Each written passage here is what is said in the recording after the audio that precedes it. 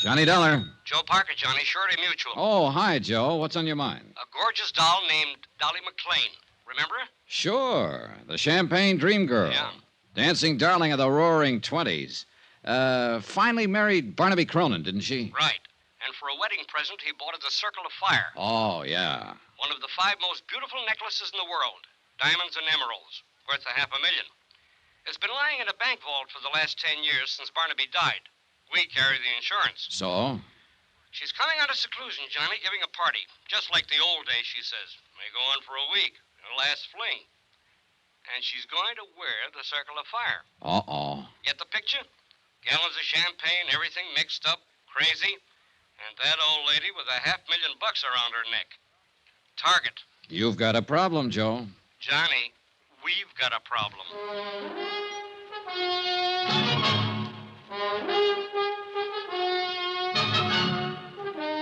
Tonight and every weekday night, Bob Bailey in the transcribed adventures of the man with the action-packed expense account, America's fabulous freelance insurance investigator. Yours truly, Johnny Dollar.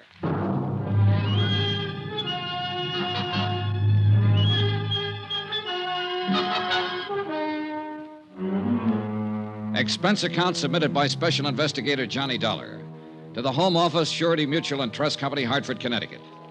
The following is an accounting of my expenditures during investigation of the Cronin matter. Item 1, $14.80. Transportation to New York and to the apartment of America's one-time dream girl. One time, a long time ago. How do you do? I'm Johnny Dollar. I believe Mrs. Cronin is expecting me. I'm Mrs. Cronin, and yes, I am expecting you. Won't you come in? Oh, thanks. I did have butlers and maids and such for years, scads of them. But since Barnaby passed away, I've just hibernated, you might say. Oh, in here, Mr. Dollar. Thank you. 10 years now in this same little apartment. As you can see, I've just been living like a little mouse. It looks very comfortable. Oh, I suppose it's comfortable enough, but... Oh, Sylvia, I'd forgotten you were still here. Mm-hmm. But not for long, Mrs. Cronin. Oh, no. Please stay. We'll have some tea or sherry or something as soon as... Oh, you two, do you know each other? No, I'm afraid we don't. Oh, but of course not. How could you? Sylvia, this is Mr. Dollar. Miss Blake. How do you do, Miss Blake? Hello. Mr. Dollar's here to talk to me about, something or other.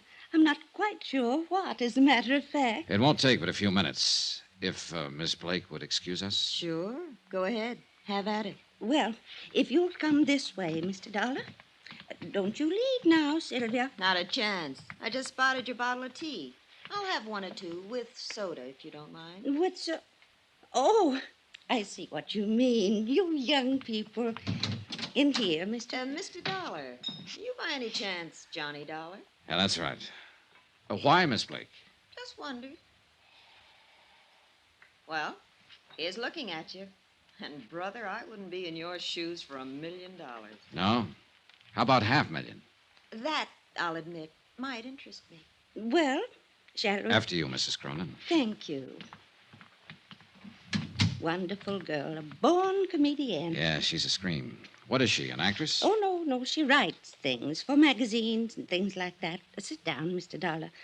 She came to interview me one time. That's how I met her. I see. She wrote a piece about my necklace, the Circle of Fire. Sylvia Blake. Oh, sure. Articles about gems, famous stones, jewel robberies. That's her. Oh, she's fascinated by the subject. She's coming to my party. Oh. Why don't you come to my party, Mr. Dollar? Fine, I'd love to. In fact, that's why I'm here. Oh? Joe Parker over at Shorty Mutual is kind of worried about this party, Mrs. Cronin. He's afraid you might invite people like me. What? I mean, people you don't know.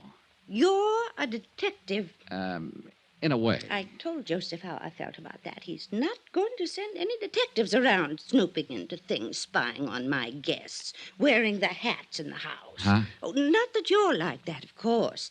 But it's the principle of the thing. Well, wouldn't you have a better time at your party if you knew you were safe? Mr. Dollar, it was at a party that Barnaby gave me the Circle of Fire. Our wedding reception. There were over 2,000 guests, 1,000 of them invited. And we danced.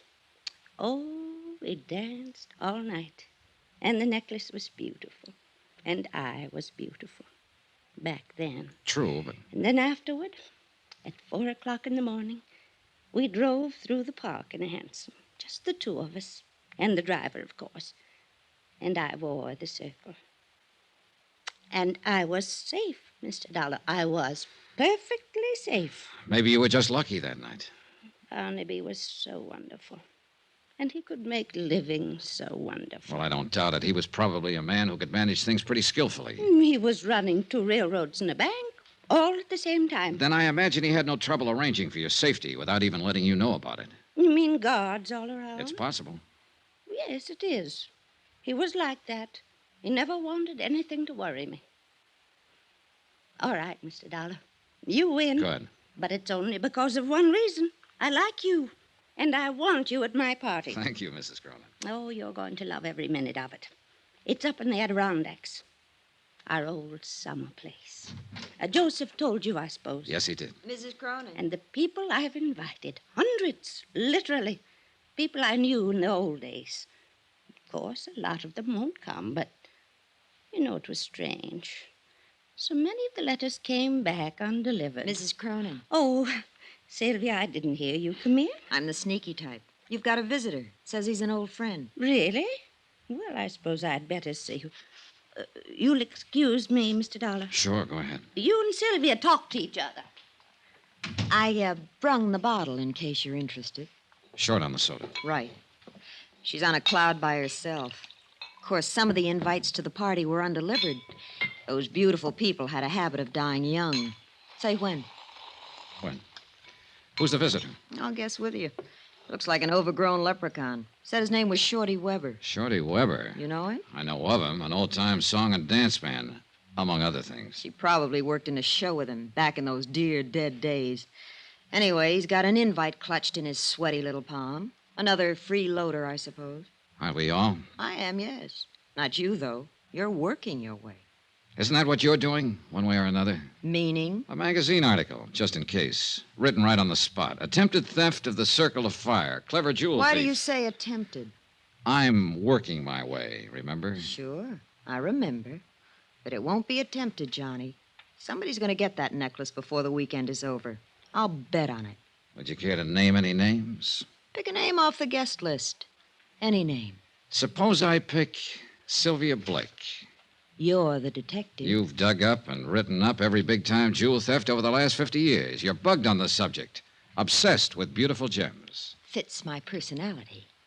I'm rather beautiful, too, in a brittle and glittering sort of way. Don't you think so, Johnny? I think you work pretty hard at that tough act. Maybe. And I think you'd give your right arm to own that necklace. Going after that would really be going for the big one. Going for broke. And somebody will do it, Johnny. Wait and see. She left a few minutes later with the bottle under her arm and a chip on her shoulder. With the girl gone and the scotch gone, there seemed to be no point in me hanging around any longer. So I went looking for Mrs. Cronin to say goodbye. I didn't find her, but I did find her caller, Shorty Weber. He didn't hear me come into the room. He was too busy. He was hunched over Mrs. Cronin's writing desk, going through her mail. You won't find it there, Shorty. Who's that? Hold it, Shorty. Don't try to reach for it. I wasn't gonna. Honest, I wasn't. Turn around. Put your hands up against the wall. You got me all wrong. I wasn't Okay, gonna relax. do nothing. I was just 38, stub barrel, clip holster. Nice gun. It belongs to a friend of mine. Bad business, Shorty. An ex-con packing a gun. Oh, I guess you're Johnny Dollar. She said you was here. And I know what you're thinking, Mr. Dollar, but you're wrong. Why, Dolly, Mrs. Cronin, she's an old friend of mine. I tried to get her to marry me once, over 30 years ago. A lot can happen in 30 years. Does she know you've served time in prison? Yeah. She thinks I was on tour, Europe and Australia. She never reads a paper or hears anything. Don't tell her, Mr. Dollar. Please don't. You know, it's quite a coincidence, Shorty. It was Jules that time. A big affair in New Orleans. And you were hired as an entertainer. A diamond bracelet, wasn't it? And you were caught cold. It's the only time in my life I ever done anything like that. And I wouldn't again. No, especially not to her. Why, I'm planning to look out for her at this party. That's why I bought the gun. And is that why you were going through her mail there? Yeah, I wanted to see who was coming. I learned things while I was doing time. I know how the word gets around in a big deal like this. There's a lot of wrong guys in this world. No argument, Shorty. Yeah, well, you met her. You know how she is. She's a babe in the woods on something like this. Should my ears be burning, or is it some other babe you mean? Not for me, Dolly. You're the only babe I ever could see. Oh, Shorty, you never give up. Oh, do you two know each other? Not exactly, but we found we had a mutual friend. A certain state prison warden. Oh, how nice. Shorty's always doing benefits at those places. Dolly. Yeah, that was it. He did a benefit there. Oh, well, I'll bet you went over big. Well, you know. You're too modest, Shorty. Why, they loved him, Mrs. Cronin. Hated to let him leave. Yeah. Well, speaking of leaving, I got a shove now. Don't take any wooden nickels. It was crazy and corny and sad. The whole idea. I guess the sadness of it hit me when I was saying goodbye to Mrs. Cronin at the door. The gaiety slipped for a moment, and suddenly she was old and tired. And at the same time, she was a scared little girl. And then she said something strange, and the shivers ran up my back. Do you believe in premonitions, Johnny? Well, I have a hunch now and then. Well, whatever it is, it's the reason I'm doing this. Having this party. One last fling, you might say, before it's too late. Oh, come now. You're still a young woman, Mrs. Cronin. No. I'm old, Johnny. I've been old for years. Since Barnaby died. We loved each other so, but that's not what I mean. I've had this premonition lately. What sort of a premonition? That something awful, something terrible is going to happen to me.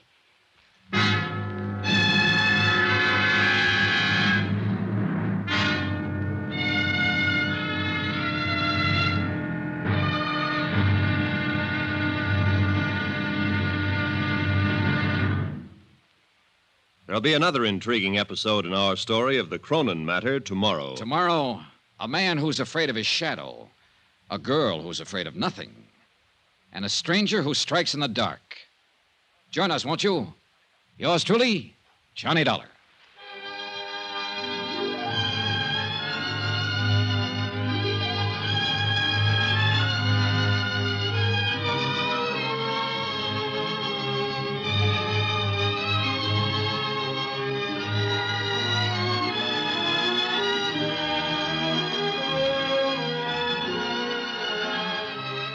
Yours truly, Johnny Dollar, starring Bob Bailey, is transcribed in Hollywood. Written by Les Crutchfield, it is produced and directed by Jack Johnstone. Be sure to join us tomorrow night, same time and station, for the next exciting episode of Yours truly, Johnny Dollar. This is Roy Rowan speaking.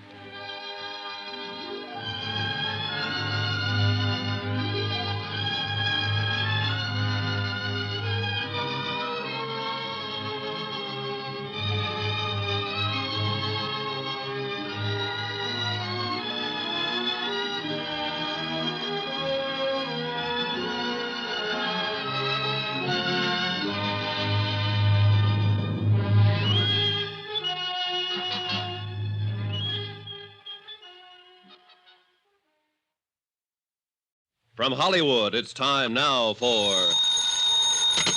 Johnny Dollar. Mr. Dollar, this is Jason Prell. Jason I Prell. manage Mrs. Cronin's trust fund. Oh, sure. We haven't met, of course, and I know that I'm overstepping the ordinary bounds of propriety, but I simply have to talk to you immediately, if possible. Well, can't it wait until train time? You're going with us up to a party in the Adirondacks, aren't you? Yes, I am, but it'll be too late then to make very much difference. Well, maybe you could tell me the general idea of what you I want. understand Mrs. Cronin has authorized you to obtain the Circle of Fire from the bank and to keep it in your possession until she wears it at the party. Yeah, that's right. Don't do it. Leave the necklace where it is. Why? It's a long story, Mr. Dollar, and it goes a long way back. The whole thing is a lot more complicated than you realize. Well, I'm beginning to realize it. Just exactly what is it you're worried about? I'm worried about Mrs. Cronin's sanity.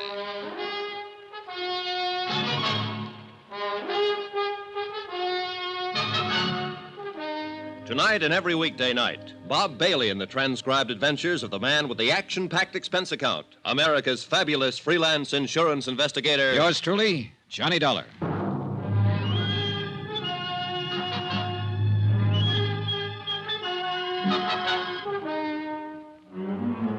From Special Investigator Johnny Dollar, New York City, to the Home Office, Shorty Mutual and Trust Company, Hartford, Connecticut. Assignment, the Cronin matter. Expense account continued. Item 4, $1.80. Taxi to the offices of the Daily Times Courier for a look at the morgue files on Mrs. Cronin. The clipping started with the year 1916, when a bright-eyed, wide-eyed kid named Dolly McLean danced her way out of the chorus lines of a two-bit musical and straight into the limelight of Broadway. One hit show after another, hits just because she was in them. And parties, balls, social affairs. The Dancing Darling. A critic tagged her with a name in her first write-up, and the name stuck. So she danced away the mad, crazy years that followed World War I. And like everybody else, she lived it up.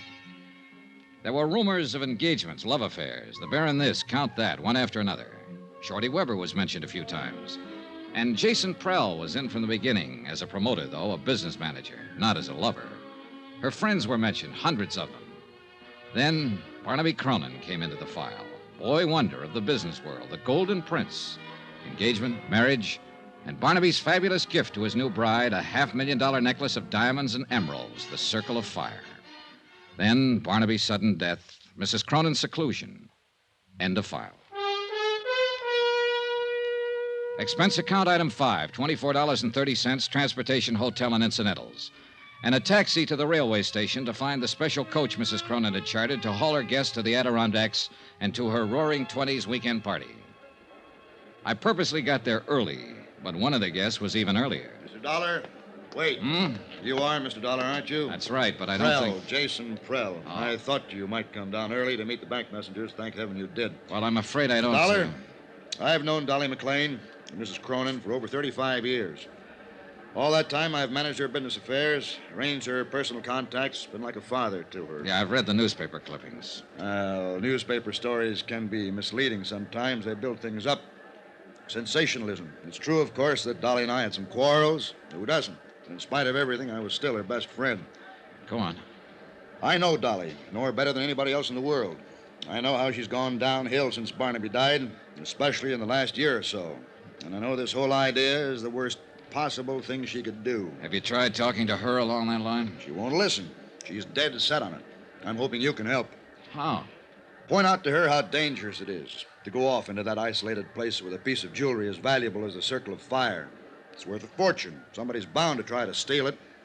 I still don't get what you're driving at, Mr. Prell. But I just told you. It's the risk that's involved. To whom? Mrs. Cronin, of course. She knows about the risk. She's willing to take it. She doesn't know what she's doing. Hey, you said something on the phone about her sanity. Are you trying to imply that she's... No. Not yet. But she's not well. She's burned herself up back in those early years, and she hasn't much left. The only thing that keeps her going is a crazy kind of belief. Belief? Dolly believes in people. So do I, Mr. Prell. Well, yes, of course. But Dolly's whole thinking hinges on it. All the people she knew back in the heyday, the people she calls her friends, in her book, they can do no wrong. She lived in a dream world, still does, like a fairy princess. But it never really existed. Things weren't like that back in those days, Mr. Dollar. So I've heard. Most of the people she thought of as friends were only trying to use her. Barnaby and I would block them off, take care of things when things had to be done, and let her go on living happily in her never-never land. And now, that's the only land she has to live in. Is that what you mean? Exactly. Why, some of those friends would cut their mother's throat for a tenth of the value of the Circle of Fire. Those are the guests she'll have at their party. Well, I've already been told once that somebody will steal that necklace before the weekend is over. Do you want to add your prediction? I think somebody will try. And that's all that's needed to start that dream world of hers falling apart and to make her face things the way they are. May I ask you a question, Mr. Prell? Oh, yes, of course. This trust fund you're managing that her husband left for her, just how big is the setup? Barnaby Cronin was a wealthy man, Mr. Dollar, but he had his ups and downs like every business investor. The capital is adequate for her support, but not much more. Is the necklace a part of the trust capital? It's her own personal property. Otherwise, I could have prevented it from being taken from the bank. You have complete control of the trust, then? Yes. Barnaby knew that she had no understanding of business matters. I see. She's old, Mr. Dollar. Older than her years. Tired. All that keeps her alive is her belief in the past. Yeah, her dream world, where everybody loves her and protects her, where she's still a dancing darling. And if that dream world is destroyed, she'll be destroyed along with it. Now, phone the bank, Mr. Dollar. Ask them not to bring that necklace here. I'm afraid they think I was crazy. Why? Because I've got it with me, Mr. Prell. I picked it up myself 2 hours ago. Then heaven help us all.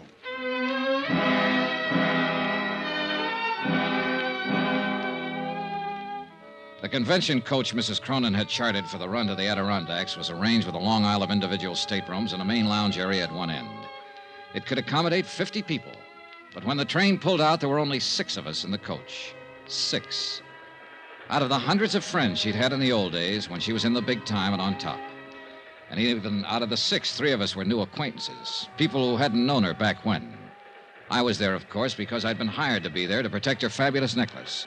And Sylvia Blake, still playing it tough and cynical, was probably hoping for a magazine article, or hoping for something. But the third newcomer, there was the question mark.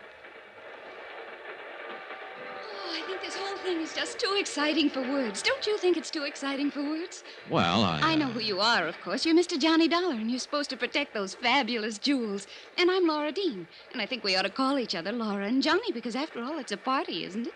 Up till now, I was having doubts. You're, obviously not one of Mrs. Cronin's friends from the old days. Oh, no, I just met her back there at the station. You what? Well, I talked to her on the phone, of course. She sent an invitation to my aunt, who was a very dear friend of hers, only they hadn't seen each other for years, and she didn't know my aunt had passed on over a year ago. So I phoned her and told Mrs. Cronin, I mean, and she said for me to come to the party, she'd like to meet me, and I wouldn't have missed it for anything. Yeah, well, Johnny, do you think they'll really have champagne in bathtubs like they used to back in her time? If they do, it'll get awful wet out. There are only 6 of us to drink it. Oh, gosh, I don't see how you can call 6 people a party. Well, the thing is, we'll all be in there trying hard. Now you're joking me.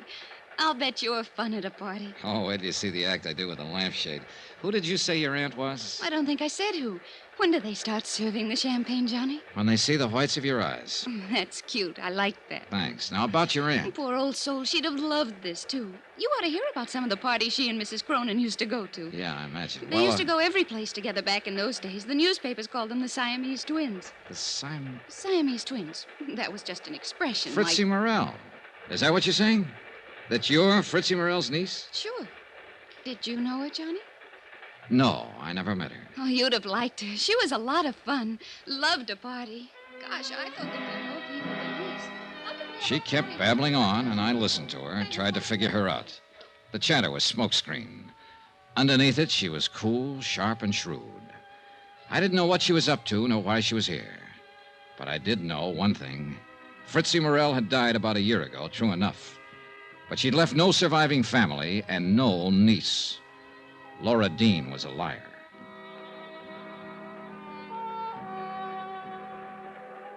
I hadn't seen Mrs. Cronin since we pulled out of the station. She'd greeted us, then gone right to her stateroom and stayed there. And when I saw Jason Prell come hurrying from that direction, I could read the look on his face even before he reached me. Mr. Dollar, please. Mrs. Cronin? Yes, go to her at once. What is it? What's wrong? She was suddenly taken ill, very ill. Hurry.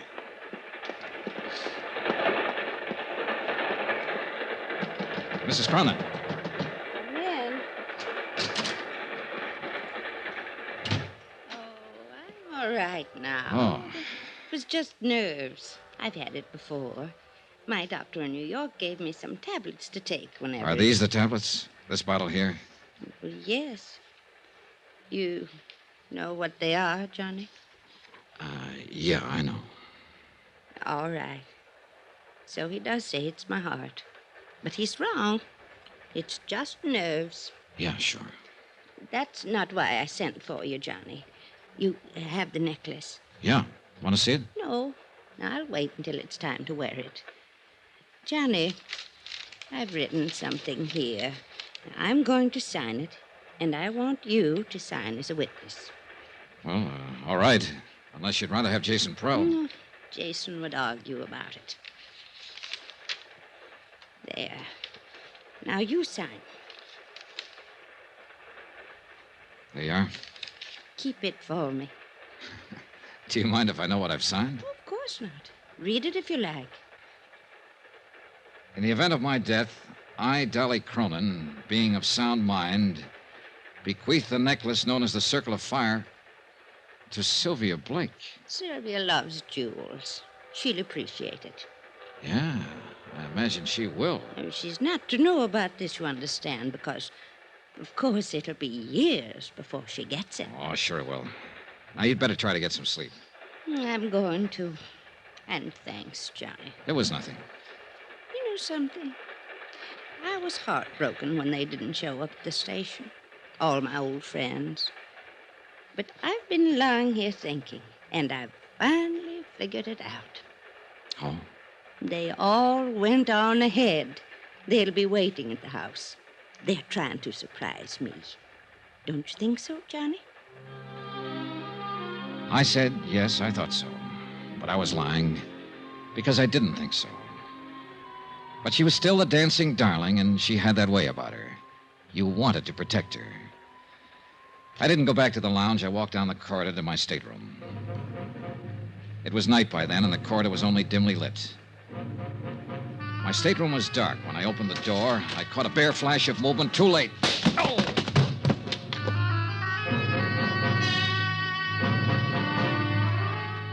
When I came to, minutes later, I was lying on my stateroom floor, blood seeping from a cut in my head. I felt in my inside pocket for the bulky leather case that had held the necklace. It was gone.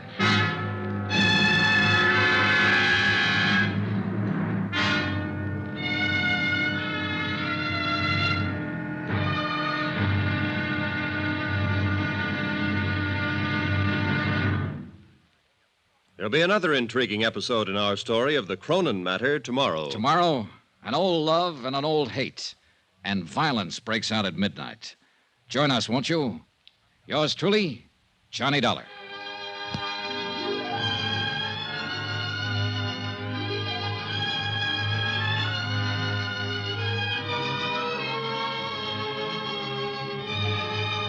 Yours truly, Johnny Dollar, starring Bob Bailey, is transcribed in Hollywood. Written by Les Crutchfield, it is produced and directed by Jack Johnstone.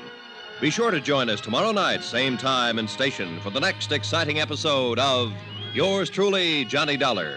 Roy Rowan speaking.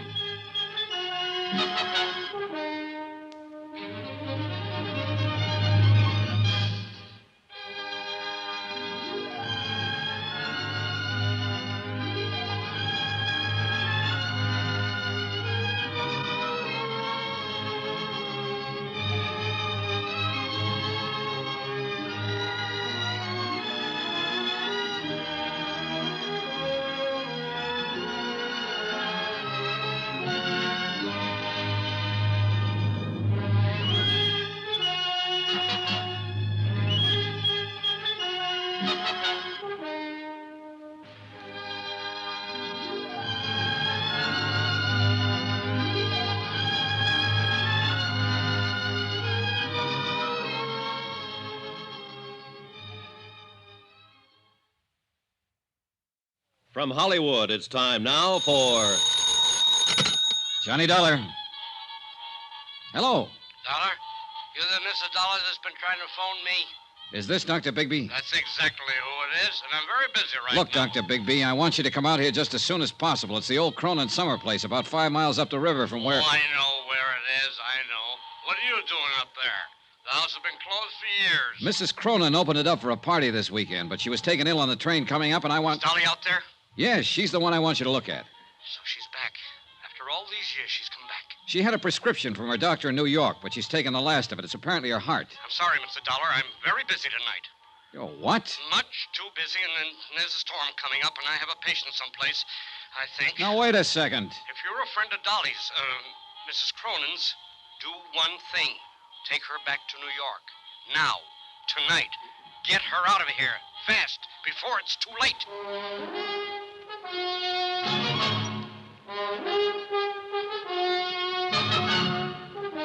Tonight and every weekday night, Bob Bailey in the transcribed adventures of the man with the action-packed expense account, America's fabulous freelance insurance investigator. Yours truly, Johnny Dollar.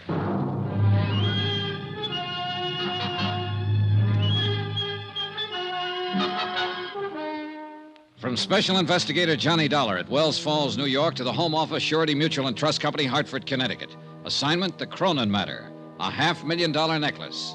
Expense account continued. Item 7, $5.40, taxi. I figured I'd find Dr. Bigby in one of the local pubs, but I covered them all in about 30 minutes. No sale. And unfortunately, Bigby was the only doctor in Wells Falls. Worse, the local druggist couldn't fill Mrs. Cronin's prescription. The nearest chance was Tupper Lake, 25 miles away. Back out at the Cronin place, I turned the taxi over to Jason Prell, Mrs. Cronin's business advisor, and he took off for Tupper Lake to look for the medicine. Then I went looking for Mrs. Atherton, a village woman who had been housekeeping on the estate since the place was built. I found her in the kitchen. Storm's brewing up, coming out of the mountains. It'll hit us before morning. They always come in the night. I guess you've seen a lot of storms in these hills, Mrs. Atherton. Lived here all my life, never been out of them.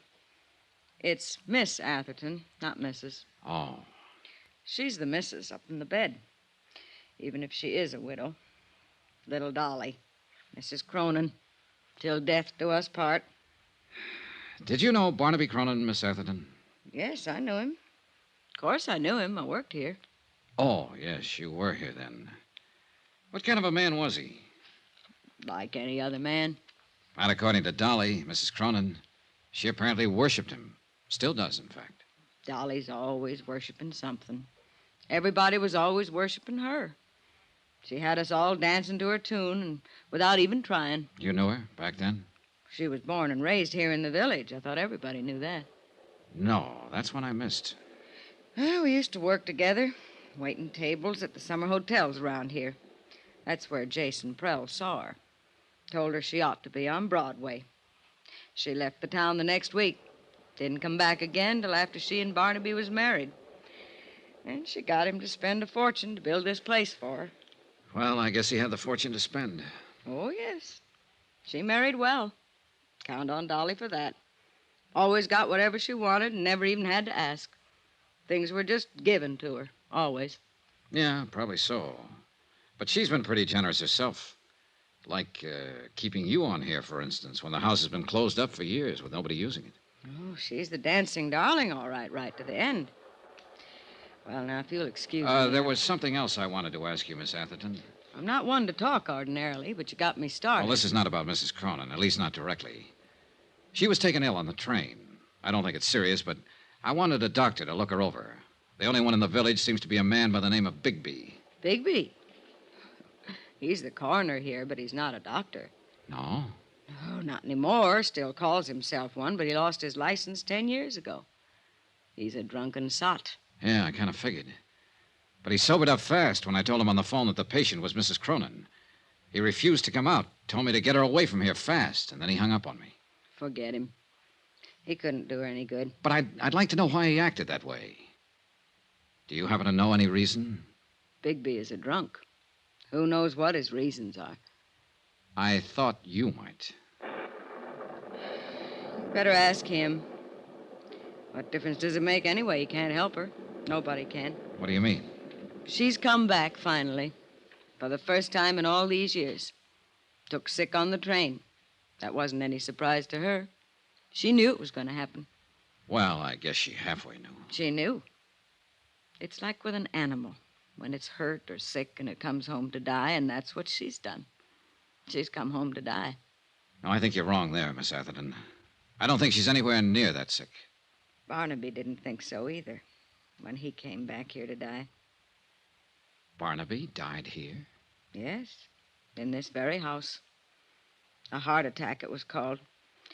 He came up on the afternoon train and... That's strange. It was the same kind of night. A storm like tonight. Strange how things move in patterns. Were you here with him, Miss Atherton? Barnaby died alone. And the doctor? Bigby? Miss Atherton was the doctor. I'm sorry. I was thinking. The bridges were washed out. Bigby didn't get here till the next morning. Wouldn't have mattered. He couldn't have done anything. Nobody could have. When it's time for a thing to be done, it's done. Nobody can stop it. Nobody. It was a strange evening, ominous and oppressive, with a feel of violence in the air. Even the house itself added to the feeling. Furnished lavishly in a style 30 years forgotten, it seemed garish now, old and tired and lonesome. Like Mrs. Cronin herself, who'd planned a grand party for all her old friends, and instead lay ill and alone in the bedroom upstairs. The Queen gave a party, and nobody came. All dressed up, no place to go. Yeah, gloomy evening. Jason Prell came back from Tupper Lake with a medicine. Miss Atherton served a dinner of sorts, served it in silence, and we were left to our own devices. 5 guests in a mansion built for 100. Prell stayed pretty much to himself. Lovely Laura Dean, with that air of knowing innocence, inveigled Shorty Weber into teaching her some of his old dance routines. And they cranked up an old phonograph in the music room. And me, I just stood at an open window and watched the rain come down and tried to think. That's the perfect touch. It's exactly what the evening needed. That music? Now, Sylvia. Really cornball, isn't it? No, Johnny. I meant the thunderstorm. An isolated old mansion, fabulous necklace of diamonds and emeralds, weird housekeeper, a hostess lying ill, and now rain. Shades of a House of Usher. That'll make a good lead for your magazine story. I should have stayed in New York and just written it, not lived it. Oh, I thought you were the big take-a-chance girl, Miss Blake. Danger, mystery, adventure. Don't those things appeal to you? Maybe. Is there any of that lying around somewhere? There may be, before the night's over. Well, all I can see at the moment is sheer boredom. You have to know where to look. In the bottom of that scotch glass, for instance? Oh, just killing time. Oh. I've been wanting to ask you, Johnny. How'd you get that cut on your head? It's a long story. It happened on the train, I know that. You didn't have it when we left. A sudden stop. I fell over my suitcase. Sure you did. Backwards. Huh? It's on the back of your head. Somebody made a try for it, didn't they? On the train coming up. Well, I don't know what they were trying for. There wasn't time to ask. Maybe they even got it. That's the way you were betting, wasn't it? That it wouldn't be just an attempt. That somebody was going to get it and get away with it. Did they? Is that what happened? Is it gone? All right, just stand there and grin then. Oh, rain. I'm going back to the city tomorrow. You are? Well, don't smother me with your pleading. No, stick around, Sylvia. Things may get better, including the music. You know, in a way, I hope somebody did get the Circle of Fire. Why? What good is that fabulous necklace doing her now, lying up there? She's had everything she ever wanted. Life's been too easy on her. She doesn't deserve it. She ought to lose it. Her life or the necklace? The necklace, of course. You know, for reasons I can't go into, I think you'll be sorry you said that someday. Sorry? Why? She's a woman who's had everything. You're a pretty predator, aren't you? Hurt and afraid. Am I? You feel something big may have passed you by, and you put up that tight, bright front for protection. But inside, you're tied in knots. And what is your recommendation, Doctor? A man, perhaps? That's the usual advice. Now, you said it. I didn't. Well, you're a man, Johnny. Why don't you smooch with me? It'd be a way of passing the evening, killing time. All right. What are you... Johnny, wait! Johnny, why did you do it? Because you wanted me to, and because I wanted to. Adventure, mystery, danger. Who's bored? Who's going back to the city? Those doctors are right.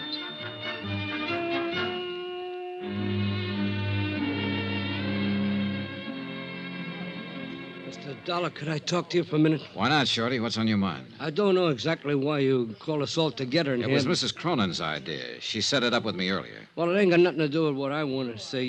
You seen me in a bad light there yesterday at Dolly's apartment. Well, You found a gun on me. You know about my record. It made it look bad. I know it did. But so help me, Mr. Dollar, everything I told you was the gospel truth. yeah. I'd break my arm before I'd do anything to harm Dolly in the least bit. You see, I've been in love with that woman for 35 years. Like to broke my heart when she married Barnaby. But I always knew I didn't have no chance right from the start. She was up there, big, somebody. Me, I was a nobody. But I'd still die for her any time. That's all, Mr. Dollar. I just wanted you to know. They were all there, gathered around the big dining table, watching me and waiting. Mrs. Cronin had asked me to arrange it. She said that was the main reason they'd come, and she didn't want to disappoint them. I told them that. And then I took the circle of fire from my pocket and laid it on the table. They all reacted in different ways. Laura Dean gave a gasp and her eyes opened wide. And Sylvia... Look at it. Just look at it. Sylvia Blake was fascinated, hypnotized. Yeah, you should have seen it on her back in the old days. It sparkled even twice as much. So that's what this is all about. It's only jewelry. I've seen it before. But there was one special reaction I was looking for, and I got it.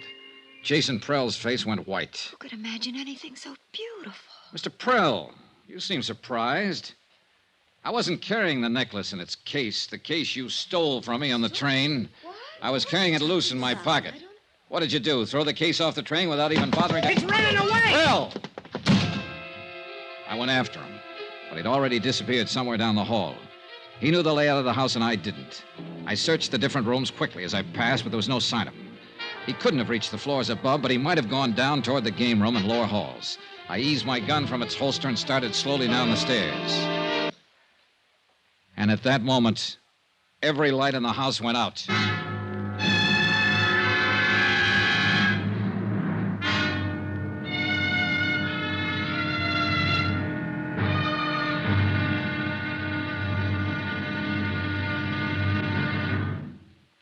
There'll be another intriguing episode in our story of the Cronin matter tomorrow. Tomorrow, a white lie, a bullet from the darkness, and death comes in out of the rain.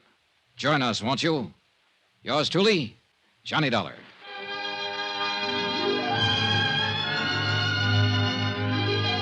Yours truly, Johnny Dollar, starring Bob Bailey, is transcribed in Hollywood. Written by Les Crutchfield, it is produced and directed by Jack Johnstone.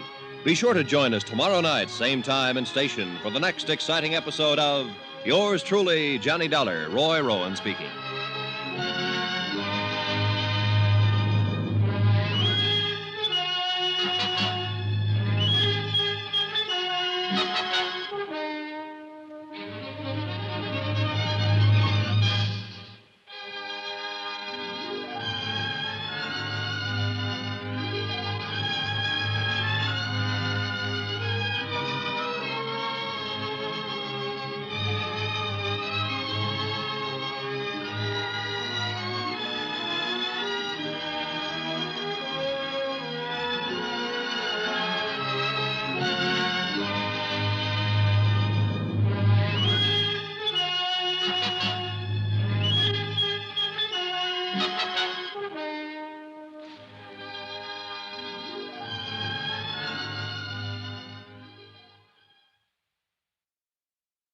From Hollywood, it's time now for...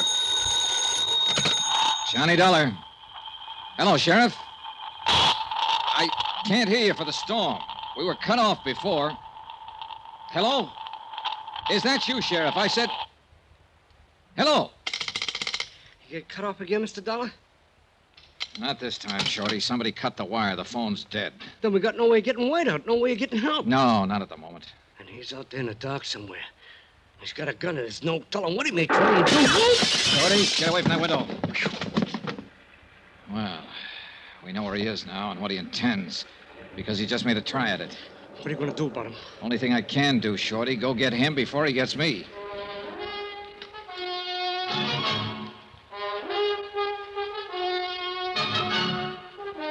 Tonight and every weekday night, Bob Bailey in the transcribed adventures of the man with the action-packed expense account. America's fabulous freelance insurance investigator. Yours truly, Johnny Dollar.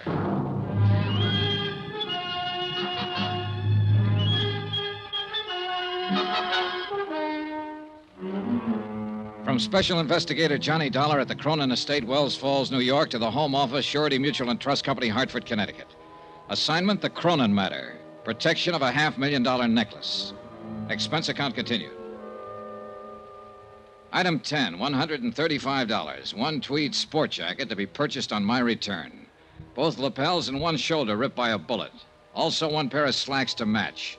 Destroyed a few minutes later in the mud, slush, and underbrush in the grounds of the Cronin place while pursuing a suspect who'd already tried twice to kill me and who made a third go at it when I stepped out of the side door of the house. Shorty, away from the door, quick. Whew, boy, that was close. Yeah, he could see the door opening, but he can't see us, not in this mess. He's desperate. He's shooting blind. Look, Shorty, why don't you go on back in the house? There's no reason for you taking chances like this. You're taking them? With me, it's a job of work. I get paid for it. I told you earlier how I felt about Dolly, I mean. I don't know what Jason Prell's game is, Mr. Dollar, but if it's against her, then I'm against him. I'm staying. All right, it's up to you. Thanks for giving me the gun back. Emergency, that's all. You've got a prison record, Shorty. You know what it means if you're caught with a gun. Yeah, I know. Hey, good. I figured Prell would give himself away if he kept that up. I got him spotted now. Where? At the base of that tall pine, a little to the left. Watch for it, the next flash of lightning. There, yeah, now I see it. I know the one you mean. Then stay here and keep him pinned down. It's a good spot. You've got cover from the wall of the terrace there. What are you going to do? Circle around and come up beside him. Just throw a shot at the base of that pine tree now and then. Keep him tied down. Keep him busy. You got it? Right. And good luck. I left the shelter of the house and started edging through the shrubbery. The undergrowth was a regular jungle. It would have been impossible to slip up on Prell without his hearing if it hadn't been for the storm. Shorty Weber fired now and then at the pine tree. And twice Prell fired in answer. Jason Prell, so-called friend of old Mrs. Cronin, knew I had him tagged. At first, I'd been guessing mainly, but he didn't know it. And he'd lost his head and made the guess prove out. And now he was apparently ready to risk murder or death rather than face a prison term. I was within 30 feet of him. He hadn't heard a sound. He was still firing at Shorty over on the terrace. His back was turned partly toward me. He didn't know I was near, so I leveled my gun. Get your hands up, Prell. Drop that gun. You're covered. He whirled, peering into the darkness of the bushes, trying to see me. He knew I was close, but he couldn't tell where. He raised his gun, started to turn, and I'm not quite certain what happened next. The light was bad, and I could hardly see him. Whether he stumbled accidentally or what is something I'll never know. All I know is that when I walked over to him, he was dead.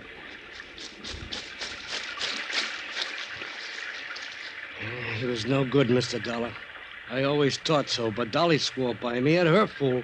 What about Barnaby, her husband? He couldn't stand Prell at first. Later, they got us thick as thieves. Yeah. Well, it's a mess, Shorty, a real mess. Old things that should have stayed dead and buried on the bottom, they're all coming to the surface now. Tell me something, Mr. Dollar. Yeah? What about Dolly? Is this thing going to kick back on her? Will she get hurt by it? Yeah, Shorty, I'm afraid she will. Pretty badly.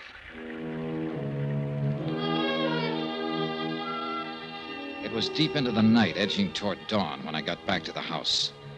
I changed out of my wet clothes, went to the game room, and got Dolly's necklace from under a chair cushion. I'd stuck it there when Prell had pulled the main switch and put the lights out. Then I went upstairs to look in on Dolly Cronin, quietly, just to check. But it didn't work out that way. Johnny, is that you? Yeah. I didn't mean to wake you. Oh, you didn't. I've been awake most of the night. Come on in, Johnny. All right. How you feeling? Oh, just fine. There's nothing wrong with me. I feel fine. Good. Isn't Laura Dean a nice girl? Huh? Yes, she is. And I'm glad she came. Company for you, Johnny. Oh, yeah. Quite a storm we had, wasn't it? Oh, it was beautiful. All that lightning, wind, and the thunder. Oh, I haven't seen such a beautiful storm since I was little. Johnny, thought I heard shots a while ago. Shots? Outdoors, off toward the woods somewhere. Oh, it might have been lightning, thunder. Sounded like a gun, like somebody shooting. Well, sound plays funny tricks up here in the mountains. I guess so, but... Well, I've been thinking back over the past so much that makes the present a little unreal. I'm afraid the past is about all I have left now. Now, don't be so quick to sell this future of yours short. You've got a lot of years yet, good years. Well, I had a lot of good years. Good friends, good times, a good life. And best of all was Barnaby.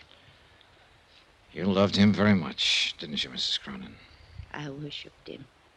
He was perfect. He never did a wrong thing in his life. Now that he's gone, is the one fine memory I always cling to. Oh, if I didn't have that, well, I just couldn't go on. Well, then let's hope you never lose that memory. Of course, there were other good friends, too, over the years, like Jason Prell. He is so quiet and withdrawn, it takes a long time to get to know him. But he's been such a good friend to me. He's so patient with all this silly ignorance of mine about business problems. Yes, I'm sure he has. I just don't know what I'd do without him. Yeah. Now, don't you think you'd better get some sleep? In a little while. You know, Johnny, it's funny how things work out. In what way? I was born and grew up right here in this village. Yes, your housekeeper, Miss Atherton, told me the two of you were girls together. We were inseparable. Like I said, I grew up here and then I went away. And Barnaby and I came back and built this house, and we went away again. There were always so many places to go, new things to do. It's a big world, isn't it? And finally Barnaby came back for the last time and died here. All alone, poor boy. And now I've come back, the place where I was born. Everything finally comes home, doesn't it, Johnny? Yes, nearly always. I'm very tired. I think I will sleep now. Be good for you. The necklace, Johnny, do you have it with you? I sure do. Here you are. So beautiful. And so many memories. All so long ago. Put it on me. Will you, Johnny? Of course. Raise up now. Just a little. There. How do I look? Sweet enough to kiss. Well? Nice. You go to sleep now. Yes, sir. I'll only look at the necklace for 1 minute only. Then I'll take my pills and go to sleep. And then I'll dream up a dream. A great big dream. Good night. Dancing, darling. It's been a long time since anyone called me that. A long, long time. Good night, Johnny. And thank you. I left her and went downstairs and rustled myself a pot of coffee. I sat down by an east window and drank it cup after cup and watched the morning sun come up. Dream a big dream. Well, before many more hours, she was going to need a big dream. There was no way of keeping it from her, all of it. The fact that Jason Prell was dead, shot, that he'd attempted murder and tried to steal a necklace. And worst of all, that her beloved Barnaby had probably been as big a crook as Prell. Is it all right if a girl who can't sleep sits this one out with you? Sure. Pull up a chair, Laura. Like some coffee? Just black, thank you. I guess it wouldn't do much good to ask you what's been going on around here all night. Something has? Like I said, I guess it wouldn't do much good. Here's your coffee. Oh, thanks. That's how I found you. Just followed the smell of this coffee. Good. I guess if I said I heard somebody shooting up the place during the storm, you'd just say, really? Never used the word. And I guess if I showed you that broken window over there, you'd say maybe a pigeon flew in. Might, if I happen to think of it. I'm sorry all this kept you awake. Oh, don't apologize. I probably wouldn't have slept anyway. Why not? Guilty conscience? Don't be silly. I didn't even do it. Do what? Whatever it is I'm supposed to feel guilty about. Lying is what I had in mind at the moment. Oh, I do that all the time, but I never feel guilty about it. I just call it making up things. Like claiming you were the niece of Fritzie Morell, Mrs. Cronin's oldest friend. Gosh, went down my windpipe. Like claiming you're Fritzie Morell's niece. Mostly I drink tea, but you already had the coffee Like made. claiming you're Fritzie... All right. How'd you find out? Nothing very spectacular. She just didn't have a niece. I wasn't sure, but I thought she must. Everybody her age has at least one niece. What was the idea? Well? Well, I lived in the same rooming house she did. She liked me, talked to me a lot before she died last year. So when the invitation came last week, I got the idea of going as her niece. I didn't mean any harm by it. I just wanted to go to the party. All right, relax. That's about the way I figured it. Well, it turned out to be quite a party, didn't it? I hope I never see another one like this as... Johnny, what's wrong with her? It was Miss Atherton. I got up slowly from my chair as she walked toward us and then stopped a few feet from the table. Her eyes were fixed on something far away, and the look on her face was strange and grim. I think I knew even before she spoke. Mrs. Cronin is dead.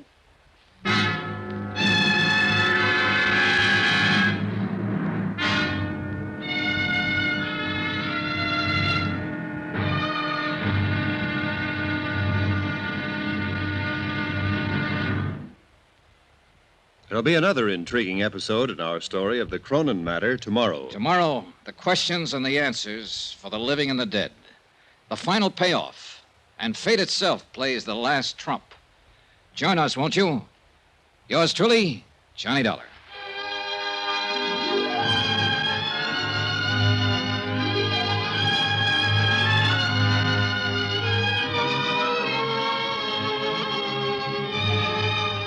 Yours truly, Johnny Dollar, starring Bob Bailey, is transcribed in Hollywood. Written by Les Crutchfield, it is produced and directed by Jack Johnstone. Be sure to join us tomorrow night, same time and station, for the next exciting episode of Yours truly, Johnny Dollar. Roy Rowan speaking.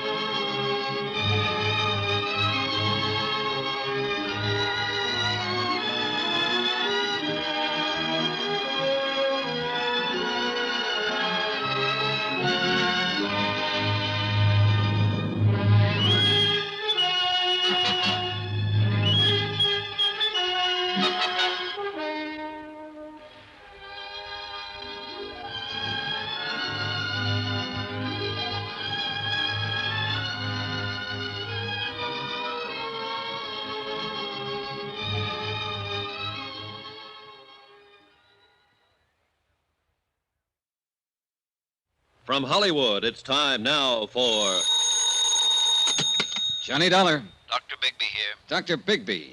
I'm asking you for the second time now to come out to the Cronin place. I told you last night, Mr. Dollar. The circumstances are different now, a lot different. We don't need a doctor. We need a coroner. A coroner? Where are you calling from? The operator told me the phone out there was out of order. It is. I'm at a forestry station a mile down the road. Jason Prell cut the wires last night before he was killed. Jason killed? Shot to death during the storm. So that's how he ended up. It took a long time, but everything finally comes home. Yes, Mrs. Cronin said the same thing an hour or so before she died. Dolly, too. Her heart, Mr. Dollar? In a way, maybe. The dancing darling. Finally at rest. She... What do you mean, in a way? Dr. Bigby, Mrs. Cronin was murdered.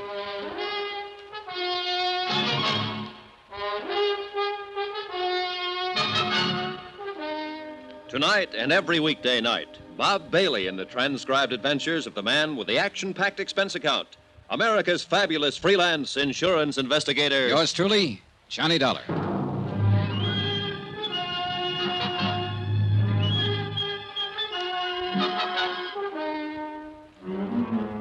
From From Special Investigator Johnny Dollar at the Cronin Estate, Wells Falls, New York, to the Home Office, Shorty Mutual and Trust Company, Hartford, Connecticut. Assignment, the Cronin matter. Expense account, final page. Item 13, 10 cents. A half pack of cigarettes I left with a farmer who gave me a lift back from the forestry station.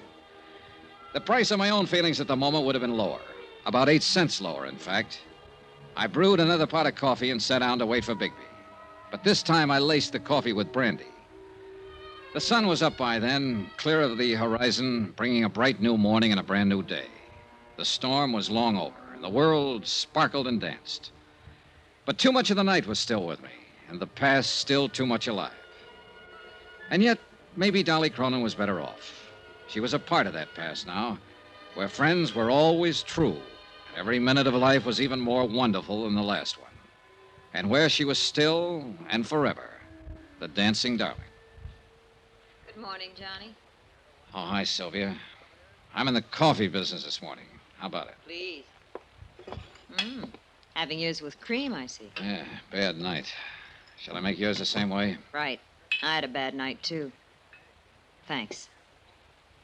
You look real beat, Johnny. Couldn't be any beater. Something pretty terrible happened last night, didn't it? Yes. Jason Prell is dead. Oh. And Dolly Cronin is dead. Oh, no.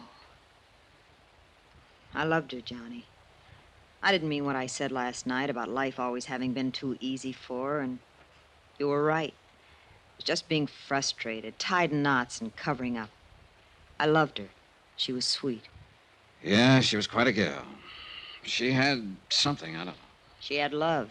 She loved people, and they loved her in return. Maybe so. Anyway, I guess this belongs to you now. The necklace? The circle of fire? What do you mean it belongs to me? She made a will last night. I witnessed it.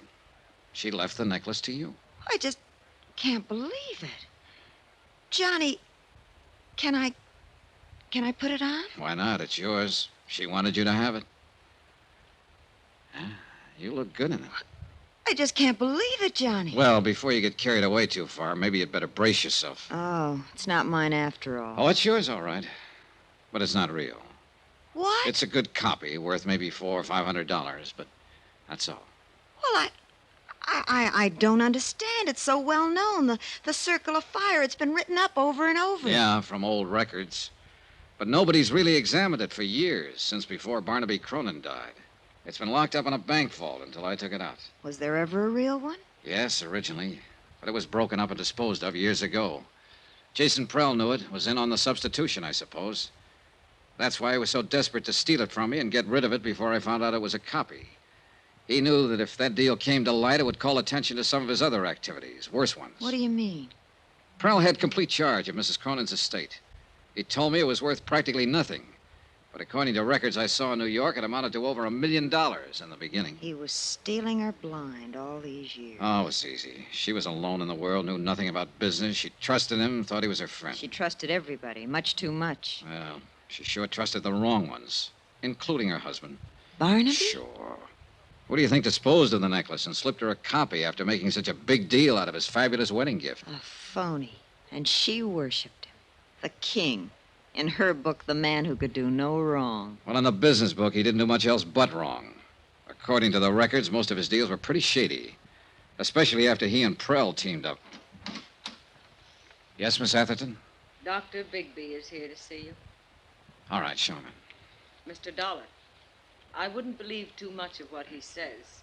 He's a chronic drunk. Yes, I remember you telling me. Show him in. Yes, sir. Well, I was just thinking, Johnny. Mrs. Cronin didn't know any of this, I assume. no, she was safe in her dream world. And she thought she was giving me the real necklace. That's right. It's crazy. And kind of wonderful, isn't it? Just like that, she gave me something she thought was worth $500,000. Just because I was nice to her and liked her. You know something, Johnny? What? I'm just as glad it is a copy. It's beautiful, and I love wearing it. I'd have been scared of the real one. And I'll always remember that, like that dream world of hers, she thought it was real. One more question left, but a big one. The question of murder. And I already had the answer. I was sure of it. And I knew there was nothing I could do about it. Dr. Bigby was a man under 60, but he looked years older, a harried man, tired and worn. He sat down for a moment and we talked. And I began to realize that here was another man who'd been under Dolly Cronin's spell, and who was shocked and hurt by her dying. It was a remarkable thing and a difficult one to explain, Mr. Dollar. Like many another, I suppose, I often wondered why I felt the way I did about her. It was a sort of magic she had. Yeah, I know. Even as a girl here in the village, she had that same power and had it without knowing it. Everybody loved her. No, not quite everybody. At least one person didn't. Yes, you mentioned on the phone the word murder. That's right, Dr. Bigby. Who killed her? A man we can't touch because he's already dead. Jason Prell. Well, he's done about everything else, I guess. I wouldn't put it past him. What do you base it on, Mr. Dollar? A bottle of pills. Prell supposedly went to Tupper's Lake last night and got a prescription filled for Mrs. Cronin. She took some of it this morning, an hour and a half before she died. There it is. I'd seen the bottle on the train coming up with a few tablets left on the same prescription. And these are different. Well, you're right on one count, Mr. Dollar. Those aren't what the prescription calls for. What do you mean, one count? I talked to the druggist at Tupper's Lake on the phone last night. He told me about Jason being in. All right, it still stands. He had the prescription filled and then changed the tablets, substituted these. It's possible. Would you happen to know what they are without having them analyzed? I've got a pretty good idea, but I'll wait until I've examined her before I'll say positively. Mr. Dollar, I'd like to explain why I wouldn't come out when you called me last night. Yeah, I wish you would. I'd been drinking. So I gathered. I'd been drinking that other time, too, and I'd made a mistake. I didn't want to make another one. Just what do you mean? When Barnaby Cronin died here, I signed the death certificate. Yes, I know. I hadn't treated him. He was dead when I came out. I called it a heart attack. I was drunk, and I was wrong. Barnaby was poisoned. Go on. I didn't suspect it until later, and then I was afraid to do anything about it. I'd signed that certificate, and I knew it would break me. So I kept still, and I consoled myself with drink. And finally, it broke me. So the same end result was achieved. Look, Dr. Bigby, if Barnaby Cronin was here alone, then how was he poisoned? Alone? He wasn't alone when he died. She was here with him. Mrs. Cronin? Of course not. Why do you think he was always making trips up here, always by himself? I didn't know he was. For years, every week or two, the whole village knew about it. She was here with him that night. She's the one who called me, asked me to protect her good name. She's the one who poisoned him. And now she's had another try with the same poison. But why? Ask her why. Ring for her and ask her. That won't be necessary. Well, I'll go on up and make my examination. Well, Miss Atherton, I'm asking, why? He was planning to break off our relation. He told me that night. She'd finally won. That silly little fool had finally won. But I didn't let her win. I killed him. You're confessing to murder, you know. It doesn't matter now. I've accomplished everything I meant to accomplish. So it was you who changed the tablets in her prescription bottle and substituted the poison. Of course. It was so easy.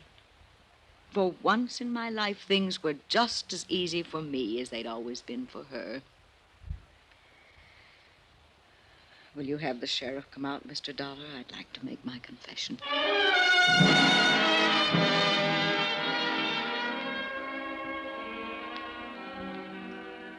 It's odd how things work out sometimes, Mr. Dollar. Yeah. Mrs. Cronin said something like that last night. I was pretty certain when you showed me the tablets, but I wanted to make my examination first. What do you mean? After Barnaby died and I started to suspect Miss Atherton, I managed to steal the poison from her in order to analyze it. I substituted harmless tablets of the same general appearance. And those are what she's kept all these years? What she gave to Mrs. Cronin? That's right. They were perfectly harmless. But in that case... Dolly Cronin died from a heart condition. The tablets had nothing to do with it. In a sense, Dolly died the same way she lived, from natural causes. Expense account item 14, $83.90. Incidentals and transportation from Wells Falls back to Hartford. Expense account total, $263.30. End of account, end of report. Remarks? The insurance angle here seems a little muddy. Premiums were paid for years on an item that didn't exist. And yet, no claim was filed, and none will be. So, well, I leave it to your legal eagles. Me, I'm beat and tired and maybe a little sad. I've come out of this with a kind of nostalgia. And for a time and place I never even knew. And I'm halfway in love with a girl back in that time and place. A girl I've never seen. Oh, sure, I know. It's a dream world and a dream girl. And none of it exists. But it's too bad. I wish it did. Because she must have been a honey. A real sweetheart. A dancing darling. Yours truly, Johnny Dollar.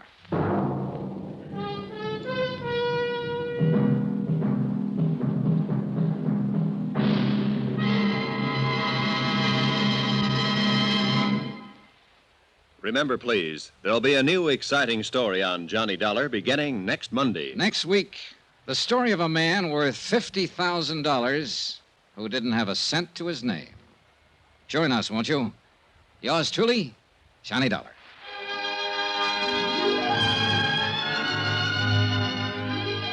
Yours truly, Johnny Dollar, starring Bob Bailey, is transcribed in Hollywood. Written by Les Crutchfield, it is produced and directed by Jack Johnstone. Heard in this week's cast were Virginia Gregg, Shirley Mitchell, Vivi Janis, Barbara Fuller, Benny Rubin, John Daner, and Parley Bear. Musical supervision by Amerigo Marino. Be sure to join us on Monday night, same time and station, for another exciting story of yours truly, Johnny Dollar. Roy Rowan speaking.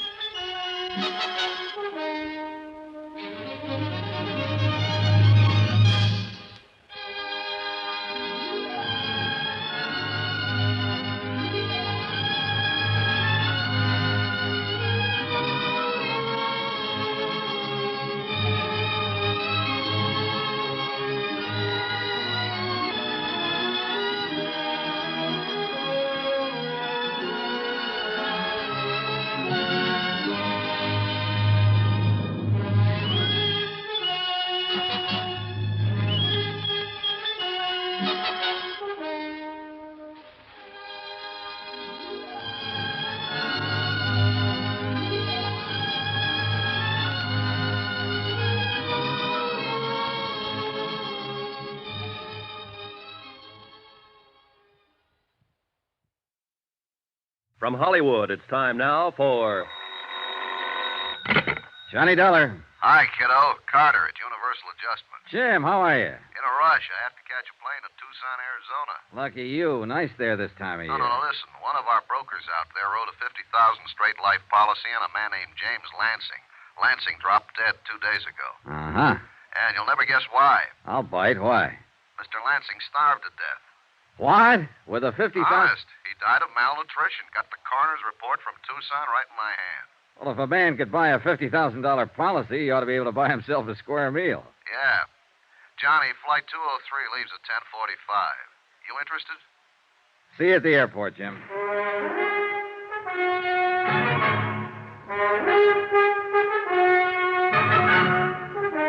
Tonight and every weekday night, Bob Bailey in the transcribed adventures of the man with the action-packed expense account, America's fabulous freelance insurance investigator. Yours truly, Johnny Dollar.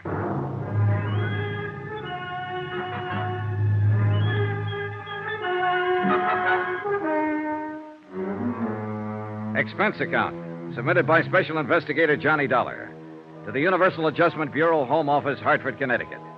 The following is an accounting of expenditures during my investigation of the Lansing fraud. Expense account item 1, $178.13. Cost a plane ticket, Hartford to Tucson.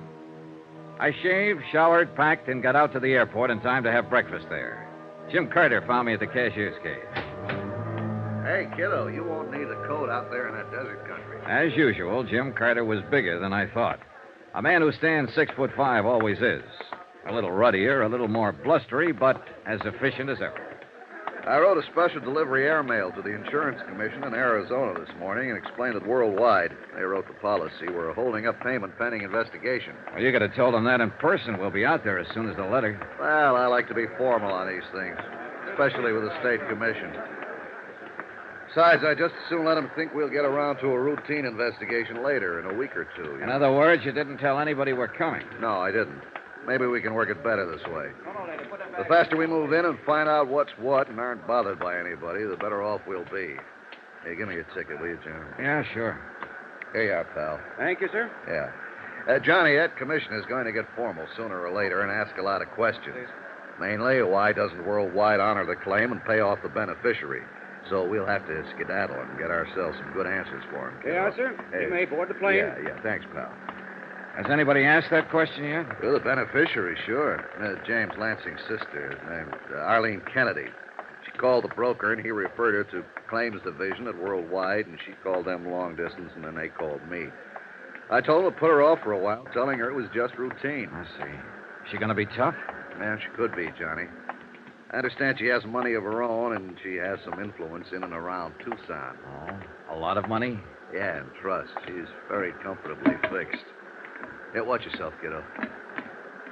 Yes, Mrs. Kennedy's pretty upset by the whole business. Can't blame her for that. James Lansing died on the street with no identification on him. By the time police found out who he was, a routine PM had already been performed to determine cause. You know, the county was going to bury this guy. With $50,000 worth of insurance? Yeah, imagine that. Oh, excuse me, lady. The post-mortem never had happened unless Lansing dropped dead on a public street. Yeah, I see what you mean. So I requested the coroner's office in Tucson to hold the body until we can get something done. Better fix your seatbelt, Jim. Oh, yeah. First thing that occurred to me when I saw the PM findings was that it might not be James Lansing at all. Chronic heart condition, lung history, debility. Doesn't sound like anybody worldwide would insure. Lansing took a physical before the policy was issued, didn't he? Of course he did. See, have you got any material on his insurance examination? Sure. Right here. Standard form. James Lansing was 100% okay when the policy was issued a couple of years ago. Malnutrition, lung history, chronic heart. Huh. Hey, how could he get in that bad shape in 2 years? That's a pretty good question, Johnny. I bet the answer is going to be great. Yeah. What's the examining physician's name? Let me see. Oh, here it is. Dr. Carl Mayhood, Suite 932, Valley National Building, Tucson. He's our first job, Johnny. Hey, cute stewardess. Yeah. Well, back to business, kiddo. It was a long trip, and I spent most of it going over the material in Jim Carter's briefcase. By the time we circled Tucson Airport at 4:45 in the afternoon, I had the facts pretty well in mind.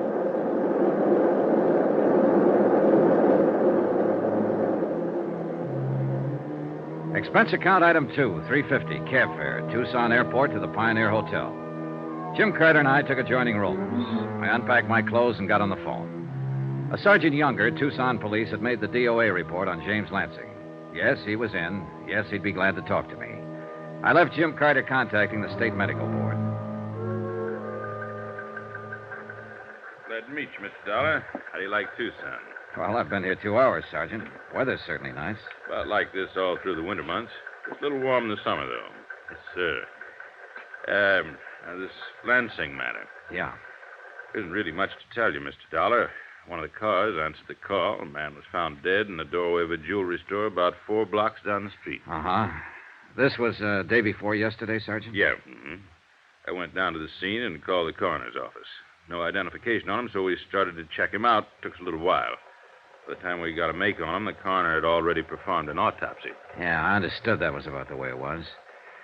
Say, tell me, how did you identify him as Lansing? One of his prints matched up on our cards here. Lansing was booked on a traffic beef a year ago. Otherwise, we'd still be trying to make him. You're sure it's Lansing over in the morgue? Yeah, we're sure. His sister came down, identified him. Name of Kennedy. Yes. Well, what did Mrs. Kennedy have to say about the cause of death? Nothing. That malnutrition bit didn't do a thing for her. Huh? Not a thing, no, sir. We all thought Lansing was some sort of a transient. You know, just some old bum until we identified him. Uh-huh. Any witnesses see him die? No, we haven't found any. According to the coroner, he'd been dead an hour or so before anybody noticed him at all. Happened early in the morning. I see. Say, did Lansing have any other business down here other than that traffic violation? Nope. All right. Who do I have to see to get into the morgue? Well, I'll phone the coroner for you. Won't be any trouble there. You want to go over now? No, later on, maybe. Dollar. Yeah? Death was from natural causes. There's no doubt about that. Yeah. Then no matter how much you investigate, you people are going to have to pay off. Well, aren't you? Maybe. We just have to be sure of one thing. What's that? That we insured the right man.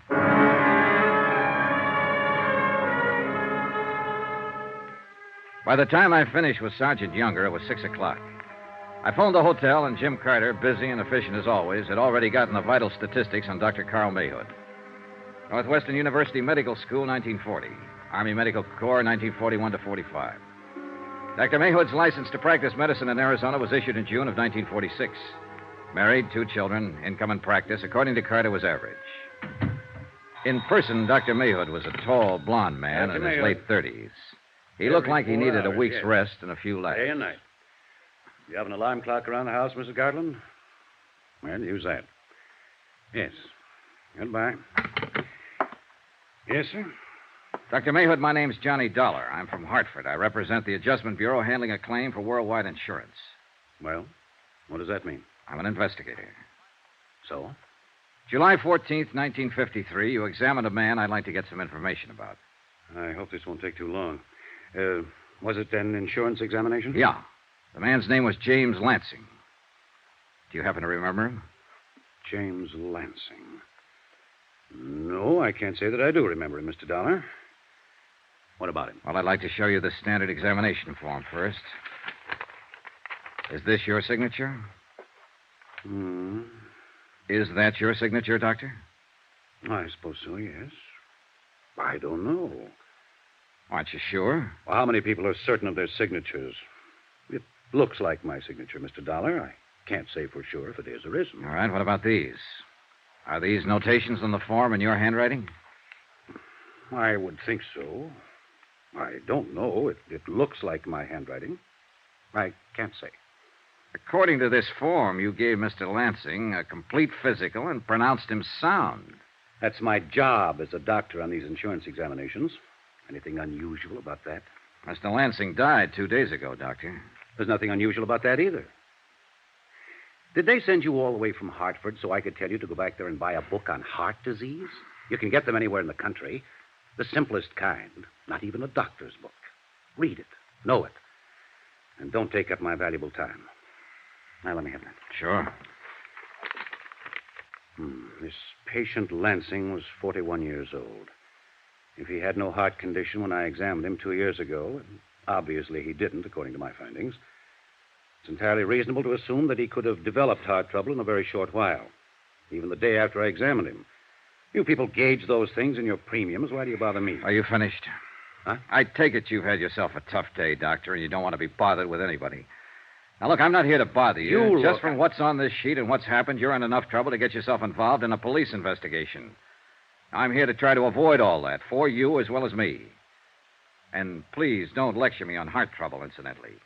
We know the statistics by age, race, color, climate, state, religion, occupation, geographical area, and sex. It so happens we don't have to go into that, Doctor. James Lansing died of malnutrition. I said Lansing died of malnutrition. I'll be doggone. Coroner's report. Look for yourself. Well, he should know. Now, was it possible for you to overlook that condition at the time you examined Lansing? If he'd been suffering from malnutrition in any degree, I would have discovered it and noted it. According to the coroner's findings, James Lansing had been ill several years. The lung and heart condition existed at least 10 years. Can you explain how you were able to pronounce him physically fit, Doctor? No, I can't. Well, how about this, the angina condition? I could have missed that, but it's unlikely with the degree of aggravation noted here on the coroner's report.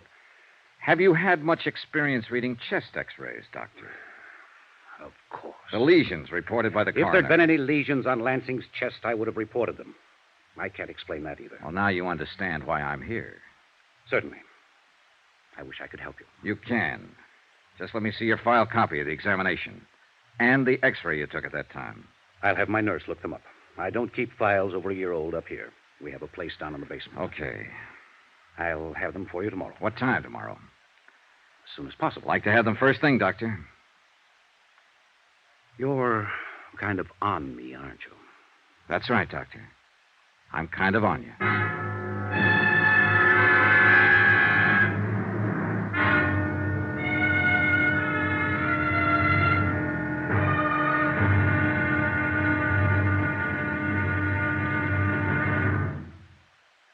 There'll be another intriguing episode in our story of the Lansing fraud tomorrow. Tomorrow, $50,000 is a good price for a killing. Most anybody will listen for that kind of money. Join us, won't you? Yours truly, Johnny Dollar.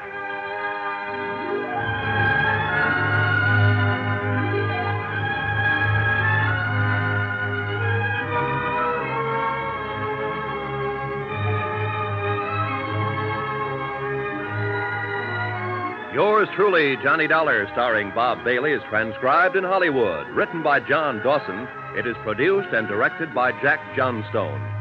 Be sure and join us tomorrow night, same time and station, for the next exciting episode of Yours truly, Johnny Dollar. Roy Rowan speaking.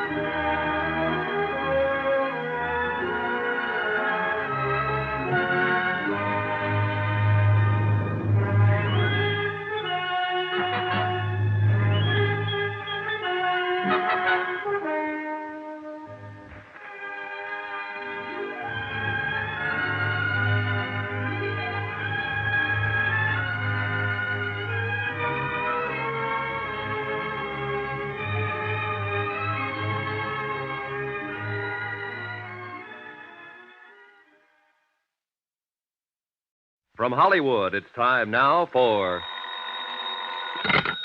Johnny Dollar. Dr. Mayhood, I sent you a copy of Lansing's insurance examination this morning. Did you get it all right? Yes, I did, Doctor. Thank you very much. Just looked it over. And I take it everything's all right. It's an exact duplicate of the one sent to the insurance company, and that part's okay. But it doesn't straighten out matters on this case. I'm not concerned with your case particularly. I just hope you're through bothering me, Mr. Dollar. Not quite. What does that mean? I want another hour of your time, Doctor. I want you to go over to the coroner's office with me and look at Mr. Lansing's body. What for? To identify it. I've got to know if he's the man you examined or not. About an hour? Doctor, I can get an injunction. All right.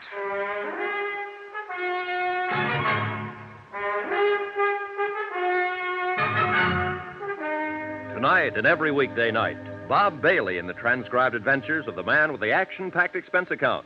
America's fabulous freelance insurance investigator. Yours truly, Johnny Dollar.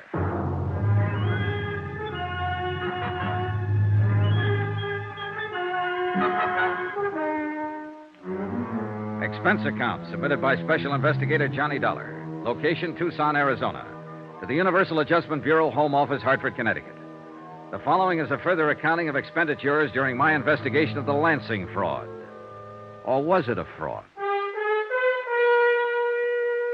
Expense account item 3, $10, loan. To Jim Carter, who was working with me on the case. Thanks, buddy. I'll pay you back as soon as I can cash a check. Been so busy, I haven't had time. How's your doctor friend? Well, I'm going to pick him up pretty soon and go over to the coroner's office. I want him to look at James Lansing and see if he's the same man he passed on the insurance examination 2 years ago. Either we insured the wrong man or Dr. Mayhood examined the wrong man. I don't know which. How have you done so far? Well, besides what I told you yesterday about Dr. Mayhood? Yeah. Well, he's in healthy financial shape. Not good or bad, but, healthy. His house halfway paid for. He owns one car outright and has 8 months to go on another one. All of which doesn't mean anything if he phonied up an insurance examination. Yeah, that's true, kiddo. That's true. You know, I've been thinking. This would have worked, but James Lansing died on the street and the city performed an autopsy. Death, malnutrition. For a private physician, without an autopsy hanging over him, it could have been heart failure or most anything. Jim, I think we can do whatever we want around here. Step on anybody's toes, make any kind of noise we like. With this kind of situation to investigate, we don't have to be careful. Easy, Johnny. Lansing's body's in the morgue. There's no doubt that it's him, Exhibit A. But we aren't sure that his $50,000 policy was issued legitimately. What are you getting to? Call the State Insurance Commission, Jim. Let them know we think this is a bad one from top to bottom. Let them know that so that when the beneficiary starts to complain, they can tell her. It might scare her and whoever helped her into being more ridiculous than they've been already. I'm going to hold off, Johnny. Why? Until I see how you and Dr. Mayhood make out at the morgue. Expense account item 4, $2, cab fare. From my hotel to the Valley National Building. I picked up a scowling Dr. Mayhood, and we drove over to the coroner's office. Mr. Dollar, this is a waste of your time and mine. Sorry to inconvenience you, Doctor, but it's necessary. I suppose so. And I suppose you have a job to do. But I have a job, too. Mr. Franks, the insurance broker, telephones me and says he's sending over a man for a physical. I do the physical. It's immaterial to me whether the man I examine is qualified for insurance or not. My job is to examine him. It's up to the insurance company to determine... Yeah? Johnny Dollar, this is Dr. Mayhood. I believe Sergeant Younger phoned. Yeah, this way. Dollar, it's up to the insurance company to do what they want to about the examination. I understand all that, Doctor. Then don't ignore it with your high-pressure tactics. Because examination is the only part I have to do with this business. I examined a man named James Lansing 2 years ago. You have a copy of my findings on that examination. I stand on them. And don't forget it. I don't forget for 1 minute. Nor do I forget that what you found and what an autopsy surgeon found are completely different opinions on Lansing's physical condition. Here we go, boys. There's the body. Pull the sheet back, please. Yeah. Well, Doctor? I called my lawyer after you called me today. I won't be intimidated, Mr. Dollar. You aren't being intimidated, Doctor. You're being asked to cooperate. Then maybe I don't like the way you ask for cooperation. My attorney will be in my office to represent me if you bother me any more about this. You want to look at this body? Your attorney can't refute what's already been established, Doctor. You pronounced James Lansing in good physical condition 2 years ago. An autopsy report shows that when he died 2 days ago, he was in very bad physical condition. So bad that 2 years ago he couldn't possibly have gone through a careful examination in your office without some of the symptoms being detected by you. Where is your medical degree and what responsibility? Oh, why don't you shut up and take a look and tell me if you've ever seen this man before? I won't be spoken to that way. Just a minute. I'll get an injunction and I'll charge malpractice and negligence if I have to. Oh? On what grounds? You're being stupid, Doctor. All you have to do is look at that corpse and tell me if he's the man you examined in your office 2 years ago. Well? I don't know whether I've seen this man before or not. Well, does he look familiar in any way? I can't say. I might have examined this man. I don't know.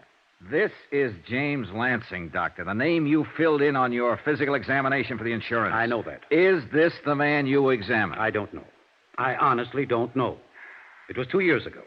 If I see a man for 3 hours in the course of a physical examination, am I expected to remember his face or any details about him 2 years later? Is there any way you can determine whether or not this is the man you examined in your office? No. Not that I know of. Is there any way you can determine it? Believe me, Doctor, I can try.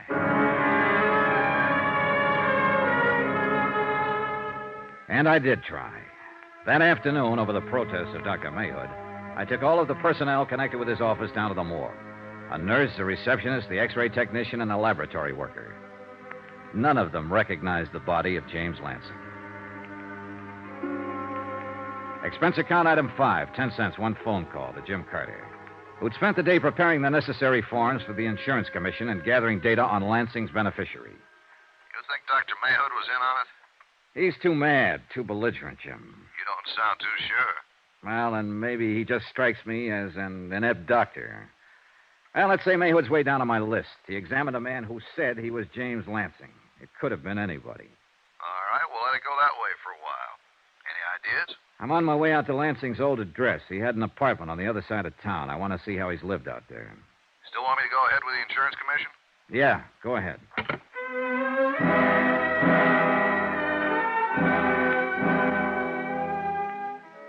The manager at James Lansing's apartment house happened to be a woman named Anita Regan. She also happened to be willing to go back down to the coroner's office with me and view the mortal remains.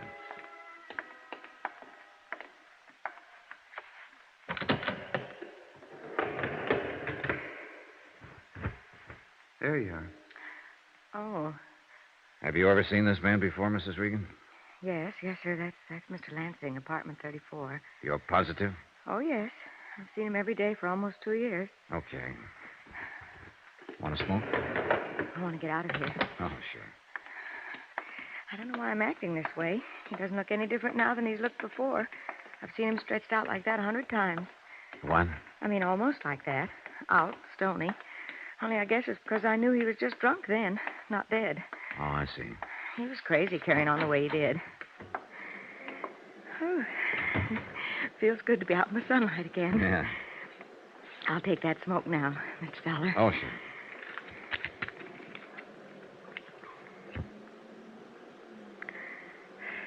Thank you. Oh, Mr. Lansing used to get up around 10 every morning. He'd look awful, but he was always kind of nice, polite, you know. He'd be regular as clockwork. He'd walk past my door and tip his hat and go right down to the store and come back in a little while with a sack of groceries, a bottle of milk for his cat, and some donuts for himself, and some booze. Uh-huh. And then he'd just lock himself up in his apartment and stay there all day, drinking. Real alcoholic, huh? Well, I'd say so. At least I wasn't surprised he starved to death. He can't live on whiskey. He was fried to the ears by noon every day, as long as I knew him. Mr. Lansing didn't work then.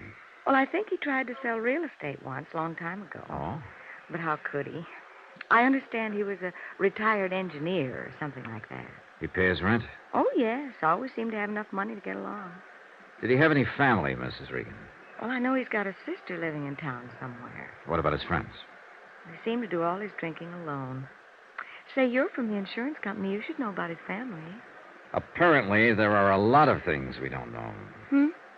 A man named James Lansing moved into your apartment house 2 years ago. He didn't work, but he had enough money for his rent and his liquor. He also had enough money to buy some expensive insurance. Very expensive.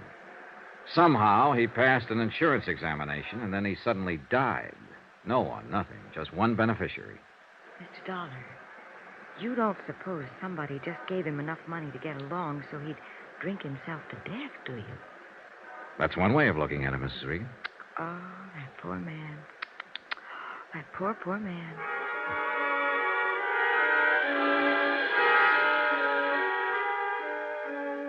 I spent another hour with Mrs. Regan, gathering as much background as I could about the last 2 years of James Lansing's life. I also spoke to the janitor of the building and 2 of the tenants. They all verified the fact that Lansing had been drinking heavily for better than 18 months prior to his death. No one seemed to know why. Jim Carter had an answer. I talked to our man in L.A., Johnny. Lansing lived there before he came to Tucson. He had several arrests for drunkenness, never married. One time he made his living as an engineer. Finally, he got fired for drinking on the job. Yeah, just one of those chronic cases. First arrest was back in 1939. How's the beneficiary holding up? The sister? Yeah. Well, Mrs. Kennedy was pretty upset when the insurance commission notified her we were in town making an investigation. Indignant, put out, things like that. She wanted to know how long it'd take. This all comes secondhand from the insurance commission. Johnny, a broker named Hillary Franks sold the policy. What have you got on him? Hillary Franks has represented Worldwide Insurance in this area for 17 years. You're stalling, kiddo. Sure, I'm stalling, Jim. Because we're right down to the meat of it now, and it makes me sick.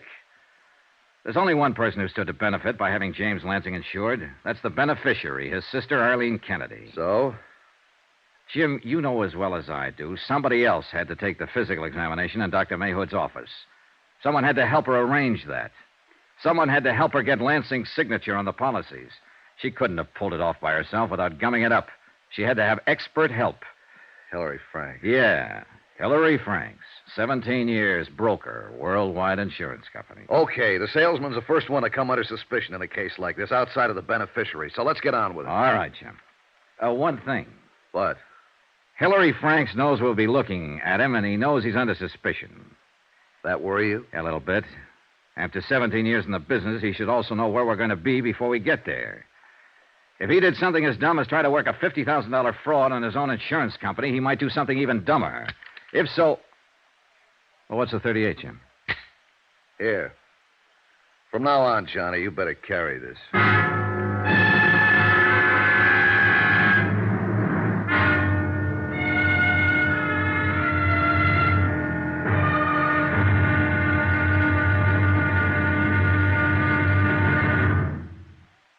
There'll be another intriguing episode of the Lansing fraud tomorrow. Tomorrow?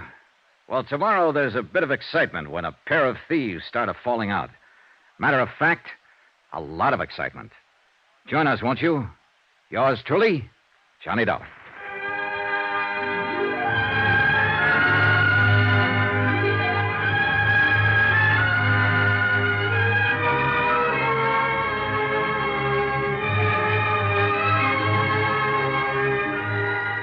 Yours truly, Johnny Dollar, starring Bob Bailey, is transcribed in Hollywood.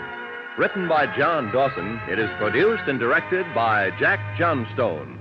Be sure and join us tomorrow night, same time and station, for the next exciting episode of Yours truly, Johnny Dollar. Roy Rowan speaking.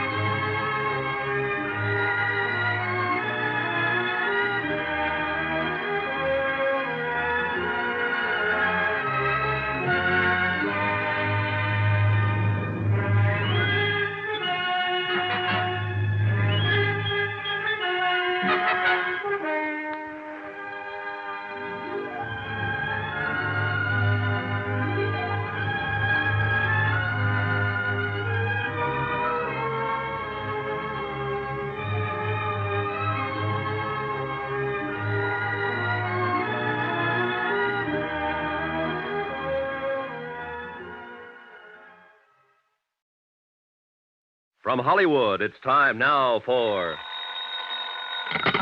Johnny Dollar. This is Arlene Kennedy. You called my home, Mr. Dollar? Oh, yes, Mrs. Kennedy. I'm with Universal Adjustment Bureau. We're investigating the matter of James Lansing's death. Your what? We're investigating your brother's death before we take action on your claim as his beneficiary. Under the circumstances, we have to do this, Mrs. Kennedy. I'd like to talk to you about it, if I may. How would you like to talk to my lawyer, Mr. Dollar? Sure, if you think it's necessary. I'd rather talk to you first. Why? Well, frankly, the insurance company isn't satisfied that this is a legitimate claim. You mean you're not satisfied? All right, then I'm not satisfied, and I represent the company in this matter.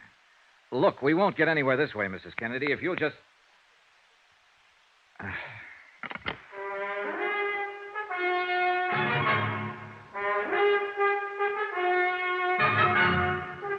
Tonight and every weekday night, Bob Bailey in the transcribed adventures of the man with the action-packed expense account, America's fabulous freelance insurance investigator. Yours truly, Johnny Dollar.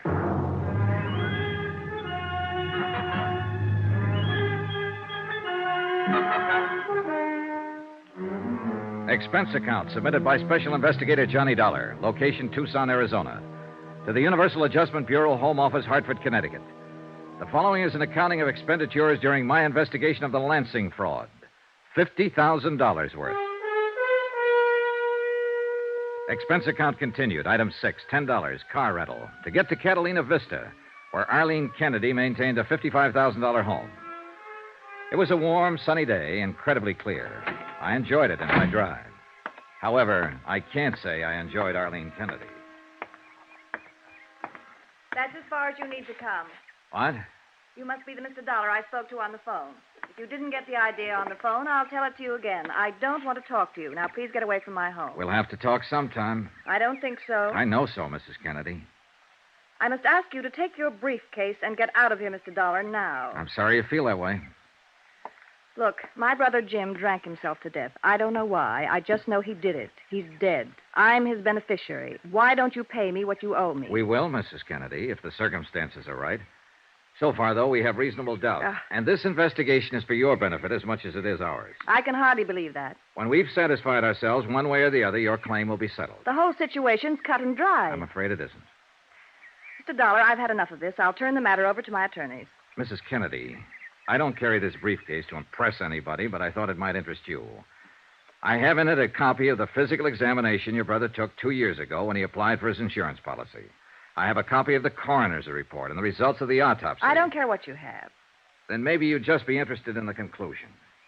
We have to discredit one item or the other. That's why we can't take any action on your claim yet. Goodbye. Wait. What is it you want to know? I haven't seen my brother in well over 2 years, 3 years. I can't tell you a thing about him. Were you on good terms with him? Of course I was. I was the only one he had in the world. He left me his insurance money, didn't he? Did he leave you anything else? He didn't have anything else. I understand there was a trust in the family. He spent his a long time ago. I understand you're a widow, Mrs. Kennedy. I don't see what bearing that has. Do you have on- any dependents? No children, if that's what you mean. The money from the policy would have gone to you alone. Let me correct you. The money will come to me alone. I don't know what you people think you can do trying to weasel out of this payment, but I've already spoken with my attorneys, and they've advised me to sue for an immediate settlement and damages. Perhaps I can save you some fees and your attorney some time, Mrs. Kennedy. Where can I contact them? Never mind. You'll find out soon enough. I hope you won't allow them to go so far as a courtroom without speaking to me. We'll see about that, too. I don't need your advice. Now, look, I'm going to tell you exactly what I'd tell them. You can pass it on to them. Your brother could have died quietly in his bed one night, and any doctor would have pronounced him a heart failure, and your claim would have been honored without delay. But James Lansing made the mistake of dropping dead on a public street, and the police took over, and before he was properly identified, an autopsy had been performed. And I intend to sue the city for that kind of liberty. They had no right to... They had every right. An unknown man dead on the street from unknown causes. Now, don't be childish. Because of that autopsy, we know your brother couldn't possibly have passed an insurance examination 2 years ago or 10 years ago. Not with the amount of bad health he'd collected. But he did pass it. The insurance company accepted him as a client. They issued a policy, and you can't deny it. Jim came to me the day after he took out that policy and told me I was his beneficiary. You said you hadn't seen him for well over 2 years. He took the exam a year ago last July. All right, I saw him that one time. Look, I'll lay it right on the line, Mrs. Kennedy. We don't think your brother ever took that physical examination. What? Someone else went up to Dr. Mayhood's office and took it for him. Someone who could pass it. Mrs. Kennedy, we aren't fools, and we don't like to be fooled. Now, we're going to find out who that someone was and how it was done. We're used to all sorts of tricks in this business and all sorts of bluffing, too. You can sue us for a settlement. You can sue us all over the place. With what I have right now, I'd be willing to meet you in a courtroom. I'm talking facts to you, Mrs. Kennedy, and I wish you'd talk them to me. Get out of here. Get out of here, you cheap snooper, before I call the police and have you thrown out. Some more expenses. Item 7, $6, lunch, for Jim Carter and myself. We'll pass the cream, Johnny. Thanks. Well, what do you think, Jim? Mrs. Kennedy? Yeah. Well, it's hard to say. She's going to make it as tough as she can for us, judging from her attitude toward you this morning. How does the commission feel? Well, they feel very badly that something like this has come up. They've requested us to act with discretion and to act swiftly. They're certain the entire matter can be settled without legal action. Would you pass the sugar, please? Right. Aren't they going to cooperate? They aren't going to do anything until we show cause. They did mention that their action will take place in 10 days, so that means we've got 10 days to write such a statement. Tell me what you've learned about Mrs. Kennedy. Well, she was widowed 5 years ago. Her husband was a lawyer. He left her $40,000 in insurance and $15,000 in debts. Her family, the Lansings, had money at one time. Enough so that she gets 1/2 of 1/10 of 1% of an oil company out on the coast. It pays her about $750 a month. She managed to clear her house out in Catalina Vista and drive a Cadillac. But she could use $50,000. Of course she could use $50,000. Everybody could. Johnny, when are you going to start on the insurance agent? Hillary Franks, I've already started. If I know my Mrs. Kennedy, she won't call a lawyer or anybody else right now. She'll talk to her agent, Mr. H. Franks, and he'll have to come to us. I don't have to go to him. Johnny. When you buy a radio and it goes bad, you call up the store. They didn't manufacture the set, but you complain to them just the same. Same thing with insurance. You don't call up the company, you call up the agent who sold it to you. Hillary Frank has to call me, Jim, just to look legitimate. I hope you're right, kiddo.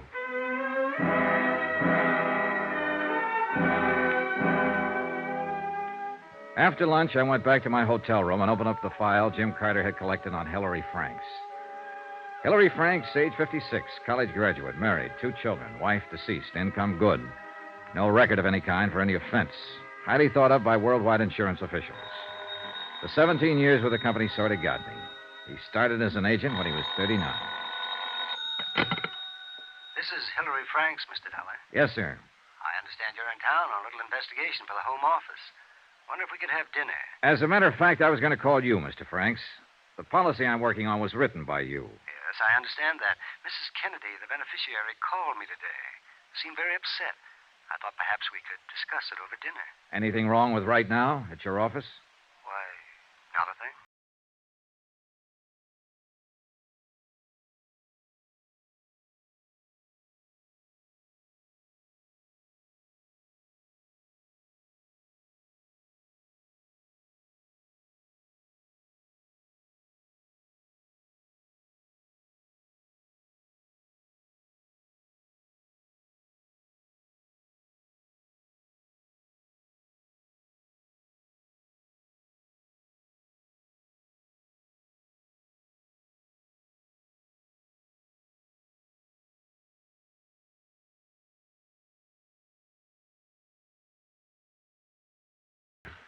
Thank you very much for coming over.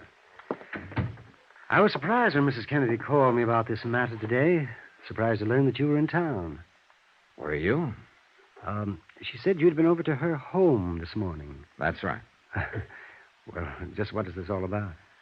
We have reason to believe Mrs. Kennedy is a party to an attempted fraud, Mr. Franks. I gathered it was something like that. I've been writing policies for worldwide insurance for 17 years, Mr. Dollar. And this is the first time anything like this has ever happened on one of them. I believe you, Mr. Franks, and your record. But there's a first time for everything. Yes. I'm here to find out all I can about the circumstances under which you sold the policy to Mrs. Kennedy's brother. Well, nothing unusual about it, Mr. Dollar. I think there was. Eh? James Lansing was a bachelor. He lived in a fairly nice apartment on the other side of town. No dependents. Now, what made James Lansing a prospect for life insurance, Mr. Franks? Well, it's more of a personal thing, really, I suppose. My wife and I were interested in buying a home a couple of years ago. There was one we liked in Catalina Vista. The real estate agent happened to be James Lansing. That's how we first became acquainted. Uh-huh. Mrs. Franks and I saw Lansing, 2 or 3 times. Had dinner together, you know. And I managed to sell him the policy. I understood he was an engineer. He had been at one time in Los Angeles. And he was only engaged in the real estate business here for a very short time. Really a matter of a few months. I see. Did he do very well at it? I don't think so. I don't think he worked hard at it. You see, he had a fairly comfortable income from money left by his father.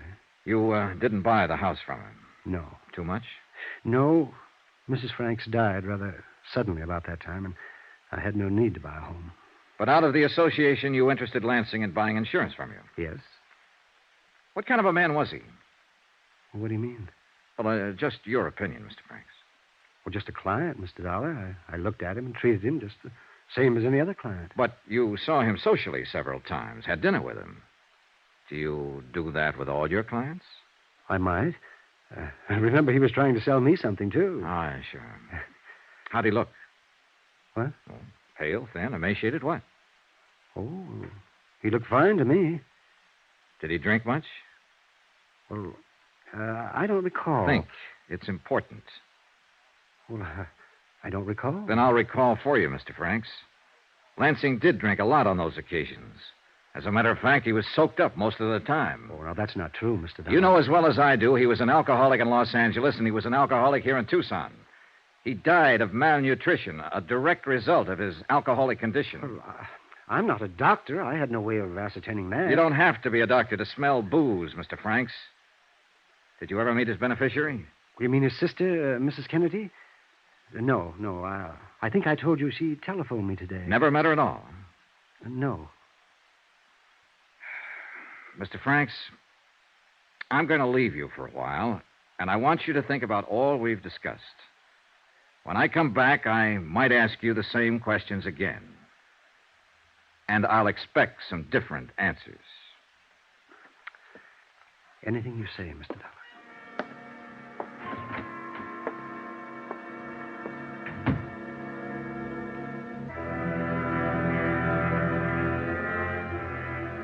Hillary Franks, 17 years insurance broker, was a bad liar. He was worse than that. He was a stupid, awkward, unprepared liar with no idea of what he was up against. He knew I was going to get him and get him good, and he didn't know what to do about it. I almost felt sorry for him.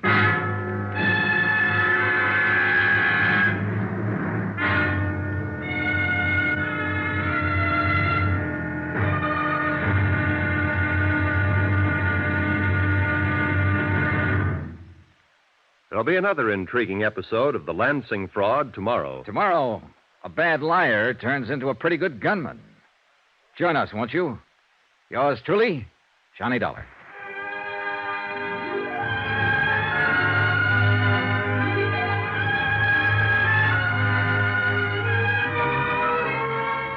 Yours truly, Johnny Dollar, starring Bob Bailey, is transcribed in Hollywood.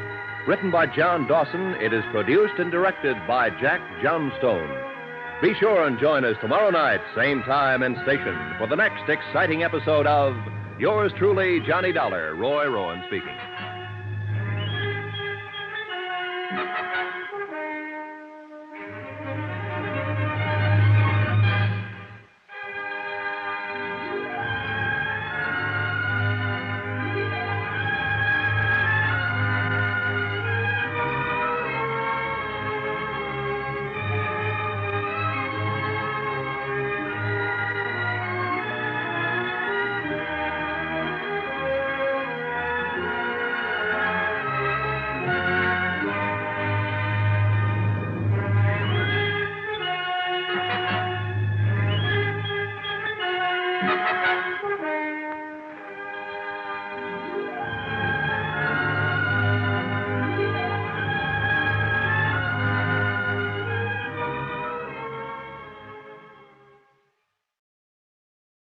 From Hollywood, it's time now for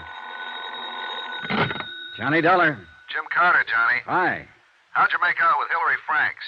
The agent who sold the policy? He's worried, he's scared, and he's already doing everything wrong. I left him about an hour ago to think things over. Ah, Mrs. Kennedy's fighting back. What do you mean? Her lawyer served notice on us an hour ago to pay up on the policy or else. Just a bluff. Yeah, but this wasn't. She got a court order and made the coroner release her brother's body. She took it right to the crematorium. Exhibit A is a pile of ashes by now. Uh-oh. Her next step is to contact the State Insurance Commission and have them order us to pay off or show cause. We'll have to act fast. Maybe I better go back to see Mr. Hillary Franks.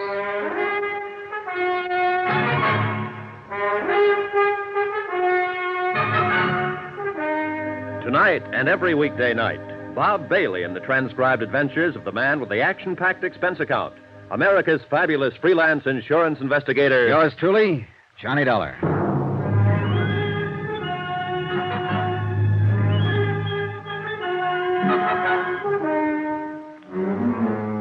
Expense account submitted by Special Investigator Johnny Dollar. Location, Tucson, Arizona.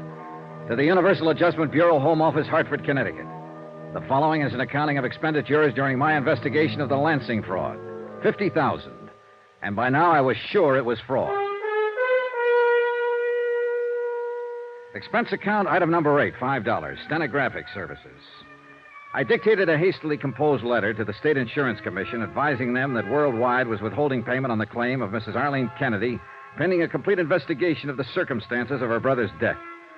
I enclosed copies of the original physical examination and the coroner's autopsy findings, pointing out that in our opinion it was impossible for James Lansing to have successfully passed an insurance examination in the first place. I enclosed copies of statements from the examining physician, Dr. Mayhood, and the members of his office staff, all of whom were unable to identify the body of James Lansing.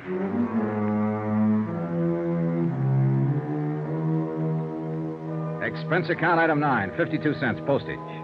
I sent the letter to the state capitol special delivery in the hope it would arrive there before Mrs. Kennedy's lawyers took the anticipated action.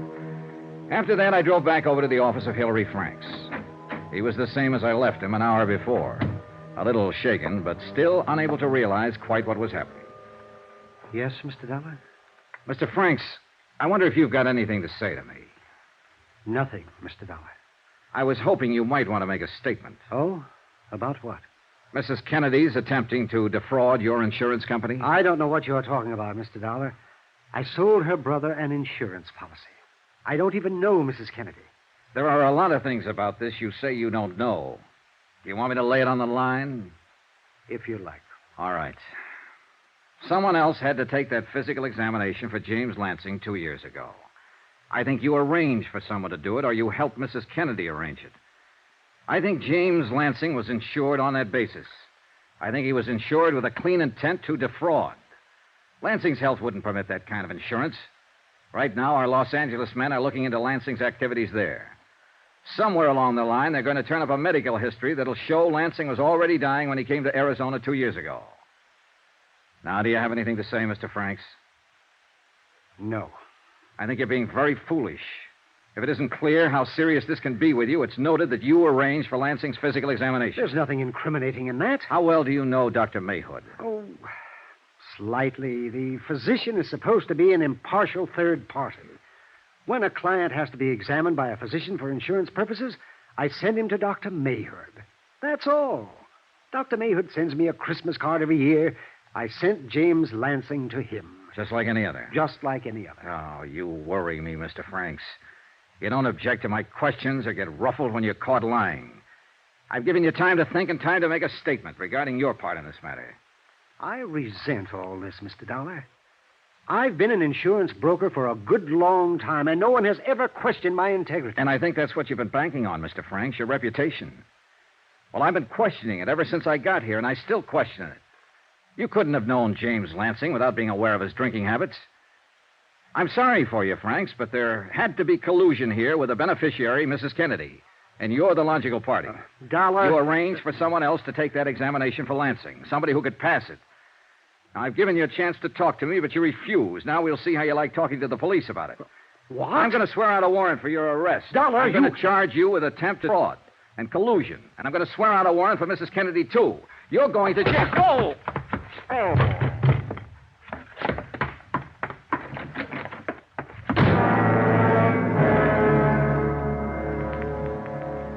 In the 3 minutes it took me to recover from the blow from the paperweight and get my breath inside of me and my feet under me, Hillary Franks was well out of the way and out of sight. About that time, Jim Carter walked in. Hey, what happened to you? Hillary Franks. He got scared, swung a paperweight at me, and beat it. Well, if he's playing rough, I don't want to take any chances. Oh, put that phone down. He hasn't admitted anything yet. Smacking you on the side of the head is admittance enough for me. No, I want a statement. I think I can get one. You have to find him first, and he's running. He won't run far, Jim. What makes you so sure? Hillary Franks doesn't know how to run.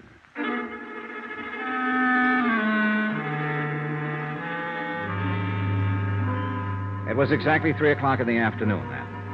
At 3:25, I was back out in Catalina Vista knocking on a familiar door. And the same familiar things began to happen all over again. What do you want? I'm here to tell you about the trouble you're in, Mrs. Kennedy. Hillary Franks gave it all away. Gave what away? Who's Hillary Franks? What are you talking about? About that insurance policy that was written up and issued in your brother's name. You're the one who stood to gain most by your brother's death after having someone else take an insurance examination for him. But you had to have help to pull it off. Hillary Franks helped you. For what reason or how you got him to do it, I don't know. But I do know a man with a 17-year record as insurance broker is ruined. You're crazy. I don't know anybody named Hillary Franks. Now get out of here. Oh, stop it, will you? I told him how he stood in this matter a half hour ago, and he socked me with a paperweight and beat it. I've had about enough But of he you, isn't going to Mr. run far. Principally because he doesn't know how to run, Mrs. Kennedy. He'll cool off, and he'll begin thinking about all this business in a new light. A few minutes ago, it dawned on him what he'd done. He'd kicked his whole lifetime right out the window. He'd been found out. He's lost all around. And he's going to be mad about that. And you're the one he's going to be mad at because you got him into it. I told you, I don't know anybody named Hillary Franks. That's the last time I'll say it. He'll probably want to kill you, Mrs. Kennedy. What? I said he'll think about all this, and he'll probably want to kill you. Do we talk now? I don't see why. I've done nothing wrong. Who did you get to take that physical for your brother? I don't know what you're talking about. You got your brother drunk enough to sign the insurance papers, didn't you? I had nothing to do with my brother taking out life insurance and naming me his beneficiary. That was his business. Now that he's dead, it's my position to receive the payment. That's all. Okay, Mrs. Kennedy. We'll get it all from Hillary Franks. Yes, why don't you do that? In the meantime, I hope you sleep well, knowing what you've done.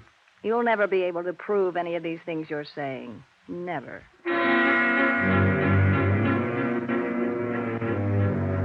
And for 24 hours, it looked as if Mrs. Kennedy might have been right. There was no way to involve her unless we had a statement from Hillary Franks, and he was still missing. I set up a watch on Mrs. Kennedy's house, and Jim Carter kept an eye on Hillary Franks' place. About 10 o'clock that night, Jim Carter drove up.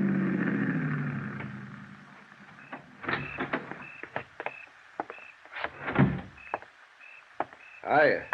Hi. Any action? No. Mrs. Kennedy's been in all the night. No one showed up. Mm-hmm. How about Frank's place? No. No one there when I left an hour ago. You'd think he'd come back for a suitcase or some money or something. Yeah. Hey, Johnny. Mm-hmm. I called in the police. Oh. In the name of Worldwide, I filed charges of attempted fraud and collusion against him. They issued a warrant half an hour ago. He's on an APB and all the local bulletins. Well, I suppose you had to do it, Jim. Yeah. We'll let the police handle this part from now on, huh? How about Mrs. Kennedy? We'll keep an eye on her, too. Did you file any charges against her? Not yet. We need a statement from Franks. Jim. Yeah? What would you do if you were Hillary Franks? Try to grab an airplane. Maybe go down to Nogales, cross the border. Look up a friend, borrow some money. Get out and keep traveling. What? He won't do anything like that. Won't he?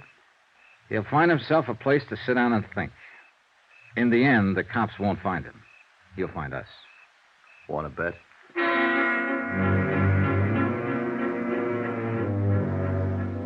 By the next morning, the police had still been unable to locate Hillary Franks. I left Jim Carter in the room on a long-distance call to the Insurance Commission, advising them of the events up to date. Drove out to Hillary Franks' office.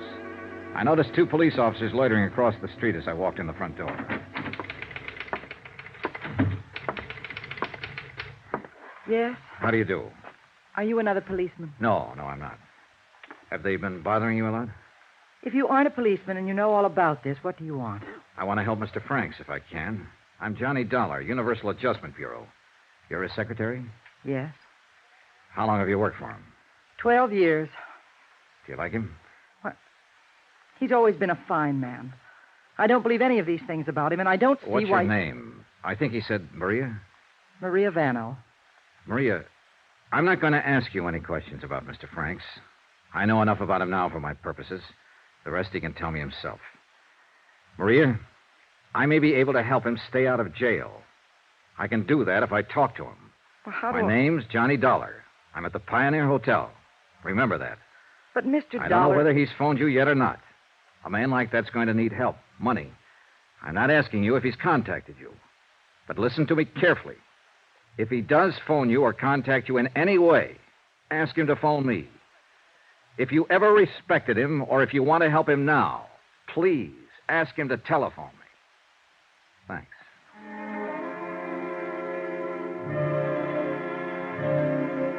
I drove back to the hotel and waited for results. Another 12 hours went by. Hillary Franks was still missing, and Mrs. Kennedy was still refusing to admit anything. Finally, about 11 o'clock that night, my phone rang. Johnny Dollar. Hello. This is Hillary Franks. Where are you? Never mind. Dollar, they know all about me back at the home office, I suppose? Yes. I'd like to explain some things to you so you can pass them on. I'd like the people back there to know why I did it. And, well, before I leave town. You won't get far. The police are looking for you. Oh, I can get away all right. Mr. Franks, Worldwide doesn't want to prosecute. The notoriety would be bad for them. If you'd make a statement, sign it, I think I could talk them into dropping the whole matter. Maybe we'd better get together. Come on over. Oh, no, I'm not that crazy. Do you know how to get to the San Javier mission? I can find it. In 15 minutes? Right. And, Dollar, Yeah? it's right out in the open. If you bring the police, I'll use a gun. I bought one this morning. All right, Mr. Franks.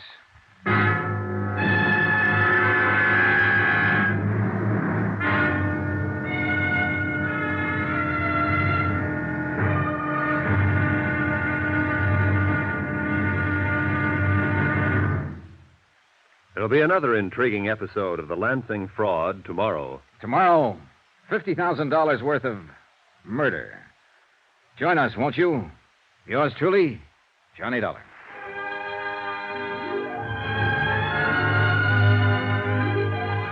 Yours truly, Johnny Dollar, starring Bob Bailey, is transcribed in Hollywood. Written by John Dawson, it is produced and directed by Jack Johnstone. Be sure and join us tomorrow night, same time and station, for the next exciting episode of Yours truly, Johnny Dollar. Roy Rowan speaking.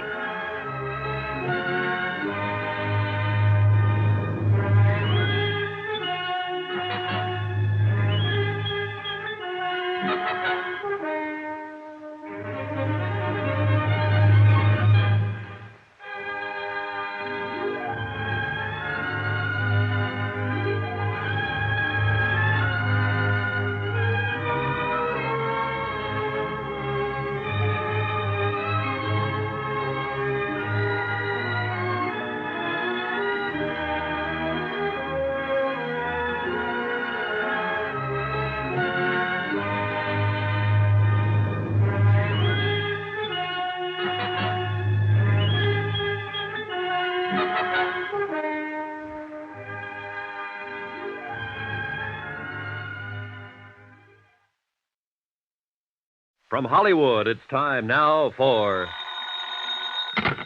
Johnny Dollar. Jim Carter, Johnny. Anything on Hillary Franks? He just telephoned me 2 minutes ago. What?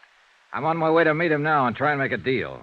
I told him if he'd give me a statement about the attempt to fraud worldwide on Lansing's $50,000 policy, I'd do my best to have them drop charges. Well, you didn't make any promises, Johnny. I couldn't make any promises, Jim, but I'll do my best to see that the charges are dropped if he gives me that statement. Well, if he gives you that statement, I'll help you.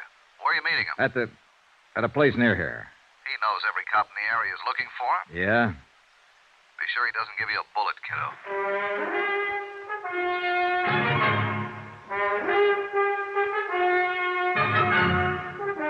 Tonight and every weekday night, Bob Bailey in the transcribed adventures of the man with the action-packed expense account, America's fabulous freelance insurance investigator. Yours truly, Johnny Dollar.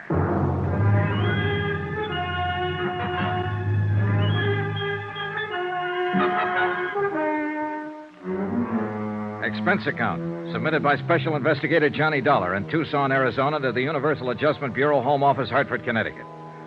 The following is a further accounting of expenditures during my investigation of, well, it was a case of $50,000 insurance to one Arlene Kennedy, unless I could prove my point in the Lansing fraud. Expense account item 10, $10, cab fare from my hotel to the Mission San Javier to talk to Hillary Franks, the insurance agent with no future ahead. I used a taxi cab instead of my rented car because I didn't want to waste time searching around for the mission. It was a few miles outside of town over rough and broken desert roads. An ancient missionary church standing stark against the moon-filled night. Here we are, mister. Good. Here, keep the change. Well, don't you want me to wait for you? No, I'll get back okay. Not many places to call a cab from out here. Yeah, I know. One of the Padres, your friend? No, I'm new around here. You all right, mister? You feel all right? You loaded or something? No, why? We're coming out here at midnight. Well, it's just a whim, friend. Don't worry about it. I bet sure would. Mister? Yeah? You gonna meet somebody here or something? Why? I just saw a guy standing over by the bell tower. Oh, thanks. Good night.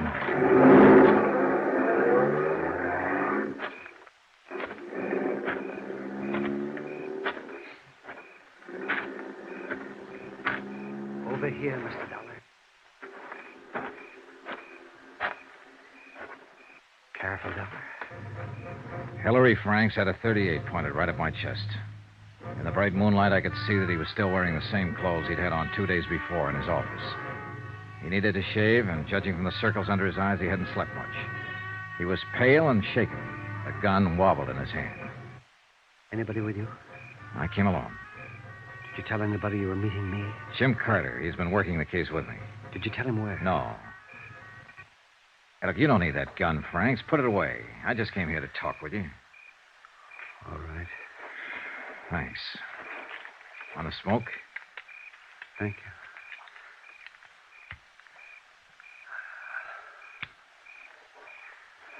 Why did you talk to Carter? What did he say? He said he'd help me try and have the charges dropped against you if you give us a statement. Now, you have two of us on your side, Mr. Franks, if you want to cooperate. Do you? I want to straighten out what I can, Mr. Dollar. Well, now's the time to do it. What was your deal with Arlene Kennedy, James Lansing's sister and beneficiary? I met Arlene Kennedy right after my wife died. I guess I was very low. Oh, that's perfectly natural. I became interested in Arlene because we had a great many things in common. So I thought.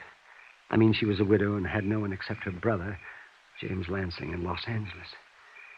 And we went together, and eventually I asked her to marry me. But she laughed at me. Why? I guess I'm not an exciting man, a witty one, or even an interesting one, Mr. Dollar. Mrs. Kennedy made me feel as though my whole life had been hopeless, useless. Raising children, selling insurance. She made me feel as though I'd miss a great deal in life unless I married her. What is it? What do you want from me? What do you want from life, I'd ask her. And she'd only laugh at me. Go on. I just can't tell you how desperate it made me feel. I loved her, Mr. Dollar. I wanted her. Did she ever answer your questions? Oh, many times. She pointed out that her trust funds pay her over $700 a month for life. And she knew that my commissions and salary as a broker came to about the same. Oh, Mr. Dollar, we could have lived very comfortably on that kind of income. But Arlene talked of traveling, of Europe, of clothes, and, oh, I don't know, things her family had been able to afford for her once, many years ago. And she said she wouldn't marry unless we could look forward to that kind of life. She wanted $50,000 in cash instead of money just trickling in every month. That's about it. When did she get around to the proposition, her brother's insurance? Her brother came here from Los Angeles one day. The doctors there gave him a year or two to live. Oh, yes, he was pretty shot. Been drinking for years. He'd used up all his money, a long time before. He asked Arlene to help him. She paid his apartment rent and gave him enough money for liquor. And then one day, she came right out with it. She said she was investing in him. And he was a good risk because she knew he'd die. That's how she put it to me. Mm-hmm. Arlene said all I had to do was see to it that her brother had a nice fat policy. He was going to die. Why not cash in on it? I must have been crazy to even think about it. How did you work it? I mean, how did Dr. Mayhood pass him? I paid a man $100 to go to Dr. Mayhood's office and take the physical for Lansing. What was the man's name? Oh, no, I wouldn't tell you that, Mr. Dollar. He's not involved in anything. All right, we'll let that go. Once you arranged for Lansing to become insured, you and Mrs. Kennedy just planned on waiting for him to die. That was the general idea in view of what the Los Angeles doctors had said. Once I'd done it, gotten him insured, it was too late to turn back. Did you want to turn back? Yes. What did Mrs. Kennedy say about backing out? She thought I was weak and afraid. Oh, then things weren't so good between you. Oh, they never were, Mr. Dollar. The idea was to wait for Lansing to die, collect the $50,000 and get married, huh? I suppose so, yes, but once he was insured, she talked less and less about our getting married. You're leaving something out, Mr. Franks. Huh? Didn't she tell you exactly what kind of a position you were in? Didn't she fix it so that you couldn't make a move? Legally, she'd done nothing wrong. It was you who had arranged for the physical, you who had made the application for insurance in the name of her brother. Oh, yes. She was clear about all that. And she told me so every time she felt like it. When you write down what you just told me and sign it, we can hold it over Mrs. Kennedy's head to prove attempted defraud and collusion.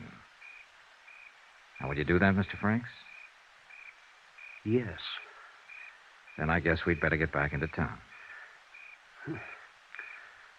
All right. Come on, Mr. Franks. We walked 3 miles over to the highway, flagged down a car, and got back to the hotel about 2:30 in the morning, got Jim Carter out of bed. Enclosed, find notarized statement of Hillary Franks explaining his part in the matter regarding policy 678JN23L.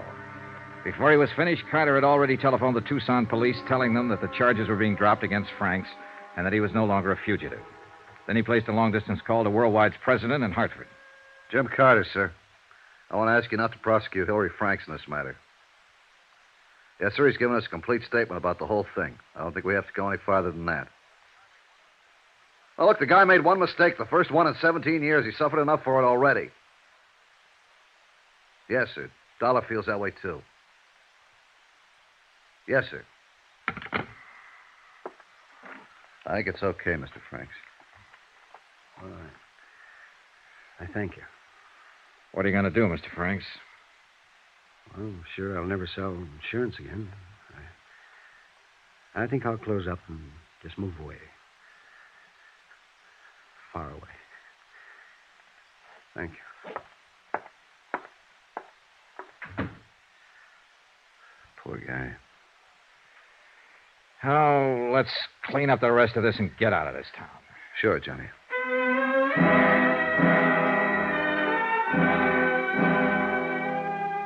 Hillary Franks pulled out of Tucson that afternoon. When Mrs. Kennedy was shown a carbon of the enclosed statement of Hillary Franks, she instructed her attorneys to withdraw the suit against Worldwide. Expense account, item 11, $75. Hotel and board while in Tucson. Item 12, $402.15. Plane tickets, Tucson to Hartford for Carter and myself. We were scheduled to leave at 1:30 in the morning. 2 hours before plane time, I dropped by Mrs. Kennedy's house to have her sign a release of all claims on the insurance company. And for other reasons.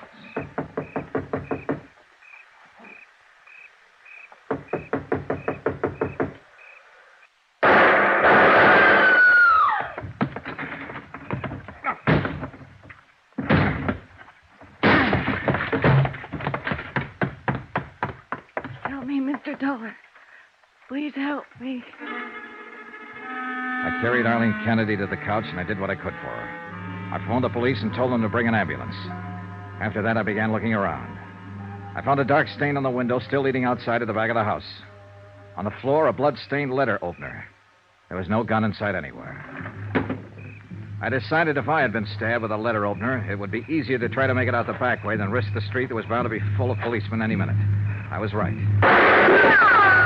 Hillary Franks was on a ledge of rock that rose above the back of the house. I ducked behind some cactus plants. Get away from me! You know I won't.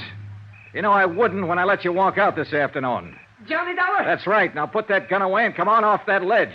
Get away! Go away! You missed by a mile. You don't know anything about shooting a gun. Come on down. Stay where you are! Don't do anything foolish! I'm coming after you. I'll shoot!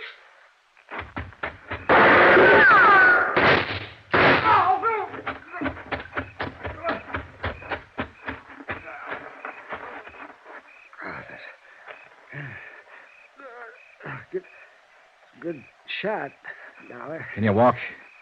No. Why did you do it, Mr. Franks? I came back to see her tonight.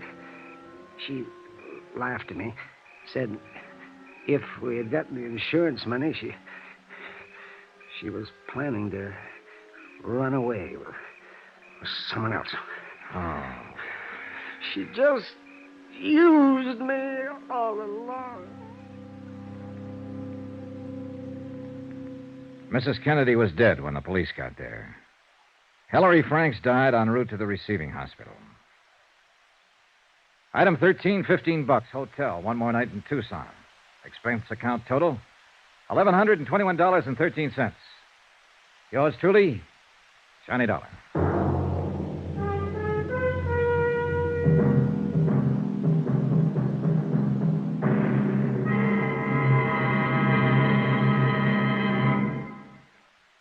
Remember, there'll be another exciting story beginning next Monday night. Next week, a quick trip to New York, to the bright lights, the glamour of Broadway with its theaters, its actors, and, some very bad actors. You might even say killers. Join us, won't you? Yours truly, Johnny Dollar.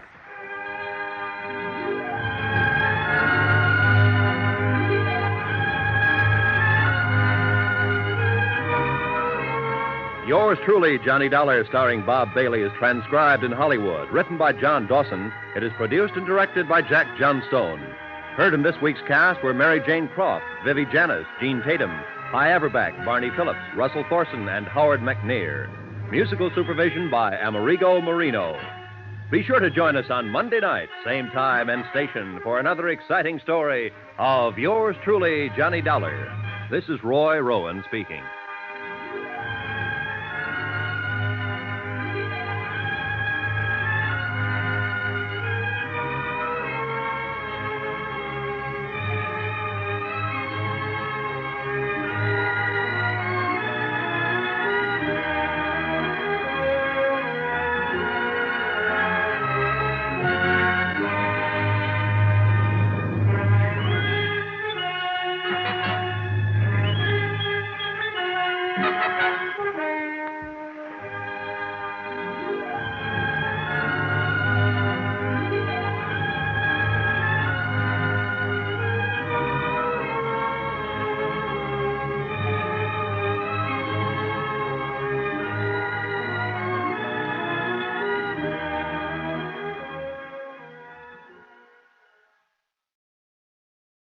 From Hollywood, it's time now for Johnny Dollar. Don Wilkins, Johnny. Trimutual Limited. Oh, hi, Don. Thanks for the Christmas present. Well, just don't take out the cork near an open flame. Yeah. Say, do you know anything about a guy named Mel Priker? Nothing good about him. Why? Got himself killed last night. Murdered. Priker was born to be murdered. Maybe so, but not at our expense. We're holding a $100,000 policy on him. Wow. Who's the beneficiary? His partner, Nick Shern. Nick Shern. You picked a fine pair of rats. Yeah, I know that now. The New York police are holding Shern, but they've got no evidence. Go down there and check it out for us, Johnny. If Nick did the killing, we're off the hook. Any witnesses? One, apparently, the hat check girl in that nightclub of theirs. What's her story? I wish I knew. She's disappeared. We've got to find her, Johnny, before some of Nick's hoodlums find her. Don, maybe they already have.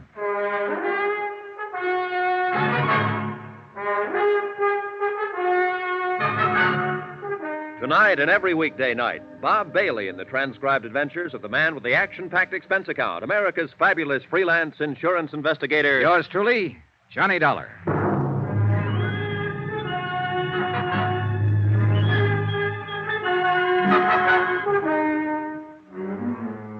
Expense account submitted by Special Investigator Johnny Dollar to the Home Office Trimutual Insurance Limited, Hartford, Connecticut. The following is an account of expenditures during my investigation of the Nick Shern matter. Item 1, 2280, transportation to New York, tips and incidentals, and taxi fare to the office of Lieutenant Ed Rafferty, Homicide Division, the man in charge of the case. Oh, hiya, Johnny. How have you been? Not bad, Ed. How's the homicide business? Terrible. Did you look at that teletype? Shoplifting. 5 complaints right in a row. The week before Christmas, that's all we get. Shoplifters. Mel Priker wasn't shoplifting. Oh, you working on it, Johnny? Yeah, the insurance angle. Nick Shern's the beneficiary. $100,000 policy. Well, you got a tough one, boy. Shern killed him all right, but I don't think we're going to be able to stick him. Come on in the office. Hey, you know what that kid of mine wants for Christmas? Marilyn Monroe? Oh, next year, Johnny. He's only 10, you know. Go ahead. Okay, thanks. No, he wants a motorbike. Can you tie that? 10 years old, and he says he needs a motorbike. Have a chair. Okay. Well, look, I know a factory representative here who'll make you a good deal on one, Ed. Oh, now, forget it, Johnny. No, I was 14 before I even had a pair of roller skates. And then I had to buy them myself. Yeah, kids are spoiled today. That's the half of what's wrong with them. There's the file on the case. What little we've got. Okay. Uh-huh. Yeah, how'd it happen, Ed? You mean, how do I think it happened? That's good enough for me. Mel Priker and Nick Shern were both in the rackets for years, as you probably know. Yeah, I've heard rumors. Well, a while back, they teamed up and opened a string of supper clubs. That's where Priker got it, in their main club, the Ches Colette. Strictly legitimate, huh? Well, more or less, I guess. They could afford to be. The dough they were making and arguing over, according to the word around. That's the reason for the killing, the way you see it. Sure. Nick figured if half was good, all the take would be twice as good. And the insurance on top of it. You're a fast one, Johnny. Anyhow, several people heard the shots about 2:30 in the morning, it was, right after the club closed, but none of them bothered to report it. The cleanup crew came in at 3 and found Pryker's body. He was lying in his office, shot twice, gun on the floor beside him, no prints. It was his own gun, and it was kept there in his desk. Where was Nick Shern? Well, we picked him up an hour later at another one of their clubs. The manager was with him, and, Benny Stark. Now, he used Benny. Yeah, I know. Trigger man for Nick's mob in the old days. 15 years overdue for hanging. That's our Benny. Anyhow, they both swear that Nick was there from 1:30 on. Uh-huh. What about a paraffin test, Ed? Positive, clear to the elbow, and you can throw it out the window. What do you mean? Earlier that evening, Nick spent 2 hours at a shooting gallery uptown firing a pistol. Ooh, smart, huh? He really planned for it. He really did. If without a witness, we haven't got a chance. I understand there was a witness. Some girl who was mixed up in it. Easy, Johnny. You're talking to a Rafferty. So the girl's Irish. Miss Kathleen O'Dare.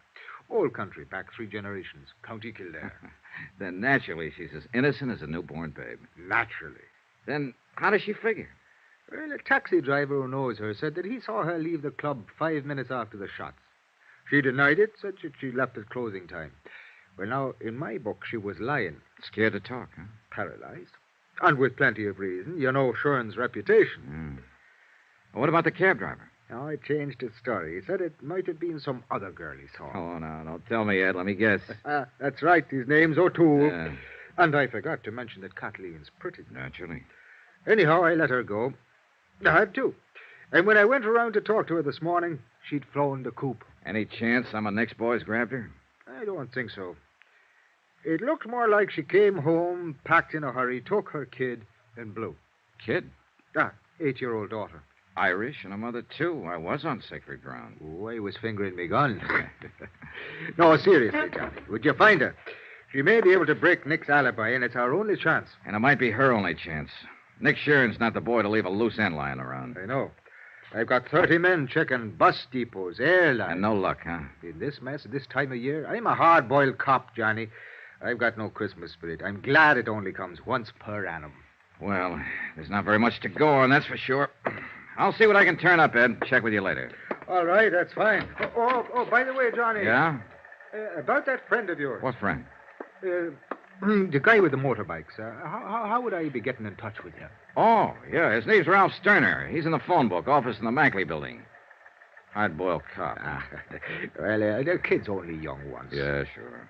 Now, you find that O'Dare girl. Find her, keep her alive, and get her to talk. How long have I got to find her? What do you mean? Nick Shern. How much longer can you hold him? Johnny, he was turned loose an hour ago. So that was it. A lot of maybes, a lot of questions, and a lot of pressure. A job to be done and done fast. Find one Kathleen O'Dare, former hat check girl at the Chez Colette. Keep Nick Shern's hoodlums away from her, and persuade her to talk. And 3 to 1, Nick was looking for her, too. He was free now, on the loose, and he might be anywhere. Only the way it turned out, he wasn't just anywhere. He was in one particular place. Johnny. Parked right smack in front of the precinct station. Over here, Johnny. He was sitting in the back seat of a sedan, and his trigger man, Benny Stark, was at the wheel. Been a long time, hasn't it, Johnny? About 5 years, as I remember it, Nick. It was that warehouse robbery over in Queens when you got away with $40,000 worth of furs. You've forgotten. I was acquitted on that one. Oh, yeah, I know. After they pulled the only witness out of the East River, his feet in a bucket of cement. Just coincidence. I never seen him before. You've seen Miss O'Dare before. Sure I have. She works for me. She's a good kid, Johnny. So I hear. Well, I wouldn't harm a hair on that girl's head. She'll be relieved when I tell her that. Get in. I want to talk to you. No. Sorry, Nick. I like it fine just the way it is. In the car, I'd be outnumbered. You got me all wrong, Johnny. I don't play that way anymore. What about Benny? Has he reformed, too? Well, if that's what... Benny, go take a walk. Yeah, boss, but... I said go take a walk. Okay.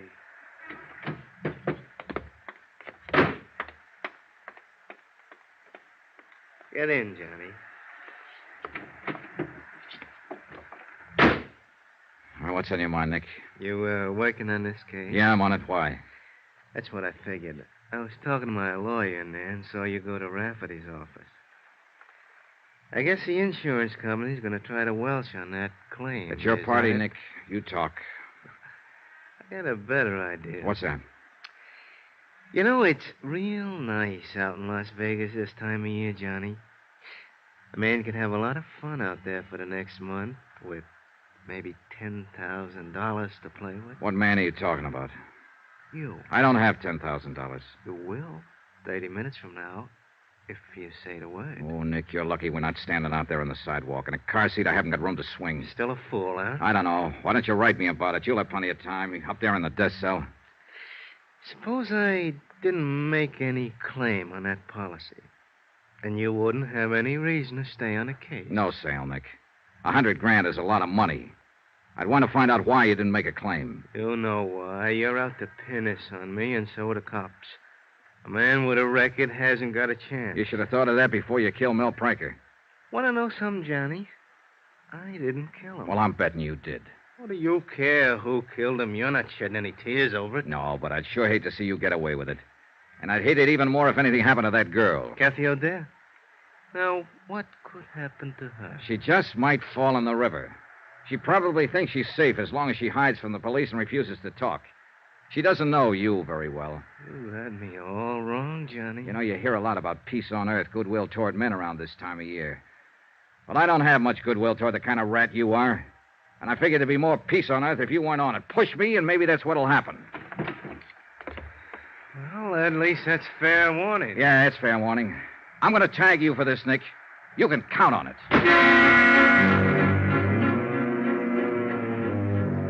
Expense account item 2, $2.40. Taxi to the East Side rooming house of Kathy O'Dare. I didn't have much hope of turning up anything. Ed Rafferty and his men had already been through the place inch by inch. But it was the only starting point I had. The landlady was out, and a uniformed policeman led me into Kathy's flat. I spent an hour and a half and got nowhere. I went through her mail, bills, advertisements, casual notes from men she'd met at the club. But nothing personal, not even a postcard. There were no pictures, photographs of Kathy or her daughter anywhere in the flat. She made a clean sweep, then left in a hurry. And obviously, she didn't mean to be found. But I had to find her, and fast. It was dusk when I left. The street lamps were on, and the colored Christmas lights in the windows along the block. Snow was falling in big, soft, gentle flakes, and there was a holiday feeling in the air.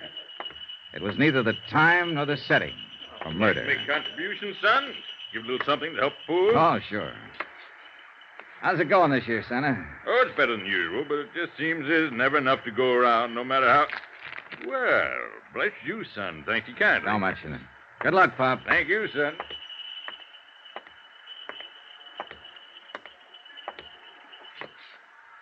Well, the city ought to clean the streets better.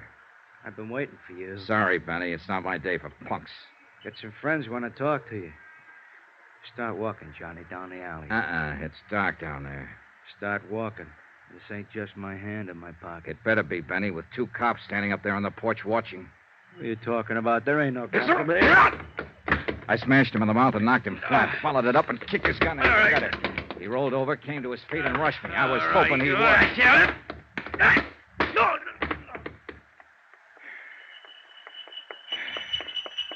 He have that coming, son? He had it coming. Well, he sure did get it. Yeah. Hey, you know something, Pop? I think Benny wants to make a contribution to help the poor. Well, he ain't saying no. Oh, he's a good boy, at the moment at least. Here you go. That ought to help some. 3, 4, $500. Put it where it'll do the most good. Well, Merry Christmas, son. Happy New Year. Yeah, same to you, Pop, and many more of them. Hey, taxi!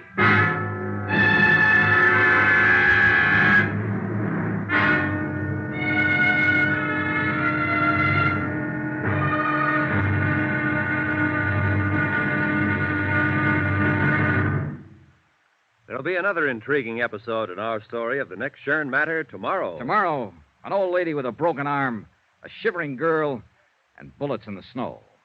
Join us, won't you? Yours truly, Johnny Dollar.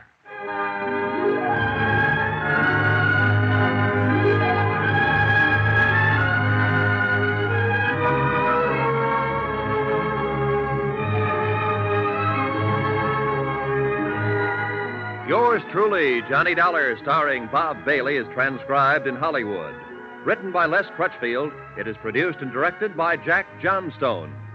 Be sure to join us tomorrow night, same time and station, for the next exciting episode of Yours truly, Johnny Dollar.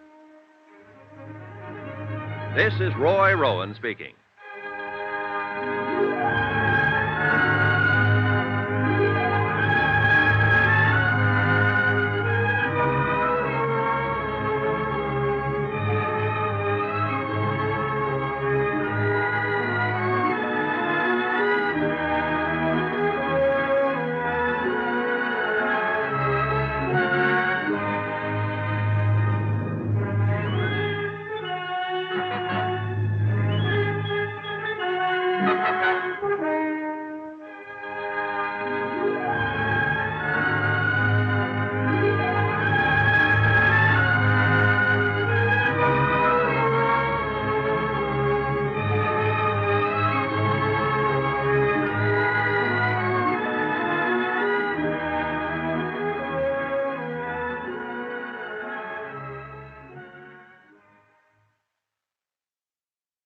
From Hollywood, it's time now for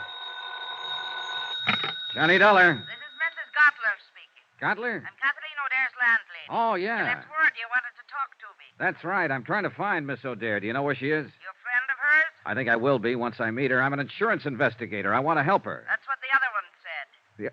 What do you mean? What other one? Fella that come up here a while ago, short, mean-faced, shifty-eyed. Benny Stark? Was that his name? He didn't say, Mr. Dollar. I guess he was too busy. Busy? Doing what? Breaking my good right arm. I'll be right over.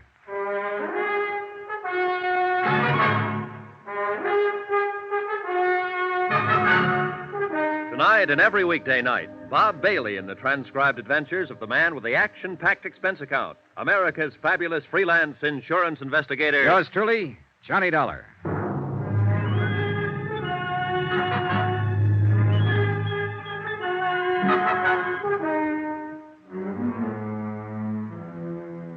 From Special Investigator Johnny Dollar, New York City, to the Home Office, Tri-Mutual Insurance Limited, Hartford, Connecticut. Assignment, the Nick Shern matter. Expense account continued. Item 5, $2.30. Taxi to Mrs. Gottler's rooming house, the place Kathy O'Dare had called home until she disappeared.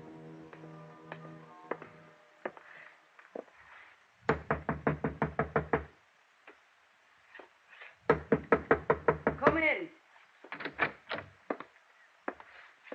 Get your hands up. Mrs. Gottler. That I, Well, look, I'm Johnny Dollar. I talked to you on the phone. It's all right. You can put that gun down. Well, I guess it's you, all right. I'm sorry, Mr. Dollar, but I've only got one good arm left, and I'm aiming to keep it. Pull up a chair. Thanks. Oh, kind of rough boy, huh? I'd have showed him who was rough if I could have got a hold of my gun. I'd have blasted him, Christmas week or not. I'd have blasted him, Mr. Dollar. Yeah, I know how you feel. And me with all these presents to wrap. How can you wrap presents with one arm? That'd be in a paper hanger. Well, I'll be glad to help out, Mrs. Gottler. I won't guarantee what they'll look Well, like. now, I sure do appreciate it, and don't worry about their looks. I got to get them wrapped, that's all. Oh, let's see now. This paper goes on that one. Oh, all right. It's a water muffler for my nephew over in Brooklyn. You know them terrible winters they have over there. Oh, yeah, they're frightful. Of course, it may be better this year. The Dodgers won the pennant. Nothing but luck. It won't happen next year. You never know. Hey, tell me something, Mrs. Gottler. How come Benny worked you over? Why did he break your arm? Here.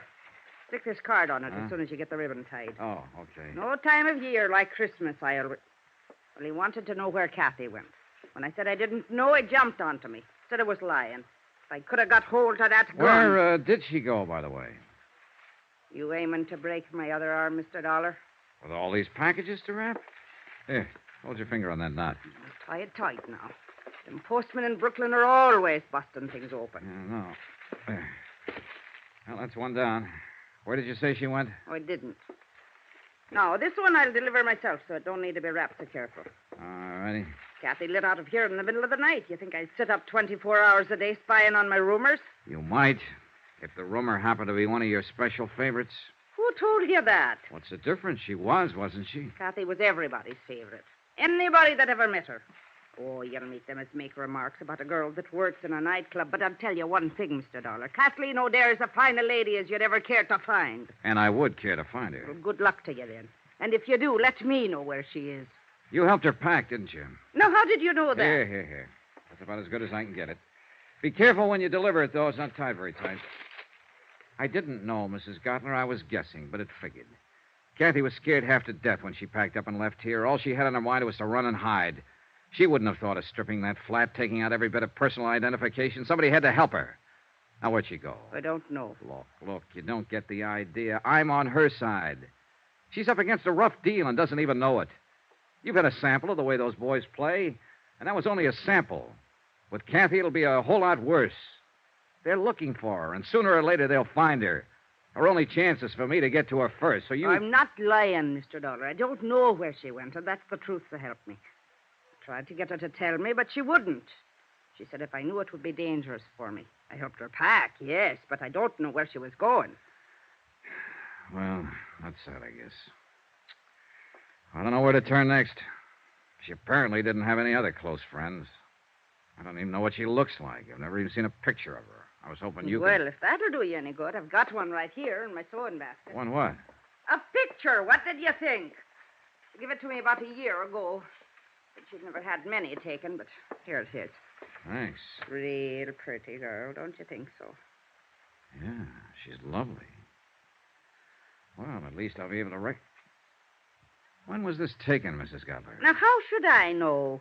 3 or 4 years ago, I guess, before she come here to the city. This photographer's address, the name of the town, is that where she came from? Branbury, Michigan? Why, yes, that's her hometown, Branbury. I'd forgotten the name of it.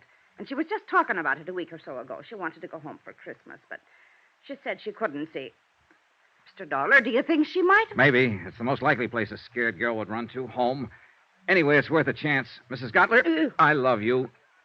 Why, Mr. Dollar. Why, Mr. Dollar. Expense account item 6, $88.35. Hotel and incidentals in New York and transportation to Branbury, Michigan. Branbury turned out to be a lumber village, half hidden among the pine-covered hills. It was a little bigger than a wide spot in the road, but not much bigger. A foot of new snow had fallen within the past 24 hours. A fluffy white blanket lay softly on the trees and the housetops and filled the deep hollows in the frozen ground. Men in bright red flannel shirts drove horse-drawn logging sleds through the forest trails, and their shouts sounded sharp and clear, a crystalline tinkle in the icy air. Branbury looked like the place where Christmas was invented. It was beautiful. And very quiet when it came to putting out information. I found it out first when I tried the local telephone operator. Number, please. I just checked in here at the hotel, operator. There doesn't seem to be a phone book, so... Steal them, that's why. Traveling people going through. Oh, souvenir hunters, I suppose. How's that? Look, I wanted to call the O'Dares. Could you put... Not O'Dares. There ain't but one. That's old Mike. Oh, and that's the one I want to call. Would you mind ringing him? Won't do no good. He ain't there. He's slabbing up at number 4 mill today. Well, actually, it's his daughter I want to talk to. Yeah, that's right, Kathleen. Do you know her? Just growed up with her's all. Oh, well, would you mind... You a friend of hers? No, I've never met her, Where but... you from? I came here from New York, What's but your name? Johnny Dollar. Now, would you please ring Kathleen She don't live here. She lives in New York City. I know where she lives. And what give you the idea she'd be up here? I'm psychic. You're what? Look, where can I get in touch with her? I wouldn't know anything about it, Mr. Dollar, and I can't give out that kind of information. You better go on back to New York and write her a letter. Let me talk to your supervisor. Supervisor? Well, I'm all there is, so I guess that's me. Start talking. Forget it. You're welcome. I got the same kind of runaround from the hotel proprietor. As soon as I mentioned Kathy, he suddenly forgot his own name, age, and the time of day. One thing's sure, this town took care of its own. I wondered if the law in Branbury would take the same attitude. I decided I'd better go find out. As it happened, I didn't have far to go. On the sidewalk in front of the hotel, the law came to me. Just a second there, mister. Hmm? Like to have a little talk with you, if you don't mind. All right. Quite a change to find somebody here who wants to talk. I understand you just got in from New York. Here on business? Look, you know why I'm here, but now everybody in town knows. Got any identification on you? Yeah. Have you? My name's Martin, Dan Martin. I'm the deputy sheriff in charge of this part of the county. Oh, then you're just the man I was looking for. Is that so? I'm Johnny Dollar, insurance investigator. I'm looking for a girl named Kathleen O'Dare. Do you know where she is? What do you want with her? I'm working on a murder case. She's a witness. Is there any kind of a charge against her? No, I just want to talk to her. What makes you think she's here? Are you a friend of hers, Mr. Martin? I've been in love with Kathy since we went to grade school. I'd be willing to die for her. Does that answer your question? All right, let me put it this way. You think you're helping her by hiding her out. All of you think so. But you're wrong. You're helping her right into her grave. Kathy doesn't figure it that way. She's scared. She doesn't know what she thinks. I know these boys who are after her. They don't play kid games. And sooner or later, they're going to find her. So if you love her and if you know where she is, you better take me to her before it's too late. I don't know. I don't know what it is Kathy's mixed up in. I didn't want to ask her. But I know it isn't the police she's afraid of. And I don't think it's you. No, at the time she ran out, I wasn't even in the picture. I'm on her side, too, Mr. Martin, and I've got to see her. Go talk to her father, old Mike. See what he thinks. He's not at home right now. Yeah, I know. He's out at number 4 Mill. How do I get there? The county pickup truck is parked down the block.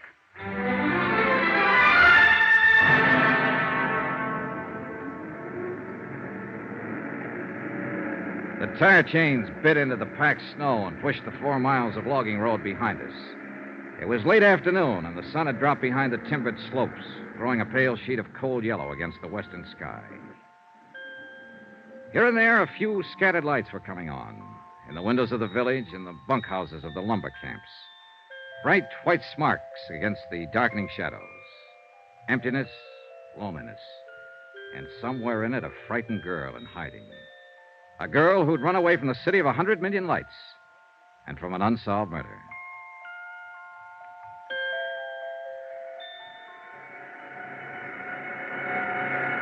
Mike O'Dare was winding up a job working at the big slabbing saw, and I stood by and waited for him to finish. Be right with you, Mr. Dollar. This is the last one. Okay.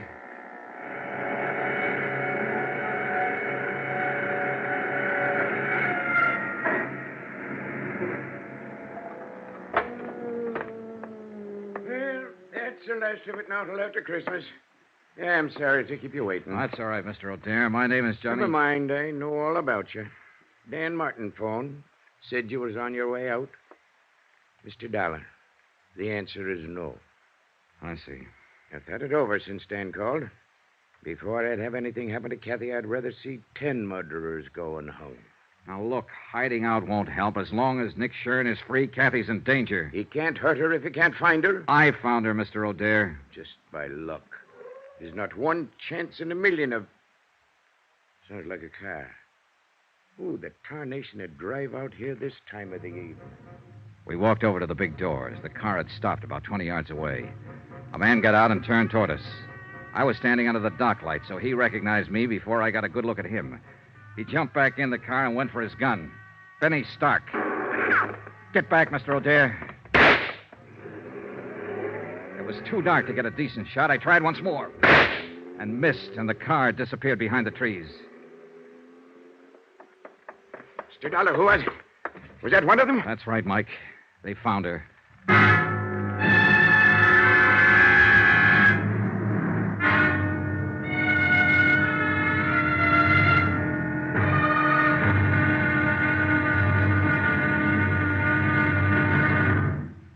There'll be another intriguing episode in our story of the Nick Shern matter tomorrow. Tomorrow, a lonely vigil in the snow. A killer prowls the night, and a lovely lady vanishes. Join us, won't you? Yours truly, Johnny Dollar.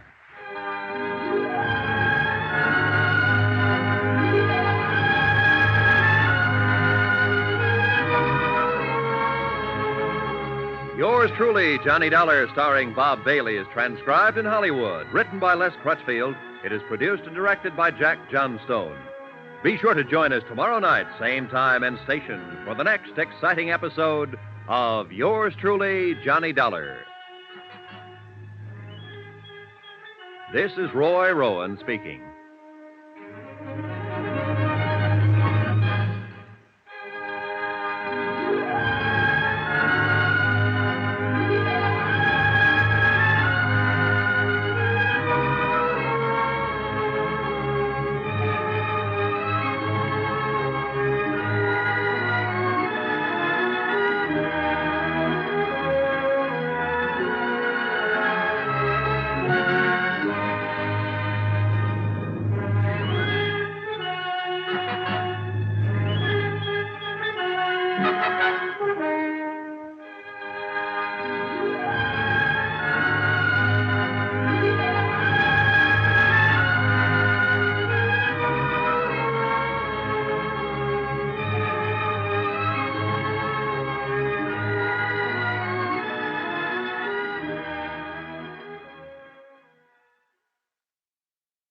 From Hollywood, it's time now for... Johnny Dollar. Dan Martin here. I was up the street when you Listen, called. Sheriff, they've traced Kathy O'Dare here to your nice little town of Branbury. Who has? Nick Shern's boys. One of them, a trigger man named Benny Stark, came out to the sawmill hill a few minutes ago. I traded a couple of shots with him, but he got away in a car.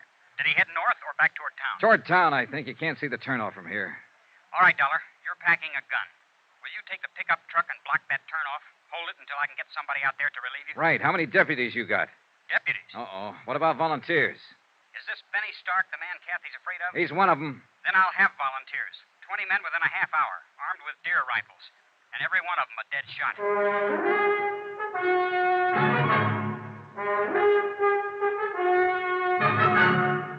Tonight and every weekday night, Bob Bailey in the transcribed adventures of the man with the action-packed expense account, America's fabulous freelance insurance investigator. Yours truly, Johnny Dollar.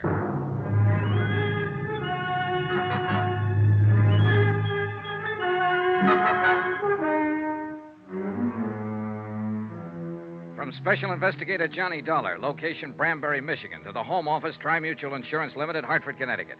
Assignment, the Nick Shern matter. Expense account continued.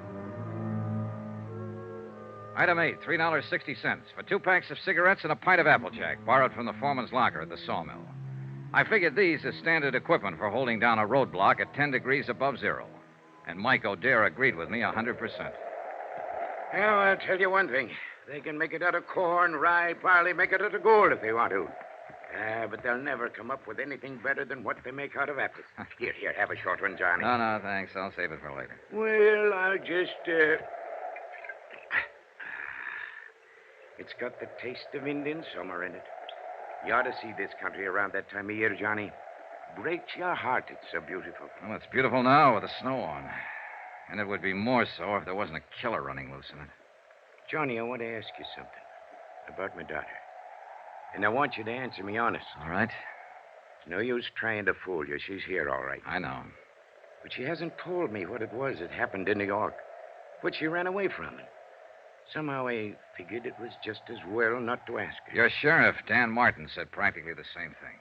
Dan's been in love with Kathy since he was 12 years old. He's a good man. Solid. So I figured. Anyway, she was scared. Scared half to death. And she'd come home for help, so we tried to help her. What was it you wanted to ask me, Mr. O'Dare? You mentioned a murder case, Johnny. You didn't give any of the details, just said that Kathy was a witness. Is she mixed up in this murder? And you wanted an honest answer. All right, I'm not sure. I see. That's why I wanted to talk to her, get her story, the truth. I realized from the start she might be guilty. I don't think so, but it's a possibility. You may as well know about it. I guess you realize it wouldn't make any difference.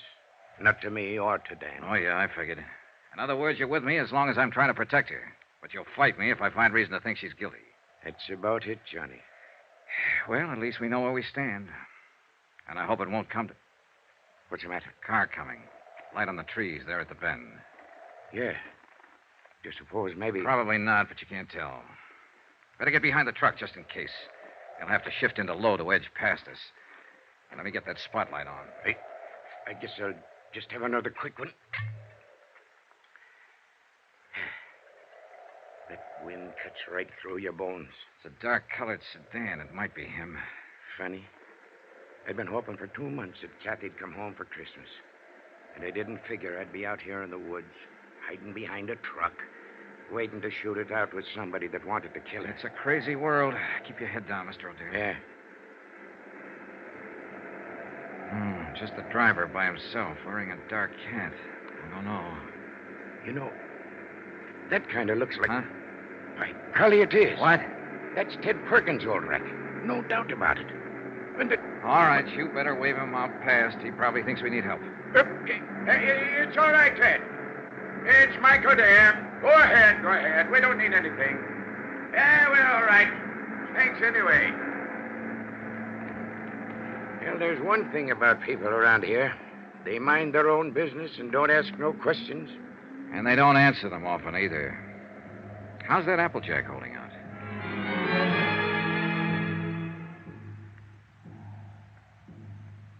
Two long hours went past. Only 3 cars came out from the village. And each time a long moment of tension while we waited to identify the occupants. But all of them were townspeople. Benny didn't show. One truck came down the logging road from the back hills loaded with dwarf spruce and fir. Peace on earth, goodwill toward men. We were waiting for an assassin, but the truck only carried Christmas trees. The night was crystal clear with bright stars hanging low in the blackness, but it kept turning colder and colder. Until even the Applejack didn't help much. And the wind, too, changed gradually and blew fitful and gusty and strange. It's going to storm. Come a blizzard, maybe. Not tonight. Tomorrow sometime or tomorrow night. I know this country. Know the signs. There's an odd feeling in the air, all right. There's an even odor one in my leg. Log rolled over on it pretty near 6 years ago. Bothers me some in the winter. It's a lot worse, though, right before a storm. Well, that's kind of a handy thing to have. Well, that's one way of looking at it, I guess. Like one time when Kathy was little. When her ma was still alive. God rest her soul. We had a big measles epidemic here in Branbury, and every night Kathy used to add a line to her prayers. She'd say, "And please let me catch the measles so I can stay out of school like the other kids." Now she's wanted as a witness in a murder case. And somebody's prowling out there in the dark trying to find her and kill her. Little Kathy, who never harmed anybody in her whole life. Some things just don't make sense, Johnny. Some things never have. There was another time once when men like Benny were prowling in the dark, trying to find a little child and kill him. And he hadn't harmed anybody either. That was nearly 2,000 years ago. Yeah, so it was. I like you, Johnny. Kathy will like you, too, and little Jill. Oh, now there's a pair for you. That kid looks more like her mother did at her age. Another car coming, Mr. O'Dare. Yeah, so there is. And this just might be the one. Maybe. I sure wish that Applejack hadn't run out.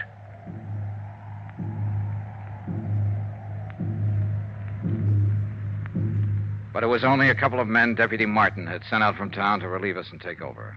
Big men, calm and quiet, wearing plaid mackinaws and heavy lace boots and carrying Winchester 94s over their arms.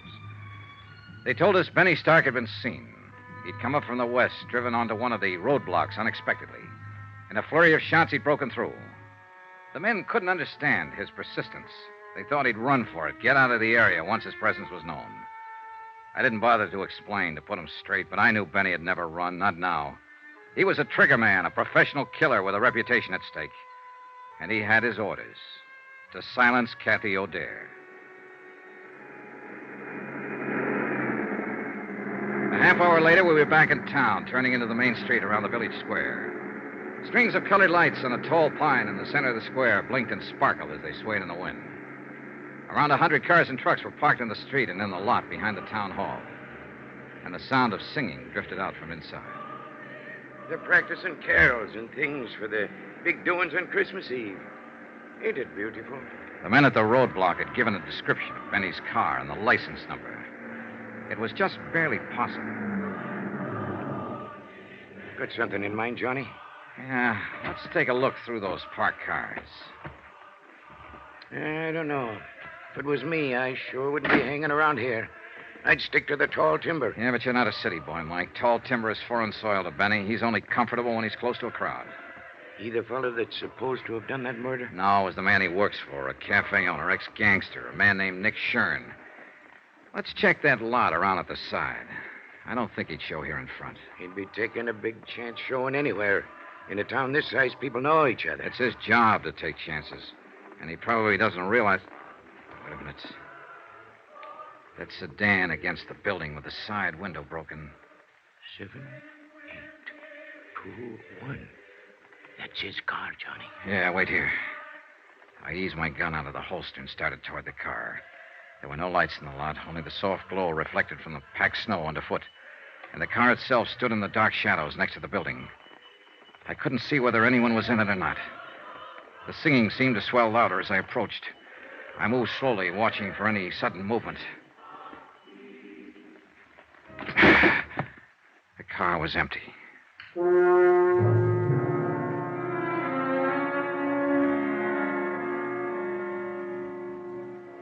It was time, past time, to talk to Kathy O'Dare. And with the pressure tightening, the danger close to home now, her father was ready to take me to her. We drove over to Dan Martin's house, where it turned out Kathy and her daughter were staying. Dan's mother had been looking after her. Dan was there when we arrived, busy on the phone. Yeah, I know the car all right. The one Jed bought last spring down in Bay City. 7392. Where was it parked? All right, keep an eye out, Charlie. So long. Benny Stark has stole himself another car. Huh? Took Jed Wharton's station wagon. Well, what for? That was a better one he had. Charlie says the steering gear was sprung. I guess it happened when he crashed that roadblock. Well, how's Kathy and the young'un? Oh, fine. They're asleep upstairs. Mom's next door helping Mrs. Barton stuff a turkey. Johnny, you figure it could wait till morning. I'm sorry, Mr. O'Dare. I've got to talk to her tonight. All right. I'll go wake her up.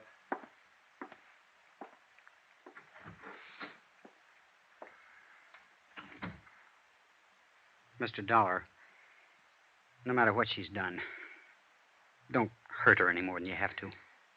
As far as I know at the moment, Dan, all she's guilty of is withholding information. And most people would have done the same thing. Nick Shern's a rough boy to tangle with. She was scared, that's all. Lost her head. She never did belong in a city. She belongs right here in Branbury. This is her kind of life. Why did she leave? Well, we argued one day, and she said she'd show me. So she ran off and married that fellow. He treated her bad. Finally left her. But she was too proud to come back. She wouldn't have come back now if she hadn't have been so scared. Well, maybe it'll work out now. She ought to stay. Her kid ought to grow up here. Learn the outdoors and the woods like Kathy used to know it. Why, she roamed through those hills like a young Indian. Knew every trail in that forest. Every timber camp and trapper's cabin from here to the ridge. I remember one time the two of us were up toward... Dan! What's the matter? What is it, Mr. O'Dare? You said Jill and Kathy were asleep upstairs. Ain't that what you said, Dan? Of course that's what I... Mike. What's happened? They're not up there. They're not up there or anywhere else in the house. They're gone.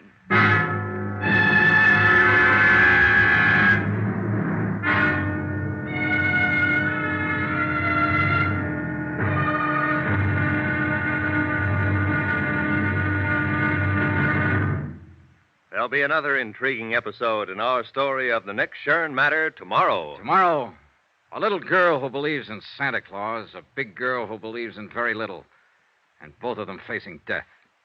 Join us, won't you? Yours truly, Johnny Dollar.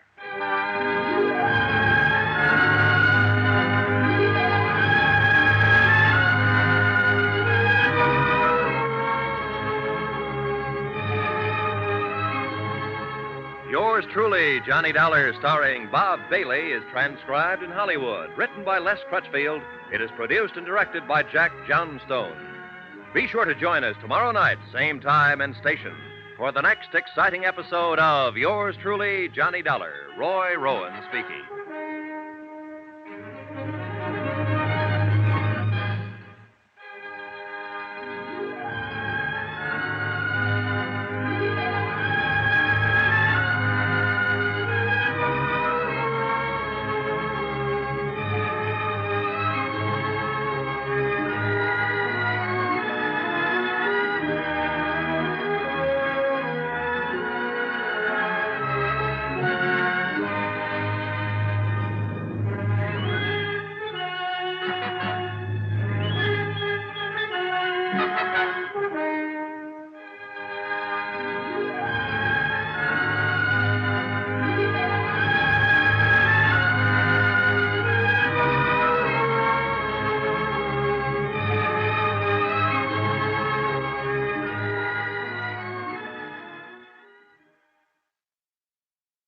From Hollywood, it's time now for...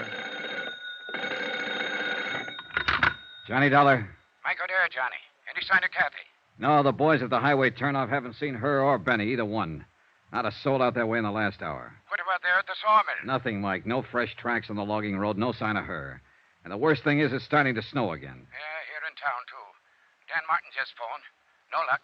She hasn't shown up at any of the roadblocks. She's around somewhere, and we've got to find her. We will, Mike. And it's got to be fast, Johnny. There's a blizzard coming up, and that gunman Benny Stark is around, too. Maybe he's already found her. Maybe he even took her from the house, her and Jill both. Maybe she didn't get scared and run. Maybe it was him. Maybe he sneaked Mike, in and... stop it. That kind of thinking's not going to help any. Well, what is going to hell? I don't know, but I've got a half-baked idea, and I may be right. Stay there at the house. I'm coming back to pick you up. And one thing you can do while you're waiting. What, Johnny? Pray.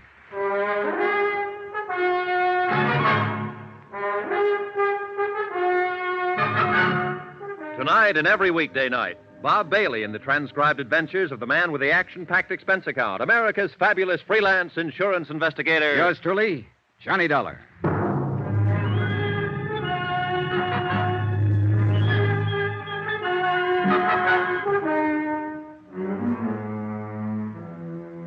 From Special Investigator Johnny Dollar, location Branbury, Michigan, to the Home Office, Tri-Mutual Insurance Limited, Hartford, Connecticut. Assignment, the Nick Shern matter. Or more important, find Kathy O'Dare. Item 12 on expense account, $4.90. A tank full of gas for the county pickup I'd borrowed from Deputy Sheriff Dan Martin. The falling snow was thickening now, and the wind was rising and steadying in the northwest. The night had all the makings of a blizzard. And wherever Kathy and her daughter had gone, we had to find them before it hit.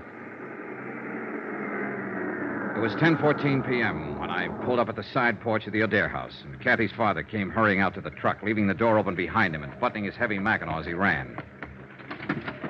Any news, Mike? Not a thing. All right, get in. Shut the door. Yeah, we'll get a foot of snow before morning, with a zero wind behind it. Now, listen, Mike. I think we can forget any idea that Benny found her and got her out of the house. In that case, she wouldn't have taken your car. He's already got one. I know. I thought of that. And he wouldn't have given her time to dress herself in jail the way she did, with heavy clothes and snow boots. And she wouldn't have taken the rifle. Then what has happened? She knew I'd be there to talk to her sometime this evening. I think she lost her nerve, couldn't face it, decided to run again. Maybe so, but where, Johnny? That's what I want you to tell me.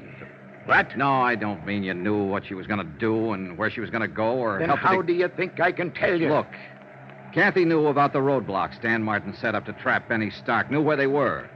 So if she didn't want to be seen, then naturally she'd avoid them. She couldn't. Not if she wanted to get away, take the highway to Flint or Detroit.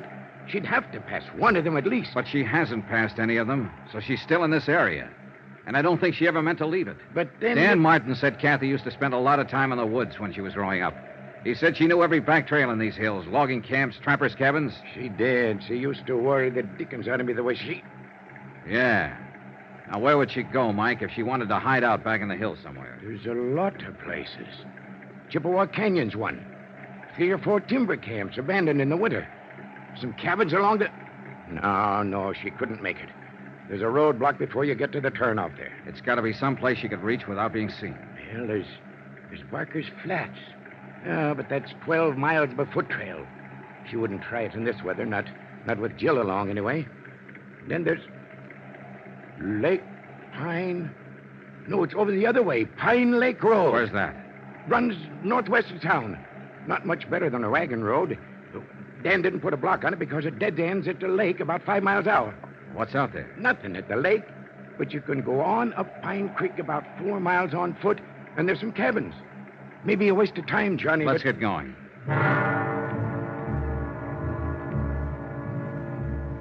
Expense account, item 13, $6.90. 1 dry cell electric lantern, an extra pair of batteries picked up at the Branbury Hardware Company on the way through town. The falling snow, driven by a bitter cold wind, formed a dense curtain in front of our headlights. And from the turnoff all the way up the narrow, twisting road to Pine Lake, I had to keep the truck in second gear. There were car tracks in the road, all right, several of them. But they were covered now by the new blanket of snow. And it was impossible to tell whether they'd been made earlier tonight or a week ago. The road ends a couple of yards past this next turn. And we'll soon know. There's 4 or 5 side turnoffs. Clearance where you can park. We'll have to check all of them, I guess. All right. That draw there on the right. That break there in the trees, that's where the Pine Creek Trail starts. Well, we'll swing in. Mike, I guess we won't have to check those turnoffs. Huh? Is that your car over there under the trees? Yeah. That's it. I left Mike waiting in the cab while I went over to look inside the car. It was empty, abandoned. And there was no note, no clue of any kind to tell where Kathy had gone. I raised the hood and felt the motor block, ice cold. The car had been here for some time. I flashed the lantern on the ground and followed the faint tracks made by 2 pairs of snow boots. They entered the deep draw that led back into the hills, the start of the Pine Creek Trail. I snapped off the lantern and stumbled through the snow back to the truck. What'd you find, Johnny? It's them, all right. They've headed up the trail. I found tracks in the snow. Yeah, then we'd better get started No, out there. wait. I'll go after them, Mike. You take the truck, go into town, find Dan Martin. Bring help as fast as you can. That storm's getting worse. No, you don't. I know the risk. Starting up that trail with a blizzard coming on. And if you think you're going to protect me by sending Knock me it on... off, Mike. There's no time, and you're wrong. I'm not protecting you. I'm protecting myself. What do you mean? That bum leg of yours. I don't want you on my hands, too, along with the girls. All right, Johnny. I'll go after Dan. And hurry, Mike. I'm depending on you. Yeah. Good luck, Johnny. See you, Mike.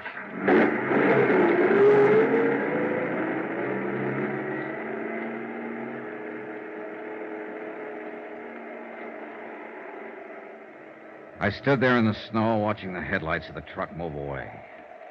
Finally, they swung around the bend and disappeared. And I suddenly felt more alone than I ever had in my life.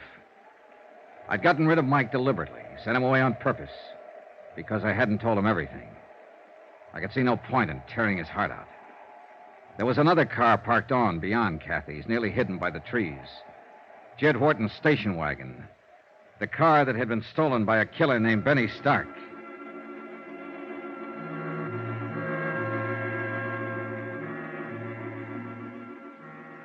It took me half an hour to cover the first mile, and the storm kept getting worse. The beam of the lantern penetrated a bare 30 feet ahead of me before it was smothered out in the white blackness of the night. After a few hundred yards, the tracks I was trying to follow had nearly disappeared, snowed over and blotted out. I gave up looking for them and stuck to old Mike's description of the trail, following the left bank of the frozen creek. The drifts were deeper down along the creek bottoms, and the going was rougher. But I didn't dare leave it to look for better footing. It was my only landmark. The trail itself was buried. And any man who lost his way tonight and wandered off into one of those side gullies would wander straight to his death.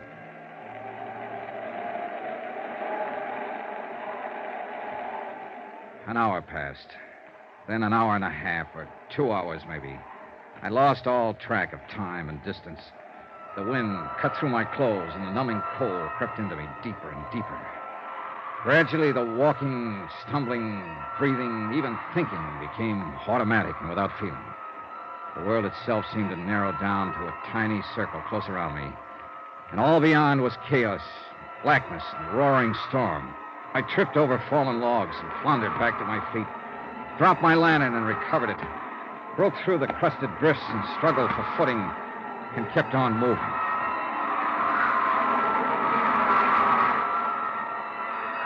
In the weird nightmare of the blizzard, I could hardly recognize reality when I came face to face with it. When the beam from my lantern touched him, crouching by a tree a few yards away. I could barely accept him as being real. He'd been watching my light as I approached, waiting for me. It was Benny Stark with his gun leveled and aimed. Don't be a fool, Benny. Drop that gun!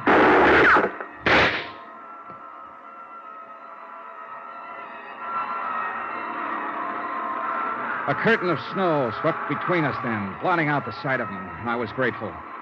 I turned and stumbled on into the storm, moving in pitch darkness now, except for the ghostly glow from the snow-covered ground. The second shot had smashed my lantern. I had nothing left to go by but instinct and luck, and they weren't enough. Within 15 minutes, I was hopelessly lost.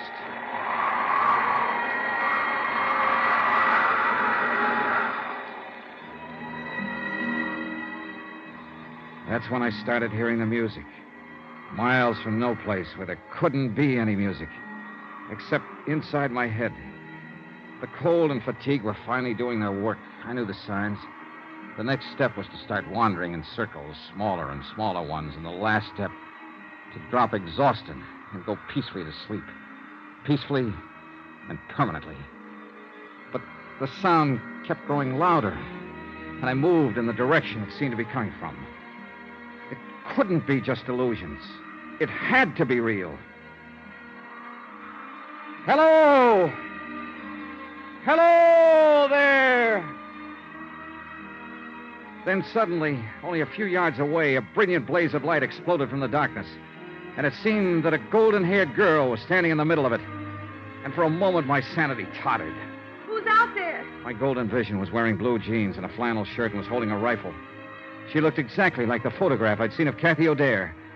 And the blaze of light came from an open cabin door. Who is it? Speak up or I'll shoot. Oh, thank heaven. Hold it, Miss Dare. It's Johnny Dollar.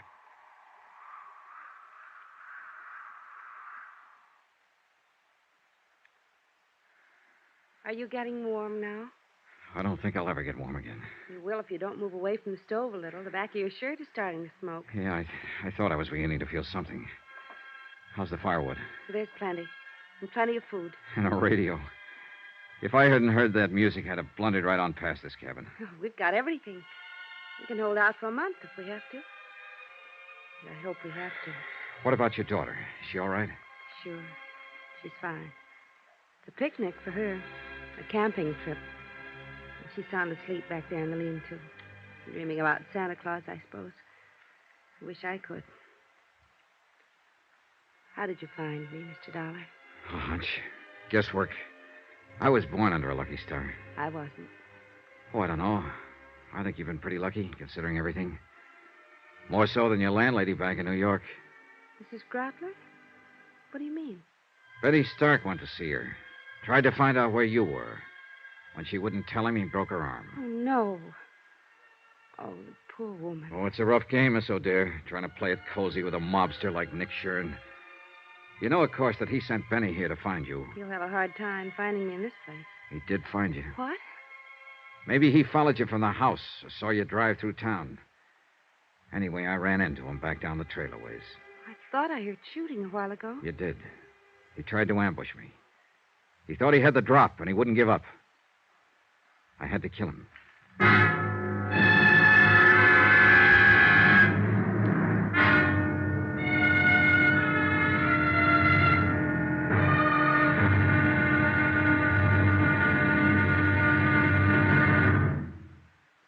There'll be another intriguing episode in our story of the Nick Shern matter tomorrow. Tomorrow, the showdown. Victory, and then disaster. When a visitor to the little town of Branbury turns out to be death. Join us, won't you? Yours truly, Johnny Dollar.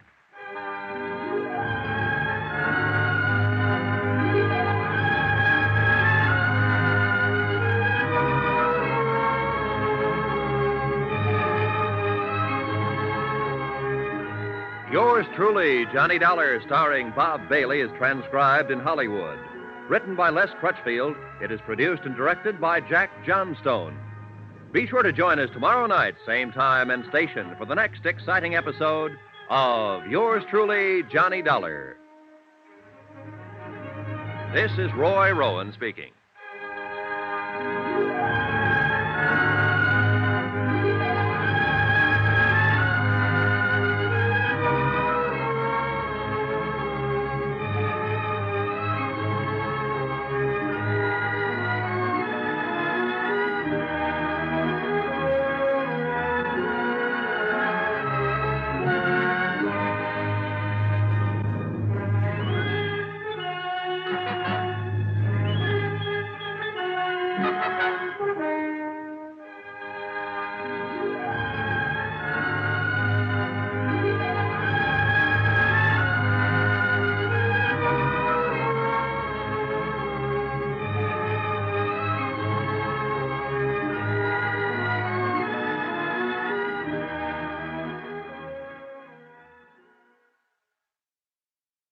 From Hollywood, it's time now for Johnny Dollar.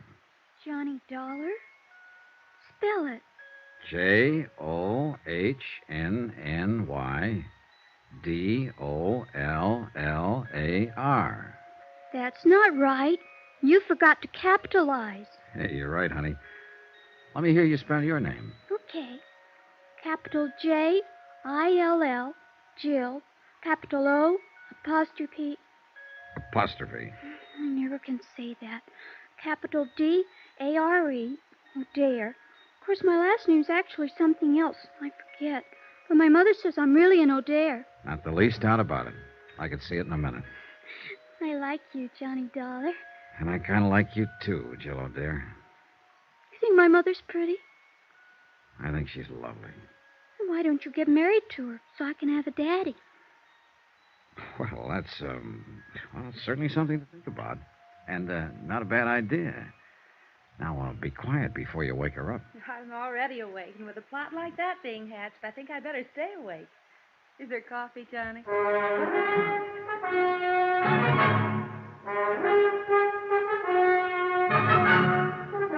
Tonight and every weekday night, Bob Bailey in the transcribed adventures of the man with the action-packed expense account, America's fabulous freelance insurance investigator. Yours truly, Johnny Dollar.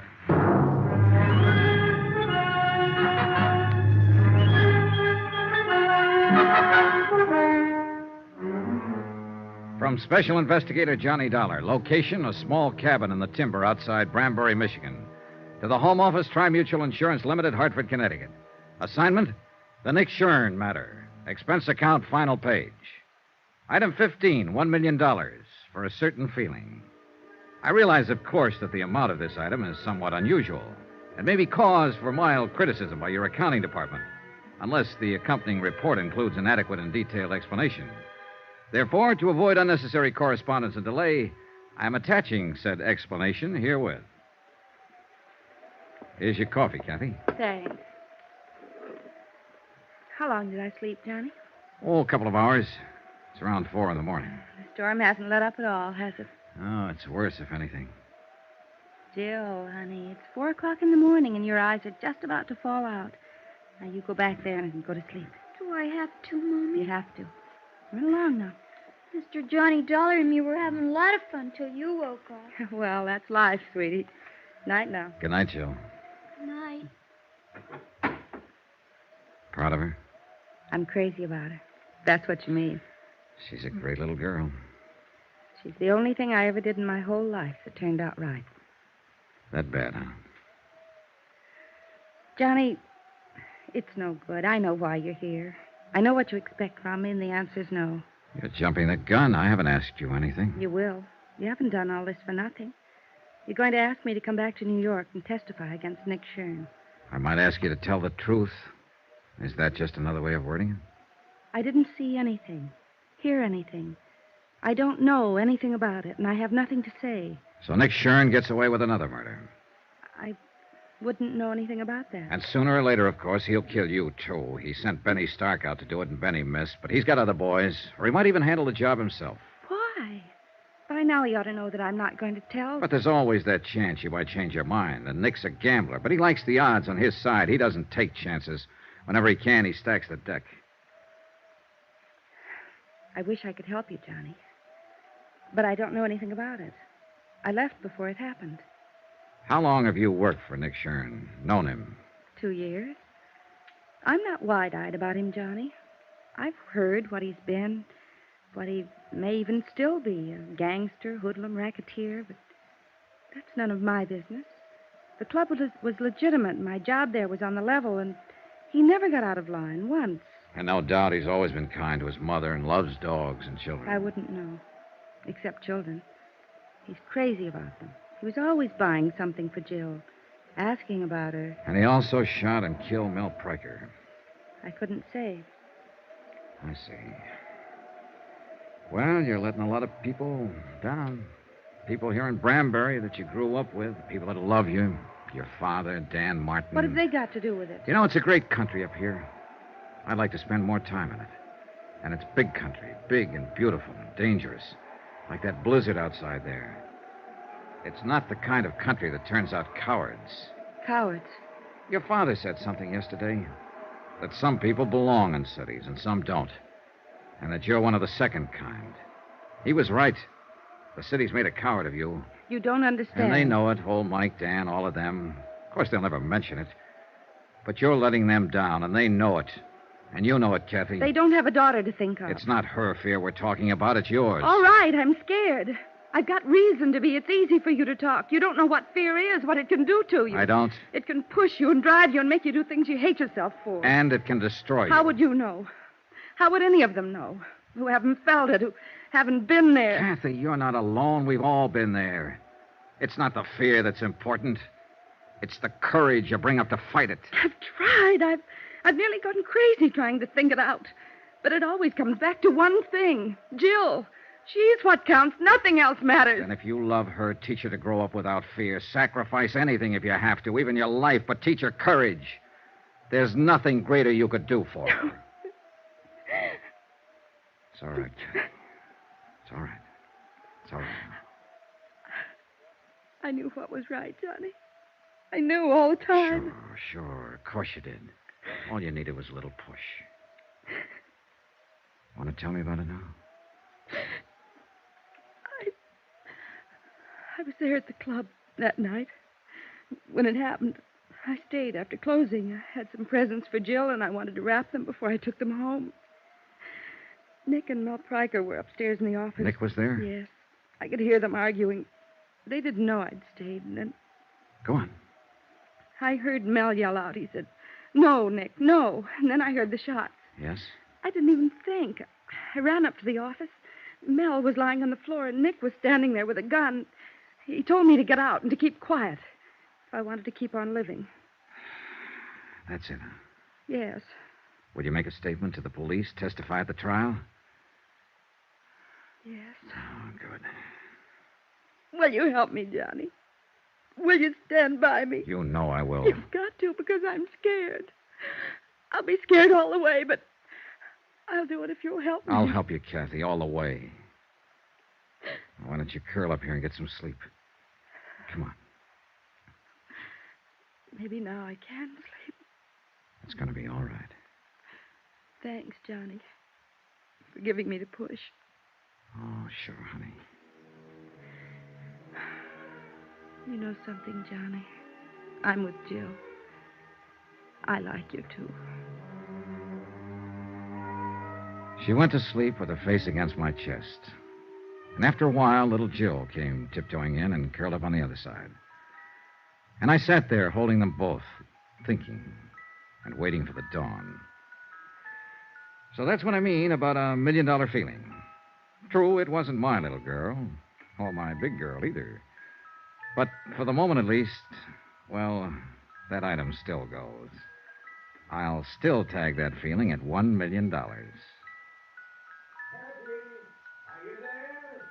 And I was sorry when the storm was over and a rescue party came out from town.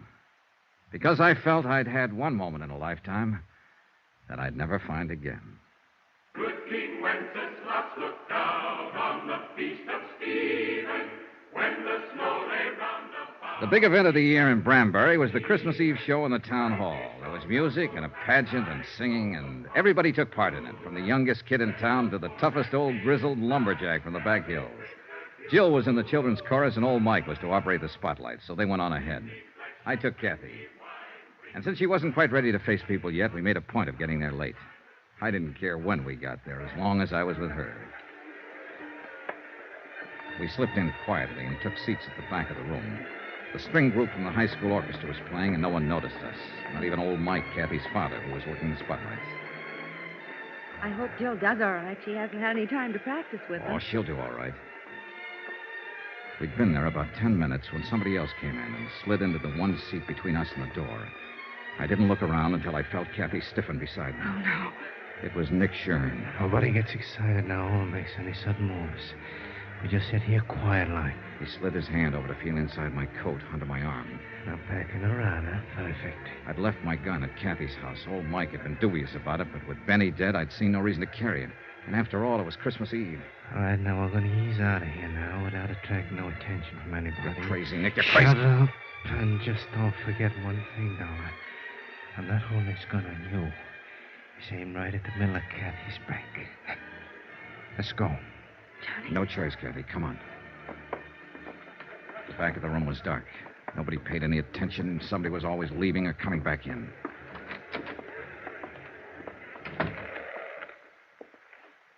Come on. I got a car over at the side here. Johnny? Watch it, Dollar. We'll be right back, Mike. Just gonna get some air. All right, Johnny. But don't go running out before I give you your present. Huh? Here. And don't uncork that until you're ready for some serious business. All right, Thanks, Mike. Thanks a lot. Don't mention it. Good luck, Johnny. Yeah, come on, let's get away from here. Johnny, he's going Take it easy, Kathy. Now what? Oh, no. Jill, go back. I want to see Uncle Nick. Why did you tell me you were coming here to hear me sing, Uncle Nick? Well, listen. Pick me up. Please, Uncle Nick. Take your hands out of your pocket and pick me up. Look, Jill, you run along now. Who's that? Dan Martin. He's a deputy sheriff, and he's a dead shot. Better do like she says, Nick. Take your hand out of your pocket and pick her up. Uncle Nick? All right, reach in my pocket, Johnny, and take my gun.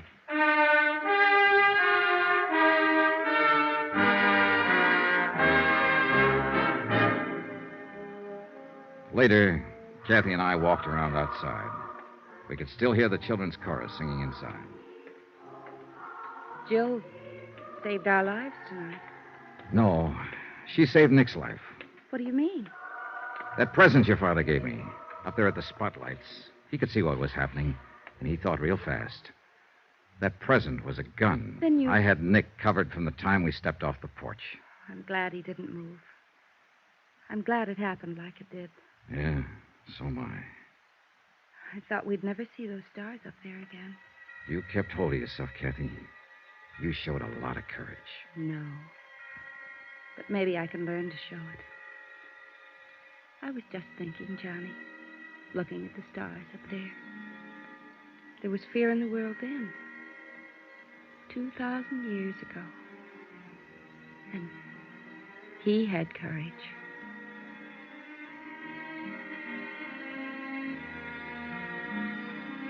Expense account item 16, $230.40. Incidentals in Branbury and transportation for 2 adults and 1 child, Branbury to New York. Expense account total, $486.20. End of account, end of report. Remarks? Merry Christmas. Merry Christmas to all of you, from all of us here on the program. And God bless you. Yours truly, Johnny Dollar. Yours truly, Johnny Dollar, starring Bob Bailey, is transcribed in Hollywood. Written by Les Crutchfield, it is produced and directed by Jack Johnstone. Heard in this week's cast were Virginia Gregg, Peggy Weber, Don Diamond, Ben Wright, Jack Crucian, Barney Phillips, Sam Edwards, and Ken Christie. Musical supervision by Amerigo Marino. Be sure to join us on Monday night, same time and station, for another exciting story of yours truly, Johnny Dollar. Roy Rowan speaking.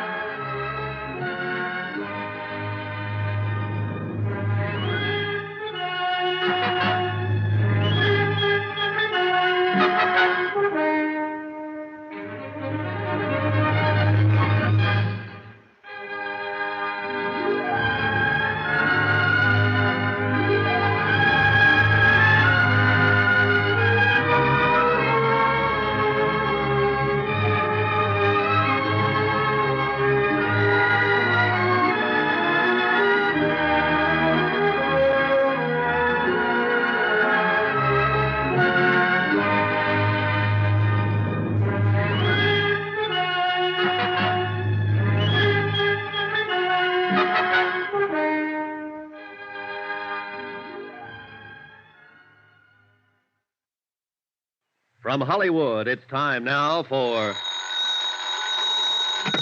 Johnny Dollar. This is Pauline Morris at Victor Turner's office, Continental Adjustment Bureau. Oh, hi, Pauline. How are you? Just fine, thank you.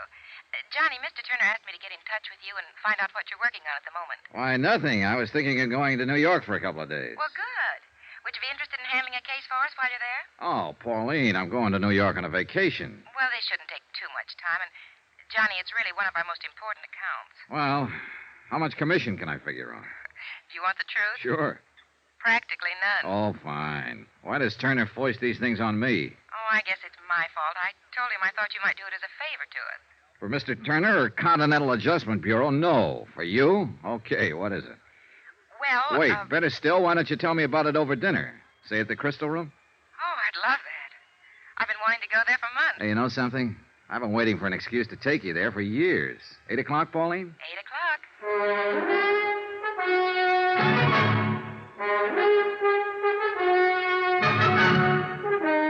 Tonight and every weekday night, Bob Bailey in the transcribed adventures of the man with the action-packed expense account, America's fabulous freelance insurance investigator. Yours truly, Johnny Dollar.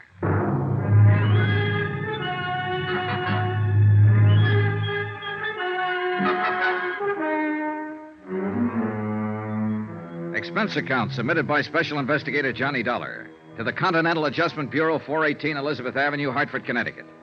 The following is an accounting of expenditures during my investigation of the Forbes matter. It started quite pleasantly.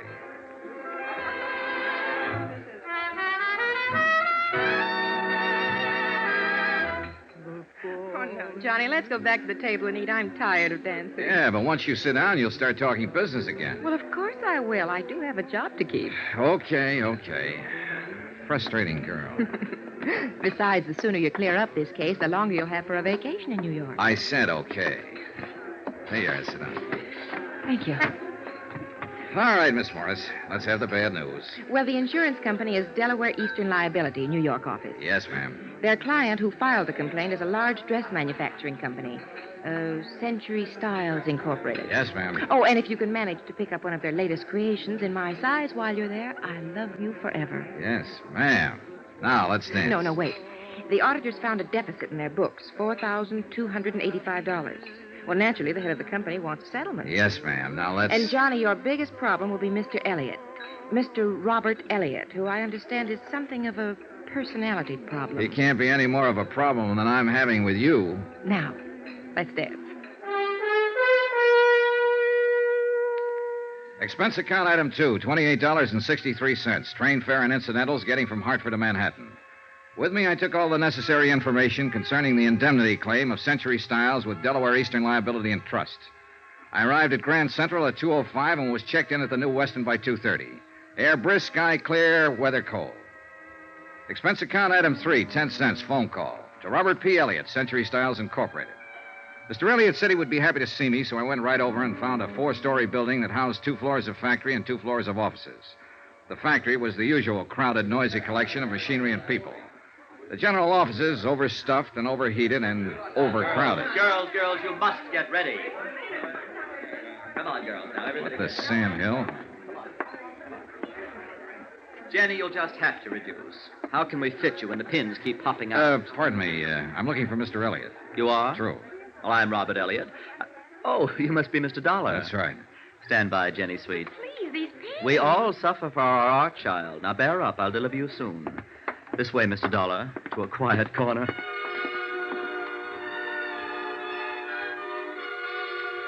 Mr. Elliott was small and wiry, wearing white huaraches, green slacks, a corduroy jacket, and a flower print shirt of no identifiable color. As I followed him across the large and elegant showroom floors, I couldn't help stealing glances at the merchandise, animate and inanimate. Everything I saw was strictly high class, a group of goddesses. Mr. Elliott led me through a pair of swinging doors into an office with a carpet so thick I couldn't see my shoe tops. A desk in Russian gray sprawled in one corner. My office, Mr. Dollar. Mm-hmm. I can't tell you how grateful I am that you're here, that the insurance company heeded my call. Well, I hope we can help you straighten this matter out. Well, it's scandalous. It's truly scandalous. $5,000, really. The complaint said $4,285, Mr. Elliott. Well, that's almost $5,000. Besides, I like to deal in round figures. Brett and Arnbeach are my auditors, and they said that you are the very important investigator in insurance circles. Well, I'm flattered. Did they happen to leave a copy of their findings? Yes, they did. They most certainly did. But before I give it to you, I must explain how awful this situation is. Please do. Well, you've no doubt heard of Patricia's things. No, I don't think... Patsy's things? Why, of course... Oh, you're just joking. I am Patsy's things. In fact, I made Patsy's things. It's our highest price line, you know, evening dresses. Oh, you don't say. I definitely do. Oh, the nights of thankless work that go into creating just one gown, one supreme gown for the season. Oh, I'm sure. I'll tell you, Mr. Dollar, it's a thankless task in one respect. But that's a different story. What I'm trying to say is that this loss is devastating me. I mean it. I simply must have an adjustment immediately. Well, the insurance company sympathizes with you, Mr. Elliott. We'll try to adjudicate it as quickly as possible. Oh, that's comforting. That's very comforting. Oop. Rob Elliott here. In my opinion, hats are just not important this year. Yes? No. Positively no. No advance layouts on the new line. Not until later. No, not tomorrow. No, I can't. I simply cannot. Anything wrong? Well, that's what I mean. That's what I'm trying to explain. This matter simply must be handled with all dispatch, Mr. Dollar. You see, my firm operates on a... Shoestring? Well, Spider's hair would be more apt. $5,000. Mr. Dollar, that comparatively small loss is stopping me from showing my new line of Patsy's... The evening dresses. Yes. Yes. I must show them before month's end, or I'll lose my entire opportunity for profit.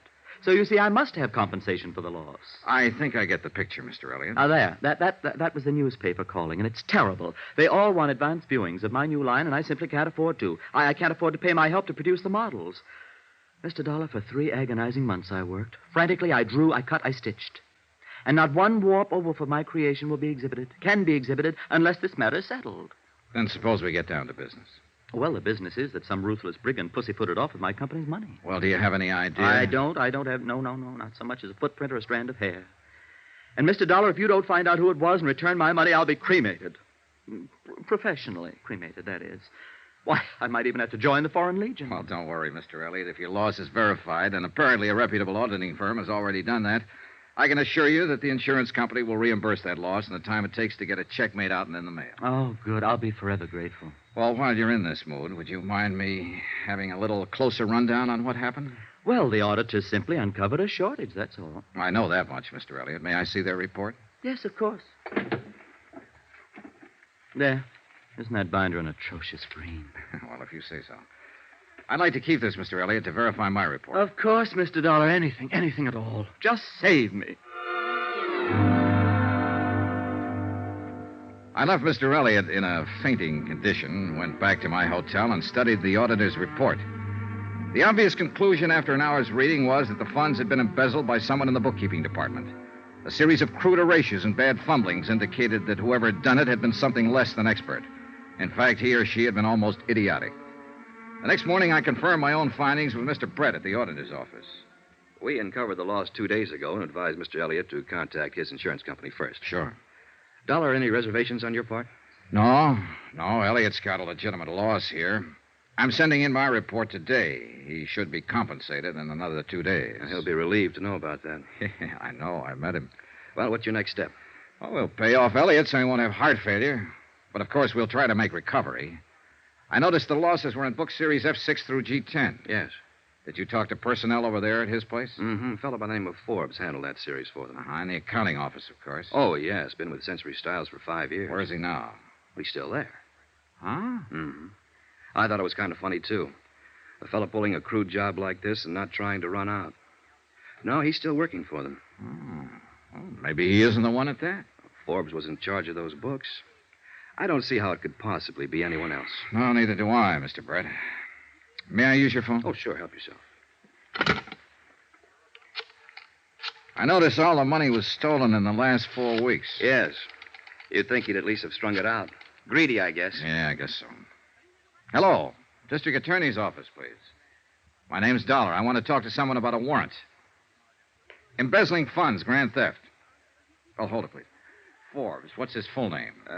Sheldon Thomas Forbes. Thanks. Sheldon Thomas Forbes, bookkeeper at Century Styles Incorporated. Good. I'm on my way. Expense account item 4. $3. Cab fare to the offices of John L. Gregory, Deputy District Attorney. I explained the situation to Mr. Gregory and furnished him with the auditor's report. An hour later, I was back at Century Styles with our friend, Mr. Elliott. Well, if it has to be, it has to be. There he is. Forbes? Third desk. Sheldon Thomas Forbes was a tall, dark-complexioned man in his early 30s. His hair was black, straight, and closely cropped. His features regular, not good, not bad. The kind of man you see every day on the street. Somehow, the kind of man I hadn't expected would swipe $5,000. Oh, Mr. Forbes? Yes? This gentleman would like to see you. I feel like Brutus. Oh, why don't you run along, Mr. Elliott? I'll handle it from here. Oh, thank you. Hello? Sheldon Forbes? Yes. My name's Dollar, Continental Adjustment Bureau. We represent Delaware Mutual Liability. They cover this firm for losses by theft and fire. Uh-huh. 2 days ago, the auditing firm of Brett and Iron Beach located a loss of almost $5,000 here. Naturally, the matter came to our attention. I'd like to talk to you about it. Why me? There's every indication that the losses occurred in the particular accounts you've been handling. Uh-huh. You do handle books F6 through G10? Yes. Will you step over here a minute, please? Sure.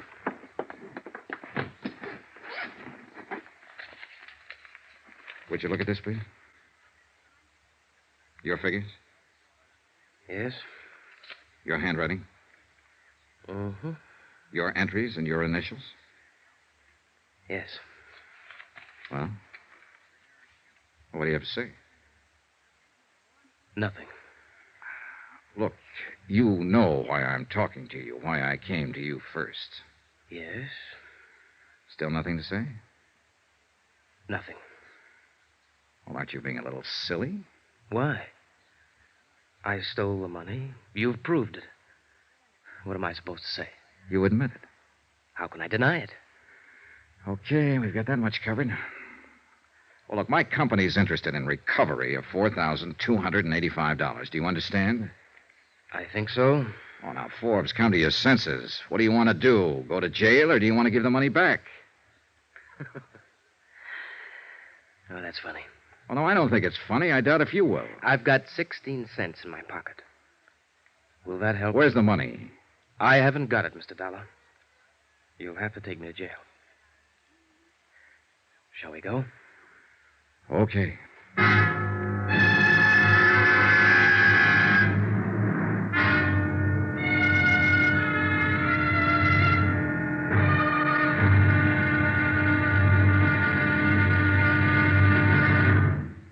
There'll be another intriguing episode of the Forbes matter tomorrow. What makes a man steal?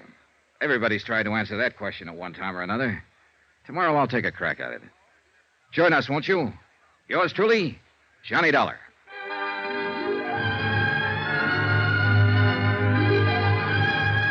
Yours truly, Johnny Dollar, starring Bob Bailey, is transcribed in Hollywood. Written by John Dawson, it is produced and directed by Jack Johnstone. Be sure to join us tomorrow night, same time and station, for the next exciting episode of Yours truly, Johnny Dollar. Roy Rowan speaking.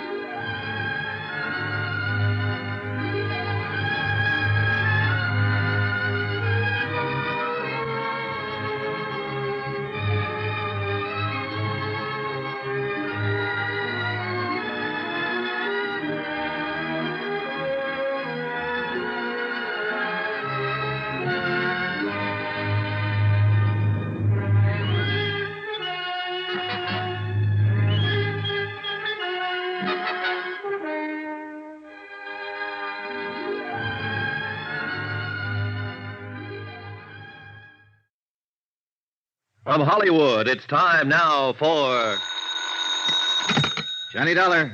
Rob Elliott here, Mr. Dollar. Century style? I know, Mr. Elliott. How are you today? Terrible, Mr. Dollar. I feel terrible. I'm calling from the district attorney's office. You there about Sheldon Forbes? Yes, I had no idea I'd have to act. They want me to sign a complaint. Well, that's pretty usual, Mr. Elliott. Forbes admitted taking the money from your firm. He's guilty as charged. You're the injured party. They want to get on with the prosecution. Oh, dear. So you do whatever they say, Mr. Elliott. Well, will it affect my payment at all? Payment of the claim? No, not a bit. Your check's on the way to you right now. Oh, that's a relief. Now, how about you? Are you going back to Hartford? Should I thank you now? You can thank me, but I'm not going back. What? My job's just beginning. I have to recover the money for the insurance company.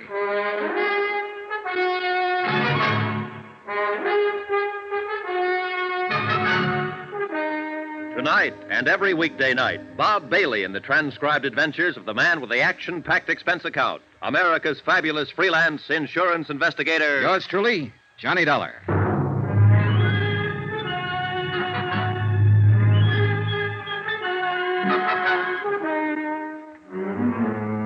Expense account submitted by Special Investigator Johnny Dollar to the Continental Adjustment Bureau, 418 Elizabeth Avenue, Hartford, Connecticut. The following is an accounting of expenditures during my investigation of the Forbes matter theft of nearly $5,000. Expenses continued. Item 4, I think it is, $10, deposited on a rented car. First stop, Central Division Headquarters, where I was informed that Sheldon Thomas Forbes had been formally arraigned and was being held in the city jail. Second stop, an address on 56th Street. Second floor next to a dental laboratory. And on the door it said Edward Gumby, attorney at law. And below it said, walk in. So I did. Hello out there. Mr. Gumby? Yes, sir. Come on in. It's warmer in here. Edward Gumby was standing in front of a gas heater in the inner office, which consisted of nothing more than a telephone, a desk, and a dozen law books. He was a medium-sized man, about 40 or so, a little tired, a little seedy, but he had a nice grin. $1? Yeah, that's right, Mr. Gumby. You don't know me. I'm with Continental Adjustment Bureau, representing Delaware Eastern Liability in this Forbes matter. Oh, yes, of course. Understand you're representing Sheldon Forbes, is that right? I don't know whether it is or not, Mr. Dollar. I happened to be in magistrate's court this morning when Forbes was arraigned. I took him on because he didn't have counsel and the court appointed me. I don't know whether he took me on or not. Sit down. Oh, thanks. New York is the coldest city in the world. Absolutely the coldest when it's cold. Yeah, it sure is. Look, I don't want to take up a lot of your time, Mr. Gumby. Time? I've got time, boy. That's all I've got. What's on your mind? Your client, mostly. He's admitted guilt, but of course we're interested in recovering the money he stole. $4,285. Yeah. Well, I can't blame your company for that. Well, prosecution could probably be stopped if we made recovery. Sure. I thought I'd tell you this in case you had any influence on Forbes. Well, I appreciate that, Mr. Dollar. It's very understandable. But as I say, I was court appointed. I really haven't talked to him yet. So I'll have to confess I don't have any influence with him at all yet. Struck me as a nice sort of chap. Mm-hmm. Don't quite get it myself. Probably an explanation for it. Married once, I understand, and widowed right after the war. He worked for Century Styles about 5 years. Have you talked to the police yet? No. I understand they're going to work on it today. Maybe they'll have a little more information for you about the recovery. They'll probably find the money in an old sock or something like that. That's the way these things generally run, you know. I agreed with Mr. Gumby. That was truly the way these kind of cases usually ran. And I was a little surprised that afternoon when I spoke to the officers at the city jail. They reported that a complete search of Forbes' apartment and automobile unearthed nothing like the missing money. They further reported that they had found no reliable evidence of any material possessions that the money could have been spent for. My next stop, city jail.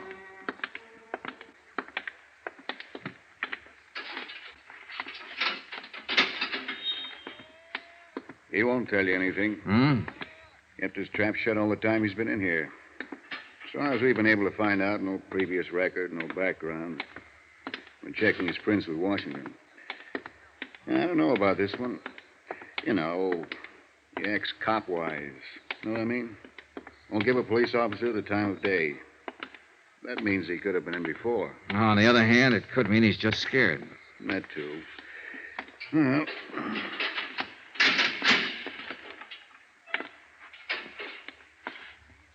Well, now what? Take it easy, Forbes. This is Mr. Dollar. He wants to talk to you. Hello, Forbes. Hi. See you later, Dollar. Yeah, thanks, Sergeant. Just give a yell when you're finished. Right. They treating you okay? Swell. What do you want? I want to talk to you. Well, I don't want to talk to you. I don't want to talk to anybody. Why not? I just don't want to see anybody. That's all. Now, you're acting like a baby, Forbes. You'll have to talk to somebody. Don't lecture me, Mr. Insurance Investigator. I've had all the lectures I want. From myself. I don't know why you're here. I thought we settled our business yesterday. The whole thing's just a technicality. I've been arraigned, they've got my confession. I'll go into court, and they'll give me the business. What are you doing in here, anyway? It's a swell day to be outside. Yeah, it is. Want to smoke? Oh, thanks.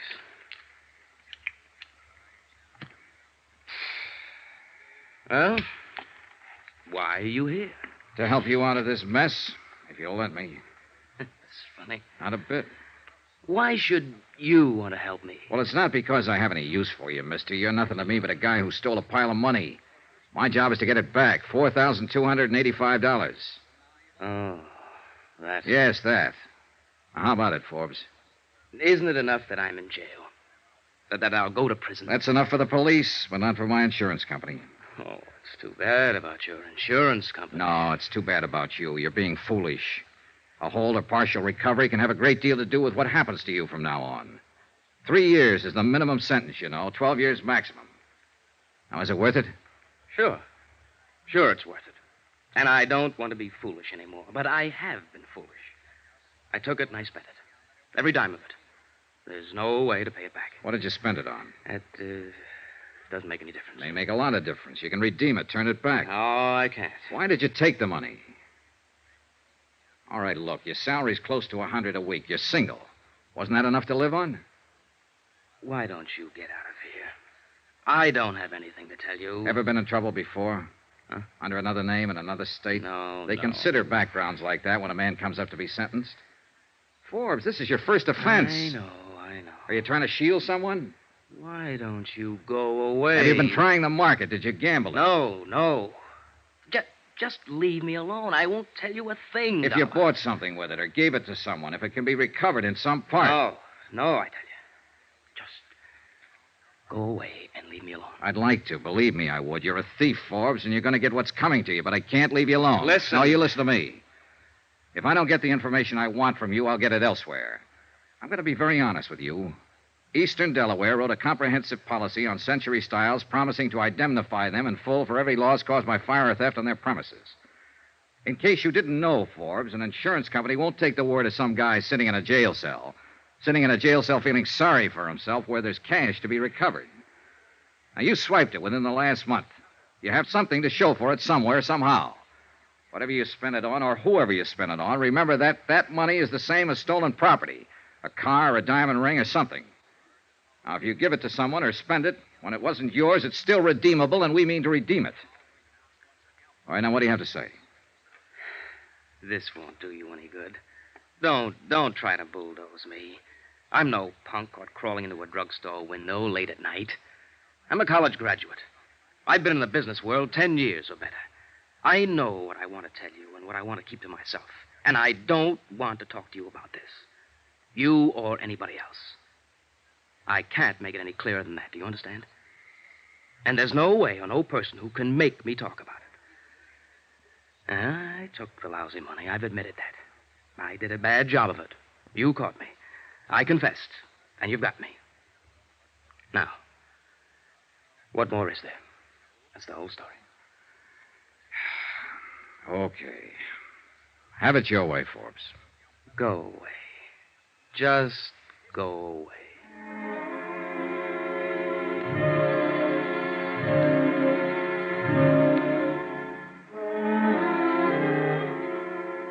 On my way out, I saw his attorney, Edward Gumby, on his way in to see Forbes. I waited around the sergeant's desk. Accidentally, on purpose, I glanced at the admitted visitors register. Only 2 people had contacted Forbes since his arrest, Gumby and myself. That struck me as odd. A glance at his folder named no close relatives, named no one, in fact. I was thinking about that when Gumby came out from his visit. Gumby looked worn out. Hiya. Hi. How'd you do? Not so good. Hey, tell me something. He asked you to contact a girl or anyone? Nope. I don't think he has a girl. I don't think he has anybody. You want some coffee? Yeah, good idea. We slushed across the street and found a diner. Expense account, item 5, 42 cents. Coffee and sinkers for Ed Gumby and myself. I think you're going to strike out, Dollar. I already have. And I think I have, too. Huh? You know what I've been talking to him about in there all this time? The same thing as you, restitution. But he won't open his mouth about it. He did say one thing, though. He wants me to waive a jury trial and go up for sentencing. What? Yeah. Plead guilty and take it. He's sure to get at least 3 years. What can I do? Yeah. Got any ideas? Well, I've got a lot of ideas, Dollar, and all of them make me sick inside. That boy's not a criminal. He took that money because he was desperate about something. You know that from the awkward way he took it. He spent it on something, and he won't talk about it. But now he's about to ruin his whole life, in spite of what you or I or anybody else tries to do for him. All he has to do is give back the money or promise restitution or call up a friend and borrow it. With his clean background, the court had listened to a mercy plea. You told him all this?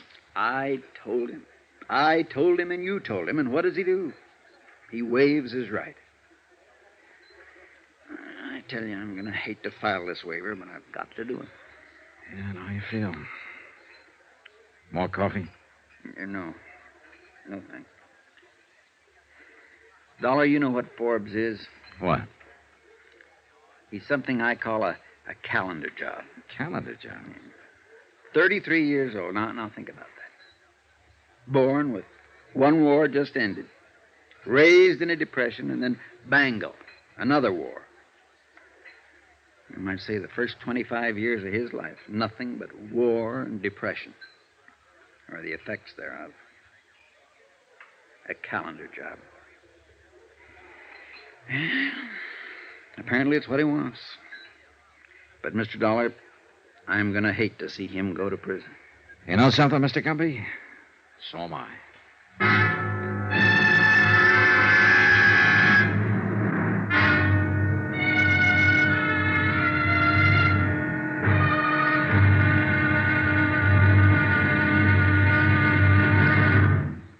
There'll be another intriguing episode in our story of the Forbes matter tomorrow. Tomorrow, a sudden twist in the case that throws all the usual theories right out the window. The unexpected. Join us, won't you? Yours truly, Johnny Dollar.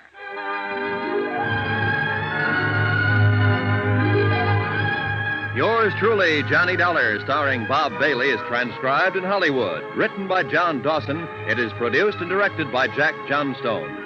Be sure to join us tomorrow night, same time and station, for the next exciting episode of Yours truly, Johnny Dollar. Roy Rowan speaking.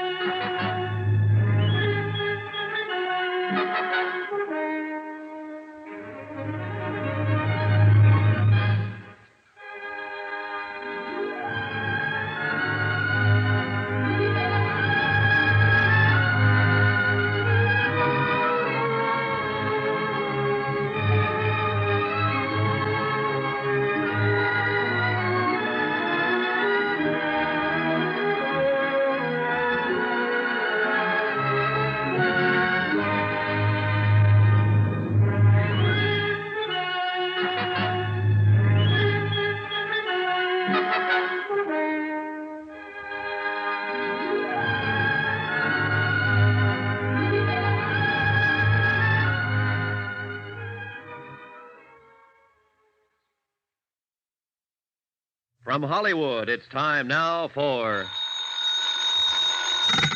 Johnny Dollar. Ed Gumby, Mr. Dollar, attorney for Sheldon Forbes. Oh, hello, Mr. Gumby. How are you? Oh, I don't know.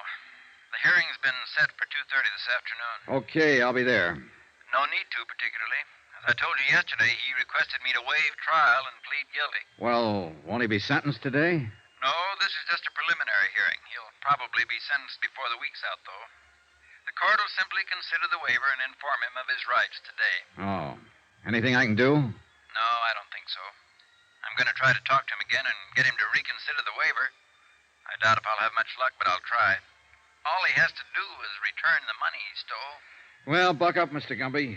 If he won't return it, maybe someone else will. What do you mean? I'm going to try and find out what he did with it. My company wants it back, sure. But we also want Forbes to have a fair chance. You're pretty decent, Mr. Dollar. Thanks.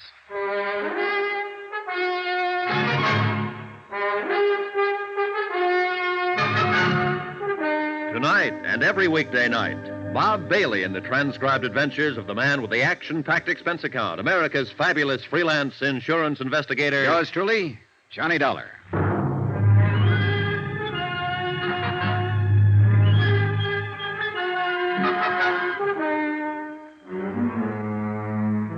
Expense account submitted by Special Investigator Johnny Dollar to the Continental Adjustment Bureau, 418 Elizabeth Avenue, Hartford, Connecticut. The following is an accounting of expenditures during my investigation of the Forbes matter. Embezzlement and a very frustrating case. Expense account continued. Item 6, $3.50, lunch. For myself and a Mr. Arnold Haven, head of the accounting department for Century Styles Incorporated. Mr. Haven, a tall, balding man in a dark suit, had ulcers. His poached egg and dry toast didn't interest him too much. What's going to happen to Forbes? Oh, I don't know, Mr. Haven. That depends on several things. Right now, I have to tell you that it looks like he'll go to prison. Worse than that, it looks like he wants to go to prison. He's waived trial. Prison. That's too bad. Too bad. I always liked Sheldon Forbes. You hired him, did you, Mr. Haven? Yes, I hired him. He was a good man right from the start. He did his job, and he did it well. I never had a complaint against Forbes. Why do you suppose he stole the money? You've got me, Mr. Dollar. We paid him the going rate. That's a good salary for accountants.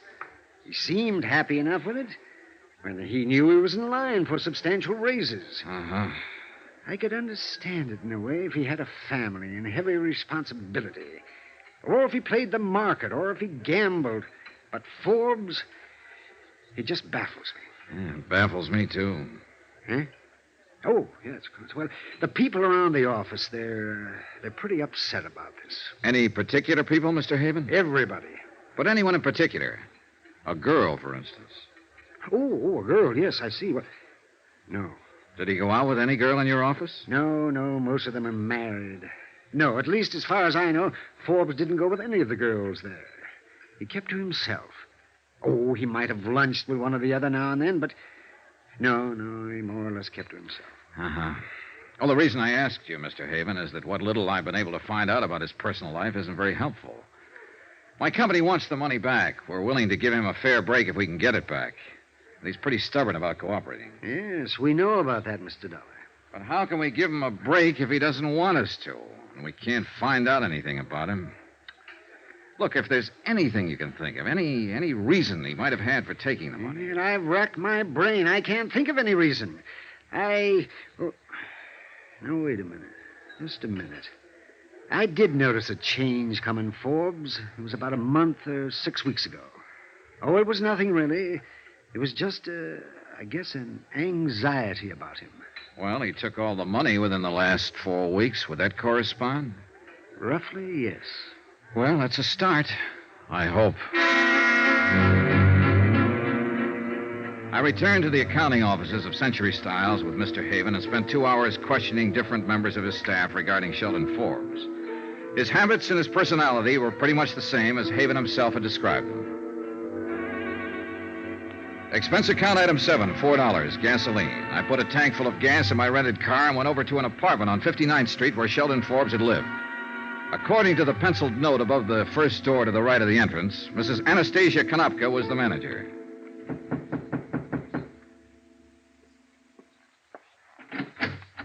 Yes, what is, please? You're Mrs. Konopka? Yes. What do you want, mister? I understand Mr. Sheldon Forbes lives here. Is that right? Oh, yes. Bad. I hear he steals monies. Bad. He not in jail, I think. Yes, I know about that, Mrs. Konopka. I'm from the insurance company, and we're involved in this case. We're trying to recover some of that money if we can. I wonder if you'd help me. I fixed dinner for my husband. He's come home from work. It won't take long. What I do? Well, I want to know about Sheldon Forbes. What? The works, Mrs. Konopka. Did he drink, gamble? Did he stay in nights or go out? Did he pay his rent? He always pay his rent. You are policeman? An insurance investigator. Please, sometime else. Maybe you speak to my husband. He speak much better than me. But it's important now. I talked to Mr. Forbes on telephone. He called me from jail. He say I no have to answer any questions. No, you don't have to answer any questions, Mrs. Konopka. But I'd sure appreciate it if you would. My husband home pretty soon. You ask him. You can help him, possibly. Now, would you like to help him in this trouble? All right, mister, but how I know these things you ask about men who live here? Well, look, how about his friends? Who visited him? I cannot say. No visitor. Was he a good tenant? No trouble, like Mr. O'Sullivan on 3rd floor. Mr. O'Sullivan always drunk. Called police twice. Mr. Forbes no drink whiskey. Uh-huh. Did you ever meet his girl? Girl? Sure. He had a girlfriend, didn't he? Oh, I think you mistake. I no ever see girlfriend here. All right. How long have you known him? 5, 6 years, maybe. Ever since he moved in here to this place. But no girl? No. Well, how'd he spend his time? Work. He work very hard. No, I mean besides working at the office. How else did Forbes spend his time? He poor feller, that one. Huh? Sure, he steals money, but he poor feller just the same. For him, I feel. Yeah. Mr. Forbes, he quiet and he think. I know he live up in that little room quiet and think. He does all time think. No whiskey, no girls. Oh, he paint sometime, listen to music, think. Oh, my husband dinner burn. Please, you go Well, now. just a minute. I'd like to see his apartment if I can. Oh, no matter. Here. You bring back key, please. Sure. Thank you, Mrs. Konopka. The apartment Sheldon Forbes called home was as dismal as the neighborhood. A tiny closet kitchen, a bed that came out of the wall, a pair of grimy windows that looked across the court onto another pair of equally grimy windows. The furniture was threadbare and dusty. A small ironing board and iron attested to the fact that Sheldon Forbes laundered his own shirts. Other small evidences of frugality were about the premises. A hot plate and a can of souring cream. 2 suits of clothes, neatly brushed and pressed, but inexpensive. The record player and a collection of a half a dozen good albums were the only sign of material accomplishment. The painting materials, easel, canvas, and oils were also inexpensive. No liquor, no jewelry, no expensive clothes. Nothing that cost $4,285 or anything like it.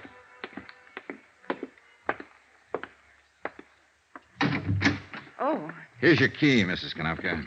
Thank you very much. thank you. Thank you. Well, what you think? I think he's had a very lonely life here. Oh, Doc, yes.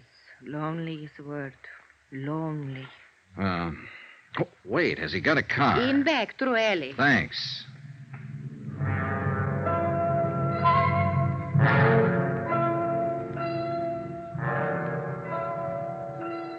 It was a Ford, vintage of 1946, tightly locked up. The paint was scaling away, the tires worn down, the mileage 77,000 miles. He certainly hadn't blown the money on a fancy car. Now I felt completely frustrated. Expense account item 8, 79 cents, dinner. I had it in a neighborhood restaurant called the 79er, a place I learned where Sheldon Forbes frequently took his evening meal.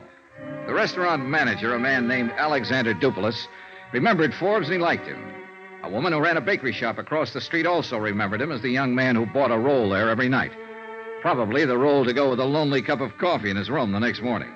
She liked him, too. All in all, I was getting a composite picture of Sheldon Forbes that didn't look quite right. Whatever he was to the people who knew him casually, he wasn't a man who ever had any money to spend. I dropped in at the city jail about 7:30, and I was surprised to find lawyer Edward Gumby sitting on a bench, briefcase in hand. $1? Hello, Mr. Gumby. Nothing new, huh? Well, that's the way it goes, I guess. We had some action today. Oh? Yeah. The hearing was this afternoon. Man from the district attorney's office took about 15 minutes to lay out the evidence against Forbes and make the charges. Uh-huh.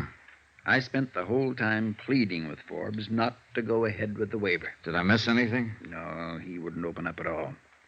Just said he'd spent the money.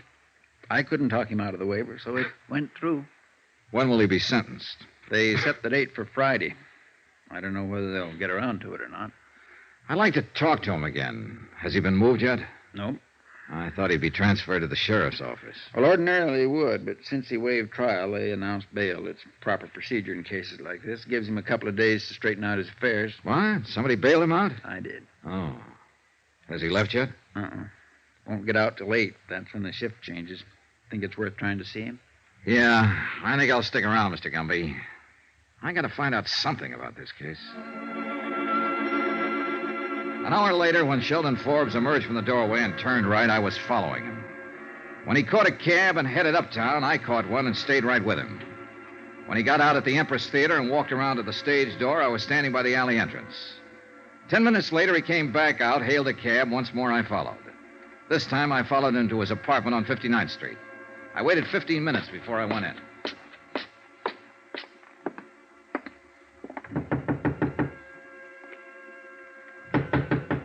Forbes? Forbes?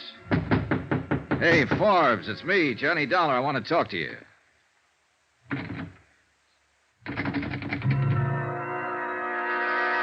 It took me a few seconds to understand what it was. I got a couple of whiffs of it coming from under his door. Forbes!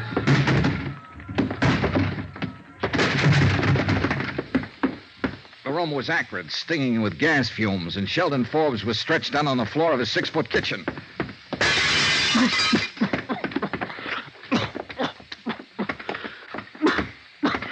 When I picked him up and carried him out, I didn't know whether he was alive or dead.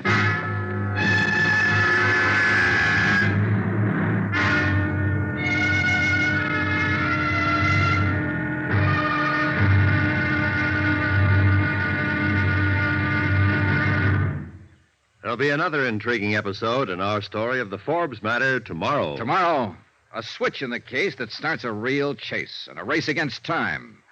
Join us, won't you? Yours truly, Johnny Dollar.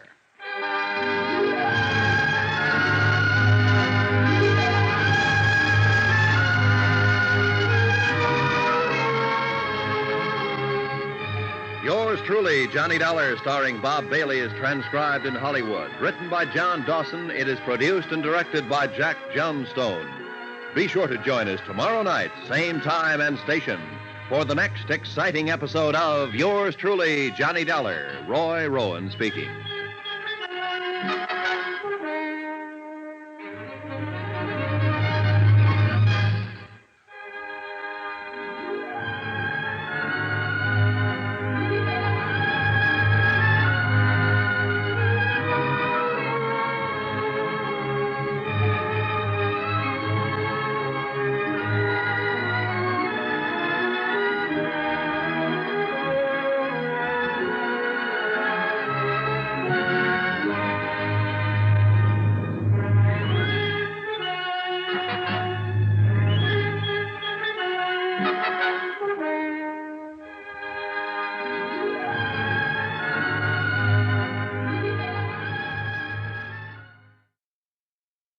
From Hollywood, it's time now for Johnny Dollar. This is the police operator. Are you the party who called for an ambulance? Yes, didn't you get it? It's on the way, sir. I'm calling to verify the circumstances. Attempted suicide by gas. Yes, sir, we have that. The victim's name? Sheldon Forbes, Forbes. Forbes? And your connection, sir? Relative, perhaps? No relation. Insurance investigator. I just found him. Will you please remain there until the officers arrive? Are you kidding? I asked you, but... Oh, well, thank you very much.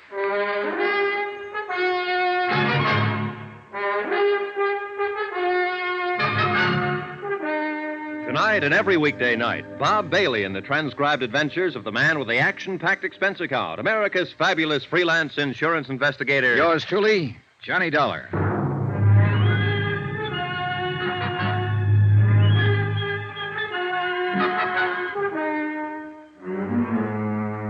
Expense account submitted by Special Investigator Johnny Dollar to the Continental Adjustment Bureau, 418 Elizabeth Avenue, Hartford, Connecticut.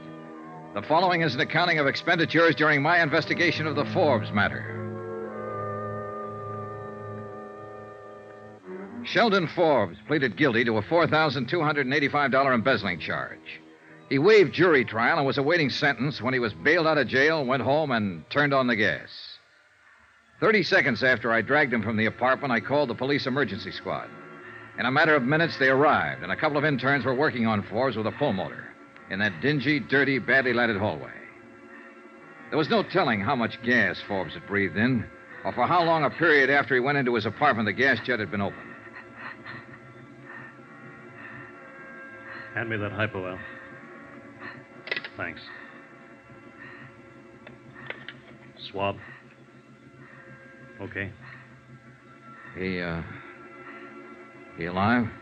Barely.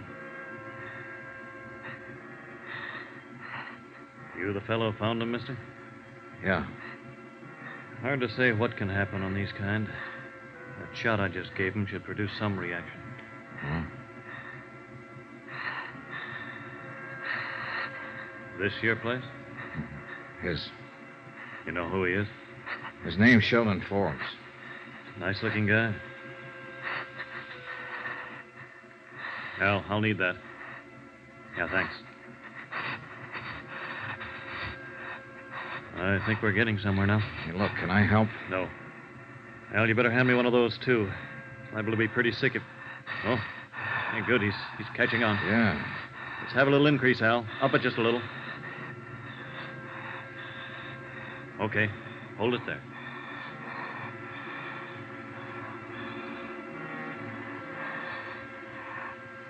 The intern and his assistant worked quietly and methodically.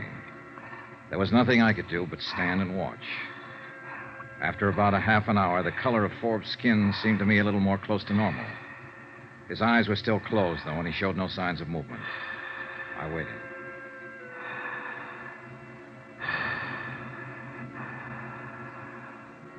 Okay, Al. You can kill the pulmotor.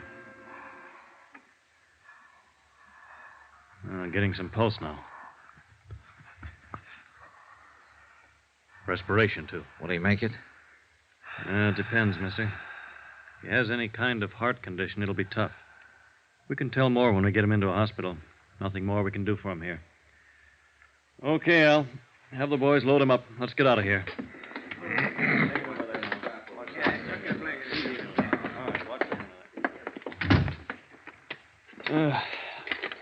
Now, mister, you say he's a friend of yours? Just someone I knew. He's got you to thank, in case he makes it. Where'll he be? We'll take him over to Bellevue. All attempted suicides get over there. Mm-hmm. I'd like to talk to him when he comes around. Any idea when that'll be? No telling. Better phone in first. Police will want to talk to you. You give identification to headquarters when you called in? Yeah. Yeah, that's the third one tonight. What is it, the weather? Not for him. My job is to handle them, but I wonder why they do it. Oh, this guy's got a problem. He's out on bail, goes into court Friday to be sentenced. Embezzling charge. Oh. Seemed like a nice guy to look at. I think he probably is a nice guy. But I thought you said he was an embezzler. I did. Well, be sure and call in. Yeah, sure, Doctor. Thanks. Good night. The uniformed officers outside the apartment house questioned me thoroughly regarding the circumstances of the attempted suicide. I told them what had occurred and gave them my business address for reference. They asked me to ride over to the station with them and verify the facts. I did. All of that took about 2 hours. When I was finished, I put in a call to Bellevue. No change in Sheldon Forbes' condition. Expense account item 9, $280, 1 theater ticket. That's what it cost me to see the last 15 minutes of a fairly bad musical play at the Empress Theater. When it was over, I walked around to the stage entrance. Didn't quite get that, mister. Dollar. Dollar? Oh, Mr. Dollar. Uh-huh. Well, what can I do for you? Between 6:30 and 7 o'clock tonight, a man came here to the stage entrance and talked to you. A lot of people talk to me here. That's my job, talking to them. One man in particular. His name is Sheldon Forbes. Don't remember nobody named Forbes. Well, maybe he didn't give his name. He was a tall man, about my size, 30 or so, dark hair, clean cut. Wore a tweed suit. Beats me. Did he come here to see somebody in the show? Is that it? He might have, I don't know.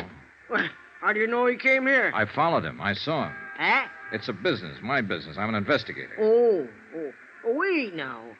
Did he have a hat on tonight? No, I didn't. A short haircut? Yeah, do you remember him? Sure. What's he done? Struck me as a nice young fella. He's been around here a lot of times. Sheldon Forbes, yeah. I didn't recognize the name at first. Would you mind telling me why he comes around here? Comes here to see Betsy Walker.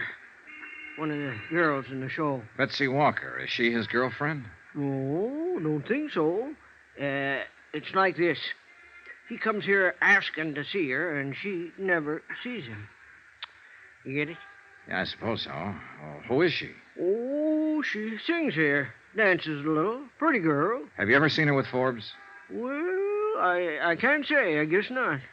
Is she still here? Huh? Betsy Walker, is she still here? I'd like to talk to her. Well, she wouldn't be here this late.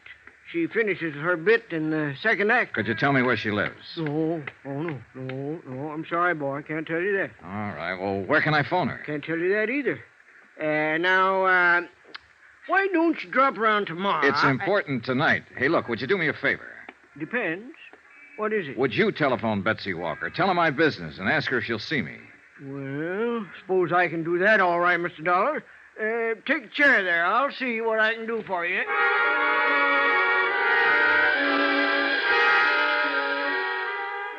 The doorman did all right. Expense account item 10, $2.65, cab fare. I gave up my rented car and had the cab driver find the address Betty Walker had given. It was a rather nice apartment in a rather nice part of town, and was almost 1 a.m. when I got there. She met me at the door, wrapped in a chenille dressing gown with cold cream on her face. Miss Walker? You must be Mr. Dollar. Yes. Now, just wait a minute. Do you mind if I see some kind of identification or something like that? Oh, no. There you are. Hartford, Connecticut. Oh, you'd be surprised at some of the things some men will try. Come in, please. Thank you. I didn't quite understand Frank on the telephone. Frank? Oh, the doorman at the theater. Yes. I didn't know quite what to make of it. Goodness, are you really an insurance detective?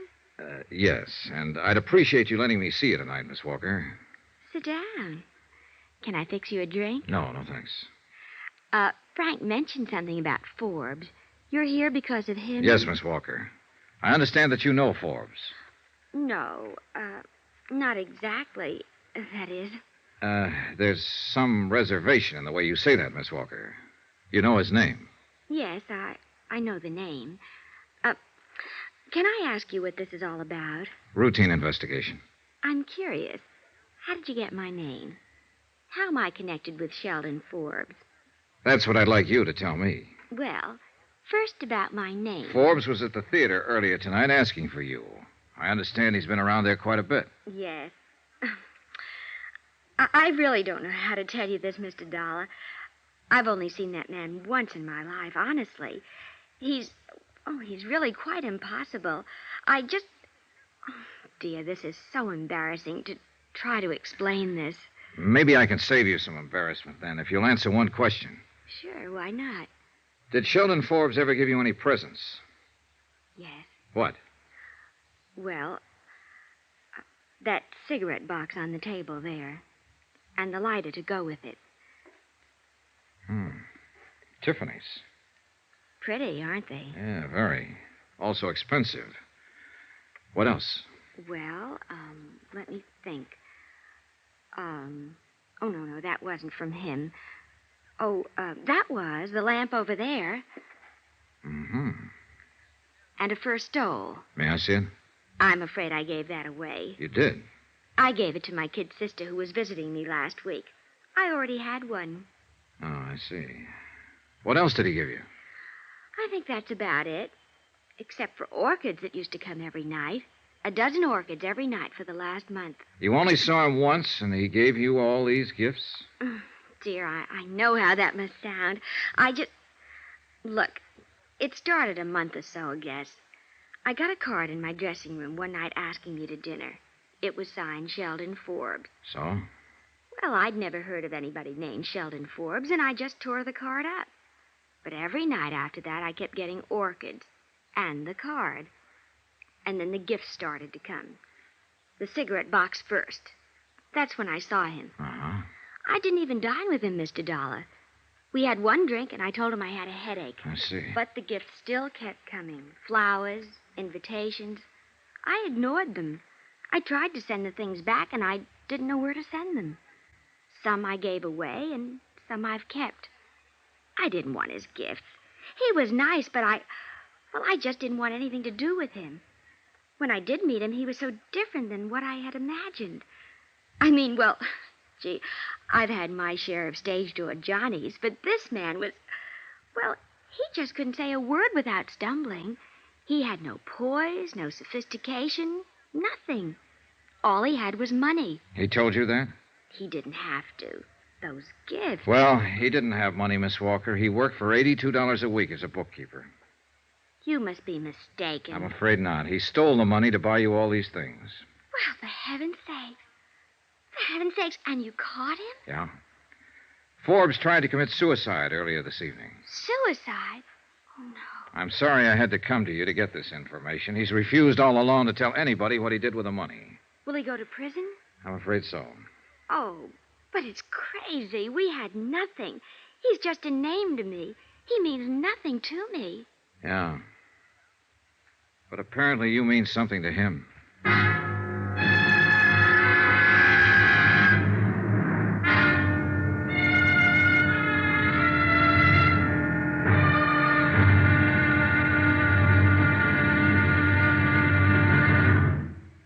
There'll be another intriguing episode in our story of the Forbes matter tomorrow. Tomorrow, proof that $4,285 worth of unrequited love can spell 3 years of prison. But sometimes there's an angle. In this case, a rather startling one. Join us, won't you? Yours truly, Johnny Dollar.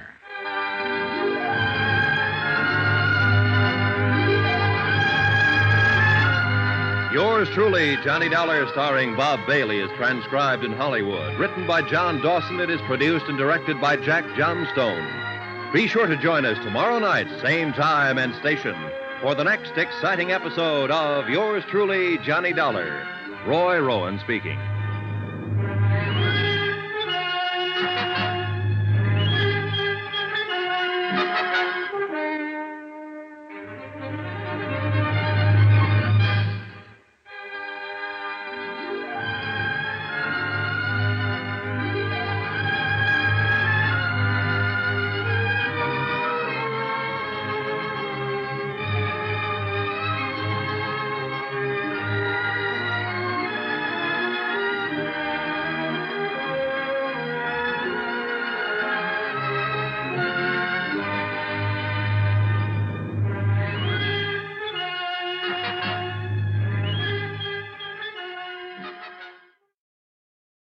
From Hollywood, it's time now for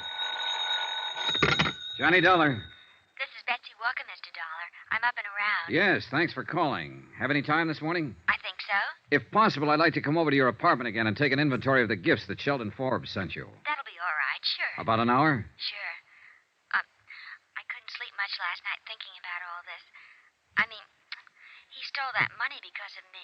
You mustn't feel that way, Miss Walker. He knew what he was doing. You had no part in the theft.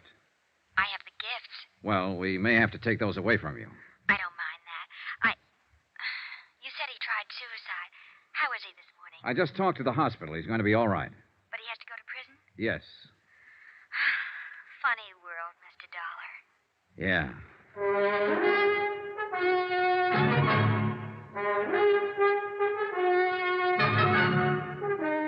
Tonight and every weekday night, Bob Bailey in the transcribed adventures of the man with the action-packed expense account, America's fabulous freelance insurance investigator. Yours truly, Johnny Dollar.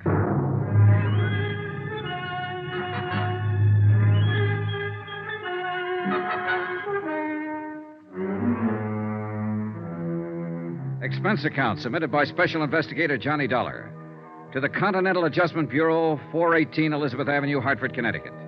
The following is an accounting of expenditures during my investigation of the Forbes matter. More expenses, items 11 to 16. $78.40. Cab fares, meals, accounting services, legal services, cab fares, and more cab fares. I made a comprehensive inventory at Betsy Walker's apartment and spent the rest of the day tracking down the places where the items had been purchased and ascertaining their retail values.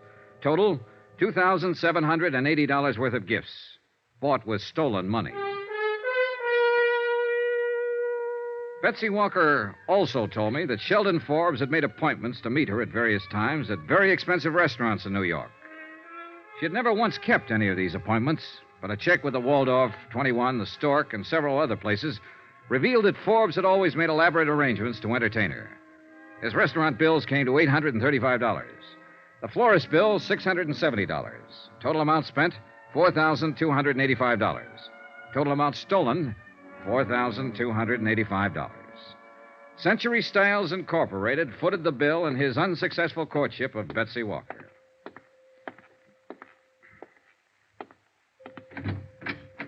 Hello. Hi. Remember me, Forbes?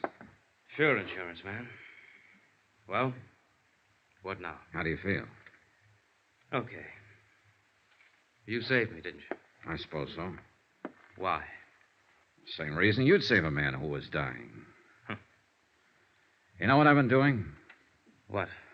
Answering the questions you wouldn't answer. I met Betsy Walker. What? My job, Forbes. I had to. How did you know about her? I followed you night before last. When you got out on bail, I saw you go to the theater. Listen, you had no right to go to her. You have no right to involve her in any of this. Why didn't you think of that a month or so ago? It's the company's money you've been spending on her. I had every right, as unpleasant as it is. Suppose she knows all about me now. That's right, all. Boy, I sure must look like the prize sucker of all time. Must have handed her a laugh. She didn't think it was one bit funny. And Forbes, I don't think it's funny either. Then what are you standing here for? Lording it over me? I'm not doing that at all. I'm just here to let you know how things are at the moment. All right. How are things? Well, first off, we took back all the gifts you gave her. Dirty skunk. Don't get mad at me, Forbes. Get mad at yourself. I didn't steal the money and try to impress her. You did. Why didn't you leave it alone? What difference does the money make to you? Nothing to me, but it means something to my insurance company. They still want it back, and they'll get as much back as they can. Swell. Good for them. What do you want now? Your signature. I think I traced most of it down. You want to look this over? Go ahead. Those figures about right? I suppose so. I didn't keep track. Approximately? I suppose so. You're pretty thorough, aren't you? We have to be. Will you sign this? No. It'll help to clear up our bookwork a little. What difference does it make now? We've got you cold. Okay. What difference does it make? Give me.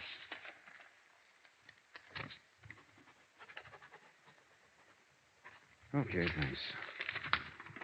That's all it means to you, isn't it? Dollars and cents. Dollars and cents that were stolen, Forbes. Remember that. You wouldn't let me forget it. No, I wouldn't. You did the dumbest thing in the world. You stole nearly $5,000 trying to make an impression on a girl who didn't want to have a thing to do with you. You went about it wrong from top to bottom. You've acted like the great stone face ever since you've been found out. You wouldn't bother telling me about it. I had to go out and find out myself.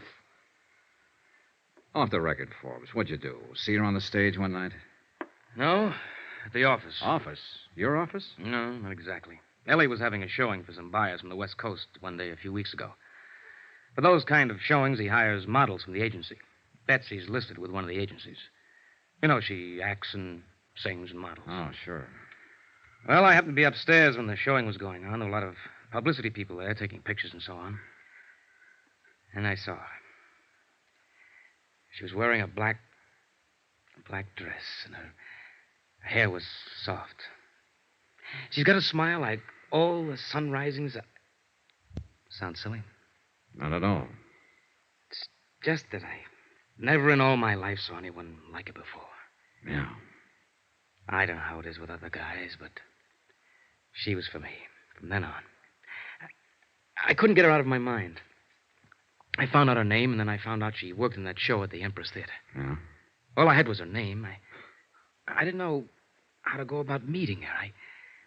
I just didn't know. You figured a little money might attract her to you. I've heard that's the best way to do it. It's one way. Not the best way, kid. Probably not. The best way I could think of. What did you think about taking the money? I thought I'd be able to stick it back. Well, I guess I really didn't think much beyond just meeting her. Having her look at me the way I wanted her to look at me. What? It was the wrong way to go about it, sure. But then did you ever think of my alternative? I'd thought of it. I pictured myself knocking on her door one night, and I could see her answering it. "I'm Shelley Forbes, Betsy," I'd say. "Clothes don't make the man," I'd say, while she sort of took in my tweed suit and the only coat I've got to my name. "Listen," I'd say, "I got an 8x10 apartment over on 59th Street. The halls always smell like cabbage, but I'm a heck of a fine guy. And I drive a 1946 Ford that misses a little, but it's good enough for us." And then I'd say, "Why don't you toss on your mink, and we'll go over to my dump, and we'll have a bottle of beer, and I'll tell you how much I love you. How about that?" Some alternative, huh? She makes more money in an hour than I make in a week. I couldn't even afford to keep her in cigarettes. Lord, I wanted her like nothing in my whole life. She might have taken you up on it, Forbes, if you'd put it that way. Yeah? What makes you think so? She wasn't impressed by any money or any gifts. More than that, I met her. She's a pretty nice girl. Yeah. Up until the time I talked with Sheldon Forbes in the hospital, I'd always had my doubts about love happening at first sight. After my talk with him, I was convinced that it could and did happen to him. I was sorry that he didn't know quite how to handle it. I was also wondering, if I'd been in his shoes, would I have done the same thing?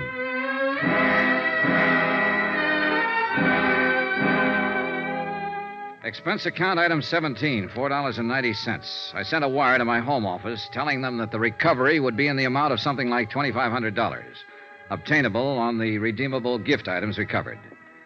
After that, I went back to my hotel. I was surprised to find Betsy Walker waiting in the lobby. Hello, Mr. Dollar. Why, hello. I was afraid you might leave town. I wanted to talk to you. Sure, you just caught me. I was going upstairs and pack. What is it? Could we have a drink or something? Sure.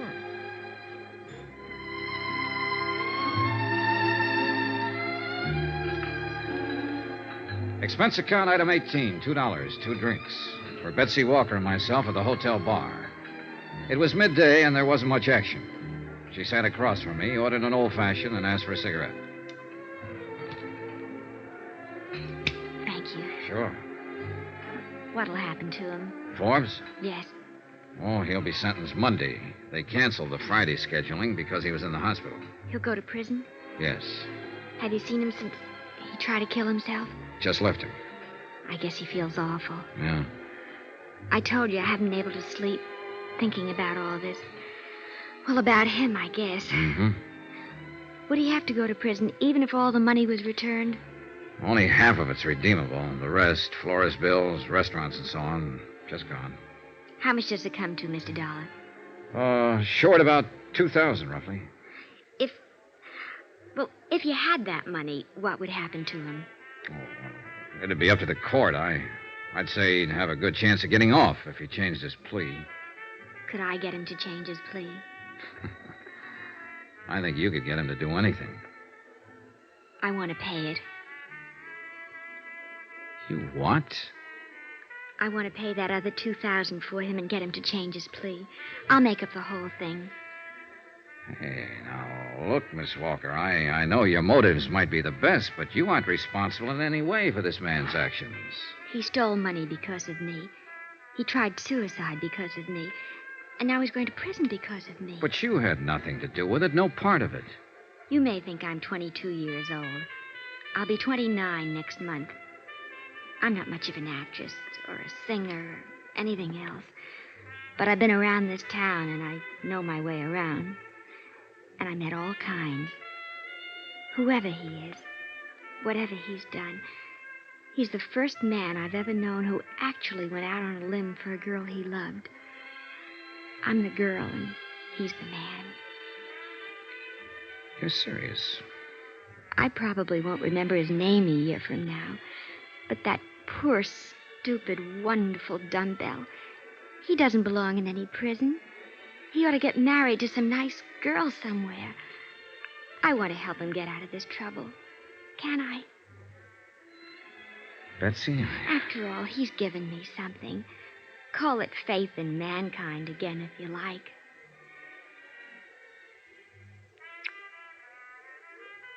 What's the kiss for? What you just gave me, Betsy. Faith.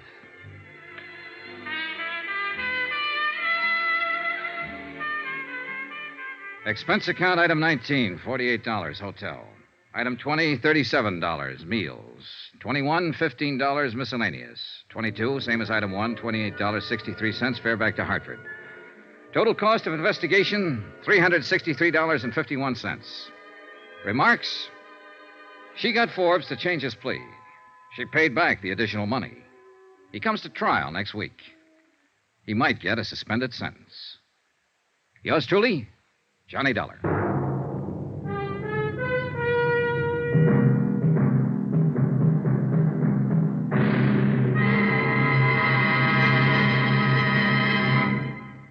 Remember, there'll be another intriguing story for you beginning next Monday night. Next week, a trip south of the border where the flashing eyes of a dark-haired senorita spells plenty of, well, believe me, romance and trouble can go hand in hand. Join us, won't you? Yours truly, Johnny Dollar.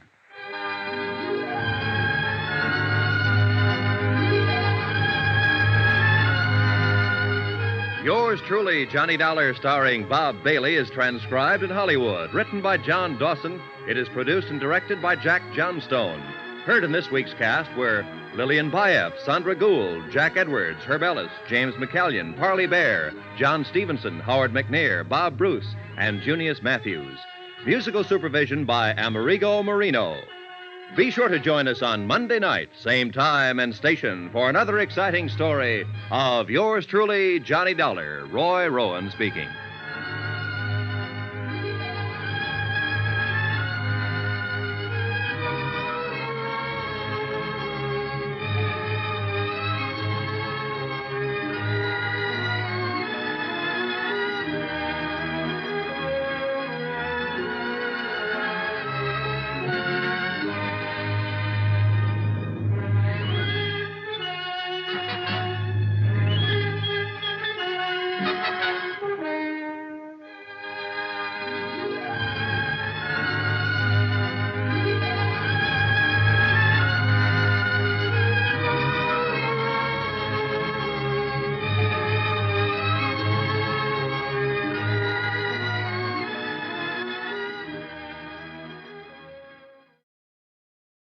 From Hollywood, it's time now for Johnny Dollar.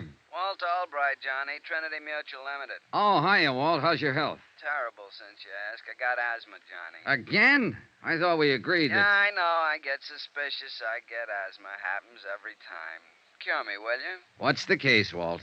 Man named Eddie Kalin, Caylin, out in Los Angeles, died yesterday. $5,000 policy, double indemnity. What did he die of? Mysterious circumstances. Well, that's usually a fatal disease, all right, That's but... it, Johnny. That's all I know. Mysterious circumstances. The body was identified by the widow. I see. Our salesman out there can probably help you. He issued the policy only 6 weeks ago at the request of the widow. Uh-huh. 6 weeks, 1 premium paid, check signed by the widow. Hey, tell me something.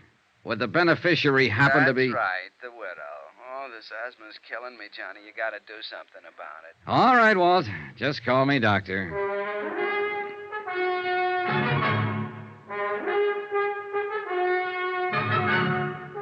Tonight and every weekday night, Bob Bailey in the transcribed adventures of the man with the action-packed expense account, America's fabulous freelance insurance investigator. Yours truly, Johnny Dollar.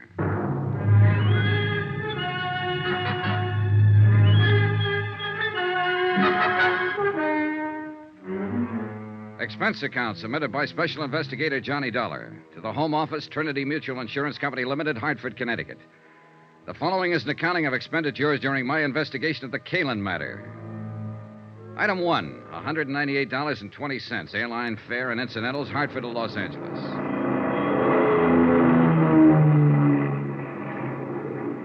I hadn't arranged for anybody to meet me when I arrived at L.A., so I picked up my bags and headed for the taxi stand. Mr. Dollar, please, wait a second. He was a small man, nervous and fluttery, with a shiny pink nose and a face like a little white rabbit. I was watching for you out on the ramp, but somehow you must have slipped by. And you are Mr. Dollar, aren't you? Yes, I'm Johnny Dollar, but I don't think I... Welch. Presley Welch. I'm the... Oh, yes, you're the district salesman here for Trinity Mutual. That's right. Well, how are you, Mr. Welch? I'm out of breath at the moment. From running, you understand. You see, I'm troubled occasionally by asthma. You too? Oh, do you have asthma, Mr. Dollar? No, it's a friend of mine in Hartford. Oh, in Hartford? Oh, well, you don't say. Yes, in fact, I came out here just to cure it for him. Out here? Oh, this is the worst place you could have come. Oh, you see, the smog here is so bad. Oh, no, I do believe you're joshing. I guess I am at that. Come on, let's add to my expense account with a cup of coffee. Oh, do you really think we should? Oh, why not? Let's be daring. All right, let's. I always say if the company can't afford it, come on. If Presley Welch sold insurance the way he answered questions, it was amazing that he hadn't starved to death years ago. He skidded around the field, flip-flopped overhead, and buzzed the tower, all verbally, of course, and for 15 minutes he didn't touch a wheel to the ground. But when he did finally land, he came in with a swoop. I do hope you'll accept my apologies, Mr. Dollar, for causing all this trouble, because the whole thing is my fault, of course. Oh, I don't see how. Unless you murdered Eddie Kalin. Why, I scarcely knew him. A perfect alibi. Oh, no. You misunderstand. Well, I'm just joshing. What I meant was, I wrote the policy, and I knew better right when I did it. Oh? What do you mean? Well, Mr. Kalin was quite facetious about the whole procedure. When I tried to point out the retirement security factors in our multiple endowment plan, he actually laughed. You don't say. Yes. He said all the security he'd asked for was 2 aces up and 1 for the kicker. Well, what about Mrs. Kalin? What was her attitude? Well, she was quite serious about it. Wasn't she the one who actually applied for the policy? Well, not technically. The beneficiary can't, you know. It's against the rules. Yeah, I know, but didn't Well, she... she was the one, yes, that called me and asked me to come out and talk to her husband, and he finally signed the application, but he seemed to regard it as a joke. He only did it as a favor to her, something of that sort. And now it's turned out to be a $10,000 favor. What kind of a woman is she, Mr. Welch? Well, she's quiet, well-mannered, quite charming, I thought. I must confess I felt a good deal of sympathy for her, in view of her husband's incessant flippancies. A real happy fellow, huh? Oh, positively frivolous, Mr. Dollar. And I should have been warned by his attitude. You know, insurance is a serious business. Oh, sure. But Eddie Kalin didn't laugh himself to death. Oh, my. Oh, he died in the fire when his automobile caught fire. Oh, laugh. Oh, I see what you mean. Say, tell me, how well did you get to know the Kalins, Mr. Welch? Oh, hardly at all. I saw Mr. Kalin twice, once at his apartment the evening I sold him the policy, and then 2 weeks later at my office when he came in to sign the paper. And Mrs. Kalin? Only once, that evening at their apartment. She phoned me earlier in the week. And you haven't seen her since her husband's death, huh? No. I phoned to express my sympathy, but she wasn't available. She hasn't filed a claim yet. No, but I knew she would, so I took it on myself to notify Hartford. I just can't help feeling guilty about this, you know. Yes, so you mentioned. Not that I really am, of course, but, well, you understand. It's Oh, sure, I understand. Well, I'll keep in touch. Watch out for comedians, Mr. Welch. Watch out for who? Oh, comedians, watch out. Expense account item 3, $6.35. Taxi fare to the Beverly Wilshire Hotel, and a second taxi to the West Los Angeles Precinct Police Station. The case wasn't being handled by any of the usual departments, Bureau of Homicide, Missing Persons, and so on. The man in charge was Detective Sergeant Jose Reynosa, unattached, working out of the Central District on special assignment. Pull up a chair, Mr. Dollar. When I talked with him in his office, Reynosa told me the reason for it. Yeah, it's a funny deal, Mr. Dollar. The facts in the case could point a lot of different ways. But the way it stands right now, they just don't add up in any direction. At least not quite. Do you mind filling me in on some of those facts, Sergeant? I'll be glad to. Last Thursday morning at 4:20 a.m., we got a call relayed through the fire department to investigate a burned automobile out on the Palos Verdes headland, up in the hills above the harbor. The car was lying in the bottom of a ravine below the road, and it was a total loss. Apparently, the gas tank had burst and flooded the whole interior. Oh, what do you mean, apparently? Well, the upholstery may have been deliberately soaked with gas. The arson squad isn't sure. I see. That's why this case doesn't quite fit in any niche, Mr. Dollar. It might be homicide, might be arson, missing person, or only an accident. We're not sure yet. Anyway, there was a body in the driver's seat, burned to a cinder, unrecognizable. But we did recover a few personal effects. A signet ring, keychain, wristwatch with the strap burned off, a wallet, badly scorched. I noticed the keychain has a metal tag with the address stamped on it. Yeah, that and a part of the driver's license were the only leads. Eddie Kalin, Argus Terrace Apartments up on Sunnyway Drive above the Strip. So we went up there and we ran into a second surprise. What do you mean?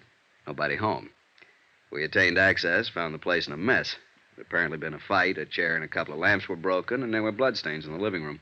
What about Mrs. Kalin? Located her the next afternoon. She'd been spending a few days at a friend's cabin up at Arrowhead. Does the friend confirm it? She was there alone, had her own car. Yeah, she might have come back to town that night, but we got nothing to prove it. Or disprove it. Right. Just another one of those maybes.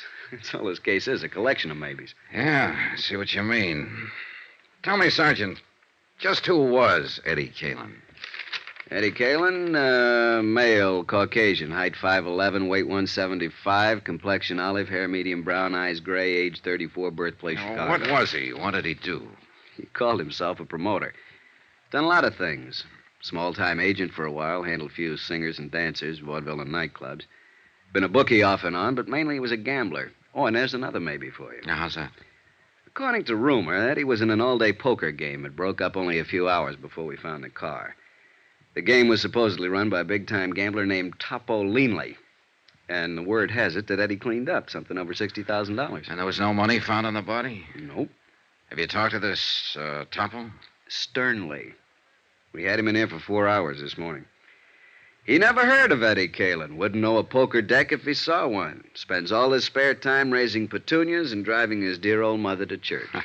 Like that, huh? Like that. So there's another one for you. Maybe Topo didn't like the idea of losing 60 grand, decided to get it back. Or maybe the widow wanted the insurance, or it could be that somebody else took a crack at him. And it's possible, of course, that Eddie mailed the $60,000 to a blonde in Milwaukee and just ran off the road by accident. Yeah, it's possible.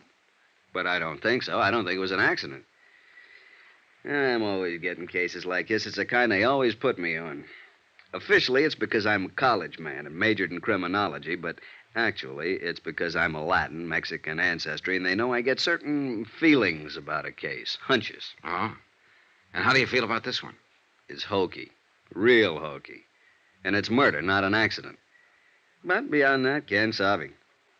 Why don't you poke into it a little, see what you can find?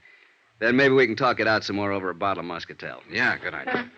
Where can I find Mrs. Kalin? Oh, the widow? Well, that's a good starting point. She's out at their apartment. There's the address. Okay, thanks. Oh, just one other thing, Sergeant Reynosa. When you gained access to the apartment, I assume the door was locked. Yeah, it took a little effort. Oh, what kind of a lock? Automatic night latch? Spring cylinder? No, it was an old-fashioned Warden bolt. Had to be locked with a key. Mm-hmm. What are you getting at, Mr. Dollar? Oh, a hunch of my own, Sergeant. Let's save it for the Muscatel. See you later. Expense account item 4, $2. Taxi to the Kalin apartment in West Hollywood. It was shortly after dusk by now, and the lights were coming on all over the city. It was a cool, clear night. Los Angeles at its best. As we swung off the Sunset Strip and started climbing up into the hills, I looked back across the basin toward the dark mass of the Palos Verdes headland that bounded the far side of the great carpet of lights. 3 nights ago, a man had died over there in the darkness. And in a few minutes now, I'd be talking to his widow. Or at least to the woman who claimed to be his widow.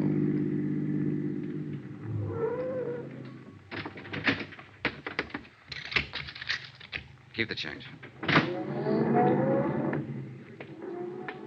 The Argus Terrace apartments, like most of them in that section, sprawled up the hillside above the street. 6 or 8 apartments on as many different levels, all opening onto a central patio filled with walks, steps, and banks of tropical plantings. The Kalin's apartment was at the top, and I was still 50 feet from it when the door opened and a man came out and hurried toward me. I stepped back against the shrubbery and waited for him. Good evening, Mr. Welch. Oh, my. Oh, it's you. Your second visit to Mrs. Kalin? Second? Oh, yes. Yes, it is. I imagine you've been notified, too. Notified? Well, yes. I got a wire from the Home Office in Hartford this evening. That's why I'm here. Well, Mrs. Kalin has filed under the double indemnity clause of the policy a claim for $10,000. She has, huh? She hopes it can be paid immediately and without any trouble. Well, I don't like to dash a lady's hopes, Mr. Welch, but I've got news for the widow. News? The claim won't be paid immediately. And before this is over, there's going to be a lot of trouble. Oh? In fact, Mr. Welch, if my hunch is right, this claim is not going to be paid at all.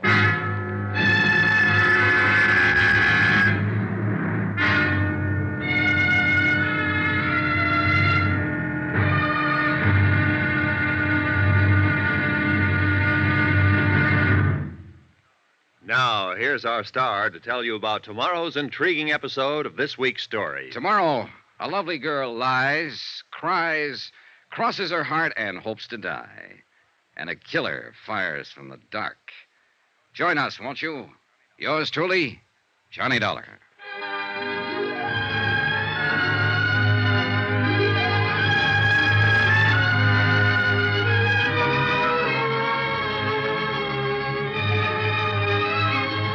Yours truly, Johnny Dollar, starring Bob Bailey, is transcribed in Hollywood.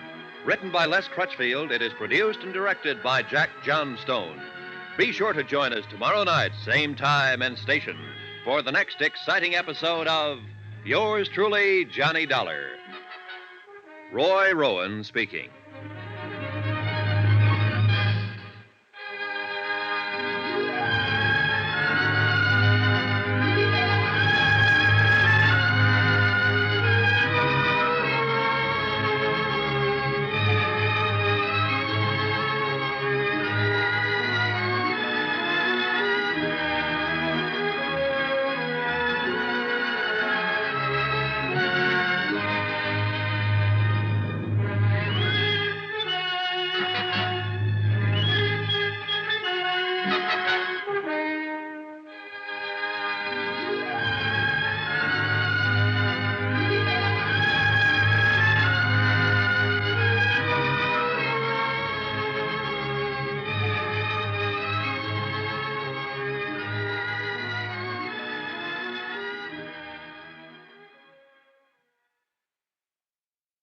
From Hollywood, it's time now for...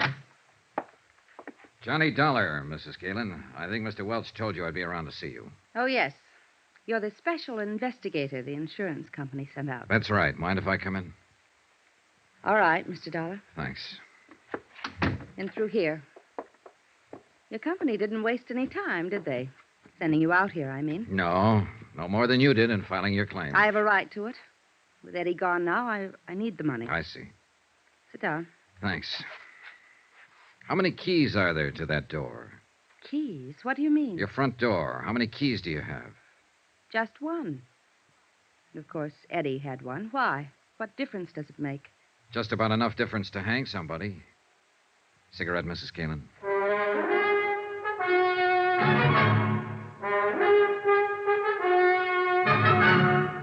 Tonight and every weekday night, Bob Bailey in the transcribed adventures of the man with the action-packed expense account, America's fabulous freelance insurance investigator. Yours truly, Johnny Dollar.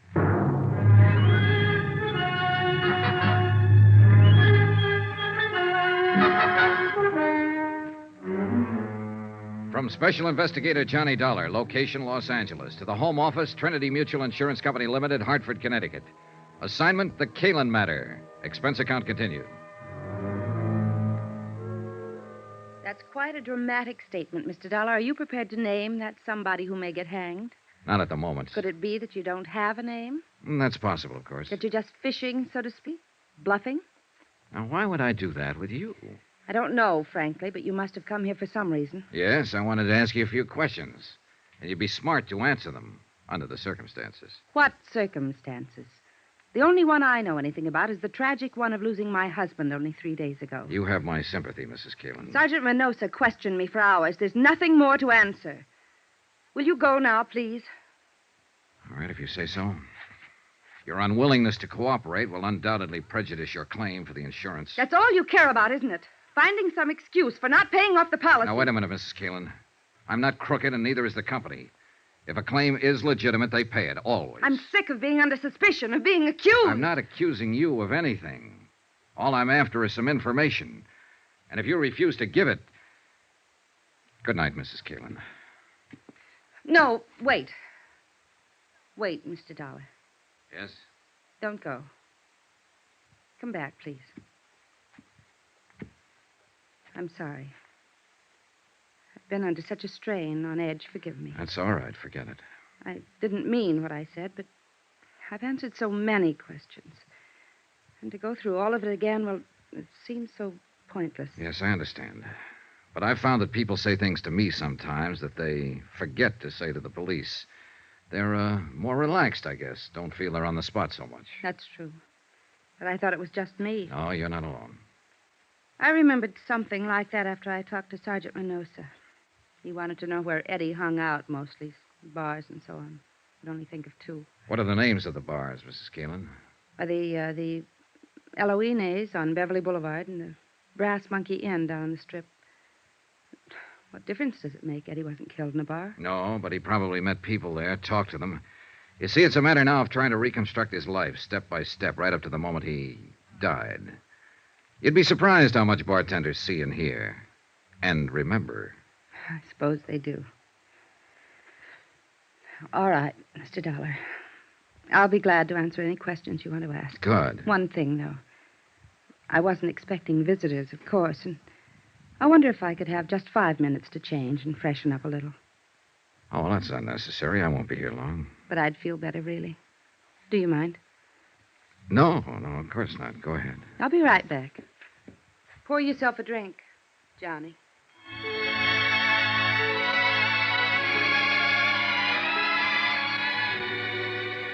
I had the drink and waited and got ready to brace myself. I've been through this before. Attack plan number 2, a common garden variety. When you can't beat 'em, join 'em. And when the joiner is a lovely woman, the maneuver usually starts with some paraphrase of, slip into something more comfortable. Why don't you have a drink? And a sudden switch to first names. And it always ends up with you and I against the world. And couldn't you forget just one little mistake? The little mistake being something like arsenic in a husband's coffee. Yeah, an old familiar pattern. And a first resort just as often as a last. She was gone 20 minutes, not 5, but it was time well spent. A carefully casual touch with the hair, makeup skillfully softened, perfume, and one of those frothy nylon jobs designed for that special evening in. Bugle call, charge. Like another drink, Johnny? Thanks. I still have some. I think I could use one. Would you mind? Sure. What do you have? Scotch and soda, please. Thanks for being so patient. I feel better now. More, comfortable, huh? Something like that. Easy on the soda. Right. There you are, Mrs. Keelan. Thanks. Would you do something else for me? Oh, I'd be happy to. But I don't know your first name. Touché. All right. What are your questions? How do you think it happened? I don't know.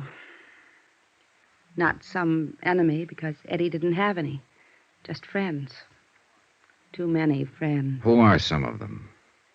There's only one who really fits the definition, who's really lasted. His name is Pete Steimer. Pete Steimer. Where can I find him? You can't. Or at least the police haven't been able to. Nobody's seen him since that night.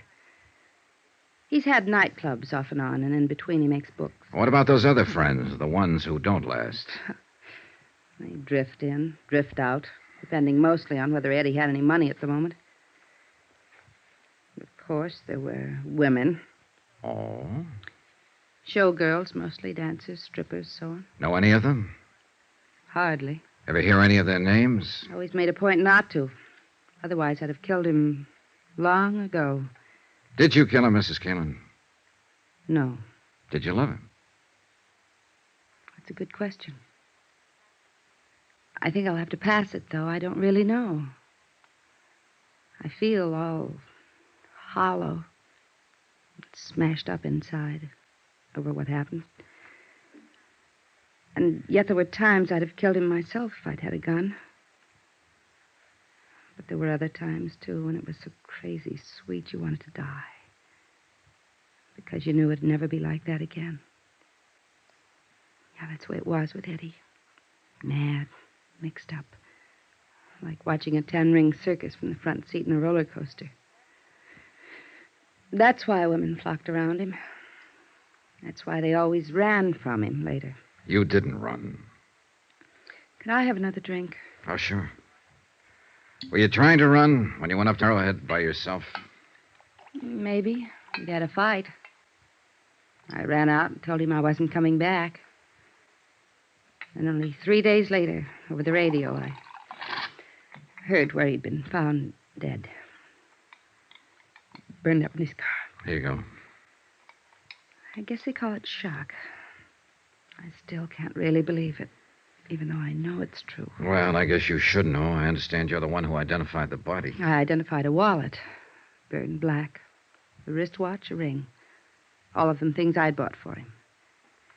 They told me there wasn't anything that could be called a body. Yeah, well, I'm sorry, Mrs. Keelan. I know this is painful It's for all you. right. Like I said, I can't believe it. Not really.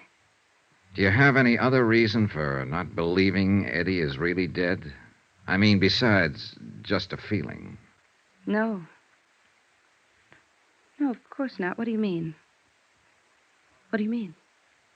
Well, it was just a question, that's all. Forget it. But Let's get back for a moment to another question. You said you were sure it wasn't some personal enemy who killed your husband. Then what do you think? Well, the same as the police, I guess. They said Eddie won a lot of money that night from some gambler named Topo Leanley. You don't know this Topo Leanley, huh? No, but I suppose that's why Eddie was killed. The money wasn't found, so I guess it was robbery. Did you know about the money? Well, it all happened while I was up at Arrowhead. Anyway, if Eddie ever had any money, I'd be the last one to know about it. He always spent his money where it would show, where he'd get something for it. Laughs, bells, whistles, balloons going up. Not at home.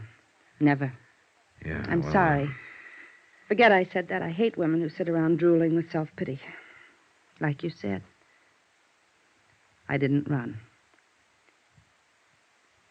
I guess maybe I did love him, Mr. Dollar. Is there anything else you... No, I guess not. At least not tonight. You look a little beat. Yes, I'm afraid I am. You'd go around trying to keep up a front, but it's been rough. Yeah, I imagine. Well, That business a while ago, fixing myself up a little. This robe. I just had to do it. There are times when a woman has to feel like a woman. In order to feel anything, even sane. I guess you wouldn't understand, though. And I'm afraid I gave the wrong impression. no. I think I do understand now. And I also think I owe you an apology. For what? For walking in here with a preconceived opinion, for being rude, being wrong. I'm sorry. Forgive me. Forgiven. Forgotten. And come back again, please. Regardless. I might, on one condition. Yes? Your first name. Would you mind? It's Lila. Thanks, Lila. Good night. Good night. I caught a flash of movement from the corner of my eye and whirled around just in time to see somebody slip off the corner of the terrace and edge into the shadows of the shrubbery. I stepped off the porch and moved toward the dark hedge of banana and scrub palm. I was watching for a sudden attack, but nothing happened. Then I heard a slight sound on the next terrace level up the slope, a rustle of bushes, an accidental scrape of a shoe on the cement walk, and I slipped along the walk. I stopped at the head of the steps and listened. Nothing. The only way out of the patio to reach the street was to come past me. I started searching. But even though I was on guard, when the attack came, it caught me off balance. All I could see was a dark shape and the glint of metal in an upraised fist. I grabbed the arm and twisted and drove my left into his stomach, and again. He rolled to his knees and raised his right hand, and again I saw the glint of metal. I jumped for him, grabbed his hand, twisted it back, and at the same time I swung my foot and kicked him in the jaw. Johnny, are you all right? Yeah, I'm all right. Call Sergeant Reynosa, will you, Lila?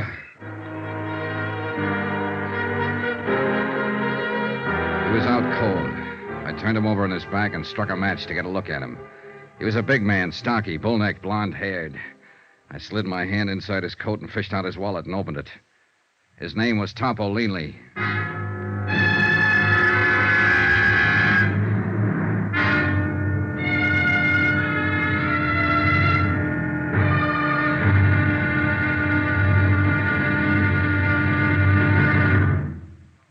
Now, here's our star to tell you about tomorrow's intriguing episode of this week's story. Tomorrow, we meet a Latin doll from Santa Monica, an erudite bartender, and a terpsichorean ecdysiast. And they're all in the cast. Join us, won't you? Yours truly, Johnny Dollar.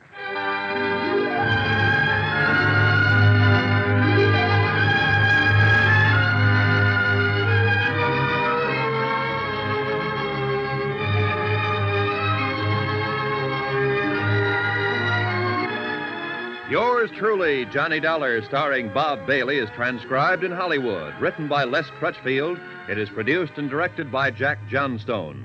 Be sure to join us tomorrow night, same time and station, for the next exciting episode of Yours truly, Johnny Dollar. Roy Rowan speaking.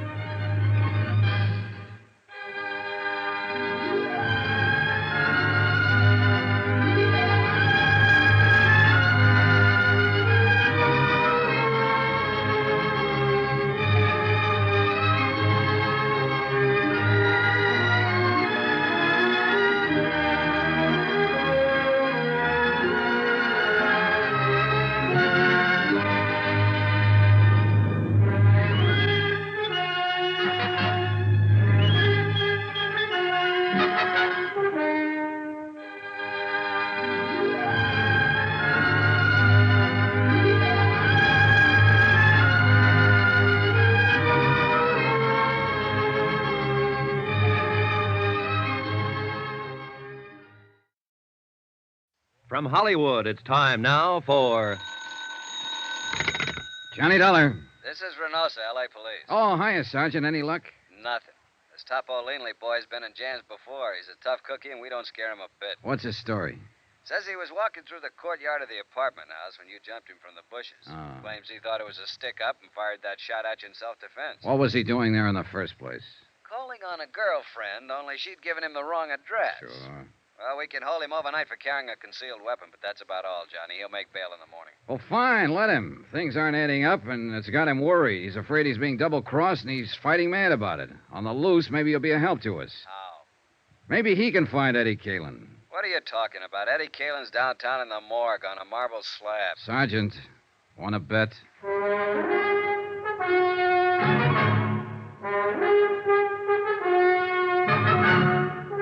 Tonight and every weekday night, Bob Bailey in the transcribed adventures of the man with the action-packed expense account, America's fabulous freelance insurance investigator. Yours truly, Johnny Dollar.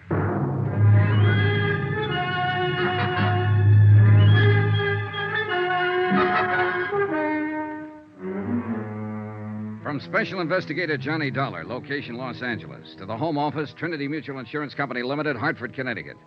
Assignment, the Kalin matter. Expense account continued. I was following a hunch, one that had started when Sergeant Reynosa said the police found the door of the Kalin apartment locked on the night of Eddie's death, locked with a key. And now the hunch was stronger. The way Leanley had acted, Topo Leanley, the gambler from whom Eddie had won $60,000 that night. Things like Lila Kalin had said about her husband, they all added up. But it was still only a hunch, not proof. And proof I had to have. And at the moment, the only chance I could see of getting it was to backtrack on Eddie Kalin. His hangouts, his contacts, his missing friend, Pete Steimer, his movements during the hours before his car was found blazing at the bottom of a canyon in Palos Verdes. In a way, what I had to do was bring him back to life. Expense account item 6, $14.10. Transportation 2 and incidentals at a dim little hole-in-the-wall bar out on Santa Monica Boulevard called the Cafe Eloines. It was an out-of-the-way clip joint dedicated to the mood Caribbean, complete with palm fronds, drinks, and coconut shells, and a lovely little hostess with a beautifully developed and well-rounded Latin accent. You would like a nice table, amigo? Oh, this one's fine. But I would like a nice talk. Sit down, honey. Let's get acquainted. Well, maybe for a few minutes. My name is Pepita. Of course. What else? I'm Johnny Dollar. That's a funny name. Oh, I'm a funny guy. Will you buy me a drink? Is that the gimmick here? Gimmick? Well, what do you order? A champagne cocktail? See. For which I pay $2. It's made with 10 cents worth of sauterne. You get a $1 kickback. Isn't that the way it's played? Are you with the Vice Squad? No, forget it. Relax. Hey, look. I'll do better than buy you a drink. What are you doing after you're through here? No dates. When I quit work here, I go straight home, amigo. And I live with my mother. Oh, well, that's a very good arrangement. Cheaper that way for both of you. But here's $10. What I want from you is some information. About a customer who comes in here a lot, or used to anyway. Eddie Kalin. You know him? You are not the police, or you would not give me $10 just for talking. Sure, I know Eddie. What you want to know about him? When did you see him last? On Thursday, the day before he was killed. How did he act? What did he say? Anything out of the ordinary? He said he loved me madly, passionately, devotionally. And if I do not love him too, he will kill himself. Just like ordinary. He was lying, of course. But he always was such exciting to listen. Then he buy me champagne cocktail and borrow from me the money to pay for it. Quite a boy. Que hombre. He was, how you say, he was the most. Yeah. How long was he in here that night? Quien sabe? 1 hour, perhaps? By himself? No. With his amigo, with Pete. Pete Steimer, huh? Si. Have you seen Pete since then? No. I do not think nobody has seen him. What do you think's happened to him? Who knows? Maybe he is too sad for Eddie dying. So he is hide out someplace all by himself. Well, it's a theory. Did Eddie seem worried that night? No. Scared? No, not scared. Nothing special on his mind, apparently. No, just like always. Just like Eddie. You know. No, I never met him. Oh? Then why you ask this question? Oh, just a routine business matter. What about women? Women? Yeah, other girlfriends of Eddie's. And next to you, of course. Oh, next to me. With Eddie, every girl was first. What about the nightclub here? Any of them come in here, work here? Oh, Eddie was too smart for that. In each one place, only one girl. That way, no trouble. Eddie was smart. Yeah, he was the most. What about girls in other places around town? Do you know any of them? No, I do not know any, but... But you've heard rumors. Well, there is a place which is called the Brass Monkey. Ah, yeah. They have girls there which, how you say it, they take off some clothes and go jump around with the music. Strippers? Well, strippers. Well, somebody has always make jokes with me about one of those strippers. They say Eddie has had the big thing with her. They think to make me mad, but there's no difference to me. I know how Eddie is. Do you know the girl's name? The very silly name, which she has make up, is Marty Midnight. Marty Midnight. She has black hair like me, but mine is natural black. Oh, yeah, sure. I figured as much. It's very beautiful. Muchas gracias, Johnny. Well, thanks for some pleasant conversation. You are leaving now? Yeah, what? But maybe you will come back. No? I wasn't planning to. At 1 o'clock, I am through working. If you will come back... No? No. We wouldn't want to worry your poor old mother, would we? Keep her waiting up. What are you talking about? My mother is living in Havana, Cuba. Expense account item 7, $23.40. More transportation and some more of those incidentals. This time at the Brass Monkey Inn. That name had come up twice now. Eddie Kalin's widow had mentioned it first. So I figured I'd better have a look at it. The Eloines had been a fairly quiet place, dimly lighted, with a big play on that mystery of the jungle routine. But the Brass Monkey was a pony of a different tint. At the Brass Monkey, they let down their hair and really lived. The chorus line was on and at it when I arrived, and strangely enough, the girls were all dolls, pert, young, lively, 7 of them from left to right. But not one of the 7 had midnight black hair.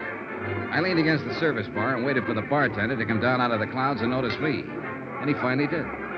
Oh, sorry, Buster. Just couldn't see you for looking at you. Oh, that's all right. Who'd bother with a customer at a time like this? Another art lover.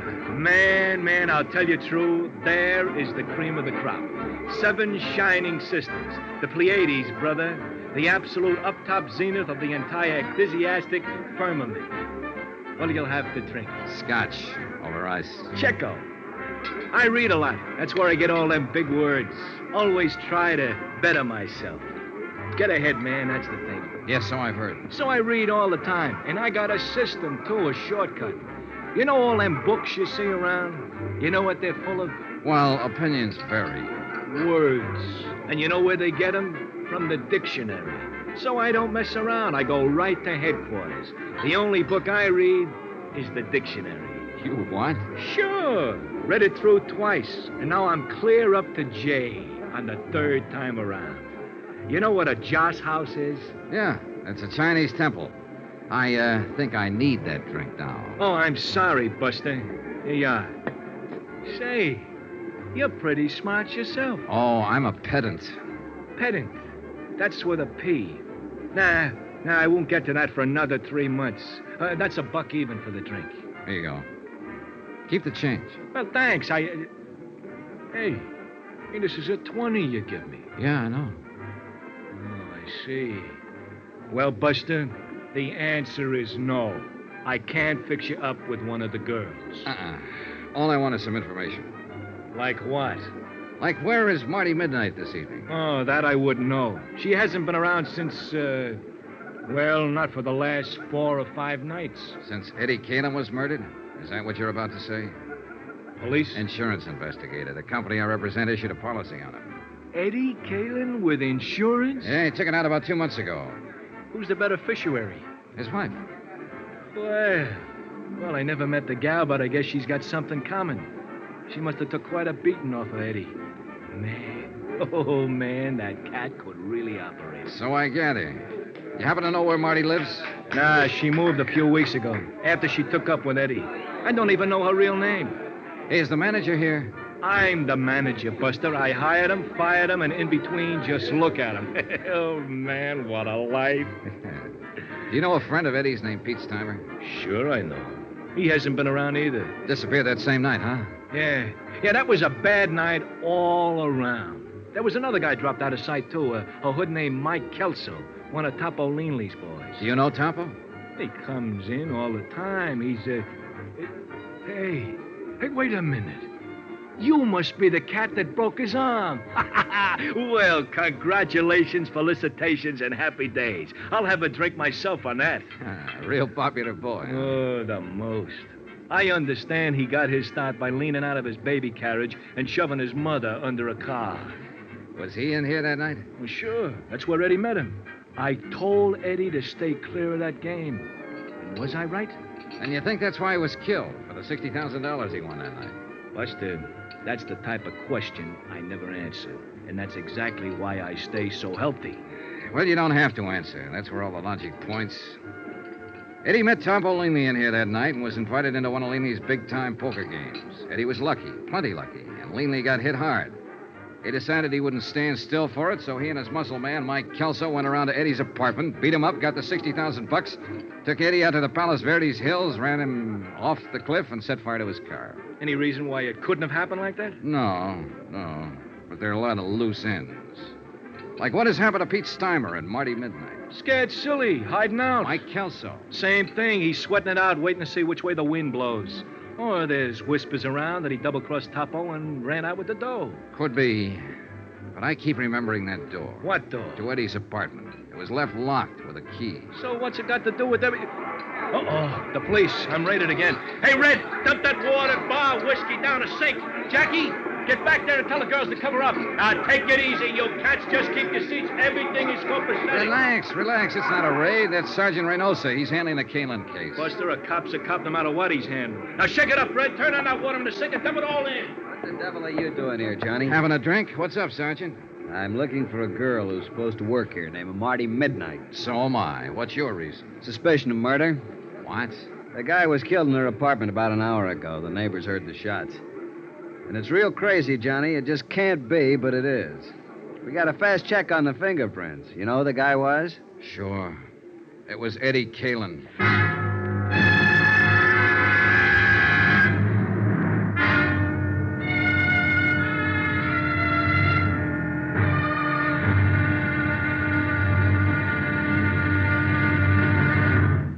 Now, here's our star to tell you about tomorrow's intriguing episode of this week's story. Tomorrow, a stakeout, a manhunt, and a tired intern breaking his heart to keep life in a broken body. Join us, won't you? Yours truly, Johnny Dollar.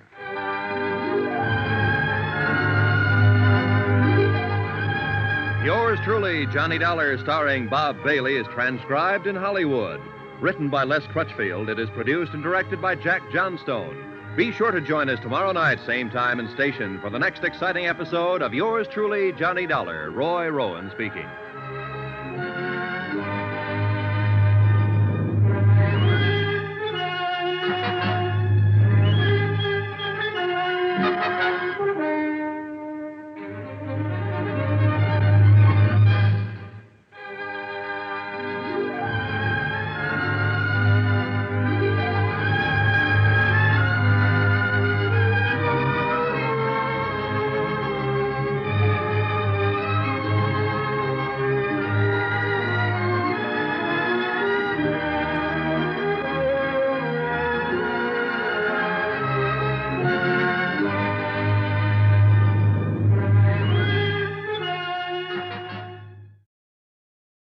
From Hollywood, it's time now for...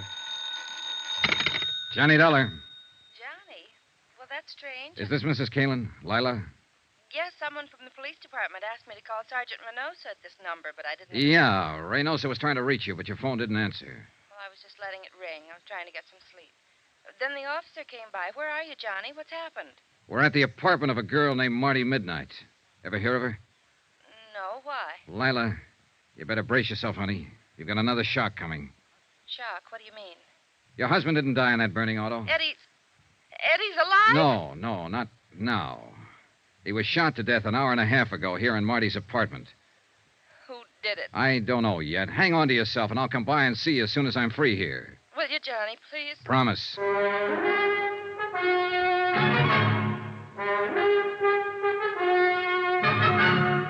Tonight and every weekday night, Bob Bailey in the transcribed adventures of the man with the action-packed expense account, America's fabulous freelance insurance investigator. Yours truly, Johnny Dollar.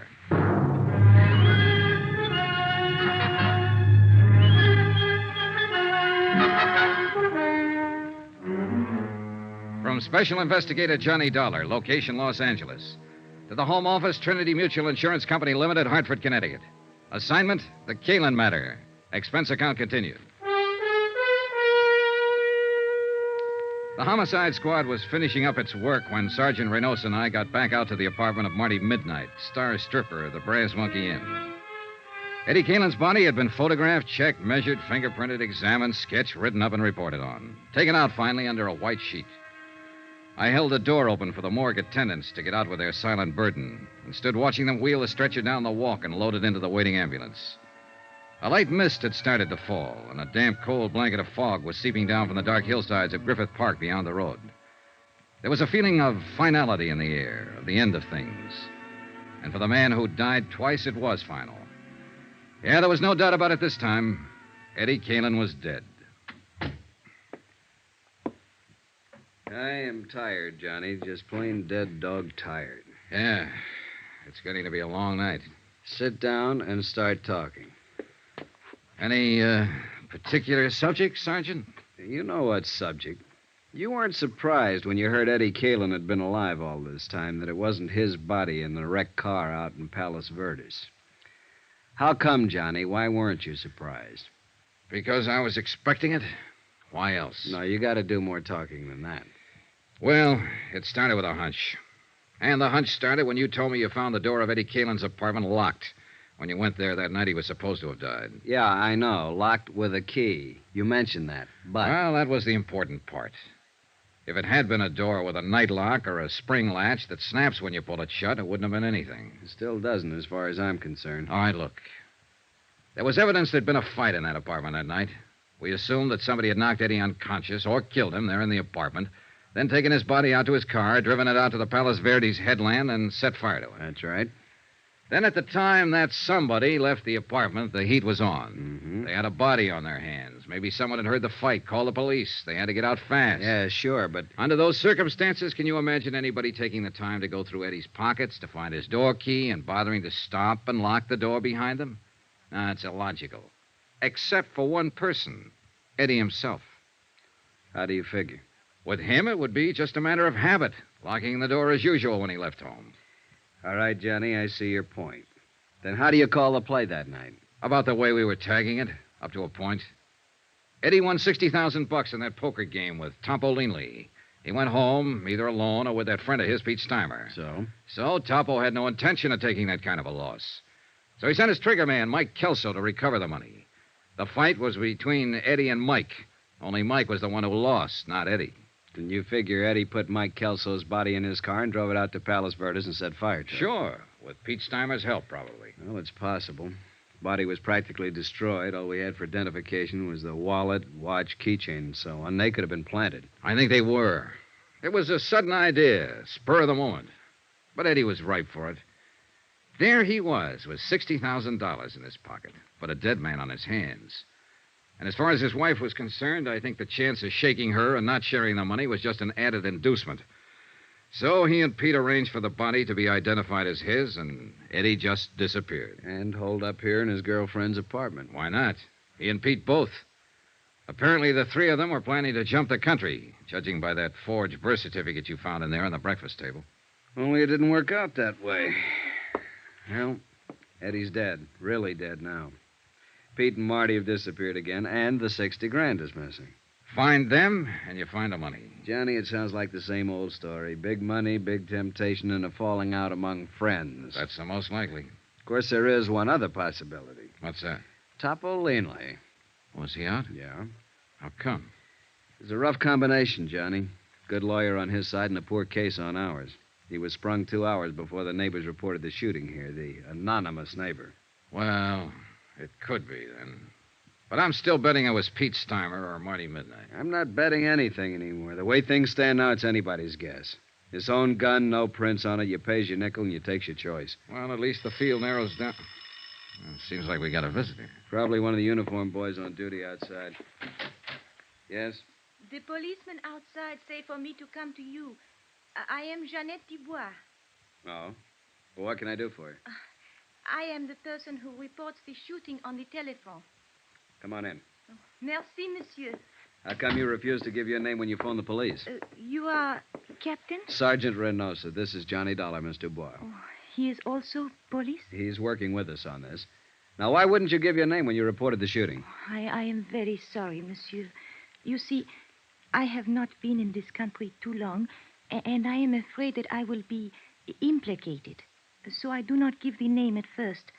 But finally, I think it over, and I call my friend the consul, and he say I must come to you immediately. And he's right. So you heard the shooting, huh? Oui, monsieur. I was walking past in front. I live 3 places down from here. All of a sudden, there is bang, bang, bang, and I am scared to pieces. I can imagine. Then the door of this place is slam open very quick, and I jump in the shadow behind a bush. A girl start to come out, and then she stop in the door. What did she look like, Miss Dubois? Well, it is too dark for telling good, but I have seen her before. I know from her hair. Very long, black. Marty Midnight. Was that the one, the girl who lives here? Oui, monsieur. I did not know her name. All right, what happened then? She stand in the door for a second. She is wearing a how you say it, a white raincoat.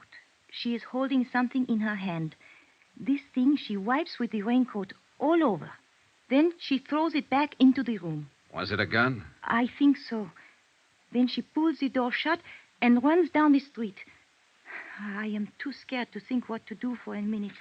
Then I hurry home very fast, and I telephone to the police. You didn't see anybody else around the place or in the street out in front? No, Monsieur Dollar. I watch from my window until the police have come. Nobody else has come out or go in. I see. Well, Sergeant? She won't get far. Girl with her looks draws too much attention. We'll pick her up before morning. Thank you for your information, Miss Dubois. In view of your cooperation now, I think we can forget about you not telling us all this sooner. Does that mean I can go now? Yes, just leave your name and address with the officer outside. Oh, merci, monsieur. Au revoir. It kind of surprises me. I could figure the two of them together ganging up on Eddie. But apparently it was just Marty Midnight, all on her own. Been done before, Johnny. They're not the weaker sex, no matter what the book says. I know. But the fact never fails to amaze me. It shouldn't. You must have been on some of the same kind of cases. The devil. Come on! The patrolman stationed at the back entrance of the apartment house told us what had happened. He'd surprised somebody, a man, he thought, lurking in the bushes beside the house. The prowler fired a shot and ran. He paid no attention to the order to halt. The patrolman had fired twice, missed. The fugitive had escaped into the dense underbrush of Griffith Park just across the street.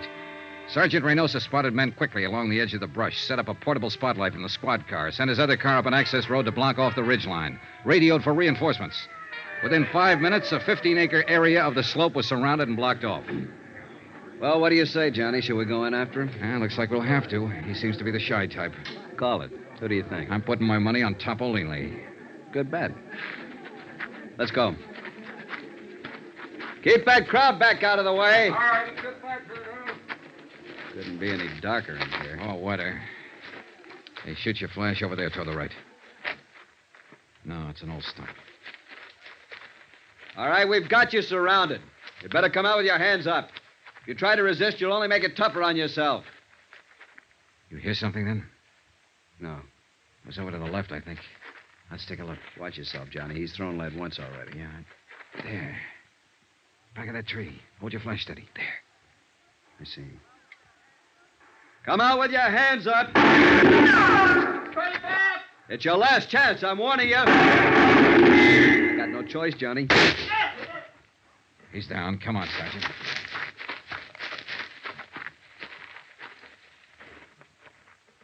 Well, what do you know? It wasn't Topolini. It was Eddie Kalin's friend, Pete Steimer.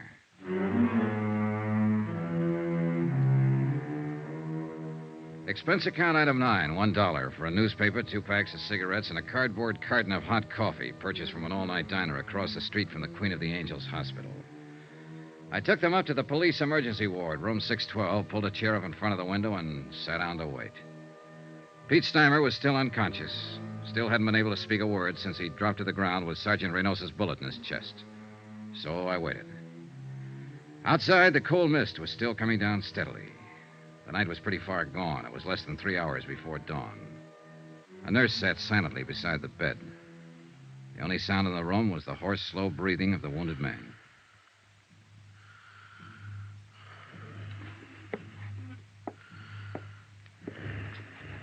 After a while, the nurse left the room for something, and Pete seemed to rouse slightly at the sound of the door.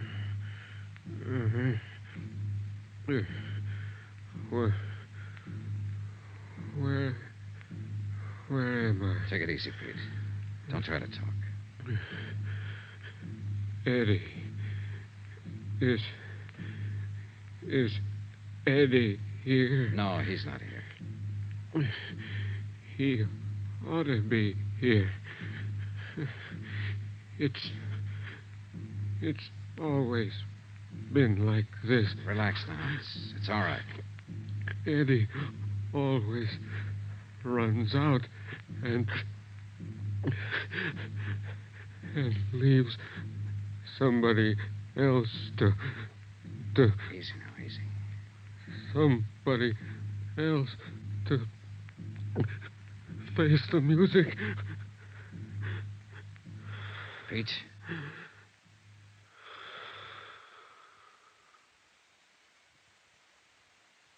And those were his last words before he went to face the music.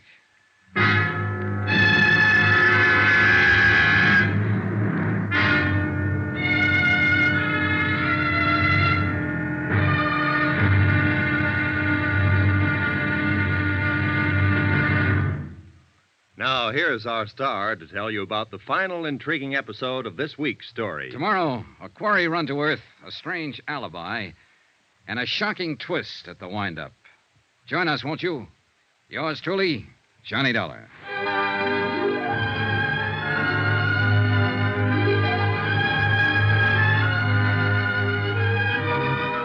Yours truly, Johnny Dollar, starring Bob Bailey, is transcribed in Hollywood. Written by Les Crutchfield, it is produced and directed by Jack Johnstone. Be sure to join us tomorrow night, same time and station, for the next exciting episode of Yours truly, Johnny Dollar. Roy Rowan speaking.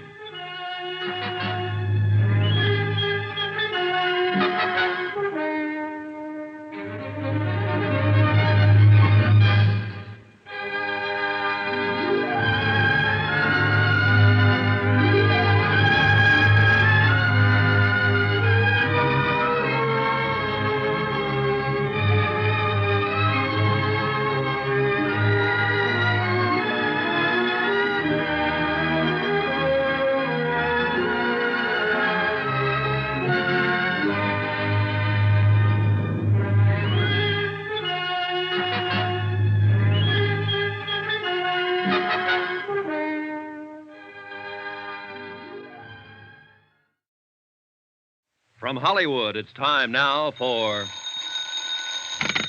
Johnny Dollar. Sergeant Reynosa, Johnny. Oh, I was just going to call you. Has he talked yet? Pete Steimer is dead. When? A few minutes ago. He almost regained consciousness for a few seconds, and that was all. There's no chance to question him. It's too bad. Yeah, he might have been able to clear it up for us. I think maybe it is cleared up, Johnny, or will be at least in the next hour. What do you mean? We picked up Marty Midnight. When? Where? A few minutes ago at the bus depot with a ticket for San Diego in her hand.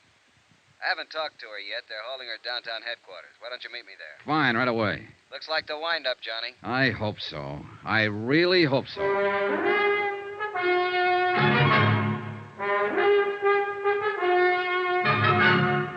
Tonight and every weekday night, Bob Bailey in the transcribed adventures of the man with the action-packed expense account, America's fabulous freelance insurance investigator. Yours truly, Johnny Dollar.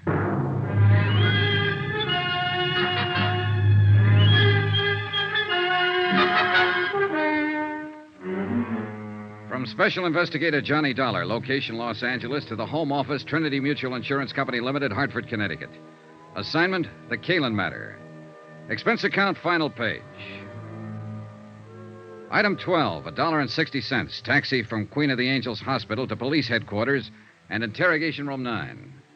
The police clerk showed me to the observation anteroom and left. I paused for a moment and looked in through the one-way mirror window. Sergeant Reynosa was already there, and the girl, Marty Midnight, sat facing him across a plain wooden table.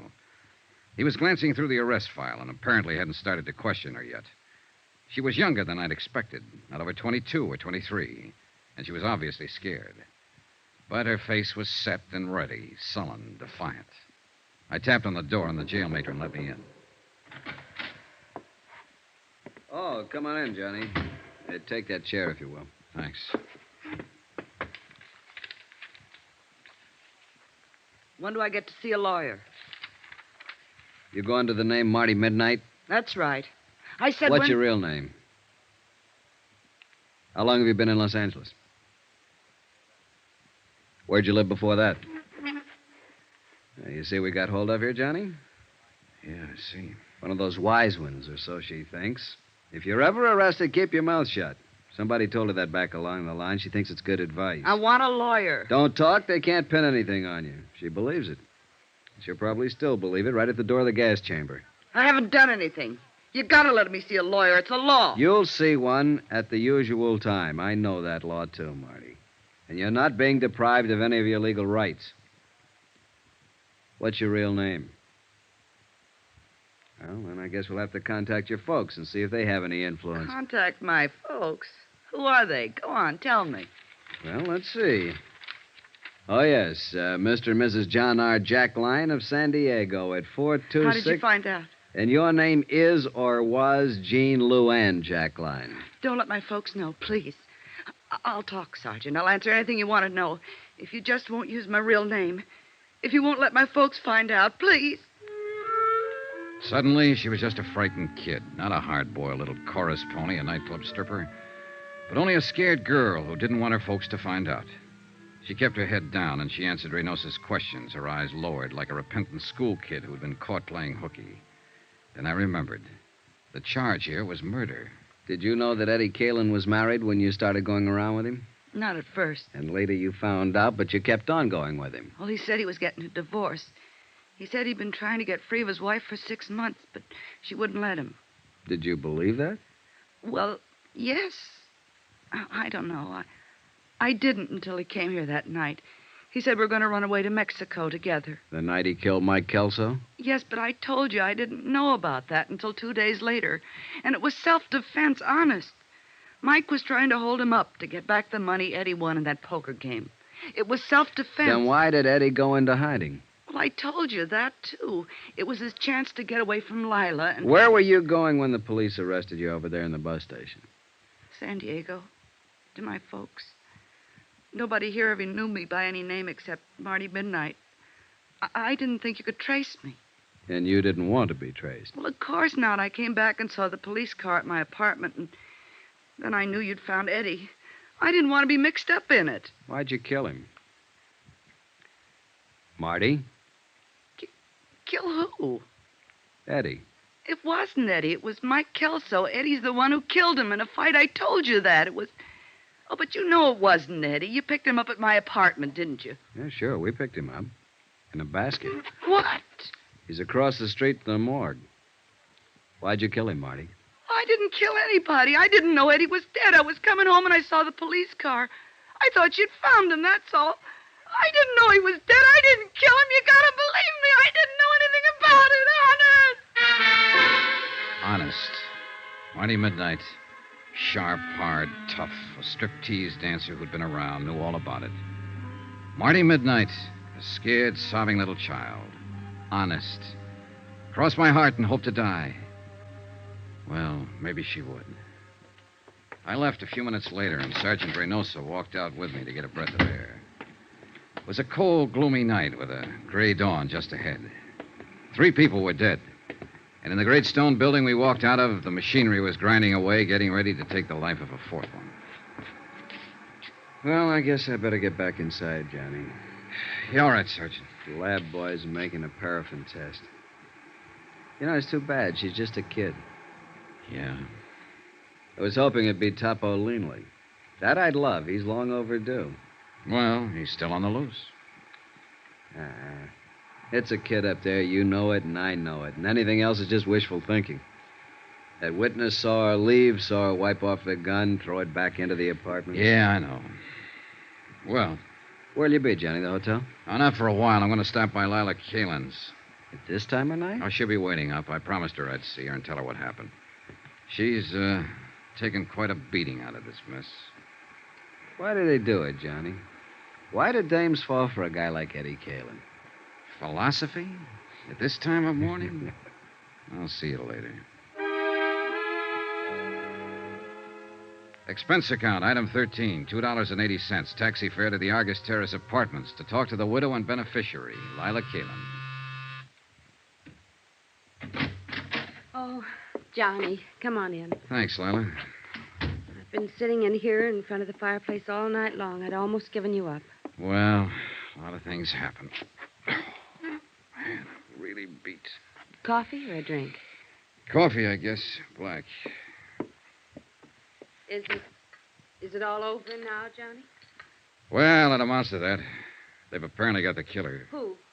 That girl he was hiding out with, Marty Midnight. She's a striptease dancer. Why? Why did she do it? The money, I suppose. They haven't found it yet, but they will. Here's your coffee. Oh, thanks. I feel sorry for her. Maybe because I feel sorry for myself or anybody who ever got mixed up with Eddie. Why do we do it, Johnny? Why do we go blind when a guy like that comes along? I don't know. You tell me. I wish I knew.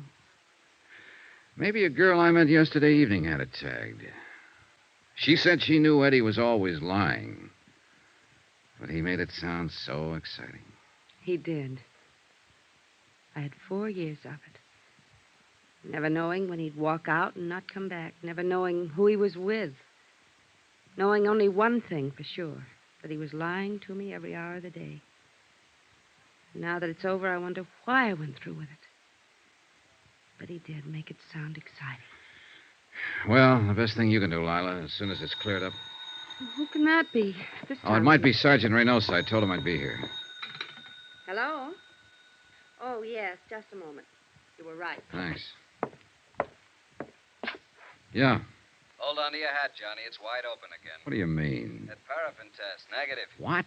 Marty Midnight hasn't fired a gun in the last 2 days. She was telling the truth, witness or no witness. So it looks like Topo Leanley's a boy. Sergeant, wait. Huh? What was Marty wearing when they picked her up at the bus depot? Why, well, the same thing she was when you saw her. Skirt and sweater. Did she have a coat on? Short jacket. What are you getting at?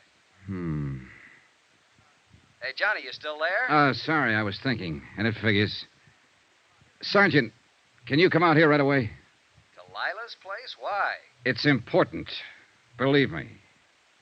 All right, Johnny, right away. What was it, Johnny? Lila with the coal black hair. It's beautiful. Well, thank you, Johnny. Pepita has black hair, too. And Marty Midnight. Eddie only liked dark-haired girls. But Marty didn't have a white raincoat.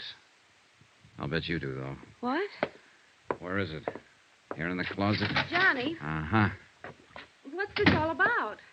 A witness saw a girl leave Marty's apartment right after the shots. But it was dark, and all the witness could make out was the black hair and the white raincoat. What do you mean? The witness saw the girl wipe off a gun on the front of her coat, then throw it back into the apartment and run. There are smudges on your raincoat, Lila. It's grease off the door of the car. Supposedly, you haven't been out of this place since I talked to you yesterday evening. But it hadn't started to rain then, and the coat's damp. Why did you kill him, Lila? You're out of your mind, Johnny. It's no use, honey. Reynosa's on his way out here. They'll make a paraffin test and prove you fired a gun. They'll probably dig up the taxi driver who took you out there. They'll search the place here, find the money. Was that it? The money? Was that why you killed him? No. I didn't mean to. When I went out there. Yesterday evening while I was talking to you, I suddenly wondered if it might not have been somebody else's body in that car. I knew about Marty Midnight, of course. I knew about all of them. After you'd gone, I went out there. Waited until I saw Pete Steimer leave. Finally, Marty. And I forced my way in. So? And Eddie was furious. We argued and fought. Eddie drew a gun on me. He threatened me. We struggled. So that's going to be your pitch, huh? Plea of self-defense. That's it, Johnny. Self-defense. Well, good luck. You'll need it.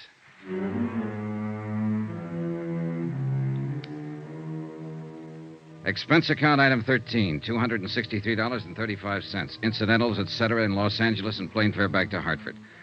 Expense account total, $596.85. End of expense account. End of report. Remarks? So the question still stands. Why do they do it? Why do girls go blind when the Eddie Kalins walk in? You might ask a stripteaser down in San Diego. But don't look for her under the name of Marty Midnight. She's Jean Luann Jackline now, a quiet kid. Lives at home with her folks. Yours truly, Johnny Dollar.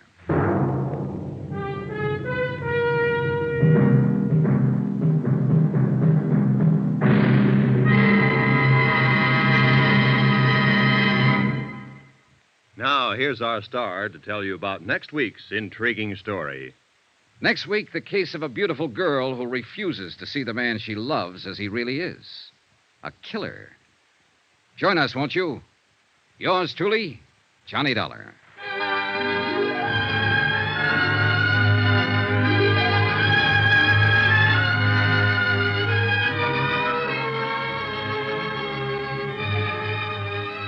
Yours truly, Johnny Dollar, starring Bob Bailey, is transcribed in Hollywood. Written by Les Crutchfield, it is produced and directed by Jack Johnstone. Heard in this week's cast were Virginia Gregg, Lucille Meredith, Alma Lawton, Gloria Blondell, Howard McNear, Harry Bartell, Peter Leeds, and Byron Kane. Musical supervision by Amerigo Marino. Be sure to join us on Monday night, same time and station, for another exciting story of yours truly, Johnny Dollar. This is Roy Rowan speaking.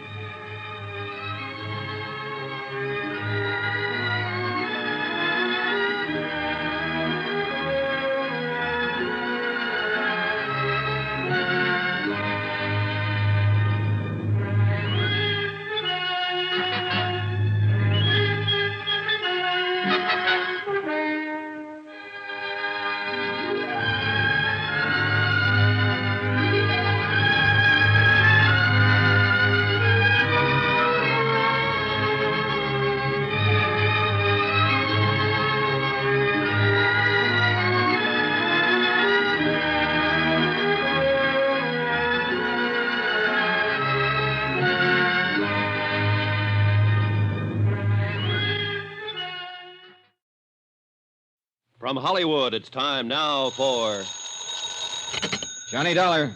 This is Orrin Vance. Orrin Vance? Yeah, you sent me up to Ossining 7 years ago, you remember? Huh? Oh, yes, I think I do. You know, I thought a lot about coming out and killing you, Dollar. Mm-hmm. But instead, I'm going to do you a favor. Yeah? Yeah. I think maybe you and I can work out something. You know, this sounds like double talk to me. Don't you give me any routine, Dollar. I heard 'em all. I'm calling you with information about the Todd case. Todd? I don't remember. Well, look it up. It cost your company $75,000. Hey. Hello? Vance?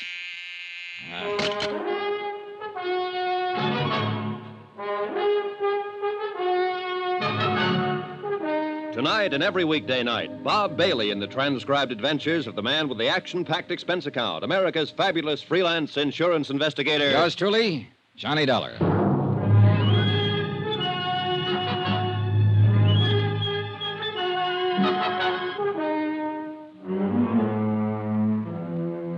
Expense account submitted by Special Investigator Johnny Dollar to Four State Insurance Company, Wilmington, Delaware.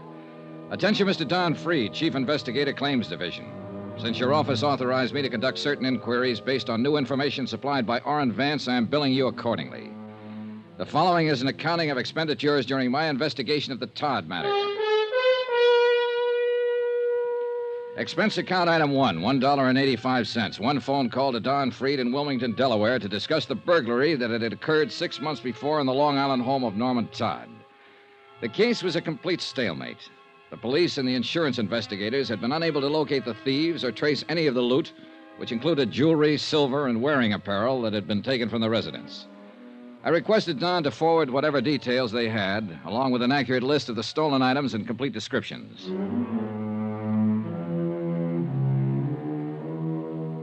Expense account item 2, $2, cab fare. To and from the Office of International Adjustment Bureau, where I refresh my memory concerning Orrin Vance. A good look at the files, and I remembered him well.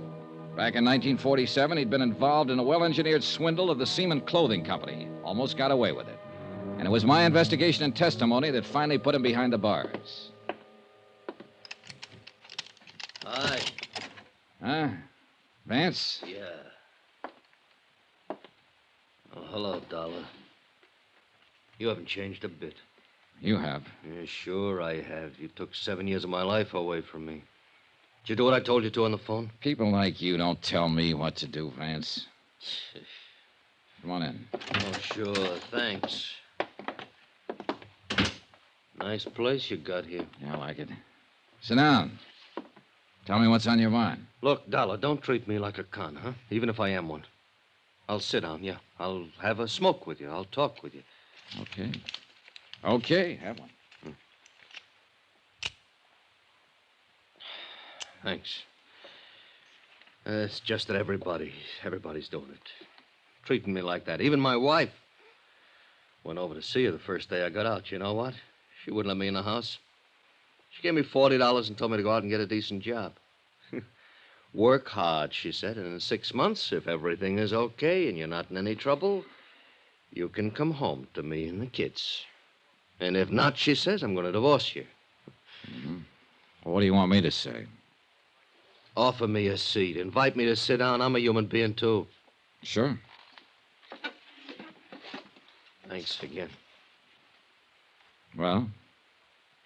Why, I thought about it a lot. You know, if you hadn't been out to get me 8 years ago, I might have had you over to dinner. Maybe we could have been friends. Yeah, maybe. Now, what's this all about, Vance? Okay. I can't get a job. I'll have to go in business for myself. I need a stake. That's why I called you. Go on. Now, did you do like I asked you to? Look up the Todd case? I called Wilmington about it. There's nothing new happening. I'm happening. That's something new. And I can help. For a price. All right, go on. But I want my name out of the picture. Could you fix that? Probably. But I'd have to talk to the police sooner or later. All I'm asking is your promise to keep my name out of it. Otherwise, it's no go. Well, tell me something about it before I make any promises, Vance. Fair enough. You got a list of the stolen items? Not yet. Won't be here until tomorrow. Now, when it gets here, you'll find it was a mink coat in that lot. I think most of it was jewelry, but it was a mink coat, labeled from Zellerback Furs in New York. And the inside lining carried this serial number, 27356. All right. Take it easy, Vance. Expense account item 3, $2.50. Another long-distance phone call to Wilmington and Don Freed, who verified that the serial numbers furnished by Orrin Vance fitted those in the stolen mink coat. I explained how I'd come about the information at hand, leaving out any mention of names. Freed talked with his boss and phoned me back a half an hour later. You can go ahead and work on it, Dollar. There's a $5,000 reward posted. $5,000? We'll split it between you and your friend, if anything worthwhile turns up. Okay? Suppose it's nothing. Okay. Swindle sheet 2. Ah, right. Okay, Vance. You're in business. How does it work? You tell me where the coat is and who has it, and I'll handle it from there. If it turns out to be anything, you'll get paid for it. All I've had so far is talk.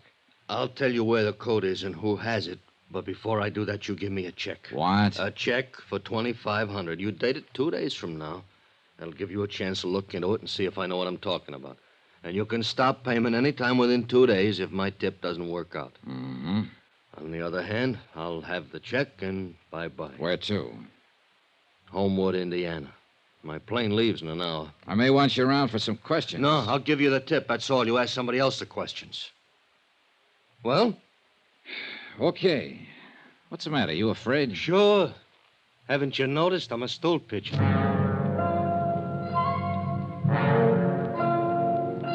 I noticed, and it worried me. But I arranged for him to have the post-dated check in return, for which he gave me a name and an address. Gloria Tierney, 1231 East 57th Street, New York City.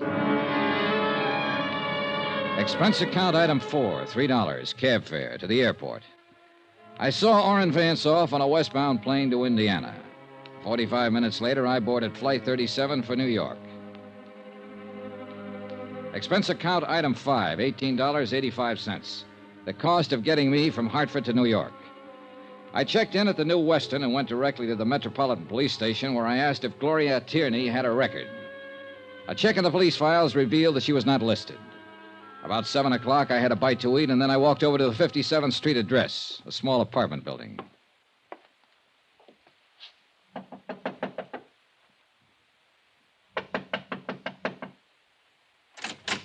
Yes? Hello. I'm looking for Gloria Tierney. Oh, you have the wrong apartments right across the hall. I was over there. No one answered. Well, she must be out. I'm the manager here. Would you like to leave your name? I'm Johnny Dollar, but I wonder if you could tell me where to find her. No, I can't, but I'll be glad to give her your name and ask her to call you. Well, that sounds fair enough. I'm at the New Weston Hotel. Oh? You're from out of town? Yes. An old friend of Gloria's? No, I'm just on business. Well, I'll tell her you came by. Good, fine. By the way, how long has Miss Tierney lived here? About a year. Why? Oh, just wondered, thank you.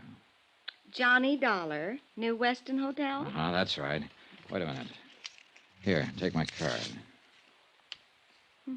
Insurance? Sort of.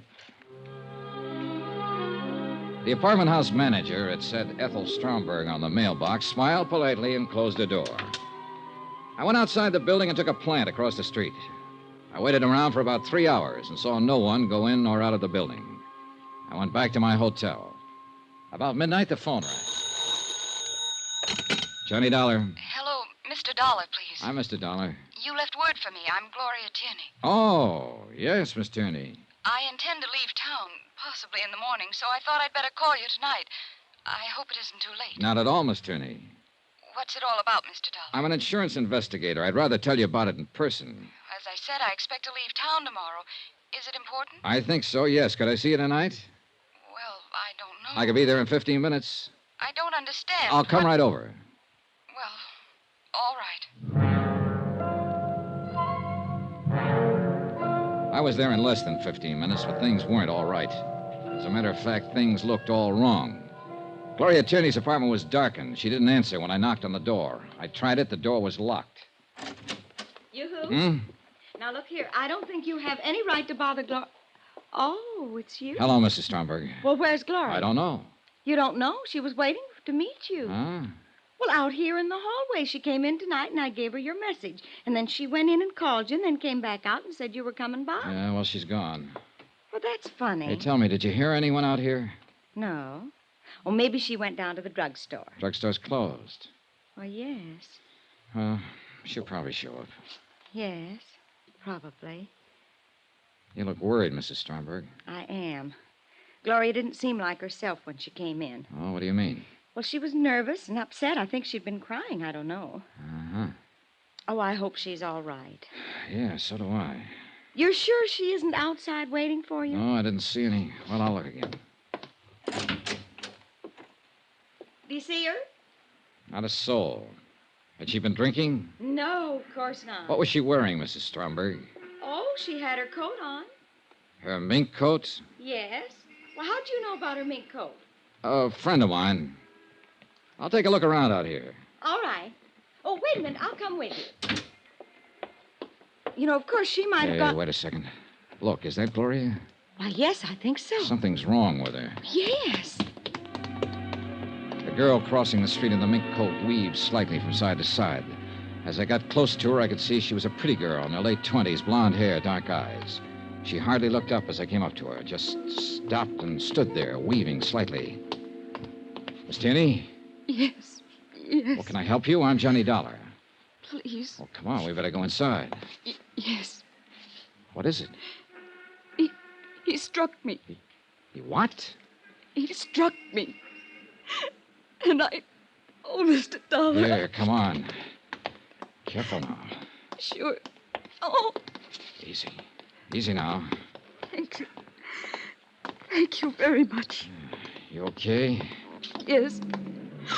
Look out, that car! What? That car! No! All 3 slugs had hit her, and she fell back into my arms. By the time I could reach for it and get my gun out, the black Cadillac and whoever was driving it were out of sight around the corner.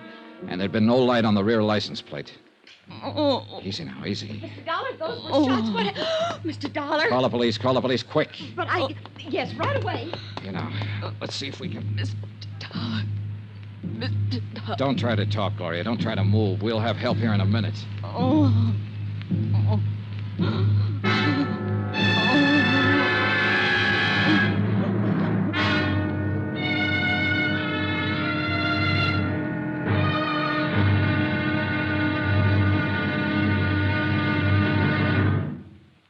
There'll be another intriguing episode in our story of the Todd matter tomorrow. Tomorrow, the same old business of murder, but with a brand new twist. Join us, won't you? Yours truly, Johnny Dollar.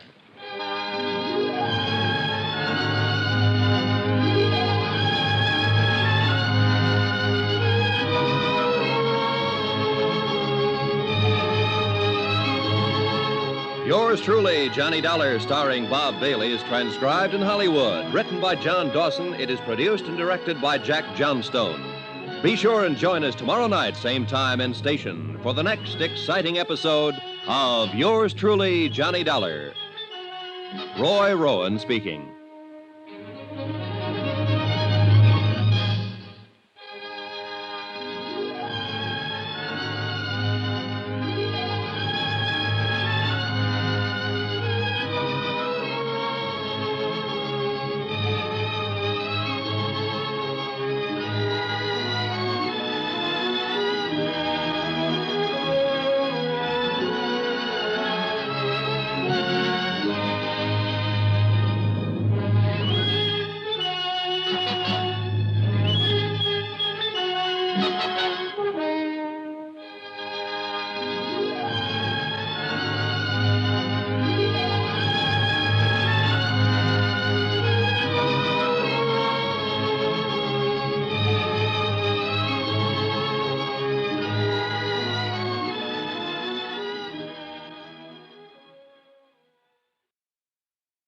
From Hollywood, it's time now for...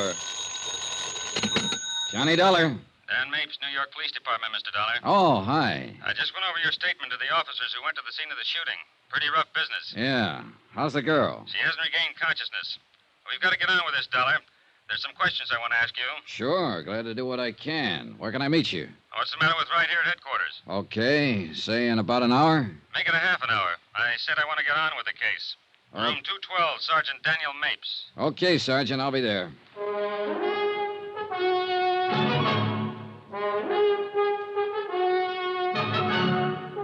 Tonight and every weekday night, Bob Bailey in the transcribed adventures of the man with the action-packed expense account, America's fabulous freelance insurance investigator. Yours truly, Johnny Dollar.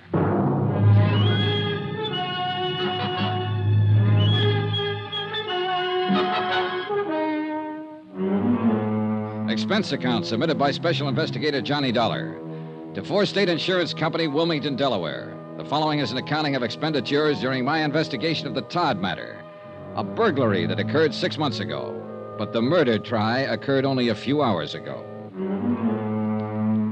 Expense account item 6, $16.40, one telegram. From me to Chief Investigator Don Freed, Four State Insurance.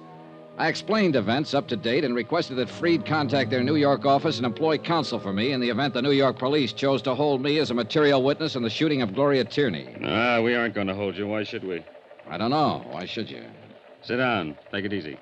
Okay, thanks. So, you're a freelance insurance investigator. Yeah, that's right. Working for Four State out of Wilmington, huh? That's right. Okay. Suppose you give it to me. Well, you got it right in front of you there in that report. I told it to the investigating officers right after the shooting last night. Now you tell it to me. All right. I made an appointment to meet this girl. She called me about 12 o'clock midnight, and I went on over to her apartment. She wasn't around when I got there, so I waited and talked to her landlady. A few minutes later, I saw her coming across the street. I went over to meet her because she looked like she'd been hurt or something. I walked her back across the street. Somebody pulled up in a car just as we got to the curbing. Says here, Black Caddy, 1955 Coupe de Ville. Yeah, I didn't pay too much attention. What was the license number? Couldn't tell. It was blacked out. Okay, go on. There was a man in it. I didn't see his face. Didn't even notice him, really. He just started shooting. The girl was hit 3 times. I was trying to help her, and he got away. Well, what else? That's it. Okay. Tell me why you were in here yesterday afternoon checking to see if this Gloria Tierney had a record. I was about to contact her. I wanted to know if she'd ever been in trouble. Now tell me what you're working on. The Todd case. Todd? Yeah, burglary out in Long Island about 6-7 months ago. I had reason to believe the girl might be able to help me on it. Because of what? Because of her mink coat. Well, I'm glad you answered that way, Dollar. The coat's in the lab now. They're looking it over. We found it listed in our stolen property files. So far, your story's okay, but believe me, it isn't over yet. Huh? Tell me more. We know about the coat. We want to know about the girl who was wearing it. Sorry, I can't help you. We didn't have her prints on file here, but we sent them off to Washington. She's still unconscious. She's in pretty bad shape. She can't talk. You can. What's her angle? I don't know. You don't know who shot her. You didn't get the license number. You just stood there and let it happen. All you were interested in was your mink coat. Look, Is that what you're trying to tell me? I might be through trying to tell you anything, pal. Don't get smarty pants with me, Dollar. I got myself a shooting to straighten out. I'll straighten it out any way I can. What else did she have from the Todd business? You tell me. Nothing. A small diamond ring on a little finger. It's not on the stolen property list. Tell me, Dollar, did your insurance company pay off this claim? Yes, the whole thing. About $75,000. $75,000? That's right. Well, at least you got the coat back. Even if it has got 3 bullet holes in it. Maybe we'll get a line on the whole job. If she regains consciousness. Meanwhile, you can sit here and tell me about your tip. What? Who put you on to Gloria Tierney? No. I'm afraid I can't tell you that. Why not? Because I promised not to disclose any names. Oh, I can tell you this much, though. The man who told me about Gloria Tierney couldn't possibly have had anything to do with the Todd case. He was in prison when it happened. Let's have his name so I can check it. He's in Indiana now. He's got a name in Indiana. What is it? Sorry. You going to sit there and tell me he gave you a name to start with and that's all you bought? Yep. Suppose I told you I don't believe anything. And then I think I'll hold you for a while until you forget about whatever deal you made with an ex-con. Well, suppose I told you that a lawyer for my insurance company is on his way down here right now just to see that I get treated right. What's funny? You insurance guys. You know what? You give me a pain. Right here. We went on like that a little while. Then I accompanied Sergeant Mapes to Gloria Tierney's apartment. A full crew of technicians were there, giving the premises a complete check. Mapes dispatched 2 sets of detectives to cover the neighborhood for possible witnesses to the shooting. Another pair began to cover the apartment house itself. I went with Mapes to talk to the manager, Mrs. Stromberg. She looked white and shaken. You remember, Mr. Dollar? Yes. Hello, Mr. Dollar. How's poor Gloria? Not very good, Mrs. Stromberg. She's still unconscious. And we're still pretty much in the dark about all this, Mrs. Stromberg. Where is she? What hospital? I'd like to go see her. Maybe there's something I can do. Best thing you can do is try to help us find out who shot her. She's at the police emergency hospital right now, Mrs. Stromberg. I'll have them phone you when she can see people. Well, thank you. Oh, what an awful thing. Well, what's it all about? Why would anyone want to shoot Gloria? We hope we can ask her that question. Right now, we're going to try to find out all we can, and maybe you can help us. Well, I hope so. What can I tell you? Where she worked, how she lived, what people she knew. Oh, dear. Yesterday, you told me you'd known her for a year. Yes, ever since she moved in. All right. Was she a nice girl? Of course she was a nice girl. Quiet, minded her own business. Where's she work at? Well, I don't know. I mean, Gloria doesn't work as far as I know. Who pays her rent? She always gave me a check. Who gave her a check? Well, I really don't know. Don't you know anything? What's the matter with you? Well, I'm trying. Mapes, why don't you go sit down? All right, I'll sit down here. Mrs. Stromberg, what can you tell us about her? Do you know where we can contact your family? Think about it. Well, I don't know. I know they live in California somewhere, but that's all I do know. She talked about them now and then. Uh-huh. How about her friends here in town? What about them? Well, for instance, the man who drove the black Cadillac last night. I never saw that car around here before. Did she talk about her friends to you? Why, no. Well, she's a pretty girl, young. Boyfriends? Oh, yes, she did talk about them now and then. Do you suppose one of them had something to do with this? Mrs. Stromberg, some guy pulled up in a black caddy last night and pumped 3 slugs into her. She acted funny before that, according to you. Run out when she was supposed to meet Dollar here. Don't you know if any of her friends drove a car like that? No. You know this, but you don't know that. What kind of a friend were you? What? What kind of a friend were you? That girl's lying in a hospital right now. She's got a slug here, another one here, and here. They've operated twice. You weep and holler and stand around wringing your hands about her, but you won't open your mouth about helping us find who did it. Now, let's start with that car again. You've got the front apartment here. You can see the street from those 2 windows. Have you ever seen that black caddy here before? Yes. Well, why didn't you say so in the first place? Whose is it? I don't know. I don't know his full name. Well, what do you know about him? His name is Bill something. Bill something. Yes? That's a big help. What does he look like? Where does he work? What does he do? I don't know. I really don't know. She never introduced me to him, but she talked about him. She'd say, Bill's coming by tonight, or Bill did this, or Bill did that, but she never mentioned his last name. But he drove the caddy. Yes. Now, what does he look like? I told you, she never introduced me. I heard that part. But I know if someone young and fresh and pretty like Gloria Tierney lived across the hall from my wife would be at the window every time she heard the bell ring or heard a car drive up out front. She'd want to see who was buying her the candy and flowers, who was knocking on the door. Isn't that so, Mrs. Stromberg? Yes. No. Yes. Well, what do you mean? Now, look. For the 3rd time, what does this guy Bill look like? Well, he's tall and very dark. Tall? What does that mean? Tall like me? Tall like Dollar? Tall like what? Like Mr. Dollar. How old? How'd he dress? What kind of build? Easy, Mapes. Why don't you go through that offering me to sit down part now? All right. I was wrong about you, Mapes. I admit it. Well, maybe I was kind of wrong about you, Dollar. Hardly anybody ever admits anything these days. Okay. I'm sorry I'm raising my voice, Mrs. Stromberg. But tell us about the man. All you can remember about Bill. Heavy? Light? A husky fella, and he dressed very nicely, too. What color was his hair? Dark, I think. He always wore a hat. How about his eyes? I don't know. Uh-huh. About how old would you say? Oh, 30, maybe 35. I'm not very good at ages. How often did he come here to see her? Oh, once or twice a week. Gloria's been going with him? Yes. Did she ever mention where he works or what he does? No, she never mentioned that. Do you have any idea how long she's known him? How long she's been going with him? Well, I have no idea. I just know he's been coming to see her ever since she moved in here. This, Bill. Would you say he had money, Mrs. Stromberg? Yes, I'd say so.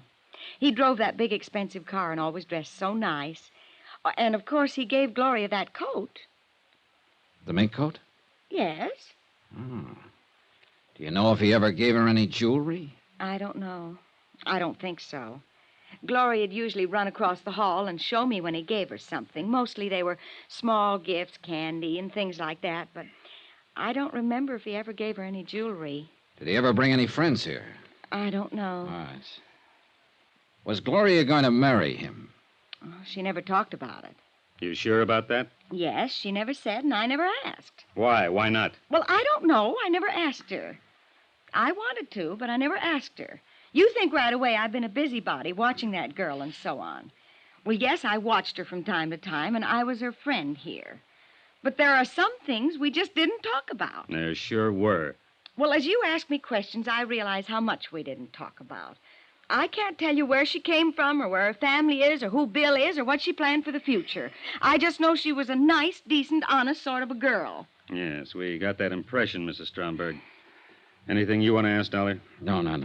My apologies again for raising my voice. Thank you for the information, Mrs. Stromberg. Come on, Dollar. Okay. Goodbye. Goodbye. Goodbye. Well, you got it out of her. Yeah, but I don't trust her. Took too much work. Are you really as tough as you look? Sure. You're a good cop, Mapes. Thanks. I like to have somebody mention that every 5 years. Well, better get out this guy's description. Yeah. There's a hall phone right there. Uh-huh.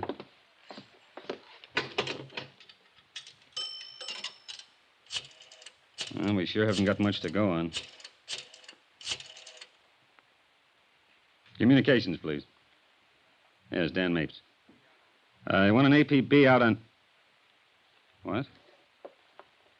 Oh, I'll give it to you later.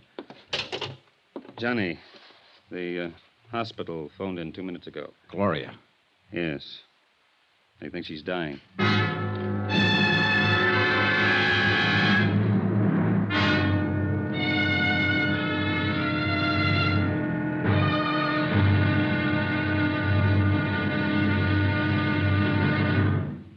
There'll be another intriguing episode in our story of the Todd matter tomorrow. Tomorrow, I take some lessons from a good policeman on how to find out what has to be found out. Join us, won't you? Yours truly, Johnny Dollar.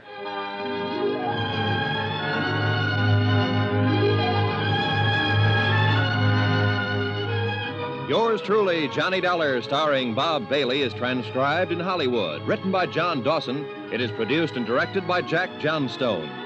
Be sure and join us tomorrow night, same time and station, for the next exciting episode of Yours truly, Johnny Dollar. Roy Rowan speaking.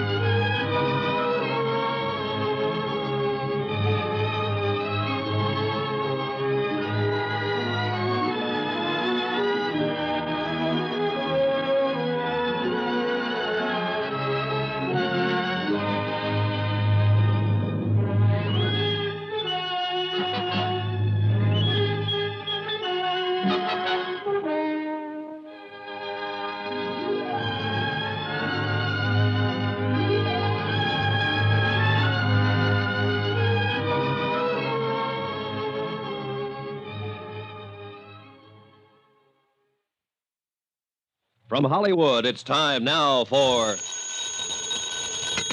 Johnny Dollar. This is Dr. Kane, Police Emergency Hospital. You left word for me to call you, Mr. Dollar? Yes, sir. I'm with Sergeant Mapes. Has there been any change in Miss Tierney's condition? No, sir. No, none. Do you think she'll make it, Doctor? It's hard to say right now. Sometimes they rally, sometimes not at all. Doctor, it's very important that we see her. I don't know whether it'll do any good, Mr. Dollar. We want to question her. Yes, I know. Why don't you and Sergeant Mapes come on over to the hospital? All right, sir. We'll be right there.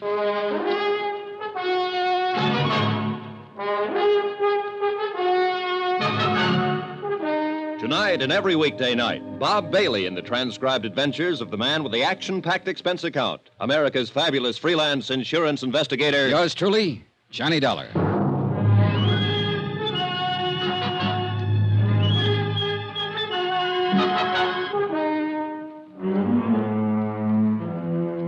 Expense account submitted by Special Investigator Johnny Dollar to 4 State Insurance Company, Wilmington, Delaware. The following is an accounting of expenditures incurred during my investigation of the Todd matter, the burglary that resulted in a shooting. On a tip from an ex-convict named Orrin Vance, I came to New York to question one Gloria Tierney. My information was that she had in her possession an expensive mink coat, part of a $75,000 burglary at the Todd home on Long Island. Gloria Tierney was shot and seriously wounded by an unknown gunman before I was able to question her about the coat. A description of her assailant and how she had obtained the coat were still to be ascertained when Sergeant Dan Mapes and I arrived on the 2nd floor of Emergency Hospital. Mr. Dollar? Yes. Oh, I'm Dr. Kane. Oh, yes, this is Sergeant Mapes. How do you do? Has she managed to talk yet, Doctor? No, and she may not. I see. Now, before we go in, I hope both of you will carefully frame only your most pertinent questions. 2 minutes is about all I can give you with her. Sure, Doctor. Better put your cigarettes out in that. Oh, yeah.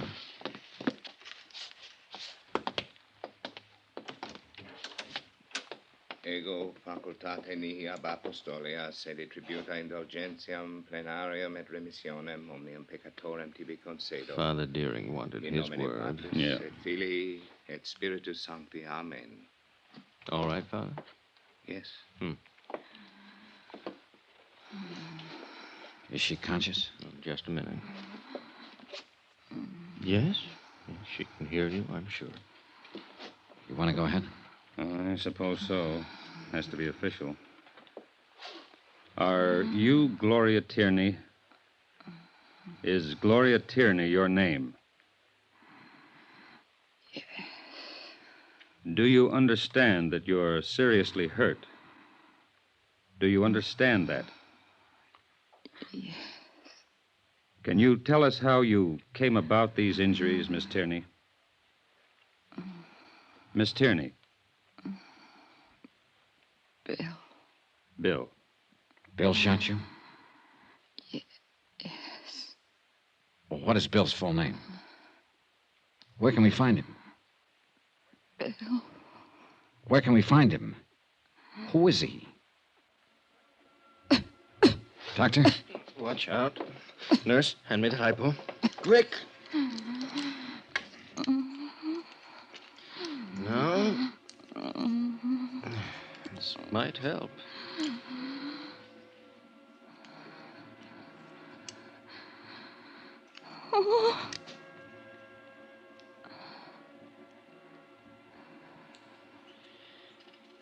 Sorry, fellows. Nothing more I could do.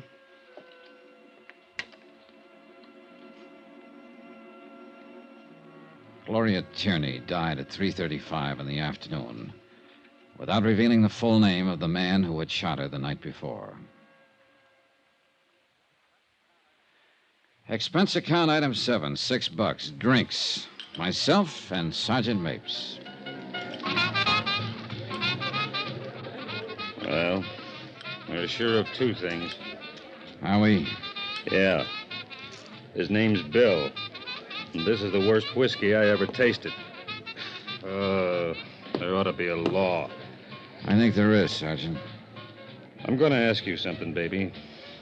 Outside of the fact that that girl up there died a few minutes ago and was wearing a stolen mink worth $11,000 that you've been wanting to get your hands on, what about her? How does it strike you? She looked like a nice girl. Yeah. She looked like the best kind of girl ever made. What else? What would someone like that be doing in a stolen mink coat? Exactly.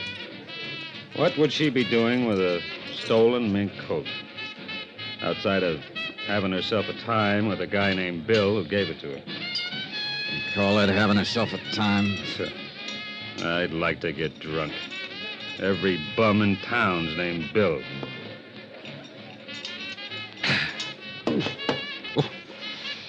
This is bad. Terrible. Worst stuff I ever drank. You can say that again, baby. Worst stuff I ever drank.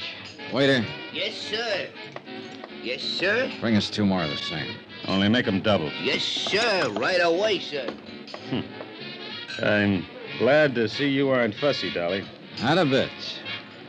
Not a lousy bit. You know, I looked at you when you came in my office, and I said to myself, I got a wiseacre on my hands. Huh? I got a wheeling, dealing wiseacre who's got himself a little tip, and he's going to keep it all to himself. I said, why do I have to put up with this kind of trouble? Why don't I just toss this bum in the cooler and go about my business? I'm a copper. I got work to do. Why fool with an insurance stick, I said. But I'm very happy to see you aren't a fussy fella, baby. Very happy. All right, you made a speech, now I'll make one. Go ahead. Well, I stood in a hospital room and I watched a human being die. It was part of my job, part of your job, too. But for myself, I don't like it. If I have to go into why every man's death diminishes me, I'm going to fall all over myself because I never could go into that kind of stuff. Yeah, I know what you mean. But I'll say this. That girl that died in there was Well, she was the kind of girl I could have kept right on seeing. Yes, I'd like very much to have knocked on her door almost any old night. Sergeant, I would have liked that more than I can tell you. She wore a stolen mink coat, remember? I remember. But I can sit here and feel bad about it, can I? You sure can. I'll feel bad with you. Look at them early eaters, Dollar. Coming in to drink their dinners. Don't change the subject. I have to. We got work to do, pal. Yeah. Here we are, gentlemen. As long as it's here. Yeah. Cheers. Cheers yourself. Oh, there ought to be a law. You said that.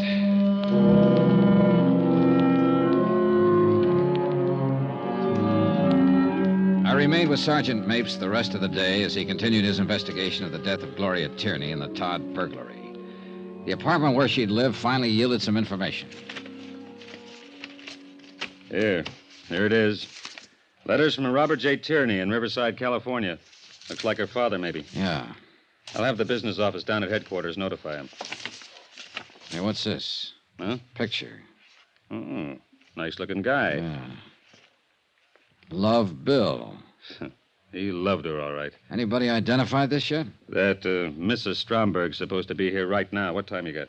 1:30. She said she'd be here at 6. Hey, Sergeant, did you get anything on the bullets? Well, they didn't check with anything in our lab. Ballistic says it was an Army Colt, old model. Pretty good for killing. And what gun isn't? Yeah, you're right. Hello? Oh, hello, Mrs. Stromberg. We've been waiting for you. Come in. Hello? Hello, Mr. Dollar. Hi. Do I have to answer any more questions? Oh, a couple, if you don't mind. I'm just all worn out. I can't get over this terrible thing happening to Gloria. Did you ever find out about her family? We're going to contact them right now. Seems they live in Riverside, California. Yes. Yes, I believe that's what she said. I want to ask you one question, Mrs. Stromberg. Take a look at this picture. Yes. Do you know him? Oh, yes, that's Bill. The man Gloria Tierney's been going out with these last few months? Yes. The man who drives the black Cadillac? Yes, the Cadillac. Oh, I wish I could tell you his full name. Did he do this terrible thing? It looks like it, Mrs. Stromberg. Oh, dear. Have you arrested him yet? We haven't found him yet. Well, I hope you do. I hope you clear this up. I left word for the office to get me here. What about her things? Hello. Her family will probably take charge as soon as they're contacted. Oh, that poor girl. That poor girl. So alone now. Yeah. Mrs. Stromberg, did Gloria Tierney ever mention to you that she'd been married? Married? Gloria? Yeah. Why, no, she never mentioned it. Was she? Married in the state of New York in 1951. Divorced in 1953. Routine check of vital statistics. What was her husband's name? Bill. Bill Powers. Sergeant Mapes requested immediate file checks on William B. Powers, the ex-husband of Gloria Tierney. From it, he learned he had no criminal record in the state of New York. His home address was up in Westchester County, one of the suburbs of the big city. I drove out there with Sergeant Mapes. Oh, what's this all about? Do you know a woman named Gloria Tierney, Mr. Powers? Well, sure. We were married once. Why? She was shot to death last night, Mr. Powers. Gloria? Yeah. Are you sure? We're sure. Shot? Oh, what happened? How could a thing like that happen? That's what we're trying to find out, Mr. Powers. Can't believe it. Gloria. Dead. Have you seen her lately? What? Have you? What? Yes. I saw her last week. We had a drink together. Are you sure it's Gloria? We'd make sure before we came here with news like that. That's right. Mr. Dollar here isn't a policeman. He's an insurance investigator. Miss Tierney was wearing a stolen mink coat when it happened. Stolen? Are you sure? We're sure. We checked everything, Well, Mr. Gloria Powers. would never steal anything. She was a fine girl. A wonderful girl. Fool to ever let our marriage go on the rocks. Can you come with us, Mr. Powers? We'd like an identification. What? Oh, yes, of course. I'll get my coat. Excuse me. Want to smoke, Johnny? Yeah, thanks. Well, He isn't the bird in the picture, Johnny. No, not at all. Still, he... What is it, Johnny? You checked the driveway out there? No. Take a look, the side window. Uh-oh. Yeah. 55 Cadillac Coupe de Ville. Sure is, Sergeant.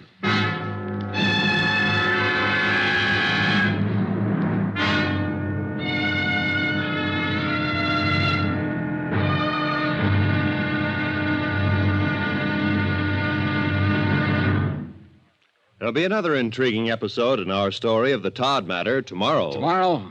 Well, you find one killer and you find them all. And then you have to start all over again. Join us, won't you? Yours truly, Johnny Dollar.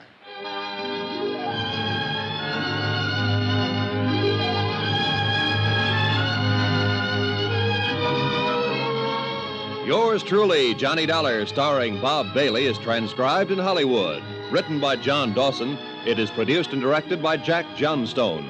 Be sure and join us tomorrow night, same time and station, for the next exciting episode of Yours truly, Johnny Dollar. Roy Rowan speaking.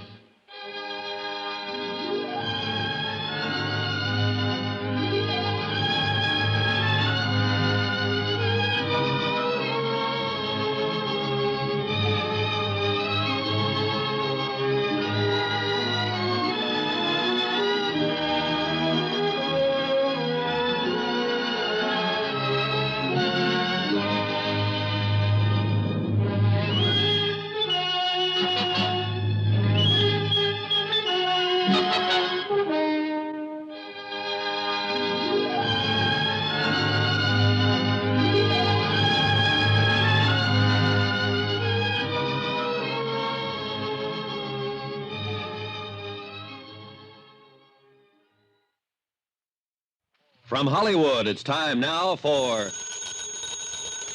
Johnny Dollar. Long-distance operator, Wilmington, Delaware is calling you. Okay. Go ahead, please. Johnny? I do. Well, this is Don Freed. What's happening there? Your expenses are running away up, and we haven't gotten a report from you. I've been too busy. What's that supposed to mean? That's supposed to mean that the tip I got was good and it was bad. Yes, Gloria Tierney, 1231 East 57th Street, had a mink coat that was stolen from the Todd estate. No, she didn't tell me much about it because she got herself shot down on the street last night. Yes, I'm working with the police here trying to find out how she comes by the coat. But what I want... Listen, an hour ago I went out to see an ex-husband of hers. His name's Bill Powers, and he seems to be the bird we're looking for. You know what he did? He cried and blubbered all the way down to the morgue. And he's in there right now making a positive identification. I don't blame him for crying. So what's new with you, Mr. Expense Account? Boy, you're a real man-eater today, aren't you? I sure am. Bye.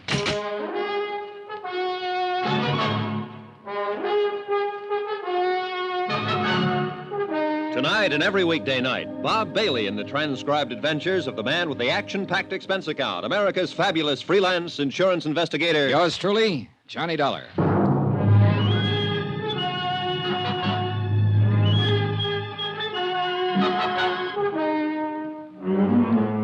Expense account submitted by Special Investigator Johnny Dollar to Four State Insurance Company, Wilmington, Delaware. The following is an accounting of expenditures during my investigation of the Todd matter. Expense account item 8, 20 cents, aspirin. I bought them in a drugstore across the street from the morgue. I figure I needed them.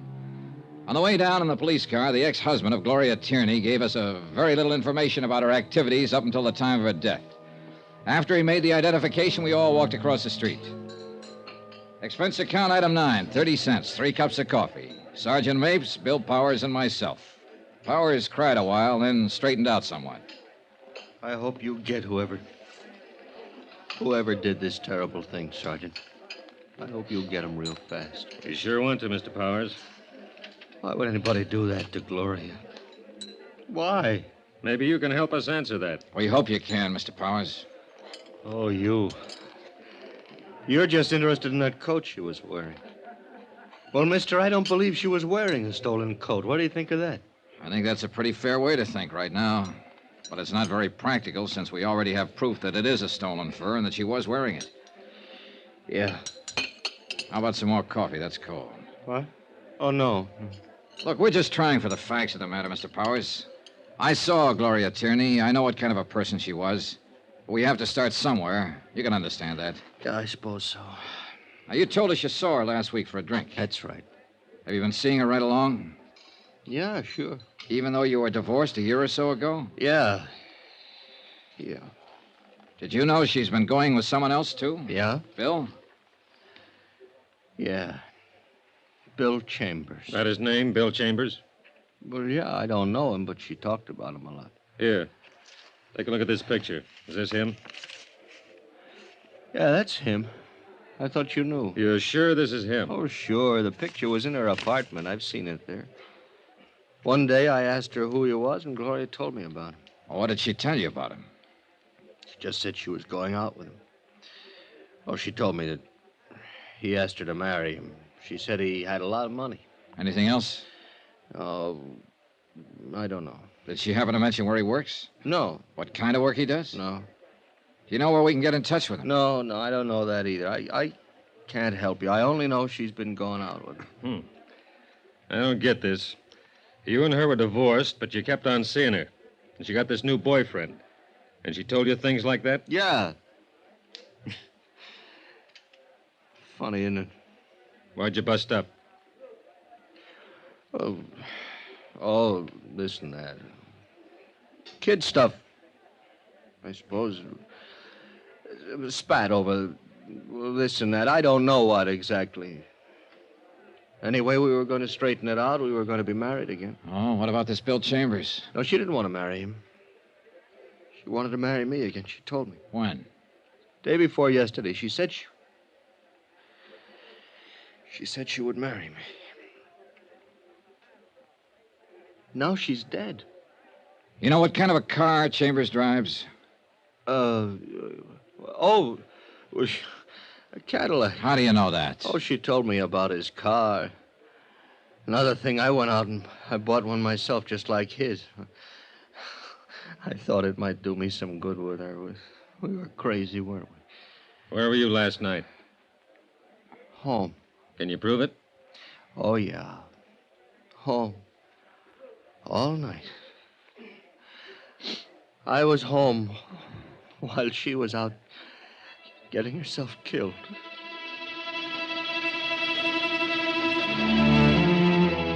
The name William Chambers was checked through the New York police files. 24 persons more or less fit the general description of the suspect. It took 2 days for Sergeant Mapes and his men to track down all the leads. Neither Mrs. Stromberg or Bill Powers could identify any of them. An all-points bulletin was issued describing the suspect in his car. Same results, nothing. On the third day, the pawn shop detail turned up 2 items that had been taken in the Todd burglary. There they are, Johnny. Uh-huh. Watch and a ring. Todd lost a watch and a ring with a lot of other stuff. Case numbers in the watch check out. The ring's engraved. Uh-huh, yeah. Where were they picked up? Shop on 3rd Street. The proprietor bought them yesterday. A man who signed the buy book used the name James Agenian. Phony? Yeah. Gave an address on Polk Street. That was phony, too. We got a good description from the proprietor. Fits Chambers right down the line. Oh, then he was still in town yesterday. Yesterday, yeah. But this stuff's been on the hot sheet for a long time. If he's had any experience at all, he knew he was taking a chance trying to unload it. Probably trying to raise money to get out of town. What I was thinking. Well, if he keeps on trying to raise money and unload all these things, I'll have all the loot back. If he keeps on trying, we'll keep on trying. Johnny, we're going to get this, baby. Sergeant Mapes. Where? Okay. He does need money. Huh? They found his car. Used car lot up in the Bronx. He sold it at 10 o'clock this morning.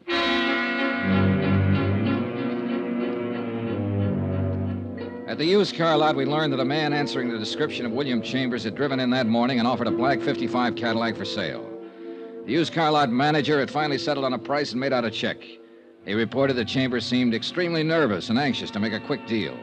The car was impounded and examined. A full set of fingerprints on the steering wheel and dashboard gave us a positive identification on William Chambers. Oh, what do you know? William Charles, William Carls, William Charles, Walter Cameron. 1, 2, 3, 7 aliases. Real name, William Charles. Male, Caucasian, age 33. 178, 6'1". Now, let's see. 14 arrests, 2 convictions. Both car thefts. Quite a boy. Well, we got a real tag on him now. Shouldn't be long before we pick him up. He doesn't look like a killer, does he, Johnny? I don't know. What's a killer supposed to look like? The search for William Charles continued. Associates and relatives listed in his criminal file were contacted and questioned. All denied knowledge of his whereabouts. In the meantime, 2 more pieces of stolen property connected with the Todd burglary were recovered by the pawn shop detail. Expense account item 10, $3, 1 telegram to 4 State Insurance in Wilmington, explaining our progress in the case and listing the recovered items. Johnny Dollar. You interested in finding Bill Charles? Who's this? My name's... Never mind. Do you want him or don't you? Sure, I want him. I'm at Shroud's Restaurant on 42nd off Broadway. Can you meet me? Yeah. 15 minutes. I'm in a gray suit, pinstripe. I'll be sitting alone. I'll watch for you. Expense account item 11, 75 cents cab fare from my hotel to Shraff's Restaurant. A small, pretty brunette woman in nice clothes was seated at a table all alone. She looked more like a housewife on a shopping tour than someone who might be connected with a bandit and a killer. Sit down, Mr. Dollar. Okay, sure. There's a reward posted for William Charles, isn't there? For that Todd matter? That's right, $5,000. Well, I get it if I turn him over to the police. Not all of it. Half of it goes to an ex-convict who tipped me off in the first place. Half? Yes. You don't seem very anxious to get him. Oh, we're anxious. But that's the way it is. This other half of the $5,000 is spoken for. I want to get something else straight. What happens to me? What do you mean? I've known he had a part in that Todd matter for a long while. I haven't said anything. Does that make me a party to it or something? I don't know. Well, this is going to get me in trouble. If I have to spend the money for lawyers to keep out of jail, I don't want any part of it. All right. My company will cover that part. Now, where's Charles? Not so fast. I better have something in writing. Something that says your insurance company will pay me a reward and give me help if I get in trouble. I'll talk to them. I'm thinking of the future. I'm going to have one once this is over. Are you? Yes. Yes, I am. Now, how long will it take you to arrange this? Oh, about an hour. I can do it by phone, I guess. That'll be fine. Who are you? Melva Charles. His wife? Yes, that's right. $2,500. Not much for a husband. He's not much of a husband. He was once, but then he had to give away a mink coat and spend time away from me. I see. I doubt it. You people hardly ever see anything. We try. You make the arrangements. I'll meet you again in, say, 2 hours. 2 hours. I gave her a 50-second start before I left the table. When I got out on the street, I was just in time to see her climb into a cab. I was trying to hail one to follow her when a black coupe pulled up to the curbing. Come on in, baby. Hey, Mapes. Get in, the light's changing. That is Melva Charles in that cab up there. Yeah, that's who she said she was. She wants to sell you her husband for the reward, doesn't she? Yeah. What's the delay? She wants to be sure she'll be handled right, the money and all. Say, how did you get in on this? Very dirty trick, baby. Everybody my men questioned about Charles mentioned your name, where you were staying, and what interest the insurance company had in this matter. Somebody was bound to look you up, especially Mrs. Charles. So we've kept an eye on you. Now, where are we, Sergeant? Her name was Melva Thaler before she married Charles. Her old man had a pot of money back in Minnesota. But she couldn't keep out of trouble and got herself disinherited. Money's always been her problem. Isn't it everybody's problem? Not the way it is with her. You should see her record. How much you offer her? Half. The other's spoken for. $2,500. Well, Charles is no good to her now. If he sticks his head out, he'll get caught. So she might as well cash in what she can on him. Nice people, huh? Swell. Uh-oh, she's leaving the cab. Get down to the corner and park. Can you see her? She went into the apartment building. Let's go. Which apartment, Johnny? Here we go. Right. Now where? Beats me. Just a minute. Johnny! Now, what?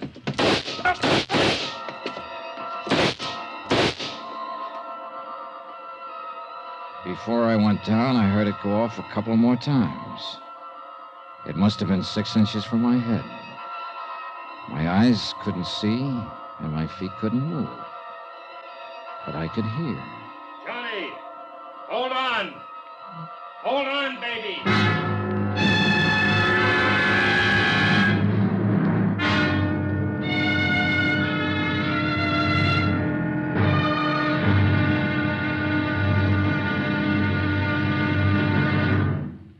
There'll be another exciting episode in our story of the Todd matter tomorrow. Tomorrow? Well, there are times when $75,000 worth of stealing isn't worth a plug nickel. Join us, won't you? Yours truly, Johnny Dollar.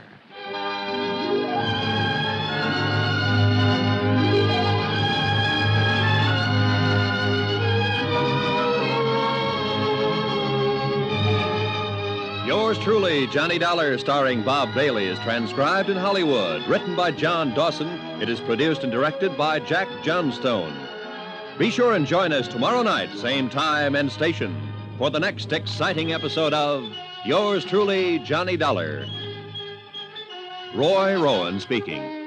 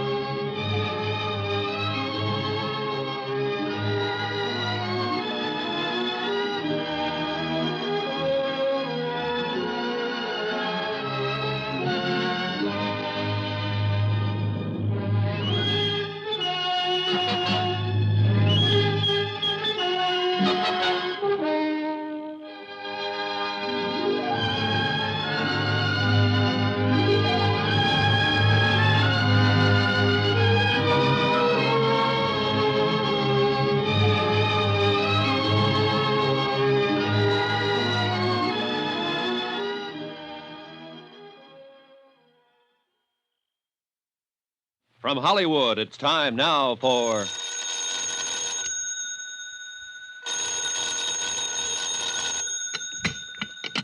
Johnny Dollar. Hi, baby. Dan Mapes. Glad they gave you a telephone in your room. Yeah, that's the only thing good about it. Well, hospitals are designed to make a man impatient. You're a pretty lucky fella at that. Let me tell you about your operation. Yeah, please do. You stopped 2 slugs. They pried one out of your neck and another one out of your rib cage. Missed your heart by a snake's whisker. I was luckier than Gloria Tierney. Yeah. Yes, you were.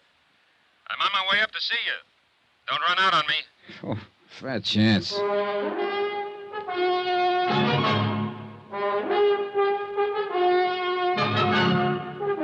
Tonight and every weekday night, Bob Bailey in the transcribed adventures of the man with the action-packed expense account, America's fabulous freelance insurance investigator. Yours truly, Johnny Dollar.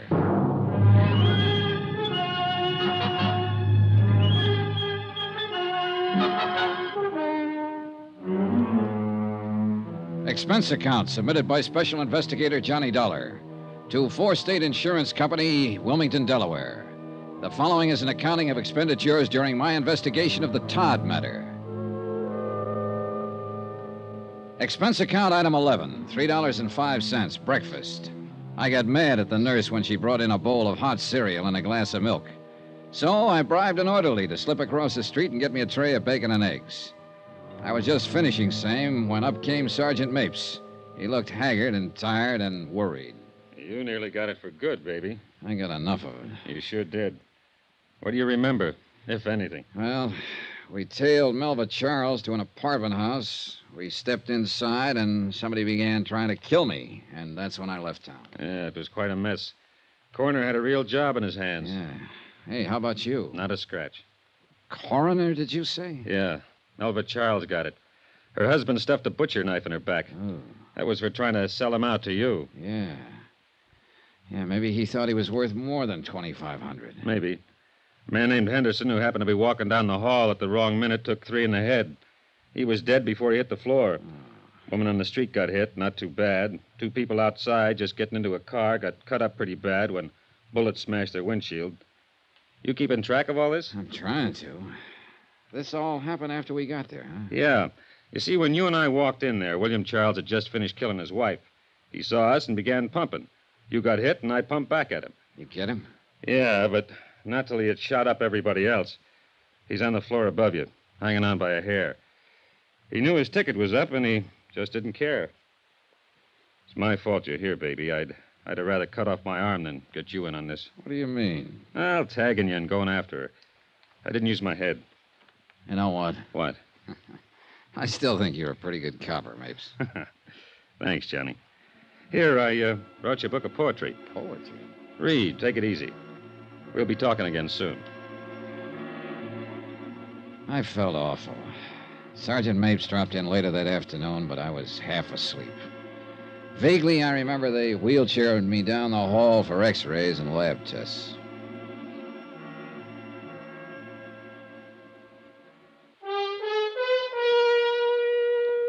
Expense account item 12, 10 cents, the morning paper. The story of the shooting was splashed all over page 1, and the solution to the Gloria Tierney killing in part. Slugs from William Charles' gun were matched with those that had killed Gloria Tierney. No mention was made of any loot from the Todd burglary being found in the Charles apartment. Between back rubs and sleeping pills, I worried about that. I didn't worry too much about the fact that William Charles, killer, gunman, burglar, was dying in the room directly above me. About midnight, Mapes showed up with a wheelchair. There we are. Now, you all ready to go up and see what he has to say? Yeah, sure, I guess so. I still have to finish my job. Let's take it easy now. All right. Hey, weak. Dizzy. That won't last long. There. Now, here we go, baby. It was the second time within a week I'd been in a hospital room with a dying person. The first one had been a young and beautiful woman who had been shot by the man who now lay dying of police bullets.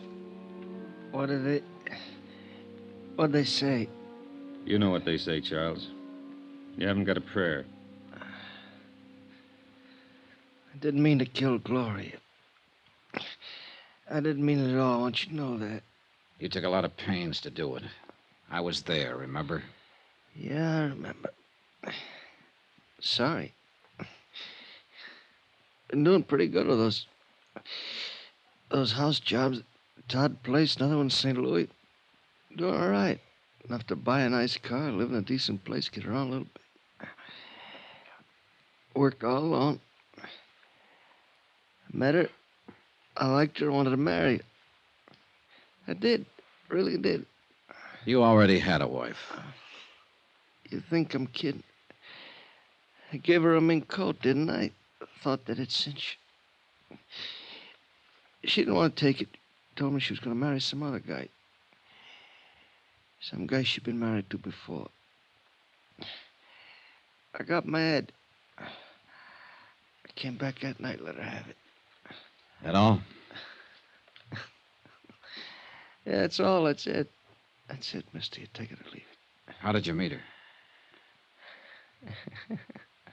Mutual friend. What friend? None of your business. All right, this is my business. Where's the rest of the stuff? What stuff? The stuff you took from the Todd place. Where have you got it? Oh, what's funny? You think I'd tell you that? Oh, what's the difference now? Come on, what's the difference now?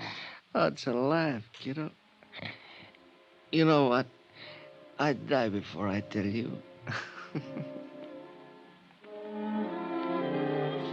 He died, and he didn't tell me.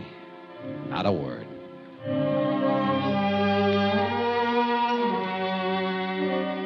Later, a private ambulance took me from police emergency hospital to my hotel room. 3 days after that, I was able to get back on my feet. I went right down to Mapes' office at headquarters.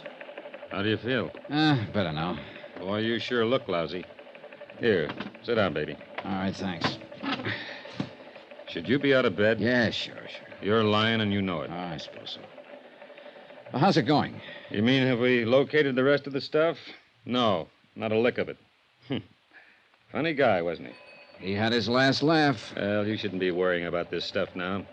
You ought to be taking care of yourself. I am. I'm sitting here helping you worry. I'm not worried about anything. You're worried about the same thing I am. Where's all the rest of the Todd stuff? Oh, it'll turn up somewhere.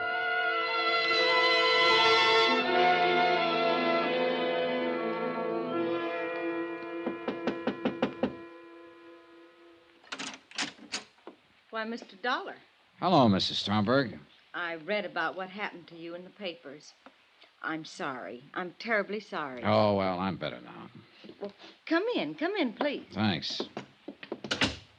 Say, you'd better sit down, Mr. Dollar. I'll get you a cup of coffee. Do you have any bourbon? Why, yes, I think so. All right, I'll take that. Well, all right. Is water okay? Yeah, sure, fine.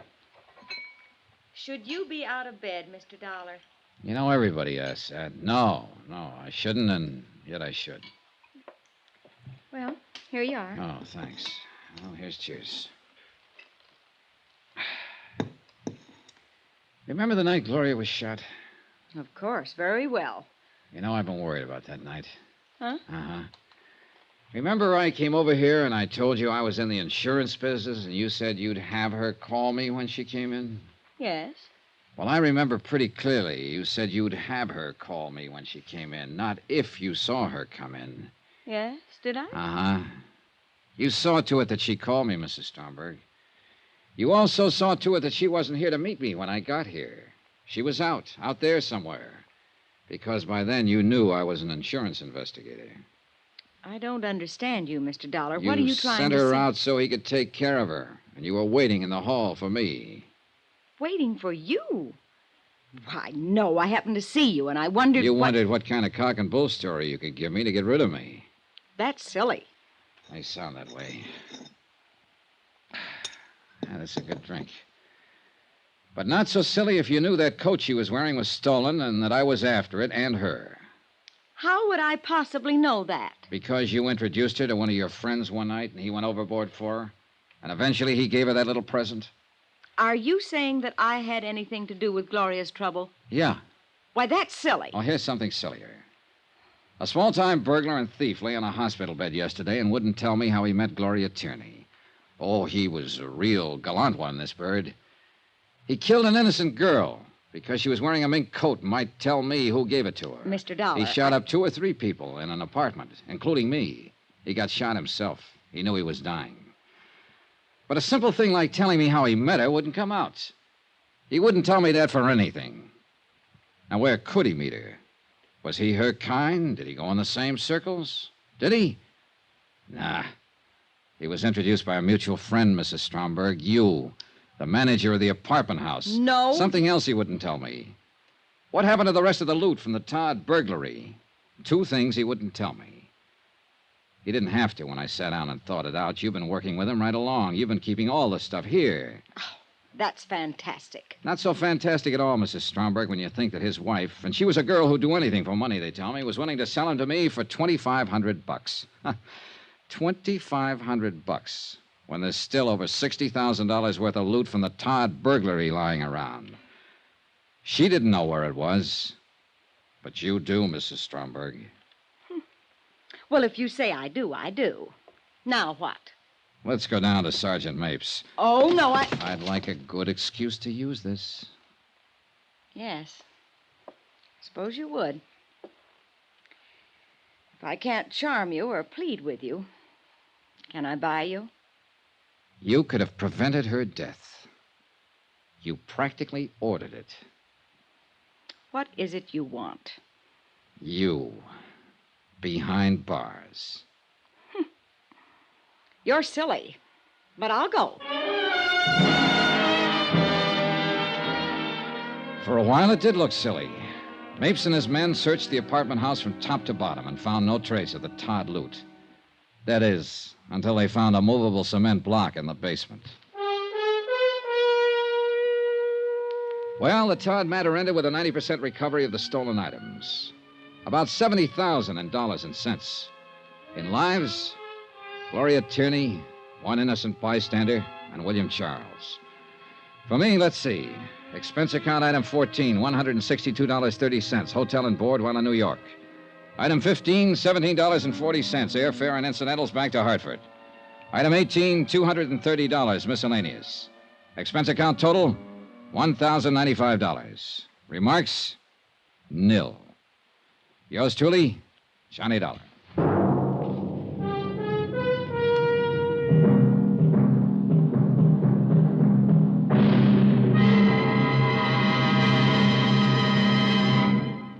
Remember, there'll be another intriguing story for you beginning next Monday night. Next week, a music lesson on a priceless Amati violin. Music and mystery and danger. Join us, won't you? Yours truly, Johnny Dollar.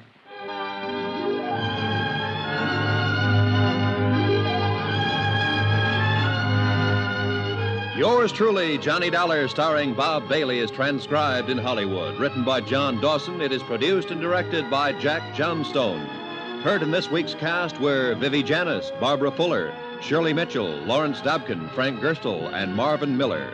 Musical supervision by Amerigo Marino. Be sure to join us on Monday night, same time and station, for another exciting story of yours truly, Johnny Dollar.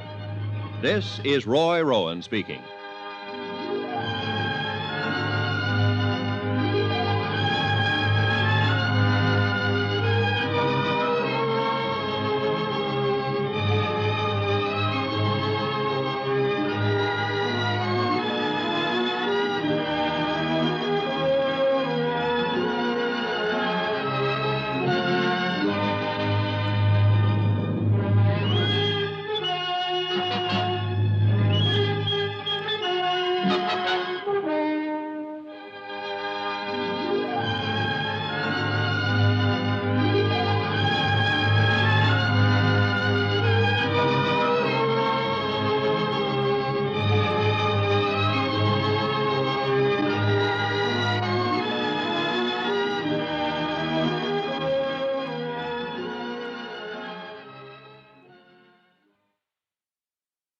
From Hollywood, it's time now for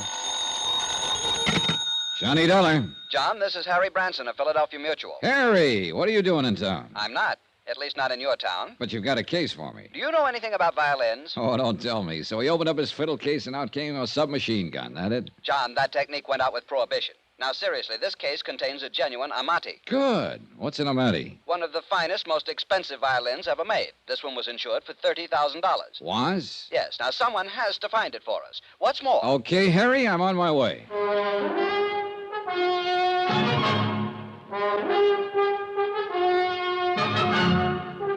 Tonight and every weekday night, Bob Bailey in the transcribed adventures of the man with the action-packed expense account, America's fabulous freelance insurance investigator. Yours truly, Johnny Dollar.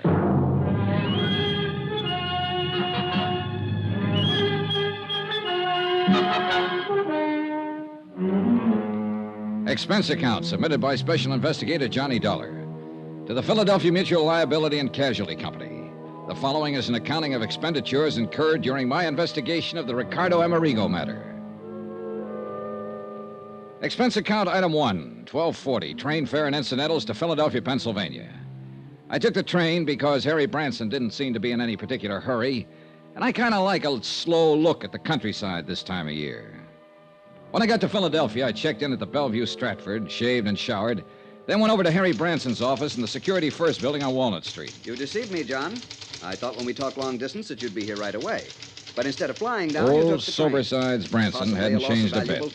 Hair a little grayer than the last time I'd seen him, perhaps. I hear further from But still the same serious lad who always acted as though he was carrying the weight of the world on his shoulders. I feel a deep personal concern over the whole matter because it was a man I put in this office myself who issued the policies, both of them. 2 policies on this fiddle you were talking about? No, John. One on the Amati violin, $30,000. Yeah? And one on Ricardo Amerigo himself for $20,000. Who is Ricky? Who? Well, isn't that what you said his name is? I'm sure I didn't mention anyone by the... Ricardo Amerigo. Yes. Well, where's he playing? The Purple Cat or maybe Wee Willie's joint over on John, Fifth Street? this man is a concert violinist, or was. He's disappeared. Now, please, no more levity. Sorry, Harold. It's Harrison. Sorry, Harry. All right. I'm quite all right. Now, I realize that you have quite a sense of humor, John, but in a matter as important as this... Yeah, sure. Now, let's have the story. Very well. A few years ago, Ricardo Amerigo was one of the world's leading concert violinists, as famous in London, Paris, Rome, as in the concert halls of this country. Uh-huh. Such virtuosity, almost unbelievable. I shall never forget one evening here in our Academy of Music. He had just finished a perfectly brilliant Wieniawski. Amazing technical performance. Yeah, well... And for an encore, he played Sarasate's Sapateado. Even more brilliant. Harry... But the audience wouldn't let him leave the stage. Ricardo Amerigo... has disappeared. Oh, yes. And you're in a hurry to get on with the case. I'm sorry. Now, thinking of his superlative performance that night carried me away. Yes, he's dead. Disappeared. And the violin? No trace. Dead? You didn't say that before. I know. You see, there's no proof of death. No body. Disappeared. Well, don't let me shock your finer sensibilities, Harry. Murder? We have thought of that, of course. Who's we? The Port Morris police. Port Morris, New Jersey, that is. Oh. Yes, you see, since Amerigo's car went through the bridge rail, crashed right through it, and plunged into the river stream. Trying to tie Harry down to pertinent facts that would help me in my investigation was, futile. At least 3 times during the next half hour, he went off on glowing descriptions of violin recitals he had known. Heifetz, Selman, Chrysler, and so on. But he did come up with 1 or 2 things I wanted. First, Amerigo and his fiddle had been driving down from Philadelphia to some spot on the South Jersey seashore. Crossing an old wooden bridge over a little stream, an inlet from the ocean, the car had smashed through the guardrail and gone to the bottom of the inlet. The car, of course, was found.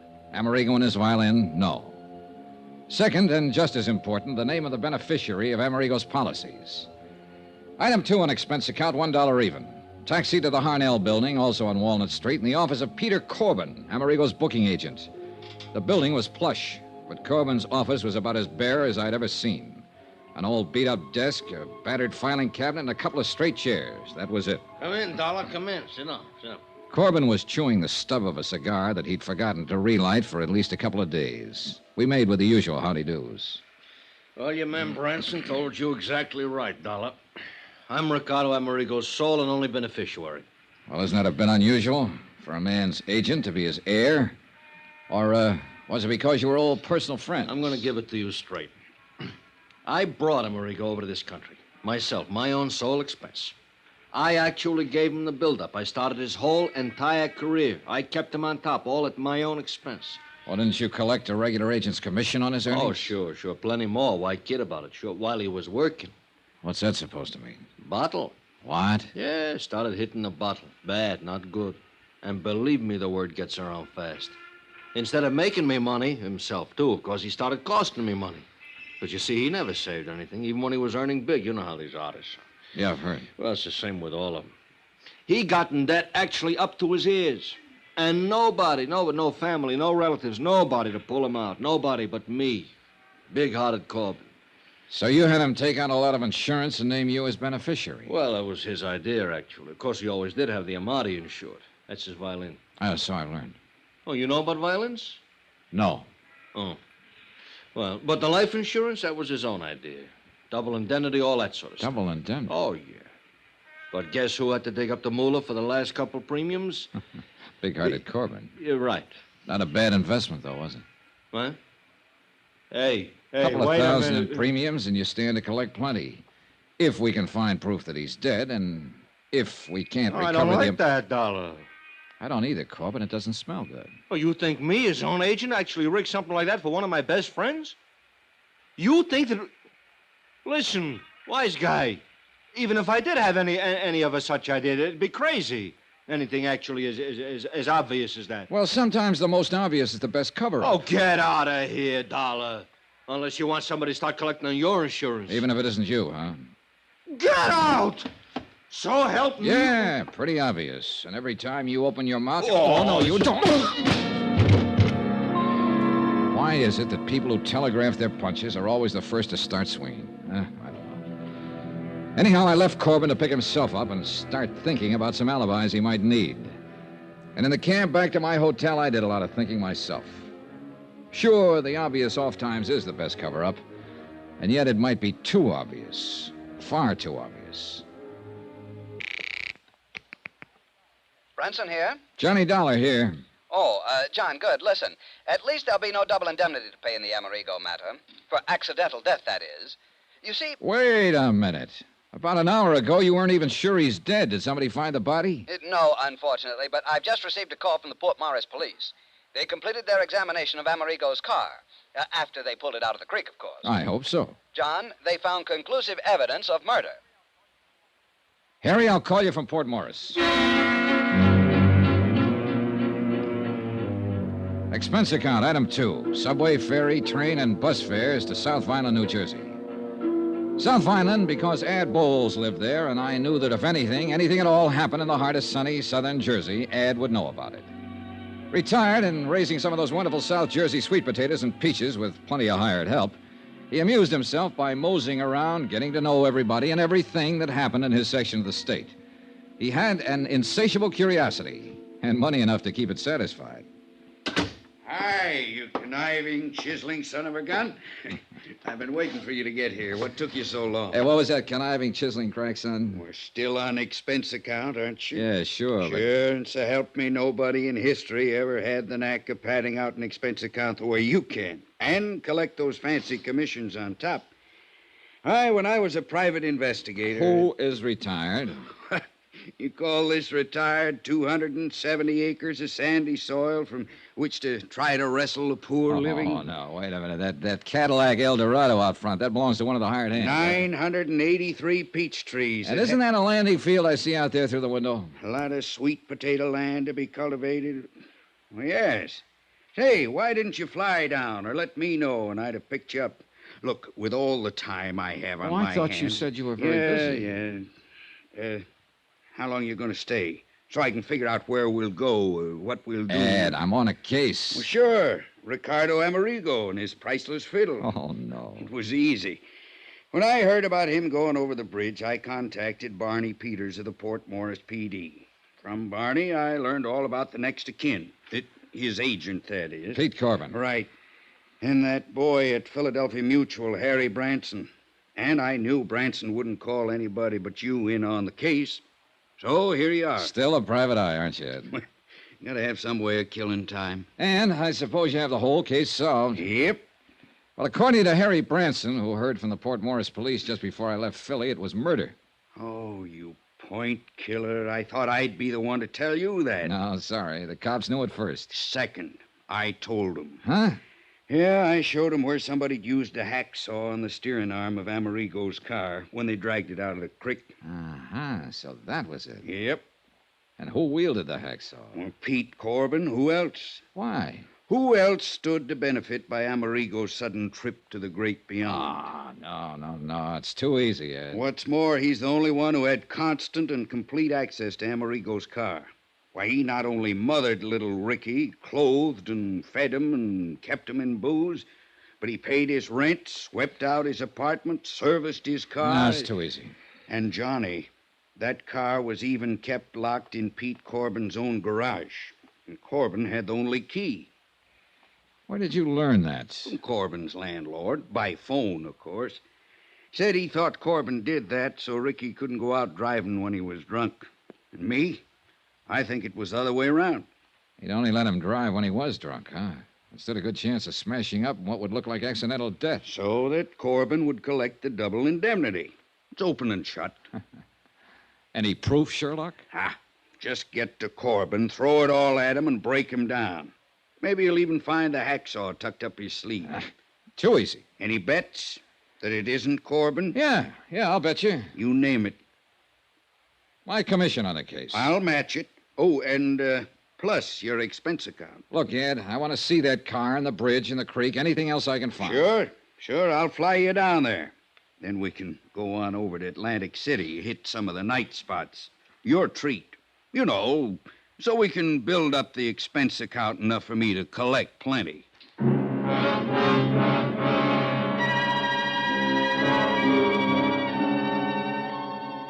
Ed Bowles had been a pretty good investigator in his day, seldom gone off half-cocked. Yet all his evidence was purely circumstantial. And where was the body? What's more, Pete Corbin acted anything but scared. Or so I thought until I put through a routine call to Harry Branson. He was worried. He had a right to be. Pete Corbin had packed a bag, jumped into his car, and disappeared.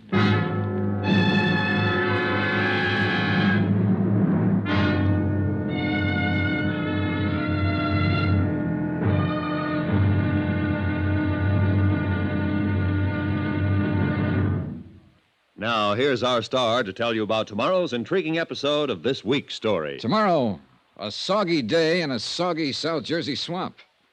And a discovery almost too good to be true. Join us, won't you? Yours truly, Johnny Dollar.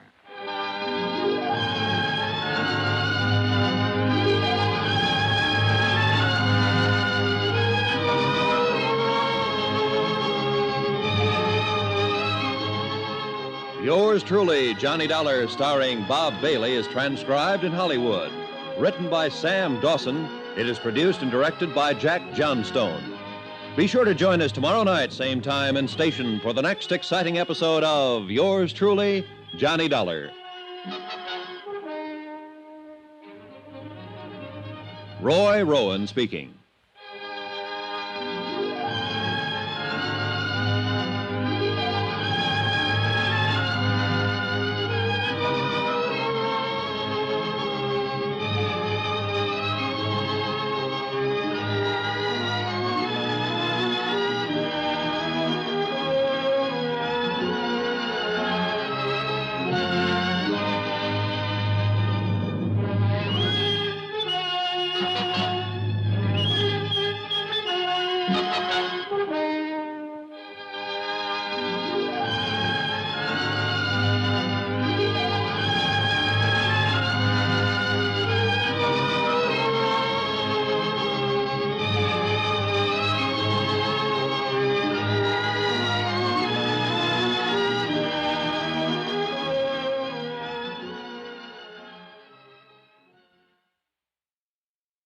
From Hollywood, it's time now for Johnny Dollar. Sergeant Barney Peters, Port Morris Police. Oh, hi, Sergeant. Thought you and Adam Bowles were coming over here to look at the evidence in the murder of Ricardo Amerigo. We are. Ed's out warming up his plane. That's why I answered his phone. We got a visitor here in Port Morris. Who? The guy Ed thinks did the job. Pete Corbin, Amerigo's booking agent? That's right. In Port Morris? That's right. Well, are you holding him? I can't. No legal reason to, in spite of Ed's suspicions. Well, what's Corbin doing there? I don't know unless Ed's right about him. Huh? And Pete knows you're on his trail. Well, what's that mean? What could mean he's down here gunning for you.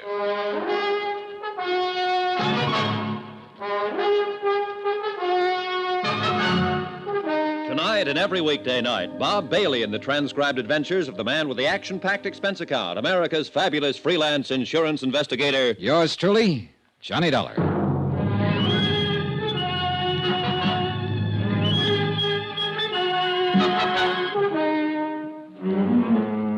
Expense account submitted by Special Investigator Johnny Dollar. Location, Port Morris, New Jersey. Following is an accounting of expenditures incurred during my investigation of the Ricardo Amerigo matter. Item 3, $1 even. For whatever it was, the local druggist recommended to pull my stomach back together after the flight in Ad Bull's private plane from Ad's farm in South Violin to Port Morris. In a sense, I'm glad we flew. In a car with Ed at the wheel, we'd have been all over the road. As it was, we were only all over the sky. Oh, beautiful day for flying, isn't it, Johnny? Can't you hold a straight course, Ed? What's the matter with this ship? Not a thing. I like to weave around a bit. I like the feel of it. You know, all that power under you. Yeah. Sure you're not just trying to scare me into welching on our little bet? I'm going to win that bet, Johnny. Your commission on the case, plus all that goes on that well-padded expense account of yours. You just get busy and find the body. Why don't you forget your dark past as a private eye and stay retired? What? And leave an old friend like you floundering around with a case that's Hey! You don't watch your steering, we'll be floundering around in those salt marshes down there. Sorry. But can't you see, Johnny? Pete Corbin, Amerigo's agent, has to be the heavy. He's the beneficiary of Amerigo's policy. Amerigo owed him a lot of money. Too easy. And Pete's the only person we know of who was with Amerigo constantly. You got motive, opportunity. Too easy, I tell you. But I wonder what under the sun Pete's doing in Port Morris. That we'll be finding out. We'll land there in a couple of minutes now.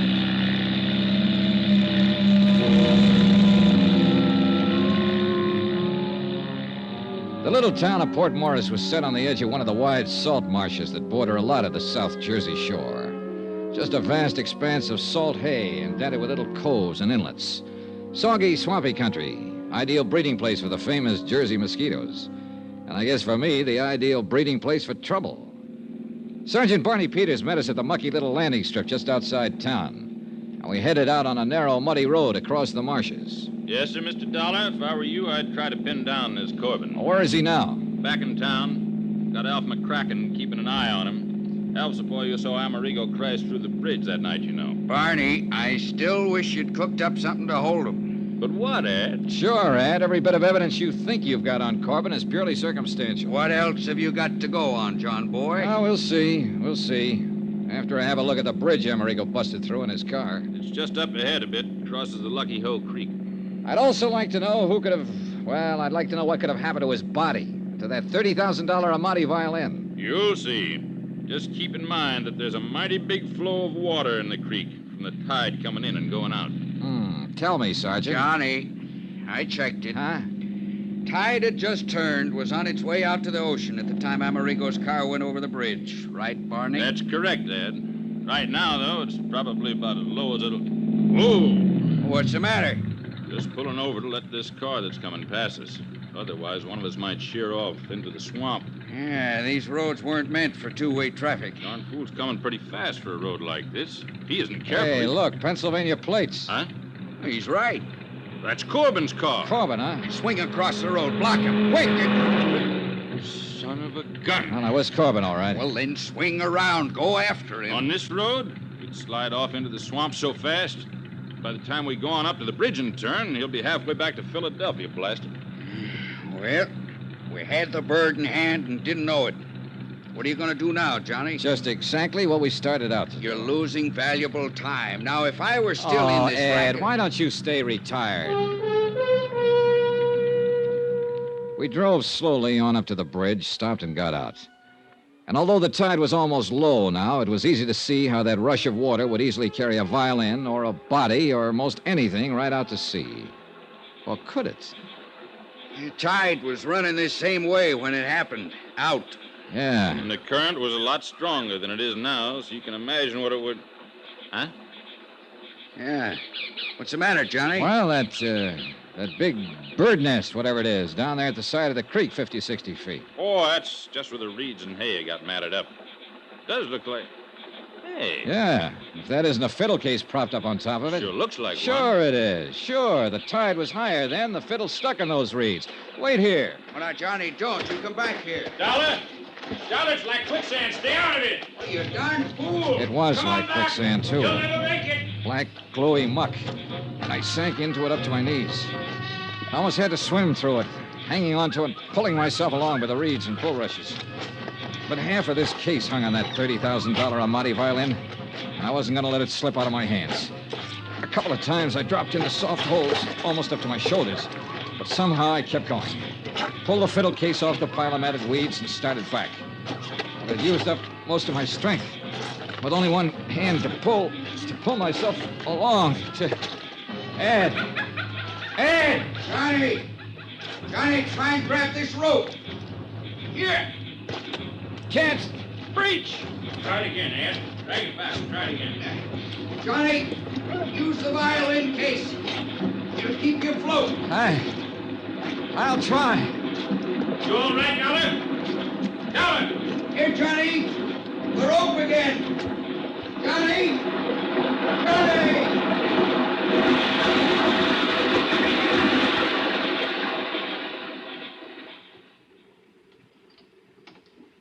I hadn't passed out.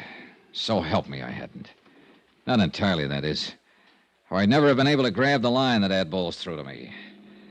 Needless to say, I took a lot of kidding from Ad and Barney Peters on the drive back to Port Morris, especially since I didn't really know what had happened until I came to in the back seat of the car, clutching the fiddle case. Jerk. If you'd held onto the rope with the death grip you have on that violin case, we'd have got you out of that muck before you swallowed half the salt water in that inlet. Yeah, sure. I'll say this for you, Mr. Dollar. You don't give up easy. The fiddle. The $30,000 Amati. At least I had half of this miserable case in hand in my hands. There'd be no insurance collection on that violin. And then I saw it. What's the matter, Johnny? You passed out again? No, Ed. You should have cleaned me up before you piled me into this car. What? Look. Well, what is it? Piece of shirt. Ricardo Amerigo's shirt. Is that? Yeah, look. Monogram on the pocket, R.A. And what looks like bloodstains. Hey, you're right. Where'd you get that? I must have picked it up when I picked up the fiddle. Well, at least it proves that Amerigo went down with his car. No doubt of it. What I didn't tell him was that the piece of cloth from Ricardo Amerigo's shirt was fastened to the violin case. Deliberately put there. But by whom? By Pete Corbin, Johnny. That's your man. Are you listening? Yeah, I'm listening. Beneficiary, confidant, caretaker of both Ricky Amerigo and his car. Who else could have sawed through the steering bar that made the car run off the bridge? And a guy who was smart enough to have it happen in this godforsaken salt Now, marsh. just a minute, Ed. Okay, Barney. In the heart of sunny southern Jersey, where he expected nobody'd find car or body or even the fiddle until long after the insurance claim was met. Thanks to a tide that'd carry everything out to sea. For indeed, my friend, if your deputy, Alf McCracken, hadn't actually seen Amerigo's car slip through the bridge rail... Oh, wait a minute. Yeah. If Pete Corbin had planned this whole thing, he would have made sure the corpus delicti would be found. Johnny. That's why he had the accident happen where somebody saw it. Yet that somebody, Alf McCracken, didn't see the fiddle float away, didn't see the body float away from the car. Oh, stop it, John, boy. You know as well as I do that this whole thing was engineered by Corbin. All right, tell me, investigator, what was he doing down here today? Well, Lord knows, and I don't care. Probably to plant that piece of shirt. Johnny, I've given you all the help I'm gonna on this case. From now on, you either follow my tip and lose your bet to me, or you don't and give yourself a black eye with insurance company. Johnny. Oh, yeah, Barney. Ed's a good detective. He'd have to be to retire on that nice farm of his over in South Violin. He even broke a burglary case for me once here in Port Morris a couple of years ago, one I couldn't break myself. Pastime. But you've got guts. I like you for it. Thanks a lot. And to me, the Pete Corbin theory looks, well, too easy. Oh, not you, Barney. That's what I've been trying to preach to that stubborn egghead sitting beside you. I'll lend you a suit of clean clothes, and you can chase this thing down in the way you want to, without the dubious help of somebody who's just trying to win a bet from you. Traitor. And if I were you, I'd hunt up a few other people who knew Ricky Amerigo besides his press agent, Pete Corbin. You are a mind reader. Gentlemen, I have only one thing to say. And, Johnny, it's addressed to you. When you finally find that Pete Corbin done it, you know where to send the check to me.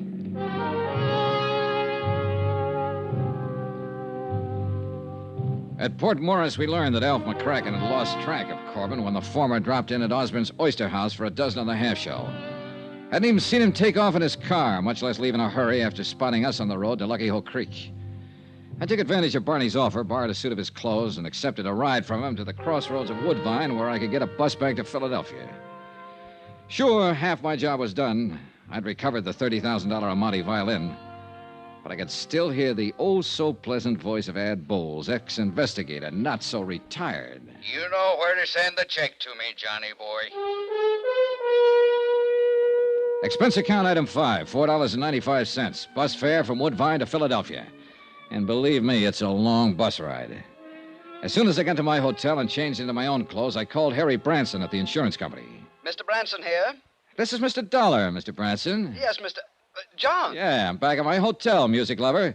And I've just won the $30,000 Amati. What? Yeah, I got the fiddle for you. Well, thank heaven you recovered it. What of Ricardo Amerigo? Later. Do you want the Amati? I'll be right over.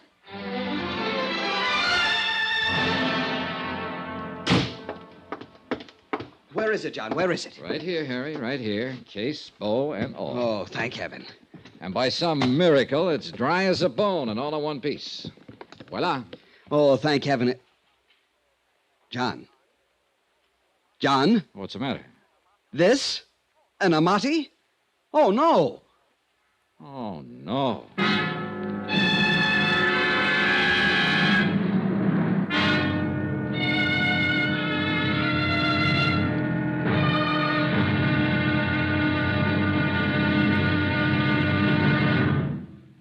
Now, here's our star to tell you about tomorrow's intriguing episode of this week's story. Tomorrow, the results of a poker game. And believe me, there are times when the cards can be really stacked against you.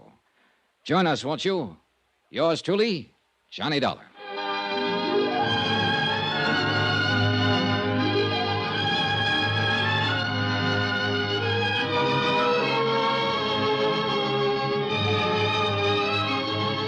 Yours truly, Johnny Dollar, starring Bob Bailey, is transcribed in Hollywood. Written by Sam Dawson, it is produced and directed by Jack Johnstone.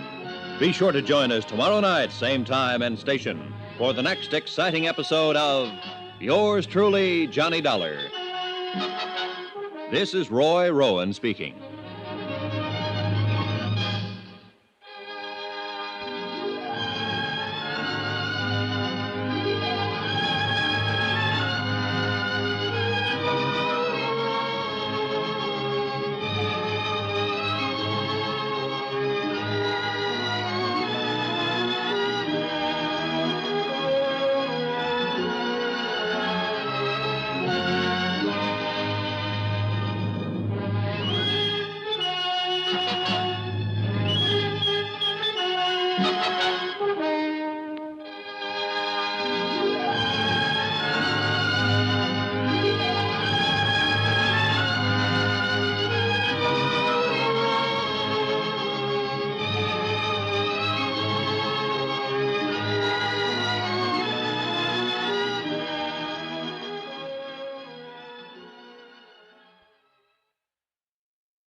From Hollywood, it's time now for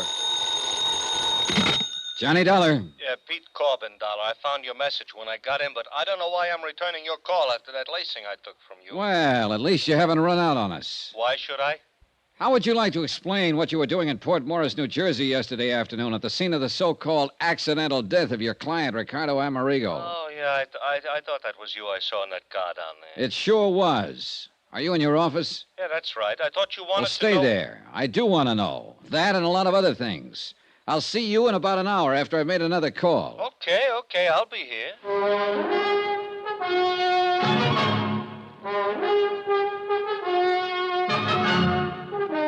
Tonight and every weekday night, Bob Bailey in the transcribed adventures of the man with the action-packed expense account, America's fabulous freelance insurance investigator. Yours truly, Johnny Dollar.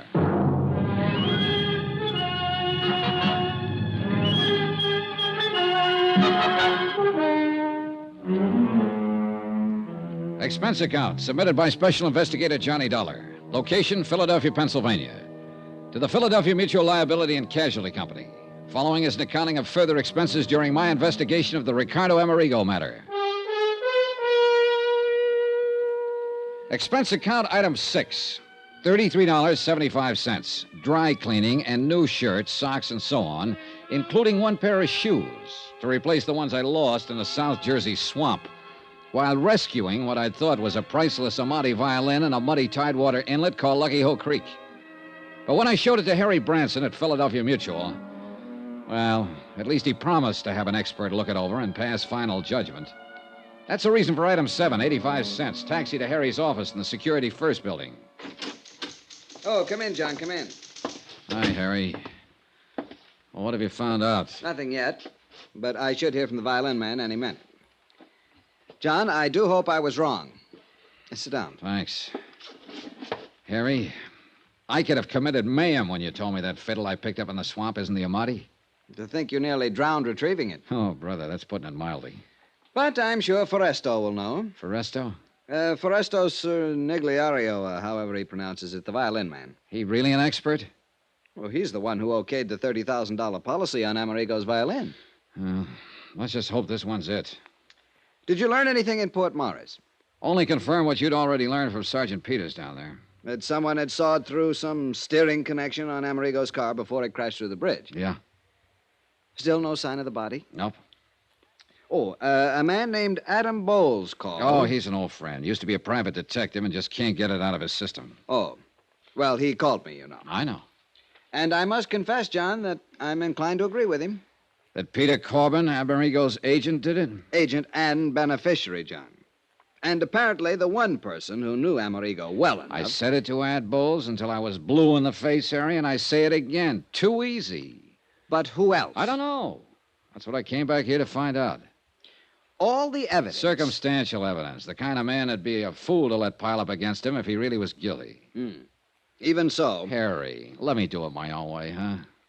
What if this Corbin tries to skip out? Then will be the time to... Excuse me. Yes. Mr. Charniero to see you, sir. Charniero. I knew that was it. Send him in. Man is here, John. Foresto? Yes, sure. Oh, well. Come in, Foresto. Meet Mr. Dollar. Yes. How do you do, Mr. Dollar? You brought the fiddle? Yeah. Right here on the desk. Well? Thank you. I'll open up the case. Well, is it? Mr. Bronson, Mr. Dollar, I'm sure. Well? Well, Mr. Charniero? Charniero. Look, you've only got to look now that I've cleaned away some of the mud and the salt from the swamp where it was found. We're lucky it did not do any real damage to change the appearance. But nobody could tell the way you gave it to me. Well, how about now that you've cleaned it up? Yes. You see here.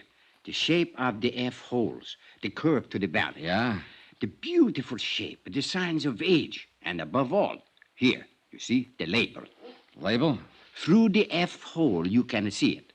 There, Niccolo Amati. Then it is Amerigo's. See. You're sure, Mr. Charniero? The label says. And Foresto says. Well, look, I talked with a fiddle player in the orchestra at my hotel last night. He told me there are literally thousands of imitations of every important violin ever made. Shape, size, label, and all. Now, listen, Foresto. Yeah. Tell me the truth. Do you really consider yourself an expert? Well, I'm a seller violins in my store. Violins, harmonicas, ocarinas, victrolas. How good are the violins you sell? Oh, so good ones. Some as high as $65.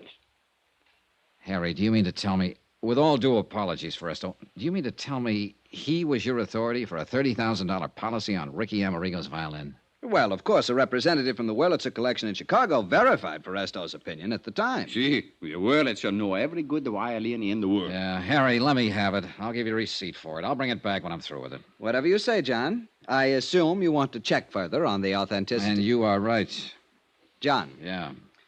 To put it bluntly, you've still not accomplished very much insofar as Amerigo himself is concerned. With this fiddle under my arm, I think maybe I will. See you later.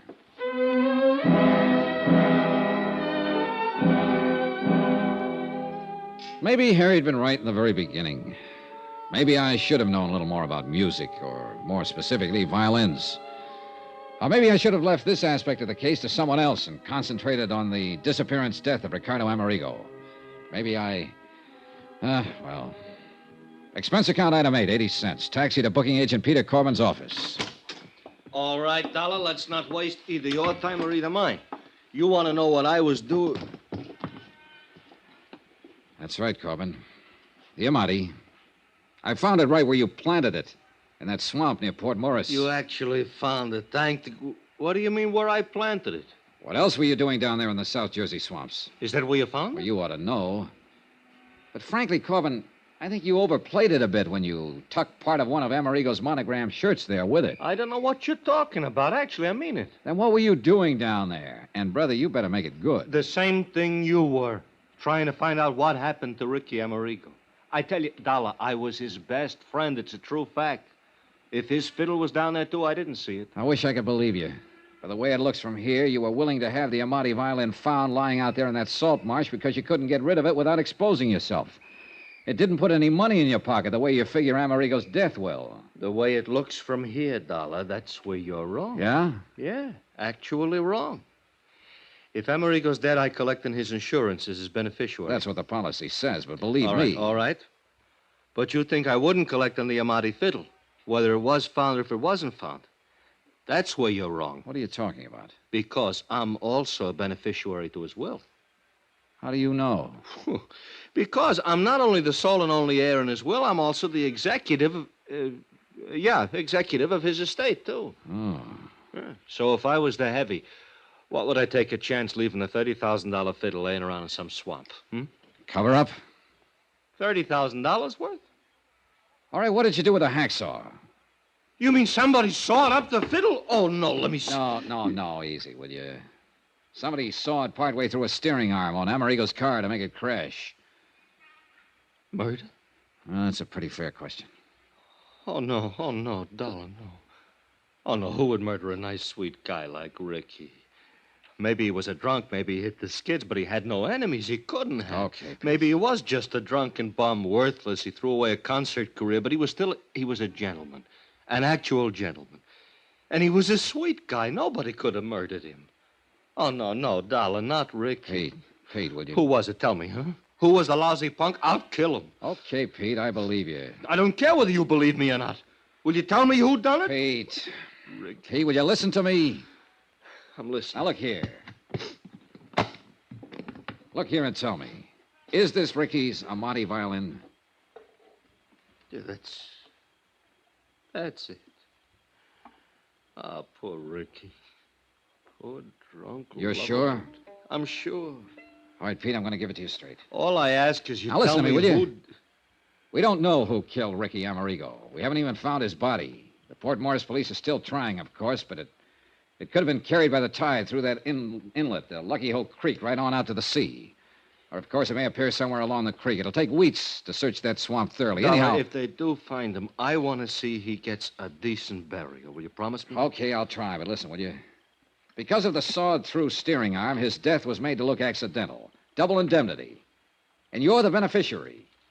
He not only wasn't making you any money because his drinking kept him off the concert stage, but he owed you money, plenty. Now, that's a motive. As for opportunity, who else had as much as you? Nobody. But I love the poor guy. I try to keep him alive, to get him back on his own feet. You told me, and I believe you. But the fact remains that the insurance company, the police, even a pretty smart private detective I know, all figure you for number one suspect. And they hope to accumulate enough evidence to move in on you. And you're with them, huh? No. What? Yesterday right here you told me... Sure, I know I did. But I've had time to think it out. Now, pinning it on you is just too easy, much too easy. I'll say it to your face, Pete. You're no mental giant. But only an utter fool would let circumstantial evidence like that pile up against him and then commit a murder like that. I may be wrong. Lord help you if I am and find out. But I think you're clean. I swear I am. I'm going to play it that way unless I find solid reason to change my mind. Because, Pete. Yeah, Johnny? You're the one person who can help me in this case. I'll do anything. Actually, anything. Just ask me. All right. Now, first tell me where you were last Friday evening when Amerigo's car made that dive off that bridge. Alibi? That's right, brother, and you can be sure I'll check it. At Willie's. All right, who's Willie? Willie Elliott. He's a saxophone player, one of my clients. He was a friend of Ricky's, too. Well, where can I find him? What's his address? I'll write it down for you. We had a four-handed poker game. Who else in the game? Jerry Goldsmith, 120. He know Ricardo, too? Oh, yeah. Composer, conductor, violin player. Fiddle player, huh? Who was the fourth? Eric Snowden. Who's he? He's a fiddle maker. He lives at his shop. I'll write that down. Fiddle maker, did you say? Yeah. Here you are. Yeah, he was the sole and only man Ricky would ever let touch his amati for repairs and fixing up, you understand? Who else were good friends of Ricardo's? While he was making it, plenty. Lately, nobody. You sure? Oh, nobody, Johnny. I know. Of course, he hung around a lot of bars. He was a regular. Give me a list. Well, let's see. There's a little place over on Pine Street called the Yellow Lamp.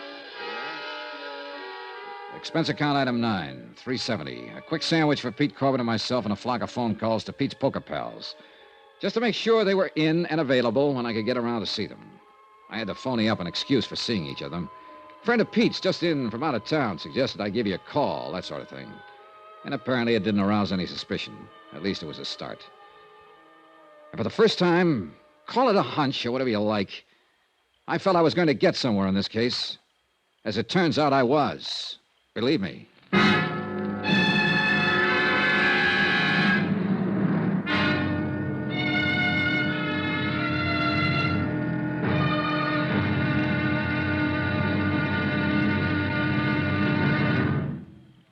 Now, here's our star to tell you about tomorrow's intriguing episode of this week's story. Tomorrow, a trio of musicians. The question, which one's story was playing a little flat? Join us, won't you? Yours truly, Johnny Dollar.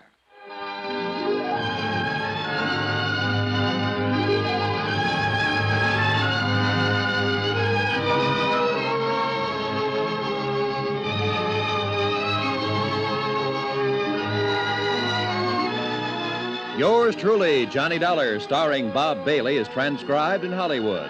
Written by Sam Dawson, it is produced and directed by Jack Johnstone.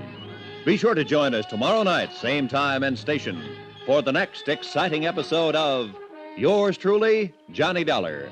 Roy Rowan speaking.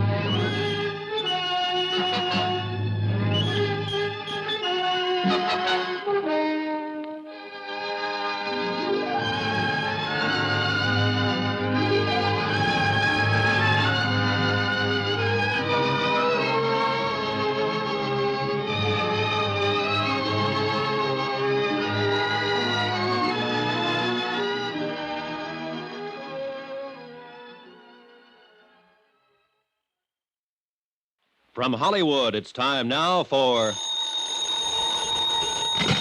Johnny Dollar. You ought to investigate. Hello? What'd you say? Who is this?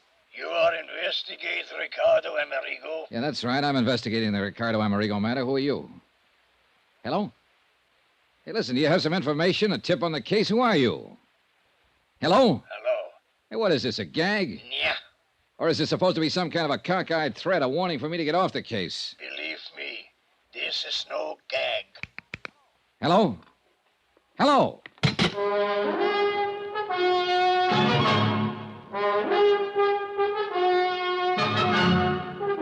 Tonight and every weekday night, Bob Bailey in the transcribed adventures of the man with the action-packed expense account, America's fabulous freelance insurance investigator. Yours truly, Johnny Dollar.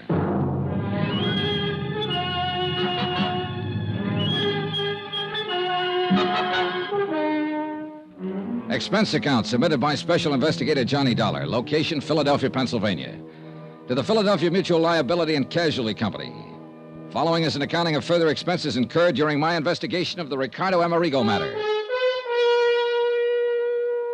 Expense account item 10, $21 even, for drinks, for me alone. And believe it or not, I'm cold sober. But the least I could do was buy one at each of the bars on the list Pete Corbin gave me. A list of all the places Ricardo Amerigo used to hang out before his disappearance in a South Jersey swamp. In spite of all the circumstantial evidence pointing his way, I still wasn't convinced Corbin had engineered an accident to kill Amerigo. Pete had also given me a list of Amerigo's closest personal friends, 3 of them. I told him I'd see them later. Meanwhile, I hoped to learn something helpful from the places where he apparently spent most of his time during his last few months on this earth.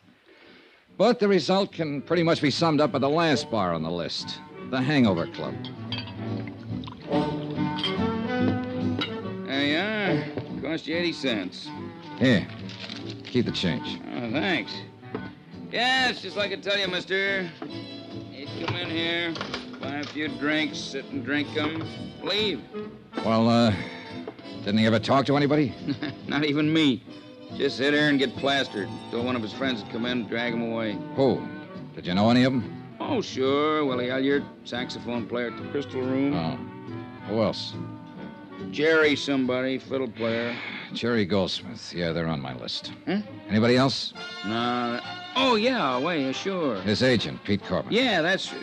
Hey, if you knew that, why'd you ask me? I've heard the same thing exactly 20 times so far today. Yeah, well, I'll say this for him. They must have loved Amerigo. They might have fought and argued with him when they caught him in here, but it was all for one thing, to try and straighten him out. But, mister, he was too far in. Yeah. Yeah, shame for a talent like him, concert violinist, to hit the skids the way he'd done, but nobody couldn't seem to help him. The story had been exactly the same in every bar on the list.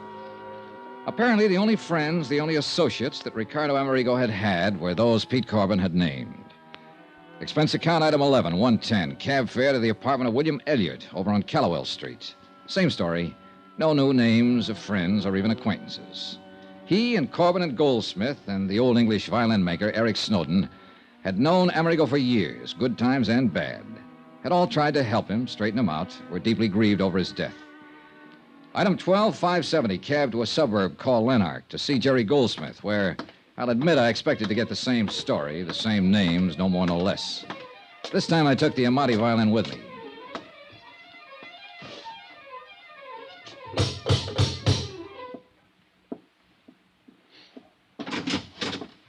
Hi.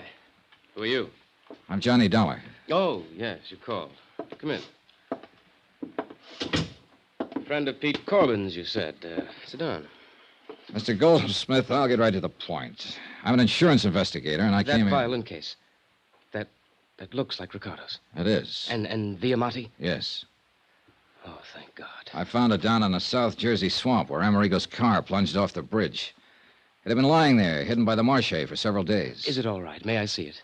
Well, one reason I brought it along was so you could substantiate identification. I make no bones about it, Mr. Dollar. I coveted this violin like nothing else in the world. I've played many fine instruments, Strads, Guarnieri, even this, my Stainer. I see. But Ricardo's Amati, there was something between that violin and myself that could exist for no one else. Not even Ricardo Amerigo when he was at his greatest. And when he started his terrible downfall. You, wanted it even more, huh? Yes, more than anything else in the world. Enough to kill for it? Mr. Dollar, I should kill you for even thinking such a thing. I loved Ricardo. Okay, sorry.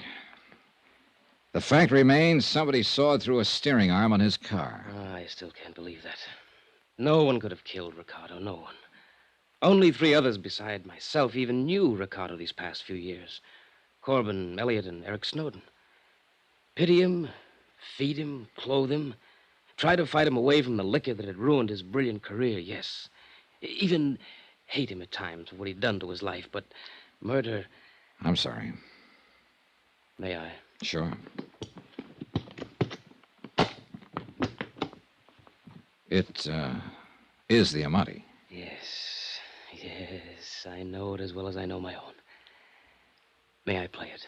Sure.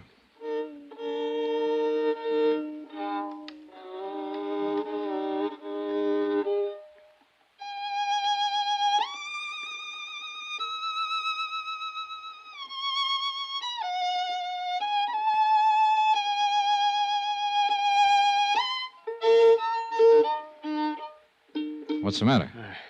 I don't know.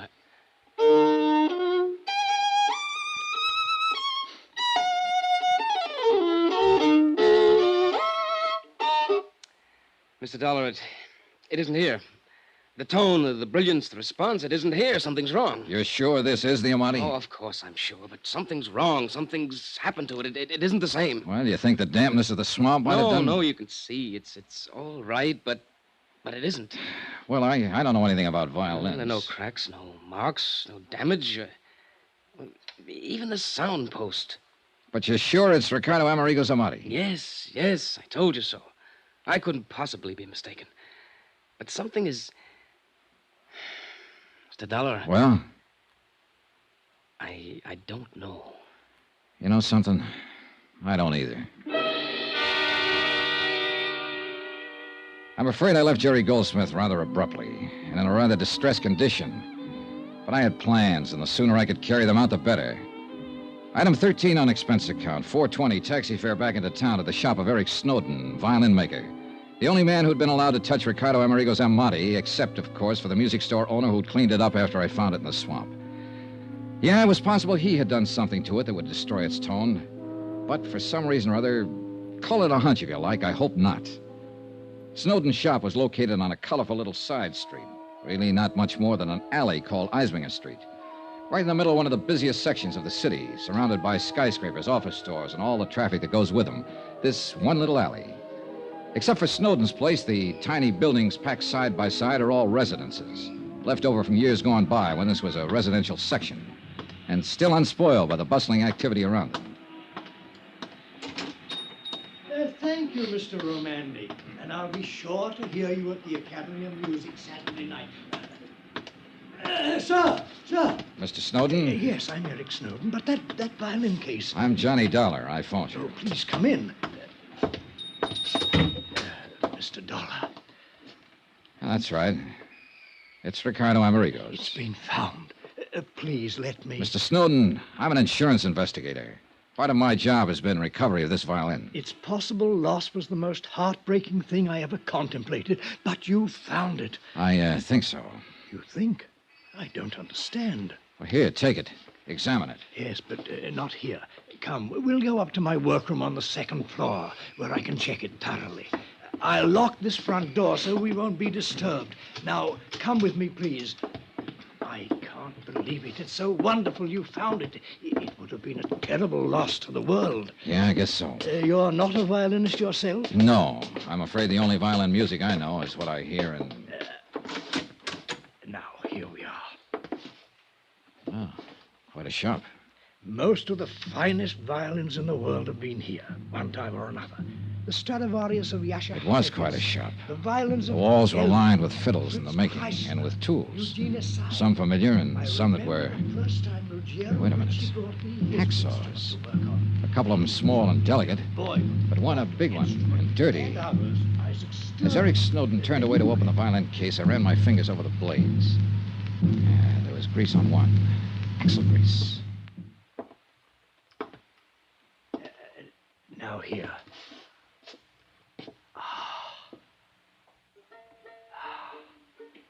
Well, Mr. Snowden? Yes, Mr. Dollar.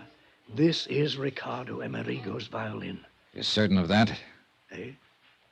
Do you think that I, of all people, wouldn't know? Mr. Dollar, aside from Ricardo himself, I am the only person who has touched this magnificent instrument for years now. I must confess, I resent your least question of my judgment. All right, I'll be honest with you.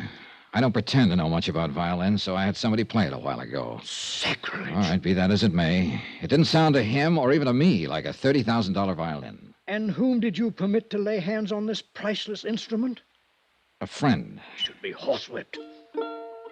Only an artist, a great artist, should be permitted to handle a thing like this. But I suppose you understand that, Mr. Dollar. I don't suppose you... Well, go on. Mr. Dollar, someone has tampered with this. Oh? Of course it doesn't sound right. Did this friend of yours presume to be a violin maker, too? What do you mean? The sound post, the placement of the bridge. Of course it doesn't sound right. Now, why does somebody have to... Do you want to answer that? No, let them wait. This is more important. No wonder you or your friend or anyone else questioned the validity of this instrument. Hey, whoever that is down there, he really wants you. Look here, a simple adjustment here and here. Oh, bother. Go ahead, I'll wait. All right, I shall be right back. It was a quick suspicion when I spotted the hacksaw on the wall, and I couldn't forget the warning over the phone. While Snowden waited on his customer, I poked around the shop some more, looking for goodness knows what. And I found exactly nothing. No doubt Snowden was telling the truth.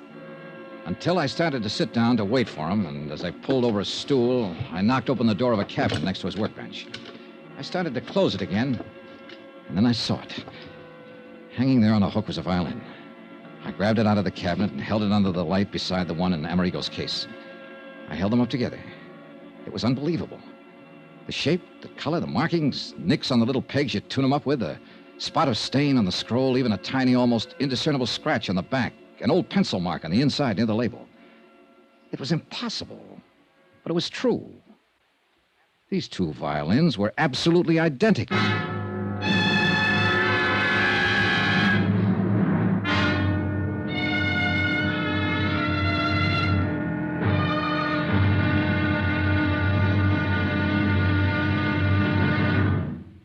Now, here's our star to tell you about tomorrow's final intriguing episode of this week's story. Tomorrow, well, it's a wind-up. But believe me, a wind-up with a real twist. Join us, won't you? Yours truly, Johnny Dollar.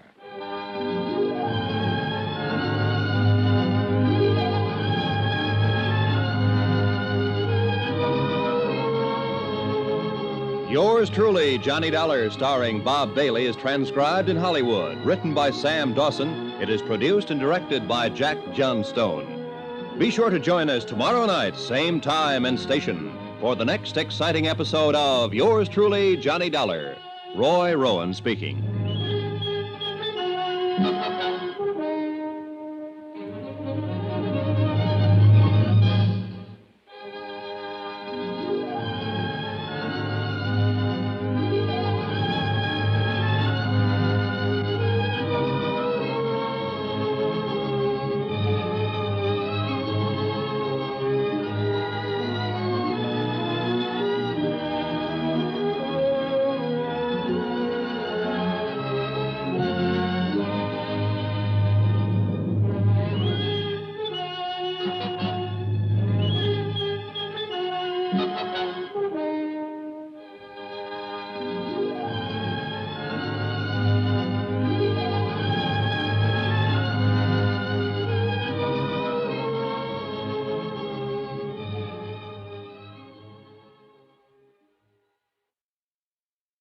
From Hollywood, it's time now for... Johnny Dollar. John, this is... Don't tell me. Harry Branson at Philadelphia Mutual. Yes, it is. Listen, John, I know you found his Amati violin. Are you sure? But Ricardo Amerigo himself, nothing. And after all, there's not only the $20,000 policy on him, but... What do you mean, am I sure? Are you sure it was Amerigo's Amati violin I found? Why, of course... What do you mean? What if it wasn't? What if it was just an imitation? John, stop it. That's What do you mean? That $30,000 well-insured fiddle I picked up in the South Jersey swamps may be a phony. Oh, no. For heaven's sakes, come over here to the office and tell me... Oh, take it easy, Harold boy, until I've had time to find out a few things. John? See ya.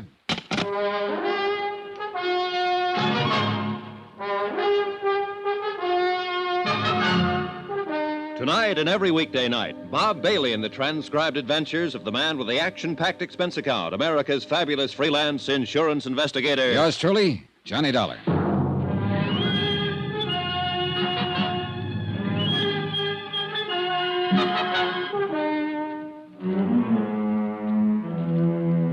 Expense account submitted by Special Investigator Johnny Dollar, location Philadelphia, Pennsylvania, to the Philadelphia Mutual Liability and Casualty Company. Following is a final accounting of expenditures incurred during my investigation of the Ricardo Amerigo matter. When Ricardo Amerigo's car was hauled out of a swamp somewhere near Port Morris, New Jersey, there was no sign of his body. Only a sawed-through steering arm on the car that indicated somebody had done him dirt. However, I did find the fiddle, the $30,000 Amati that had helped him become one of the world's top concert violinists. Anyhow, with a fiddle under my arm, I ended up at the shop of violin maker Eric Snowden for final confirmation that it was the genuine Amati that I'd found. This Eric confirmed. However, while we were in the second-floor workroom of his shop on Eisminger Street talking about the fiddle, somebody pounded on the street door downstairs. Oh, bother. I'll be back in a moment, Mr. Dollar. And that's when I accidentally, and so help me it was accidental, I knocked open the door of a cabinet and discovered another violin, identical in every respect with the one I'd found in the swamp at the scene of Amerigo's accidental death. Okay, so I did exactly what you would have done. I put the one in the cabinet into Amerigo's case and the one from the case into the cabinet. One of them was the genuine Amati. But which one? I'm sorry, Mr. Dollar, but he was so insistent. I thought he was one of my, shall we say, better clients. As it turned out, it was just a youngster who wanted to see one of the new G-strings. A youngster? Oh, I see you're joking. But now, let me take this magnificent instrument, readjust the sound post and bridge so that it... No, wait, Mr. Snowden. Eh? It's later than I thought. There are some things I must do immediately. Suppose I come back here later. Very well. Meantime, I shall make the adjustments on the Amati to restore its No, tone. I've got to take it with me. But I don't understand. There are a few things in this case I don't understand right this minute, but I hope to before very long. Mr. Dollar, you talk in riddles. Why don't you leave the violin? No, and let thanks. me- I'll see you later. But please be careful with it. If anything should happen to that priceless... Don't worry. Nothing will happen to it. I found that I'd almost spoken too soon, for I pounded down the stairs, across the floor of the store, and out of the door without the caution the book says one should exercise when leaving a suspect in a case. I'd no sooner got out on the street...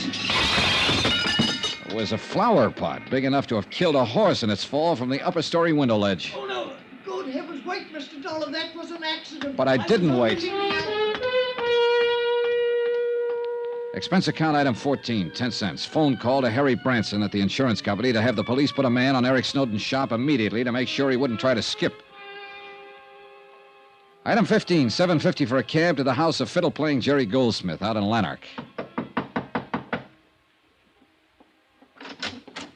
Mr. Dollar. Hello, Goldsmith. I didn't expect it. But you left in rather a hurry earlier. Sorry, I had to keep a date. Hey, look, Jerry, when I was here before... You still have the violin? Yes, when I was here earlier and you played it, you didn't seem to think it was really Ricardo Amerigo's Amati. No, I didn't say that. At least At least it didn't sound like it when you played it. Yes, Mr. Dollar, that's right. Oh, now, think a minute.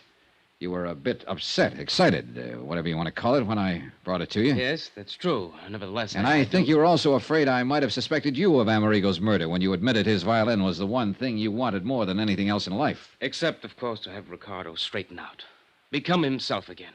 Become the artist again. Deserve to have this... Oh, I don't know. Whatever I say seems to make it sound like a... I don't know. All right, now, look, Jerry, calm down, will you? I'm not trying to pin a murder rap on you. Calm down and do something for me, will you? Why, yes, of course. What? Here. Have you had something done to it to restore the tone it used to have? It hasn't been touched by anyone else since I laid my hands on it. But I want you to play it again. Yes, of course I will. But didn't you say that some old fool with a music store cleaned it up? Jerry, it hasn't been touched by anyone else since I laid my hands on it. Now play it. All right. Go ahead, Jerry.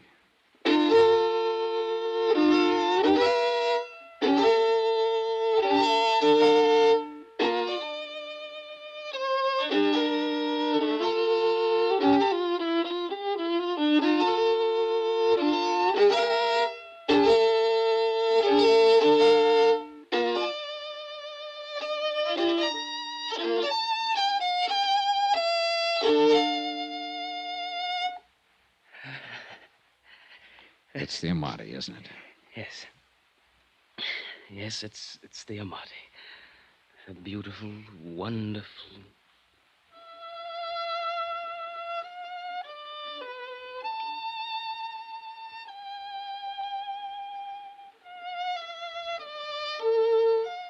Funny. I never realized what a violin could. Can you hear me, Jerry? Yes. Yes. And to think it's taken something like this to lead me to a killer.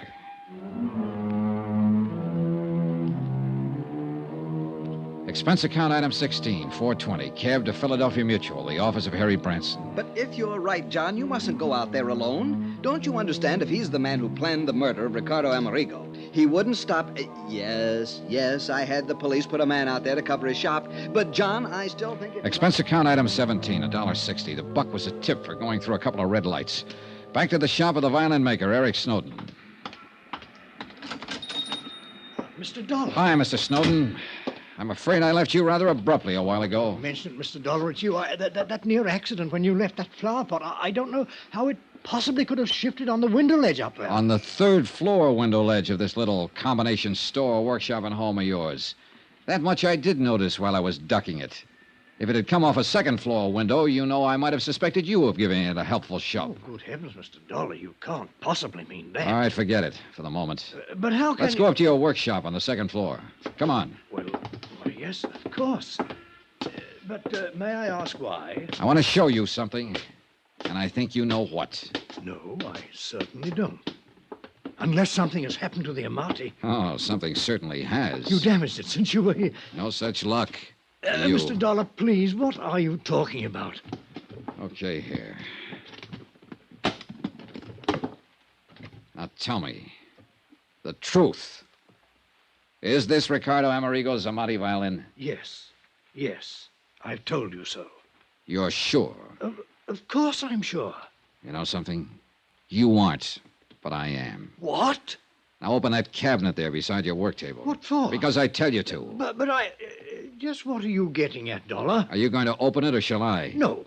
Get out of here. This is my shop, my place. You can't do this sort of thing to me. Would you rather the police did? They're on their way. The police? But I... Well? There's no need to open it. Ricardo Amerigo's Amati is in it. Well, that's where you're wrong. This is the Amati. In this case, the one in the cabinet is the identical copy of the Amati that you made.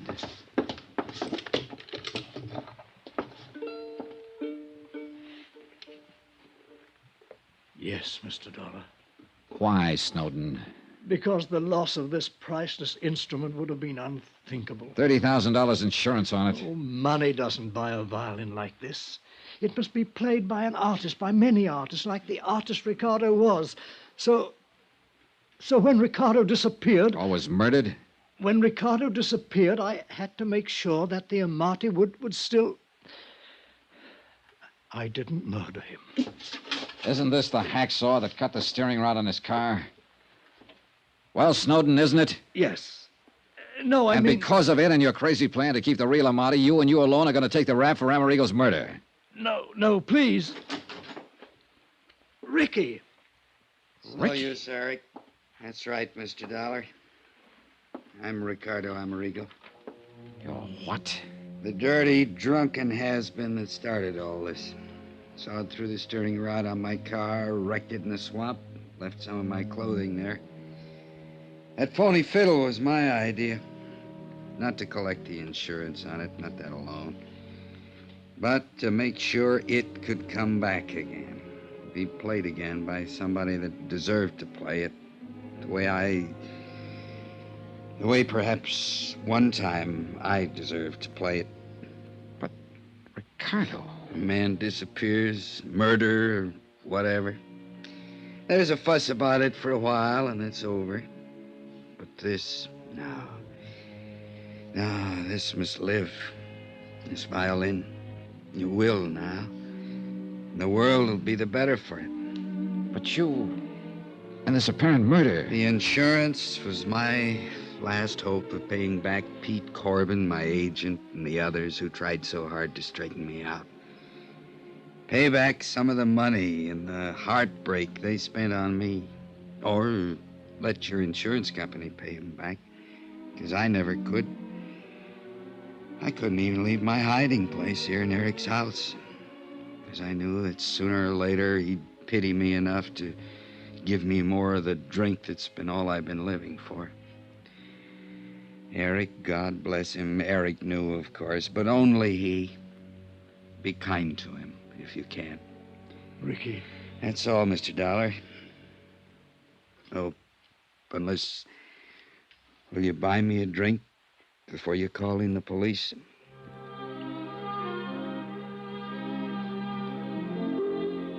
Expense account item 17, $8.50.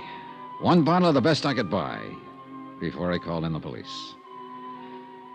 Item 18, hotel in Philadelphia, miscellaneous fare back to Hartford. Total expense account, $182.65. Remarks? No insurance payment necessary on either the Amati or the man. And I guess he really was a man. More than he knew. What the courts will do about him and about Eric Snowden, well, the courts will do. And I'm glad I have to have no part in it. You know, it's funny. Somehow I think I have a little better appreciation for music now than... Oh, well. Yours truly, Johnny Dollar.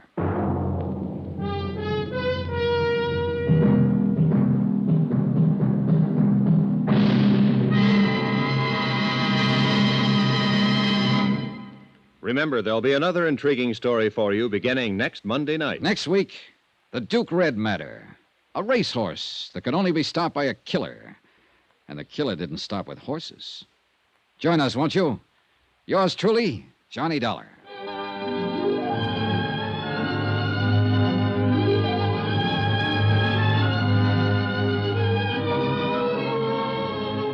Yours truly, Johnny Dollar, starring Bob Bailey, is transcribed in Hollywood.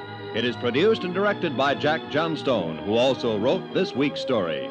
Heard in the cast were Harry Bartell, Lawrence Dobkin, Victor Perrin, Barney Phillips, Forrest Lewis, Eric Snowden, Herb Vigran, and James McCallion.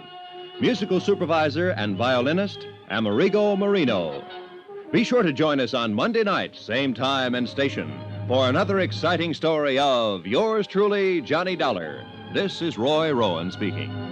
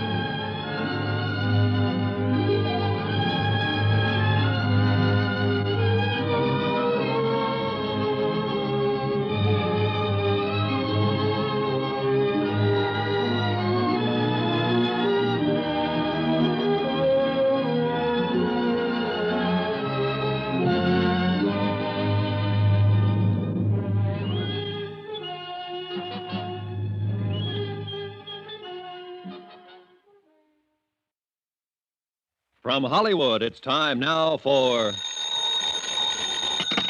Johnny Dollar. Niles Pearson, Johnny, at Universal Adjustment Bureau. Oh, how are you, Niles? Worried at the moment. Can you help me out? I don't know. What's on your mind? $65,000 worth of horse flesh. Ever hear of Duke Red? Yeah, I think so. The Futurity last year? That's the horse. Johnny, Columbia Indemnity is going to have to settle a claim on him. Why? Duke Red was seriously injured and had to be destroyed. Did you say 65,000? Yeah. No wonder you're worried, Niles.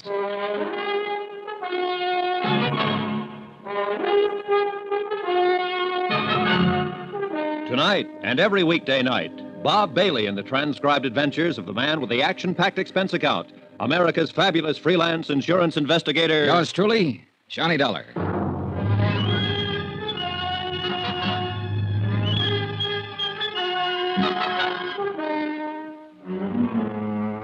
Expense account submitted by Special Investigator Johnny Dollar to the Universal Adjustment Bureau, Universal Building, Hartford, Connecticut. The following is an accounting of expenditures during my investigation of the Duke Red matter.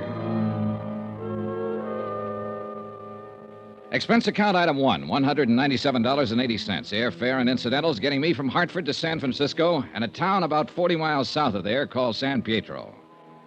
At the San Pietro Hotel, I learned that the Abbott Ranch was some 5 miles outside of town, but that the Abbott stables maintained offices in San Pietro.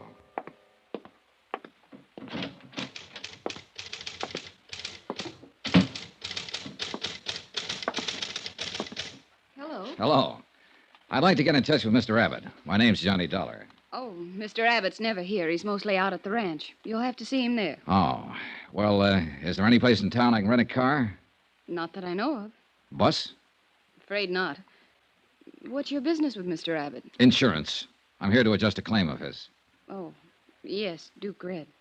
Could I see Mr. Abbott's business manager? Mr. Monroe. Mr. Monroe isn't with Mr. Abbott's office any longer. Oh, now, that's funny. He was with Mr. Abbott's office 3 days ago when he notified us that a claim was being filed in this matter. I got it right here on paper. Oh. Well, you might as well know. Mr. Abbott and Mr. Monroe ended things. Mr. Abbott let him go. I see. Who's in charge now? No one at the moment. Maybe I can put you in touch with Mr. Abbott at the ranch. Good. 9433, please. Smoke? No, thanks. Hello, Cully? This is Judy at the office. Is Mr. Abbott there? When do you expect him? Thanks. Out for the day, Mr. Dollar. I'm not doing very well, am I? I wish I could be more helpful.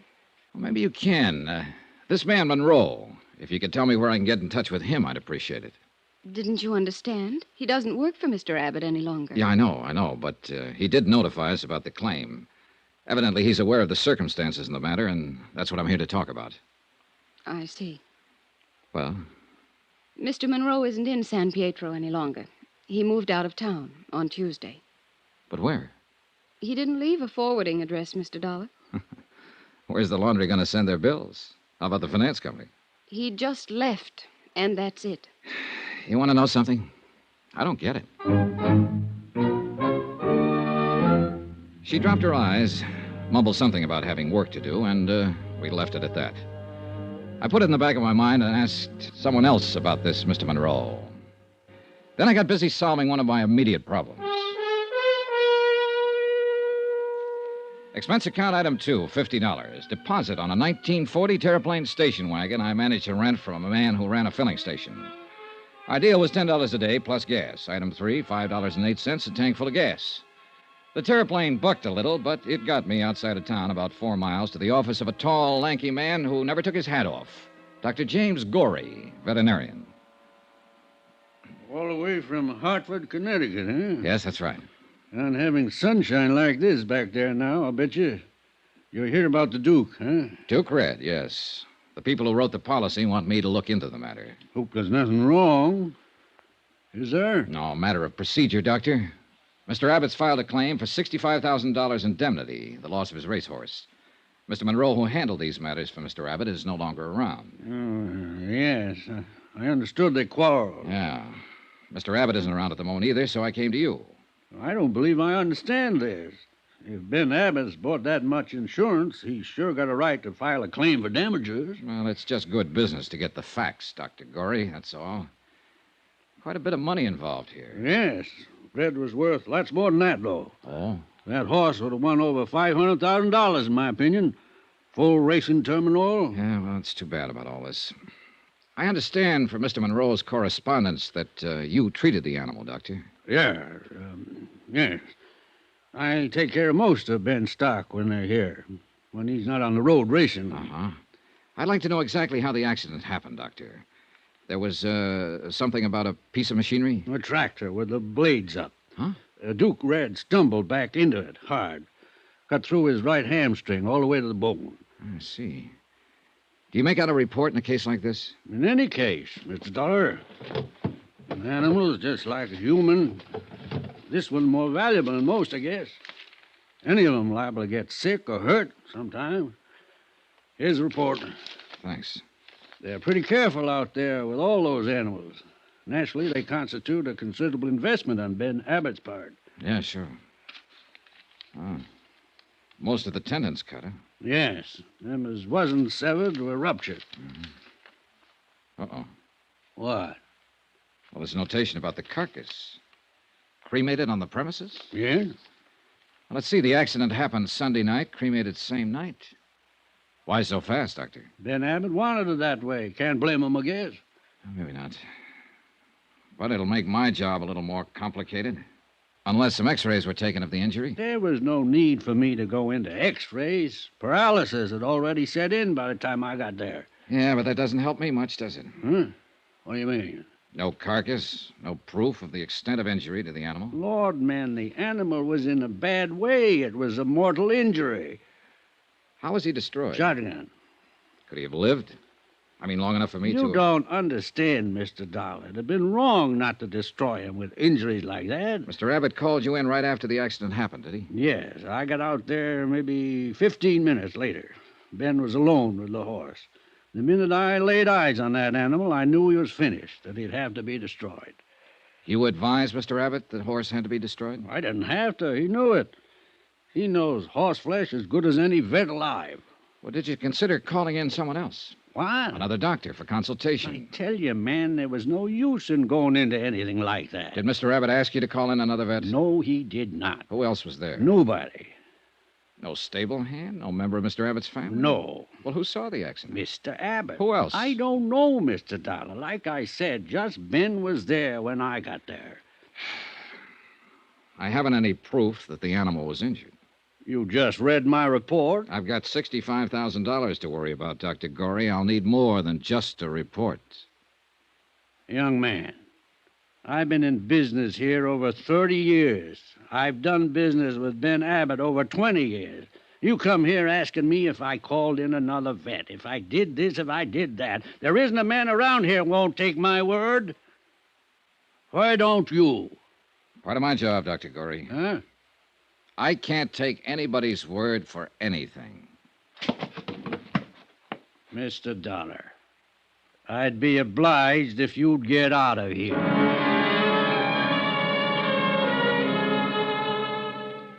I obliged, Dr. Gorey. I got out of there. Driving back to San Pietro in my terraplane, it struck me as odd that Gorey, certainly aware of the value of the injured horse, had not taken so much as a photograph to verify the story of the accident. For that reason, I decided to verify Dr. Gorey himself. Well, hello. Hi. How you doing? Oh, I don't know. Maybe you can help me. All right, try me. Well, this Dr. Gorey, is he new around here? You're joking. No, I'm not. He's a fixture. He's been in this part of the country 30 or 40 years. They say he's the best vet this side of Lexington, Kentucky. That takes in quite a bit of real estate. Is he loaded? I think he could retire and give advice over the phone. These horse racing people make new parents look like indifferent vegetables. They do? You don't know. A horse sneezes once and they're ready to call the Mayo brothers. Dr. Gorey's practically the whole Mayo Clinic in horsey circles. Say, how did you know about him? The insurance report. Of course. Well, I suppose you'd want to talk to him. Look, I'm driving out that way. I'd be glad to give you a lift. Oh, that's mine out there.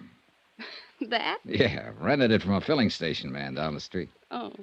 Well, you just drive right on past the filling station for about 3 miles, and you'll see Dr. Gorey's place. Oh, thanks, but I've already been there. Huh? Yeah, just left him. Well, then why are you asking me about him? Heavens. Just asking. You're a funny one. Hey, what's your name? Judy Brown. About finished here for the day? As a matter of fact, yes. Well, Judy Brown, let's you and I go get something to eat and drink. How do you know I haven't got a husband? I don't. Have you? No. Well, how about it? Give me 5 minutes.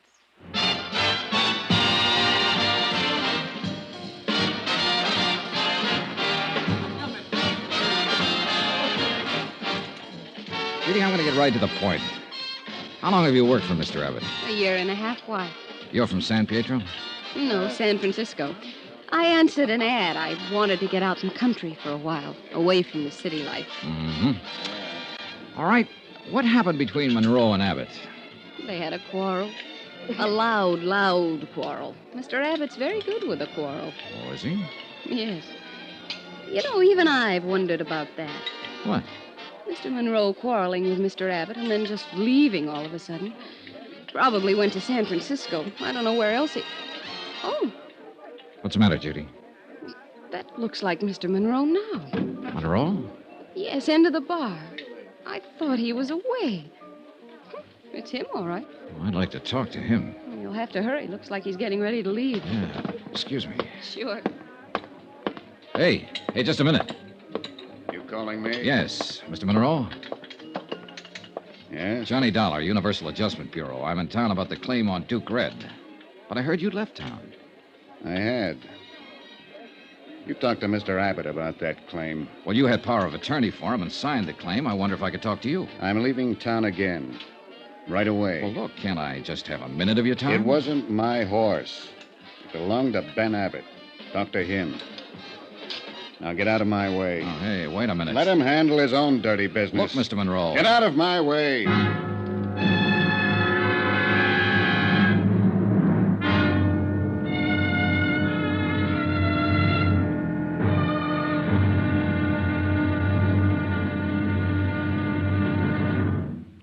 Now, here's our star to tell you about tomorrow's intriguing episode of this week's story. Tomorrow, there's proof that things are just about as wrong in this case and as dangerous as they can get.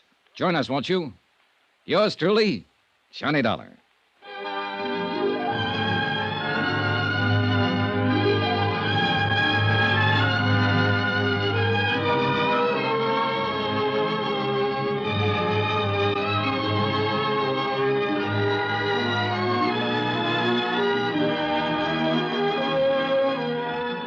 Yours truly, Johnny Dollar, starring Bob Bailey, is transcribed in Hollywood. Written by John Dawson, it is produced and directed by Jack Johnstone. Be sure to join us tomorrow night, same time and station, for the next exciting episode of Yours truly, Johnny Dollar.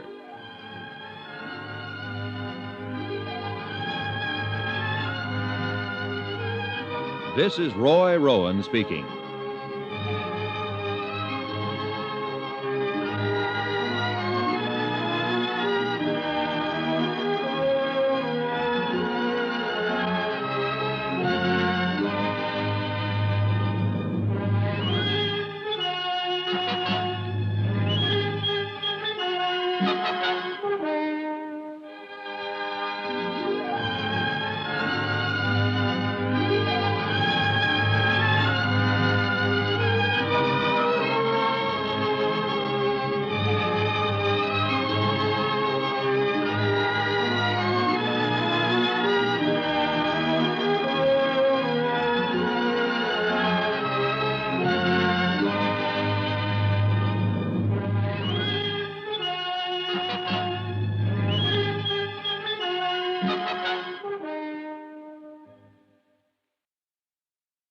From Hollywood, it's time now for... Johnny Dollar. Ready with your call to Mr. Pearson in Hartford, Connecticut. Oh, thanks, operator. Hold on, please. Go ahead. Hello? Hello, Johnny? Yeah. I got your wire. Hold up payment on the Abbott claim? That's right. Anything wrong? I haven't talked to Abbott yet. The people I have talked to are all wrong. The veterinarian who handled a horse, a secretary in Abbott's office, and an office manager he fired. There's something cockeyed around here. Any ideas? Not yet. Okay. We'll hold up the claim on your say-so, and if there was anything wrong about that horse's death, you better find out about it. No.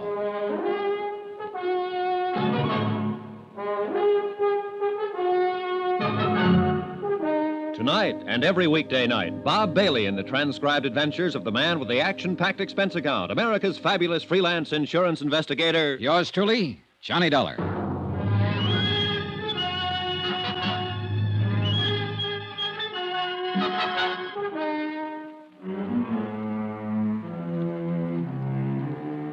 Expense account submitted by Special Investigator Johnny Dollar to the Universal Adjustment Bureau, Universal Building, Hartford, Connecticut.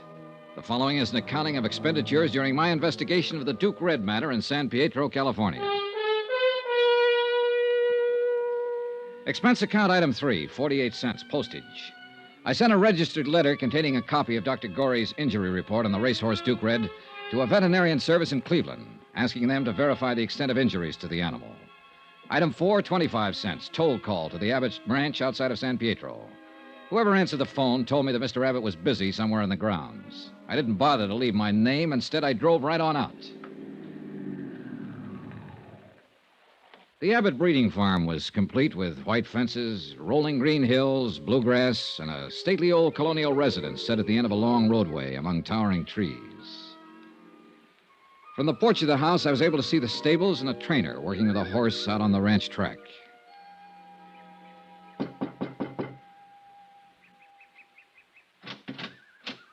Yes, sir. Good morning. Good morning. My name's Johnny Dollar. I'd like to see Mr. Abbott, please. Yes, sir. Come in, please, sir. I'll try to find Mr. Dollar. You want to wait here, sir? Thank you. He left me standing in one of the biggest living rooms I'd ever seen in my life. I took a plant in front of the fireplace, lit up a cigarette, and began to look at the pictures and statues of racing horses lining the mantelpiece. Pretty soon, things started. A blonde girl in a yellow suit walked in, having an argument with a gray-haired man in jodhpurs. They didn't see me as they entered, or they just didn't pay any attention to me. You aren't old Pardon? enough, strong enough, or have brains enough to live as you please. I forbid you I know what you're going to say. Oh, Mm-mm. that stuff about how you forbid it and it can't go on. Well, let me tell you, it can go on just as long as I want it to go on, and I don't care what you do. Now, you listen to me, young lady. As long as you're in this house and under this roof, you will conduct yourself according to the way I dictate. Dictate? Yes. Who are you, Hitler or somebody? Don't, whatever you do, interfere with me again. Ever. Terry. I'm sick of it. Do you hear me? Sick of it. That was as much as I heard. But then it didn't last long. I saw them go out and walk around the garden once, shake fists at each other, finally part. He disappeared up a narrow stairway. And then, about a minute later... Wait a minute. Hello. Hello. How long have you been here? Too long. Oh. Why didn't you speak up? Well, I cleared my throat a couple of times, but no good. Then I tried to look like I didn't hear anything. Nothing seemed to work. If it helps any, I'll keep it all under my hat. I won't tell a soul. He doesn't like the company I keep. What do you think of that? I don't know anything about it. Give me a general viewpoint at least. Well, I've run into a lot of parents who don't approve of the kind of company their sons or daughters keep. In my court of human relations, parents don't always know what kind of company their daughters and sons need. When those daughters and sons reach the age when they need company. Good. You're on my side. I didn't finish. On the other hand, daughters and sons have the same problem. They don't seem to know either. You're a coward. Who are you? Johnny Dollar, I'm here to see Mr. Abbott about insurance. Was that Mr. Abbott? Yes. You're not an insurance salesman. You're here about Duke Red, about what happened to him, aren't you? That's right. I'm Terry Abbott. Glad to know you. How much money did Daddy have Red insured for? $65,000. $65,000. I don't suppose you have a cigarette. Sure.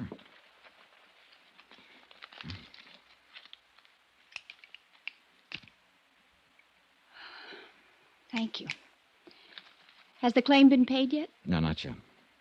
If Red had made the tracks this year, he would have doubled that. Tripled it, probably. There's not enough money in the world to replace that horse. He was a great running horse. I've heard that before. Dr. Gorey mentioned it. Look, I'm sorry all this happened. Dad shouldn't have shot Red. We understand he was injured beyond hope. That's a lie. That's a what? Dad shouldn't have shot him. He just shouldn't have done it. Red was the only horse in the whole stable's worth anything. The only thing around here worth anything. Wasn't the horse injured? Injured? Oh, that's what you'll hear. They'll all tell you that. But I can tell you something else. Terry, what are you talking about anyhow? He's an insurance man, Dad, and I can tell him the whole thing, and I will. Go to your room, Terry. It was a terrible thing to do, shooting Red. It was just like murder, and you know Be it. quiet and go to your room. It was murder. Murder. Murder. Stop it! Now go to your room. Thank you for the cigarette, Mr. Dollar.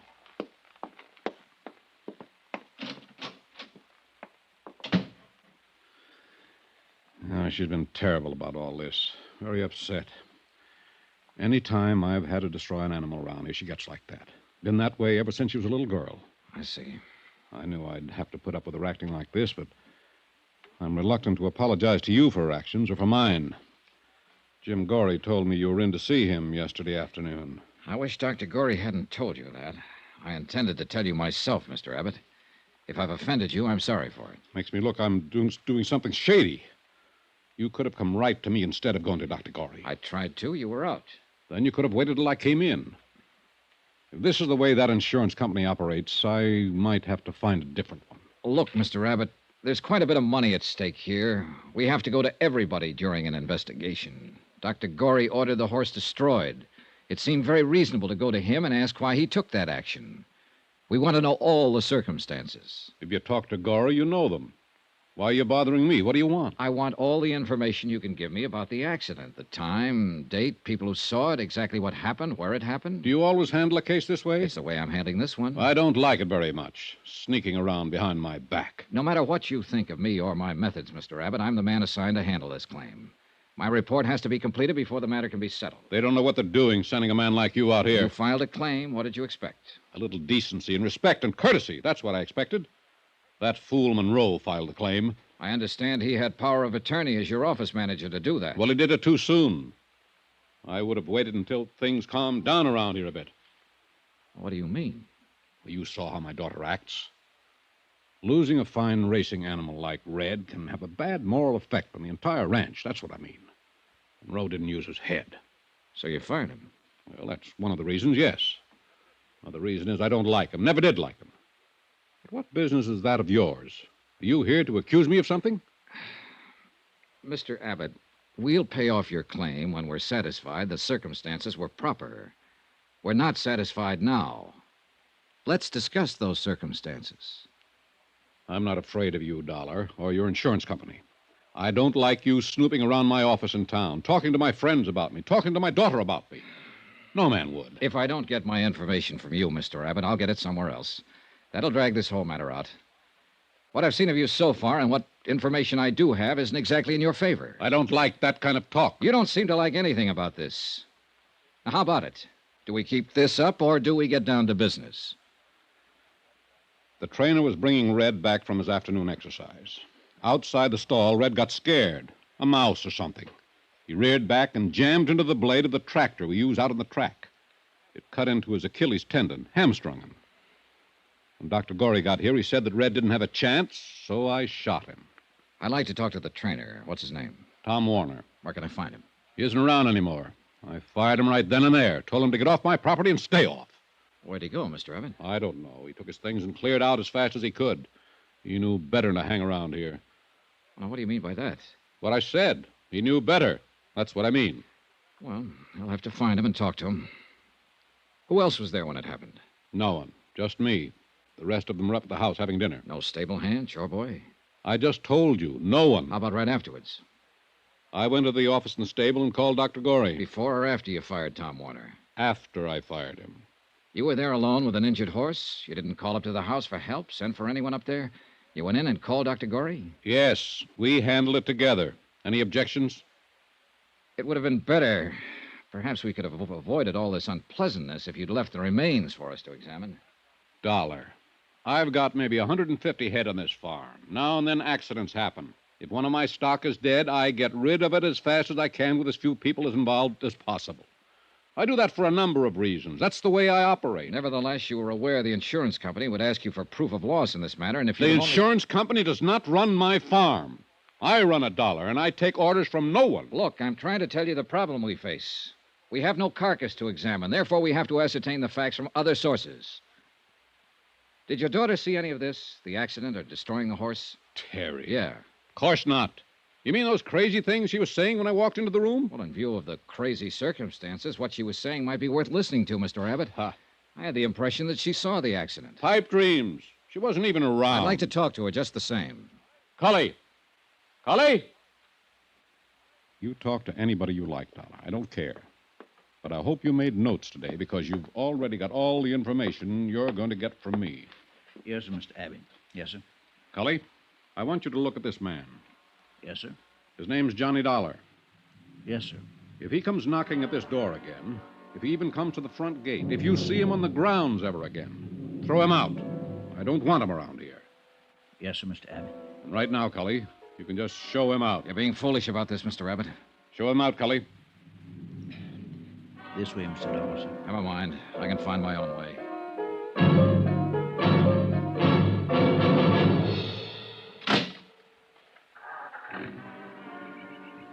Mr. Dollar, sir. Mr. Dollar. Huh? Just a minute, sir, if you please, sir. Sorry about that in there, sir. I don't believe Mr. Abbott really meant it. Sounded that way to me, Cully. I know how it sounds. He's just, well, not himself. You understand, sir. Not quite, no. Losing the horse and all. Sounds to me more like he's losing his mind. Does it, sir? Huh? Do you think Mr. Abbott's losing his mind? Do you? Yes, sir. Yes, sir, sometimes I do.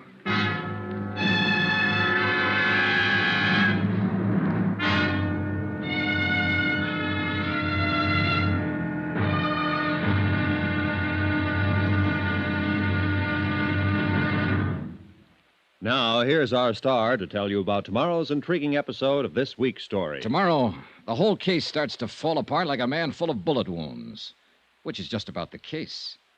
Join us, won't you? Yours truly, Johnny Dollar.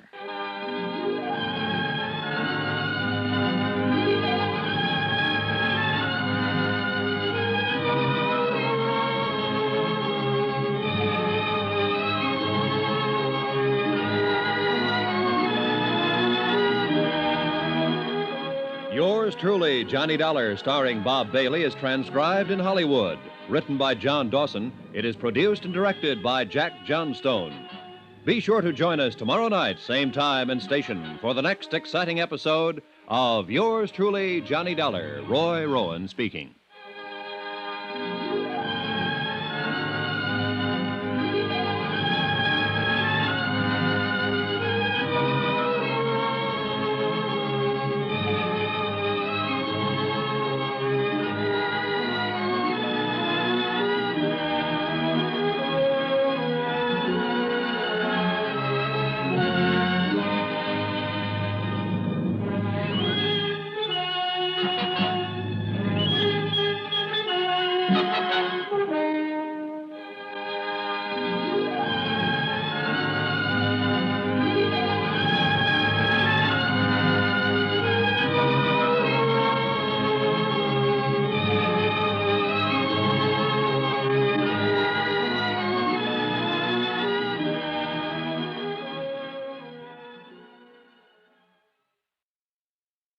From Hollywood, it's time now for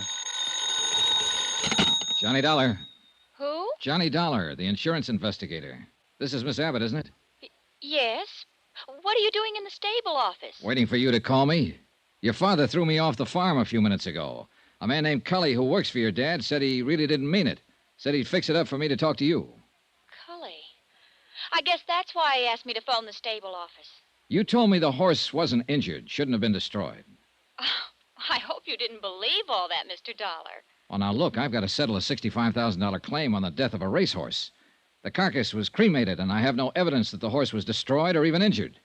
I don't know what to believe yet, but I can tell you this. Don't ever talk to an insurance investigator the way you did earlier today, not unless you can back it up. My, you sound grim. You sound like it's a laughing matter. Hardly anything's a laughing matter. I'll be right down.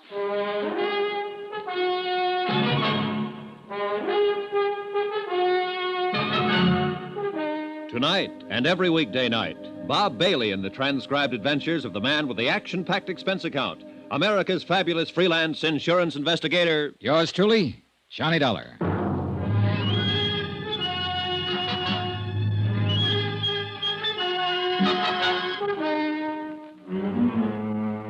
Expense account submitted by Special Investigator Johnny Dollar. Location, San Pietro, California. To the Universal Adjustment Bureau, Universal Building, Hartford, Connecticut.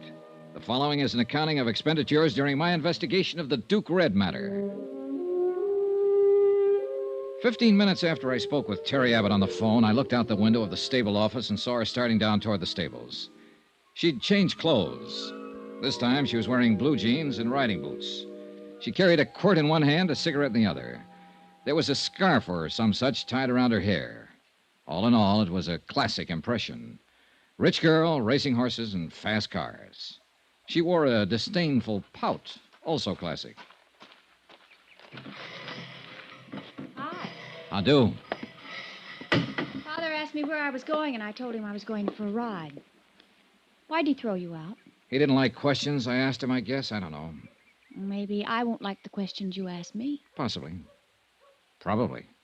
You don't really work very hard trying to please anyone, do you? Industrial hazard in my business. Hope it doesn't bother you too much, Miss Abbott. Nope, I like it. You're so darn sure of yourself, and you know so darn little, and you look like you might be thinking all kinds of things. How tall are you? No, let me guess. 6'1"? Not quite. Well, you're tall enough, I suppose. Do you like this office? I suppose you've been opening the files and going through all of Father's papers. That's what you're supposed to do, isn't it? Nope. Well, unless you know something about horses, the papers around here wouldn't mean much to you. Times, weights, whole schedule and chart for every bit of stock on the place. Do you know anything about horses? Just one. Duke Red. Oh. He was insured for $65,000. And he's dead now. You know, I didn't think I'd ever see you again. I wanted to talk to you before I left. What about? I didn't insure Duke Red. My father insured him. Your business is with my dad, not me, Mr. Dollar. Pardon me if I seem a little confused, but earlier today you were very anxious to tell me something about all that. Was I? Yes, you were. Hey, what is this anyway? I wish we hadn't met. But we did, and you mentioned there was no need to destroy Duke Red after he'd been injured. Now, did you say something like that to me because you were angry at your father? Or did you say it because there was some truth to it? Well, now, what's that supposed to mean? Do you just stand around and pout when people ask you questions? Did you mean that horse wasn't injured, or that he was injured, but that he could have been saved? Well, did you have any reason at all for saying the things you did?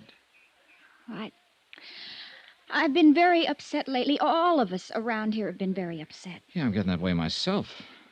Duke Red was the best horse we've had around these stables in 5 years.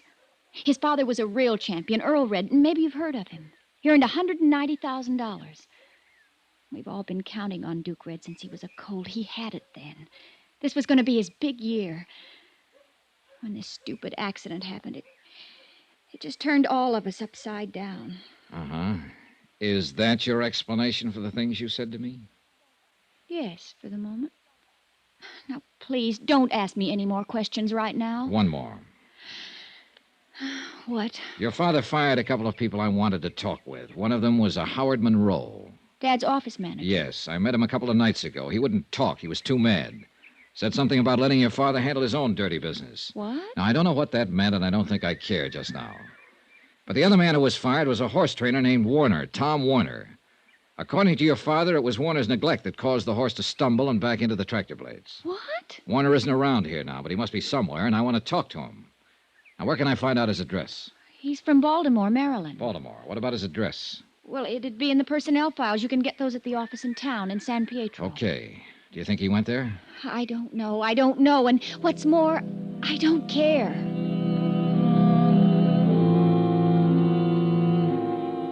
The Abbotts, father and daughter, were turning out to be a real peachy pair to deal with. I left them in their racing farm and drove back into San Pietro and the offices where I obtained the Baltimore address on Thomas Warner. Expense account item 4, $1.05, one telegram. To Hartford in the office of Niles Pearson, requesting a complete record of Benjamin Abbott's financial status. Item 5, $1.60, another telegram. To Thomas Warner, horse trainer, requesting him to contact me as soon as possible at the San Pietro Hotel. Meanwhile, I did what I could to establish Abbott's local credit standing. I started with the bank. Dollar? That's right. What's it about? I'm an insurance investigator. I'm working for Universal Adjustment Bureau. We have a claim in on a property of Benjamin Abbott. Duke Red? That's right, $65,000. Wow. Yeah. That's quite a load. What can the bank do for you? Tell me about Abbott's credit situation, for one thing. Oh. He does bank here, I presume. Yeah, for years. My name's Dale Orion. We better go in my office. Sure. Grab a chair, Dollar. Thanks. Miss White? Yes, Mr. Orion. Bring in Mr. Abbott's file, please. Up to date. Yes, sir. It'll take a few minutes, Dollar. All right. Maybe you can give me a rundown on how things are generally. Maybe. This is all confidential, I suppose? Absolutely, Mr. Orion. I have no axe to grind. You must have something to grind, or you wouldn't be here. People usually try to cheat insurance companies for money reasons, don't they? Well, usually, yes. Have you been cheated? I don't know. I don't know if there's any reason for us to be cheated. Look, maybe it'll put your mind at ease if I just tell you that a man with a $65 claim has his financial situation checked as a matter of course. You're a careful bunch of cut-ups, aren't you? Well, business being the way it is, yeah. Well, I don't think you'll find too much to raise an eyebrow about with old Ben. He's got one of the largest balances in town. Roughly, it'd be in the $100,000 area. Yeah, racing horses is quite a business, and he knows what he's doing. I doubt very much if he'd try to bamboozle you people out of a tiny little $65,000. Well, that's small change to Ben Abbott. That ranch, the stock, his investment there must come to well over $1 million. He meets a weekly payroll in the $10,000 class. Terry must run him a couple of thousand a month or so. You mean his daughter? Yeah. You met her? Yeah. Well, when Terry wants a new car, she just parks the old one she's been driving and takes a plane to San Francisco and buys a new one. She might even feel like having a vacation and fly over to Honolulu. She's very expensive that way. If what you say is true, she must be. No doubt about it. Well, she'll probably be marrying somebody one of these days as soon as she can find a guy who can stand the freight charges. I figure it'll be one of that Los Angeles oil gang or somebody from Texas. Oil's her best bet, don't you think? Well, that is, if she wants to stay in her social circle. It isn't very wide, naturally. Naturally. Oh, yes? Mr. O'Ryan. Oh, come in, come in. Mr. Abbott's folder. Oh, thanks. Well, here it is. See for yourself. Yeah. There's a lot to it. You want to take that office over there and look this over, Mr. Dollar? Mr. Dollar? Yeah, I think I'd better.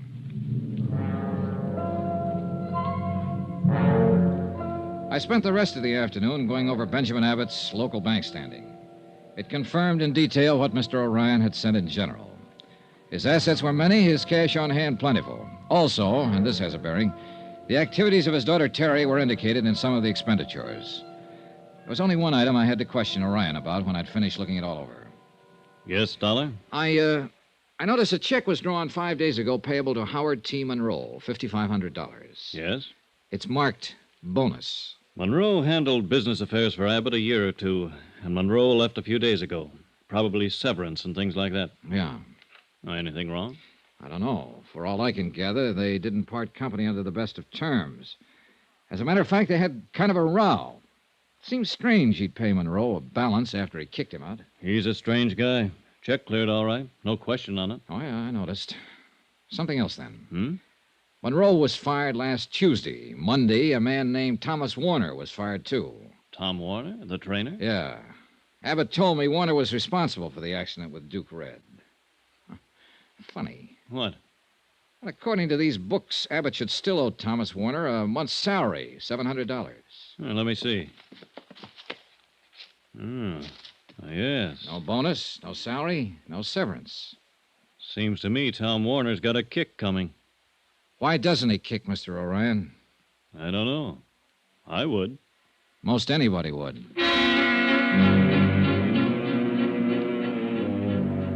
I rechecked Abbott's local office in San Pietro and learned that Warner had not left any kind of forwarding address.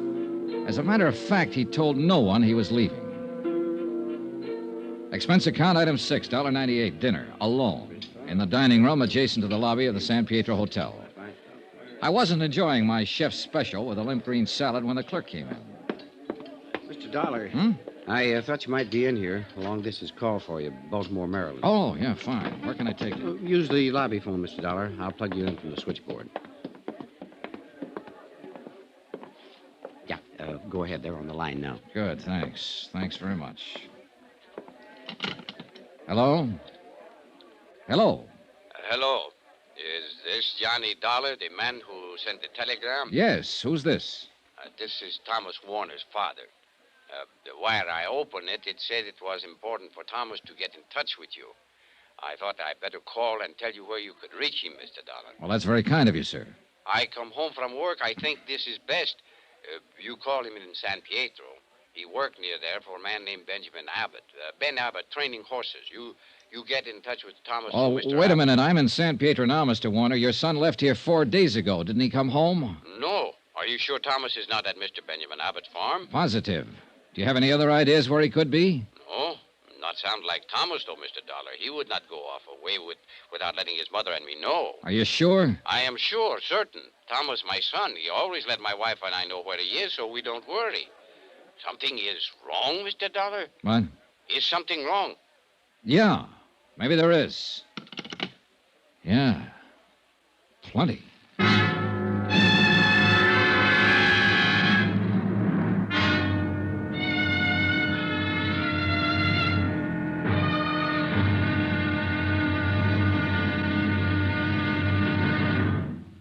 Now, here's our star to tell you about tomorrow's intriguing episode of this week's story. Tomorrow? Well, sometimes a dead man can answer a lot of questions. Join us, won't you? Yours truly, Johnny Dollar.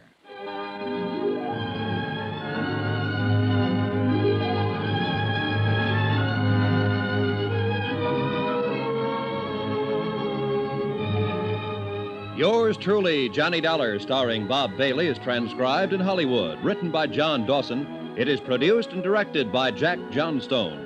Be sure to join us tomorrow night, same time and station, for the next exciting episode of Yours truly, Johnny Dollar. Roy Rowan speaking.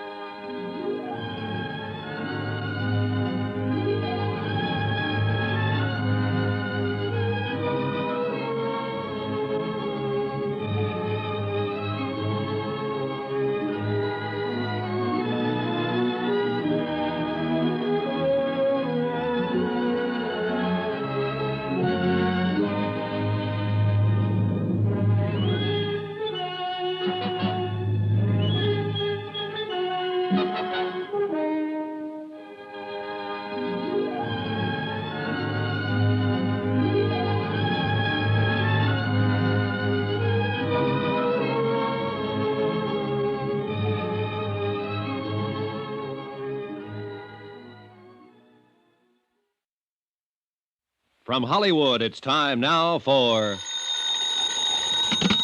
Johnny Dollar. You placed a call to the Universal Adjustment Bureau in Hartford, Connecticut? Yes, I did. We have Mr. Pearson on the line now. Go ahead, please. Thank you. Hello? Johnny? Niles. Ben Abbott's rating with Dun & Bradstreet is very good. He doesn't need any money. I still haven't determined if there was really an accident. Oh, and no one seems to know what happened to Thomas Warner. Who's that? The trainer who was supposed to be with a horse when Abbott destroyed it. One his father called me from Baltimore. He doesn't know where he is either. Is that so? Something just occurred to me, Niles. What? Abbott's claim was filed over a week ago, yet he hasn't threatened to sue us or go to the insurance commission. I know. And that's usually pretty standard procedure with a man like Abbott. It is, if he has a just claim.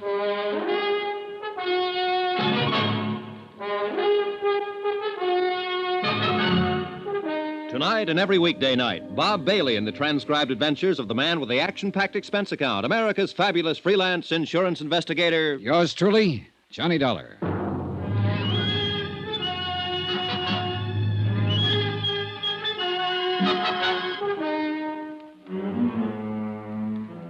Expense account submitted by Special Investigator Johnny Dollar. Location, San Pietro, California. To the Universal Adjustment Bureau, Universal Building, Hartford, Connecticut.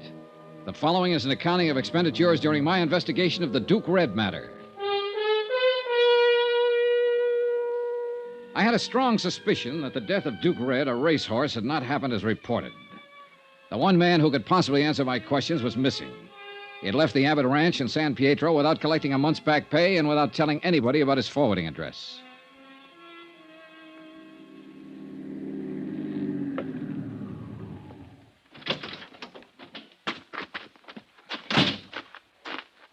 Just a minute there, sir. Hi. Mr. Dollar. Hello, Kelly. Mr. Dollar, you can make this pretty hard for me. Mr. Abbott told me I shouldn't let you on the ground. Well, now, you didn't strike me as the kind of fellow who took that order too seriously. What do you want, sir? I want Thomas Warner, wherever he is. Well, he isn't here. I know that, Kelly. I want to find out where he is. Probably went home. I talked to his father in Baltimore. His father hasn't heard from him. Oh. Wouldn't you like to know where he is? Men come and go, Mr. Dollar. You're friends with them for a little while, and you never hear from them again. I reckon that's the way we have to look at it. Now, maybe you better go now, Mr. Dollar. Suppose he didn't want to go without saying goodbye. Suppose he didn't have a choice. What do you mean? I mean, a man doesn't pass up a month's pay just to make a fancy exit. We can't talk here, sir. Where did Thomas Warner stay? He had a room off the stables, his own place. How about there? All right, Mr. Dollar. You wait for me, sir. I walked on down to the stables again and found the little apartment Thomas Warner had used for living quarters. The door was locked, and I waited outside, looking over the workout tracks and the acres of rolling green turf that made Abbott Farms. A little while, Cully appeared. I shouldn't be doing this, Mr. Dollar. Mr. Abbott would skin me alive if he knew I was having any truck with you after that big row you had with him yesterday. Well, I'm not about to tell Mr. Abbott, Cully. I appreciate your help. This is where Mr. Warner stayed all the time he worked for Mr. Abbott. Uh-huh. You can see for yourself. It's all cleaned out, not a stitch left. Yeah. Did you happen to see Warner leave here that night? Right after the accident, he was gone. Mr. Abbott came up to the house about 9 o'clock. He told us all that Duke Red had been hurt, he had to shoot him, and that he had taken care of the rest. You mean destroying the carcass? Yes, sir. That's a pretty big job for one man. Well, I believe Dr.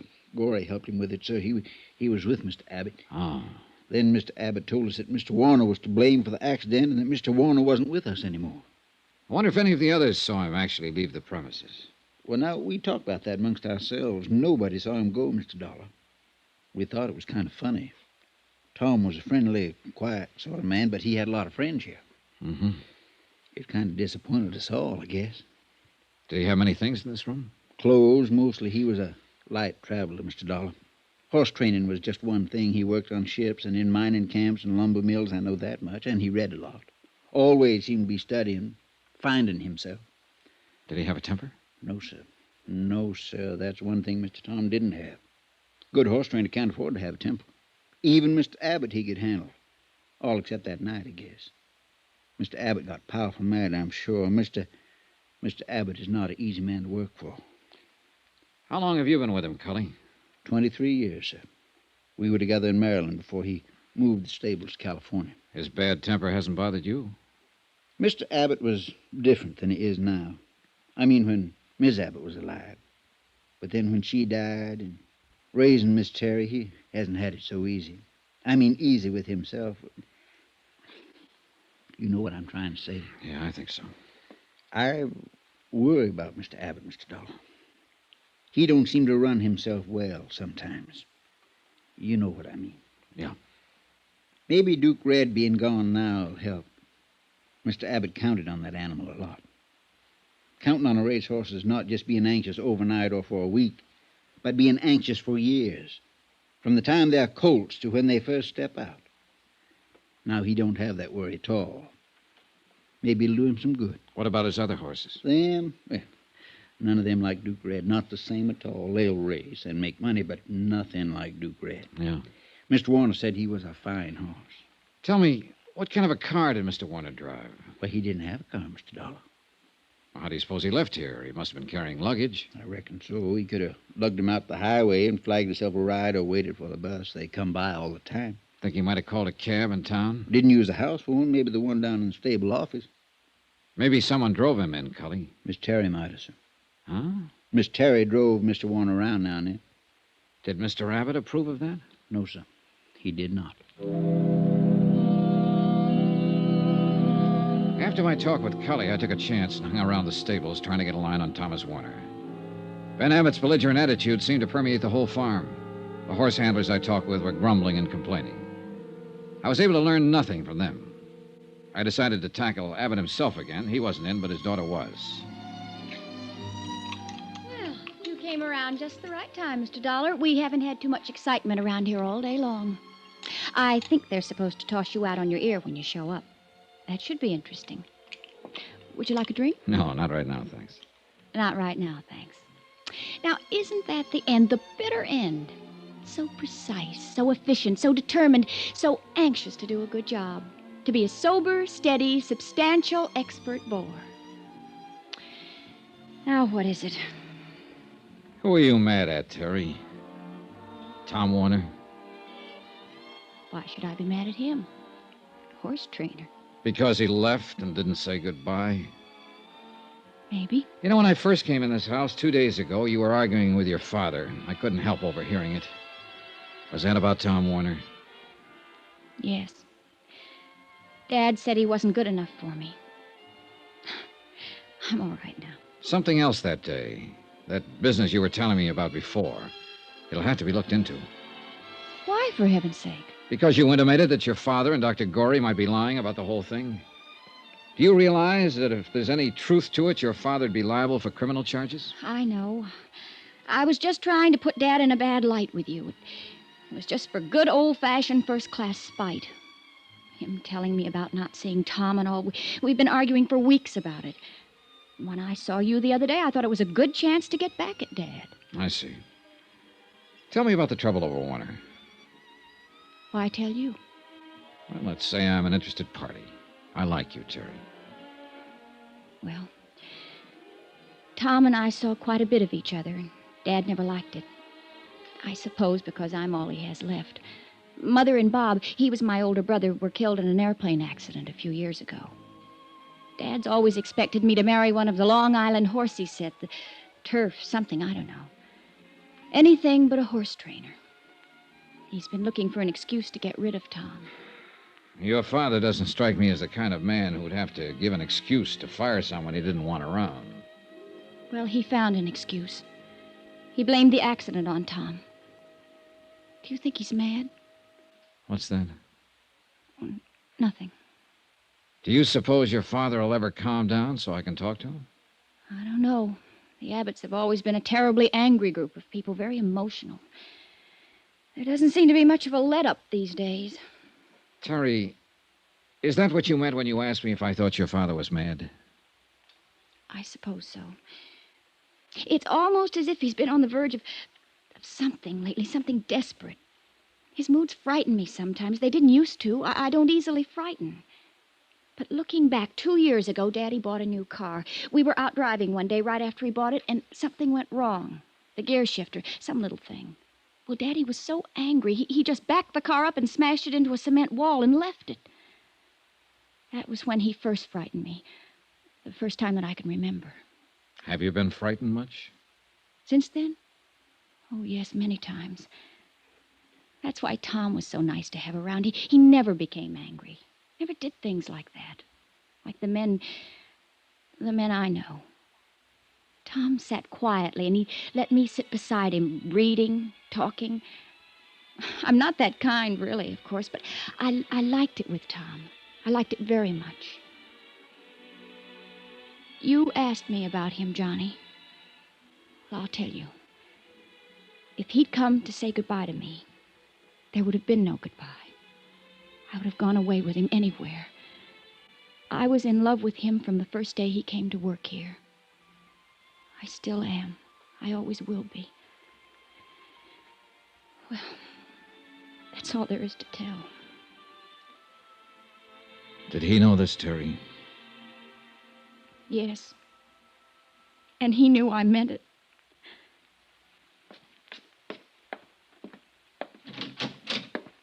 I do. Hi. What can I do for you? Constable in? I'm in. I'm the constable, Tad Polk. My name's Johnny Dollar. I'm from Hartford. Mm-hmm. What's your trouble, Mr. Dollar? Well, I'm worried, I guess, Mr. Polk. I walked around for a long time before I came in here. Yeah, sit down.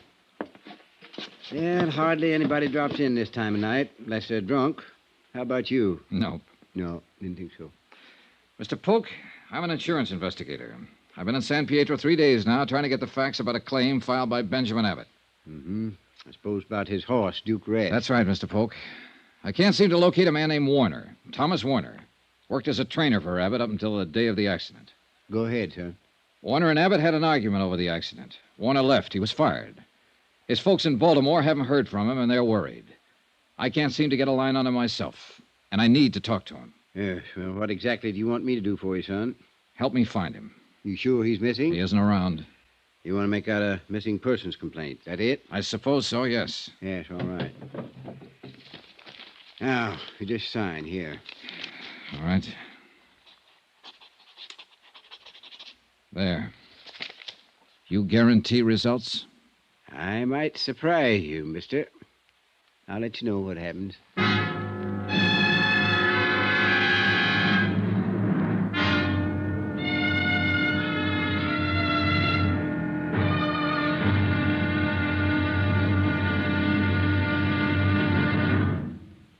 Now, here's our star to tell you about the final intriguing episode of this week's story. Tomorrow, well, it all hinges on a decent man who knows he's loved and never said goodbye. Join us, won't you? Yours truly, Johnny Dollar.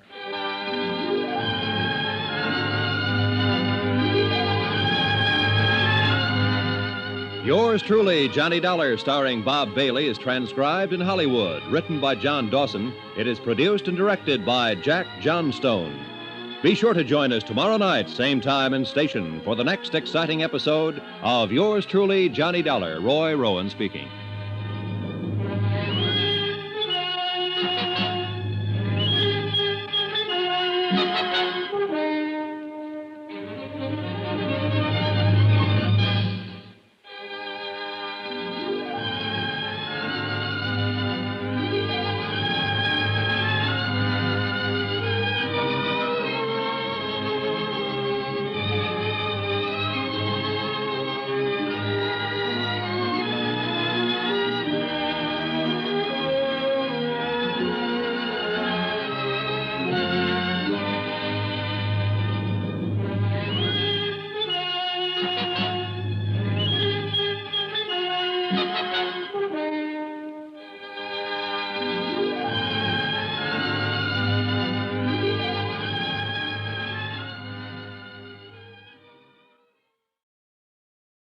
From Hollywood, it's time now for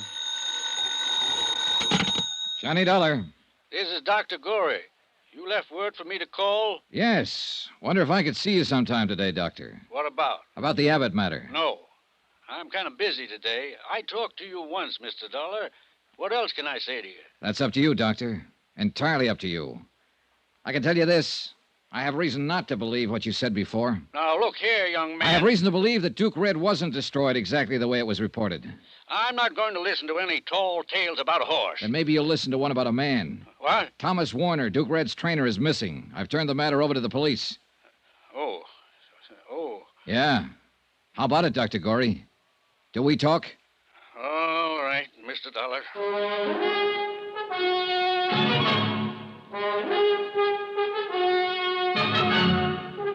Tonight and every weekday night, Bob Bailey in the transcribed adventures of the man with the action-packed expense account, America's fabulous freelance insurance investigator. Yours truly, Johnny Dollar.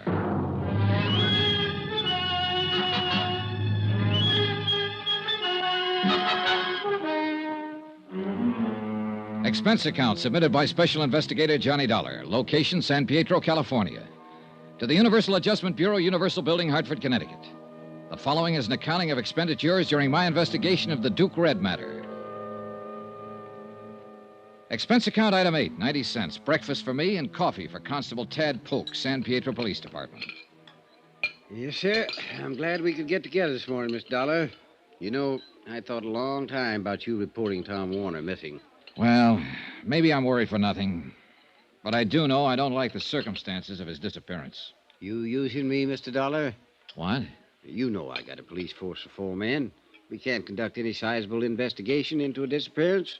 Just aren't equipped for it. I thought it might be something like that. I don't want to be spending civic money to satisfy some doubts in the mind of your organization. It's not my province, Mr. Dollar. Look, the man's missing. Nobody knows where he is. He didn't leave a trace. He did leave a month's pay behind him. He left after an argument with Abbott. Nobody saw him leave that farm, Constable. No one knows where he is now. Now, just hold on to your britches, boy. I didn't say I wouldn't do anything about it. Huh? I'm going out and have a talk with Ben Abbott, Mr. Dollar. I've known him for a long time. Think maybe I can find out something about this. We'll see what happens there first, then make some plans. That sounds fair enough, Constable. Where can I get in touch with you in case I have to? I'm going over to see Dr. Gorey this morning. After that, I'll be at my hotel. Fine. Dollar? Yeah? You think something might have happened to Tom Warner? Yeah, Constable. I sure do. Expense account item 9, $2.50. One long-distance phone call to Hartford. I explained the matter of Tom Warner and requested Niles Pearson to have a man in Baltimore start checking with Warner's parents there in the event some lead as to his whereabouts might turn up there. After that, I drove out to see Dr. Gorey, veterinarian. You know, you have a way of not being very nice on the telephone. What is it now, Mr. Dollar? I just talked to my home office in Hartford, Dr. Gorey. They aren't very happy with the way this case has been going. They're too bad about them in Hartford. How does it affect me? Well, they're just about at the point where they might close it and call me back home. All this fuss, and they're going to pay the claim? No, not at all. I don't mean they're going to pay at all. What? They can do one of two things. They can appeal to the Insurance Commission for a judgment. They'd have a point. No reliable or cooperative witnesses saw the accident to the horse or the circumstances of it. What's more, there's no carcass. For all we know, the horse may be down in Mexico. Now, look or here. They can institute proceedings against Abbott, charge him with attempt to defraud. That's ridiculous. Why would a man worth almost $1 million worry about an insurance policy? Well, of course, it's ridiculous to you and me, Doctor. But then legally, it's not ridiculous at all. I can pretty well put some things together. Abbott didn't even want to file a claim for the loss of that horse. As a matter of fact, he fired his office manager, Monroe, for filing the claim. Fired him and paid him a bonus to get out and stay out so Monroe wouldn't have to answer any questions. True? Possibly. Abbott blamed the accident on Thomas Warner and fired him, too. Warner hasn't been seen or heard of since. Now, you said on the phone... I didn't say it, but I'll say it now.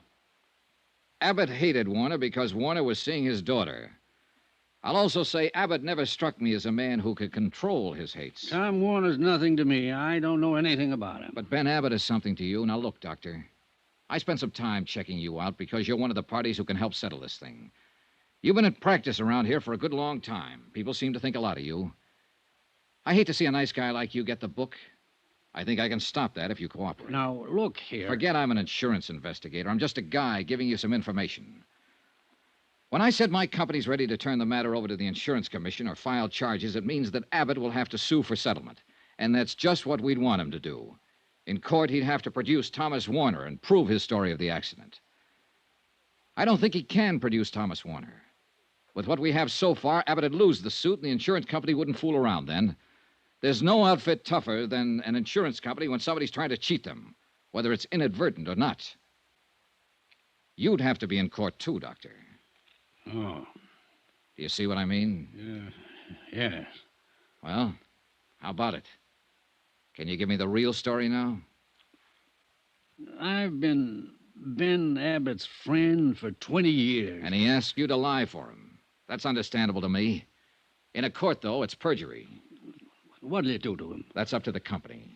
I'll have to hear your part of it first. Duke Red was dead when I got out there that night. Ben had shot him. Duke Red hadn't had any accident. Ben made me promise to tell you that he had. Ben had just shot him. Shot him? But why? Duke Red wasn't the horse Ben counted on or thought he was. He had good conformation, but he just wouldn't run. Couldn't run, I think. Ben got mad about that and shot him. And Tom Warner saw it happen, is that it? Yeah.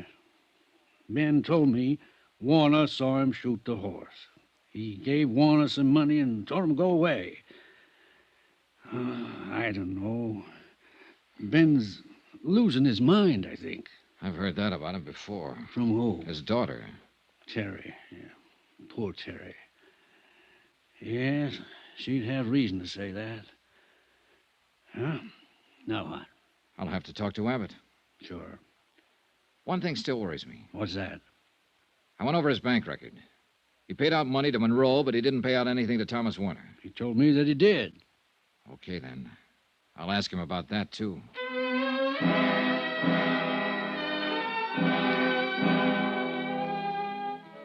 Expense account item 10, 35 cents. I lost it in a payphone trying to get in touch with Ben Abbott. No one answered, so I drove on out to the farm. The short winter day was over when I got there. Darkness had already come over the fields. Darkness and loneliness. Hey. Hey in there, open up. Open up. Open up, somebody. Open up.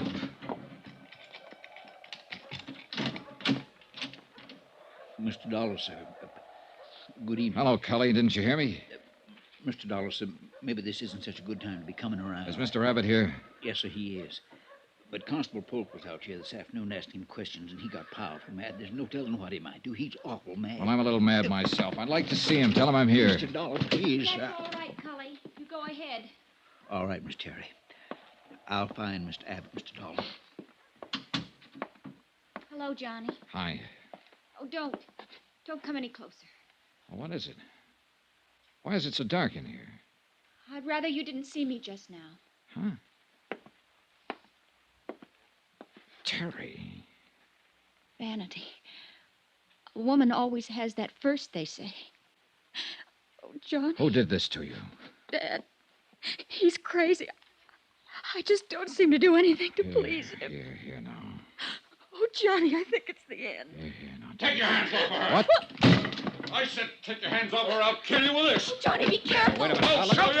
I'll show you. I killed the man with that kind of thing. Eddie, stop it! Stop it! Terry, baby. No, don't touch me. Oh, Johnny. Oh, that's a pretty heavy cane he uses. Oh, lie still. I'll phone a doctor. No. Where'd he go? I don't know. Out that way. Johnny, did you hear? About killing someone else? He was talking about Tom Warner. Johnny, I know it.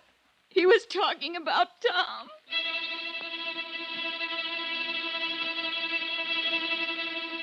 I placed a call to Constable Polk's office, told him what happened. He said he'd start right away. After that, I took a look around the grounds. All the cars were still in the garages. Then I heard some sort of disturbance down by the stables. Dollar! Don't come any closer. I've got a shotgun this time. I have a gun, too, Mr. Abbott. Go away from here. Get in your car and go away from here. The police will be here in a few minutes. Look, this won't do you any good. Abbott, did you hear me? It'll be better for you if you're in the house, ready to make a statement for them when they come. I know that Dr. Corey lied for you, Abbott. I know that you killed that horse deliberately. Abbott! I told you to get away from here. You said you'd kill someone. You were talking about Tom Warner, weren't you? You killed him because of Terry. Last warning. Go away. I won't go away. But you'd better throw that gun away and come on out here. I'm not afraid of you, the whole bunch of you. You're just being foolish, Abbott. Like you were the day you smashed up a new car because some little thing on it didn't work. The way you killed that valuable horse because you didn't like his running. The way you killed Tom Warner without reason. You're smashing your whole life now this way. Put down that gun and come out. Abbott! That's enough.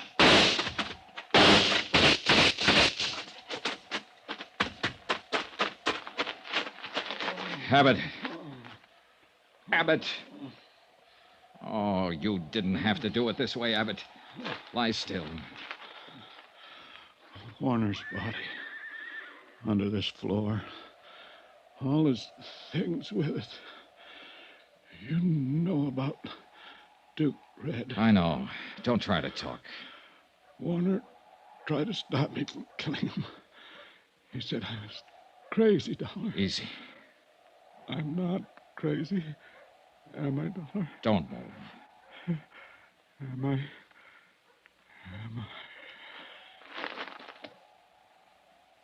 No. You're not crazy. Not anymore.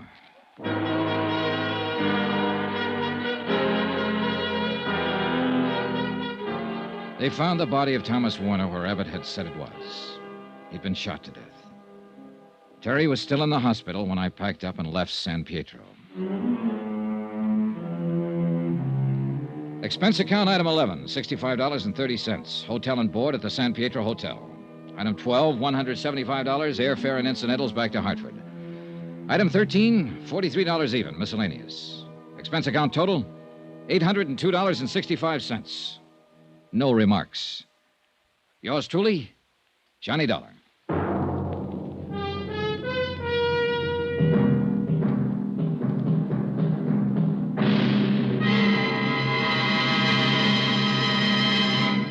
Remember, there'll be another intriguing story for you beginning next Monday night. Next week, the Flight 6 matter. A story involving a girl so beautiful that men were willing to kill for her. Join us, won't you? Yours truly, Johnny Dollar. Yours truly, Johnny Dollar, starring Bob Bailey, is transcribed in Hollywood. Written by John Dawson, it is produced and directed by Jack Johnstone. Heard in this week's cast were Barbara Fuller, Barbara Eiler, Herb Butterfield, John Stevenson, Parley Bear, Will Wright, Robert Bruce, and Forrest Lewis. Musical supervision by Amerigo Marino. Be sure to join us on Monday night, same time and station, for another exciting story of yours truly, Johnny Dollar. Roy Rowan speaking.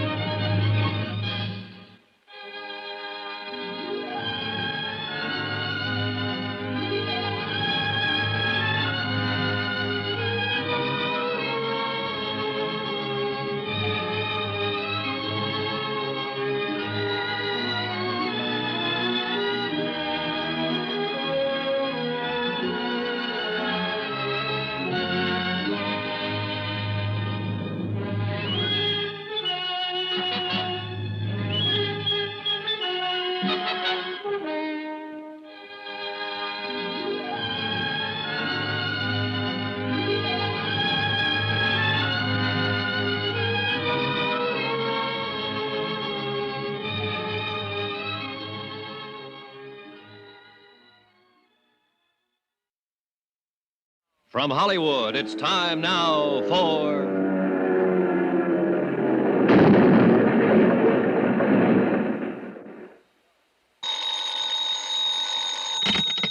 Johnny Dollar. Pete Codley, Johnny. Guaranteed transport. Oh, hiya, Pete. Seen the papers? No, I just got up. Why? What's happened? Air crash, for one thing. Air crash? Where? Mexico. Flight 6, Aztec Caribbean line, Mexico City to Havana. Crashed in the mountains 10 minutes after takeoff.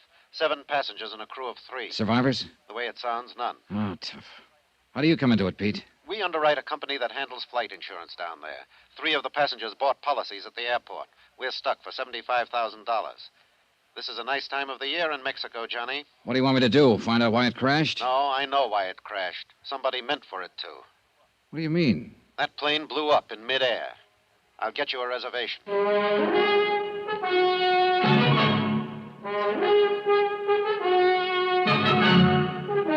Tonight and every weekday night, Bob Bailey in the transcribed adventures of the man with the action-packed expense account, America's fabulous freelance insurance investigator. Yours truly, Johnny Dollar.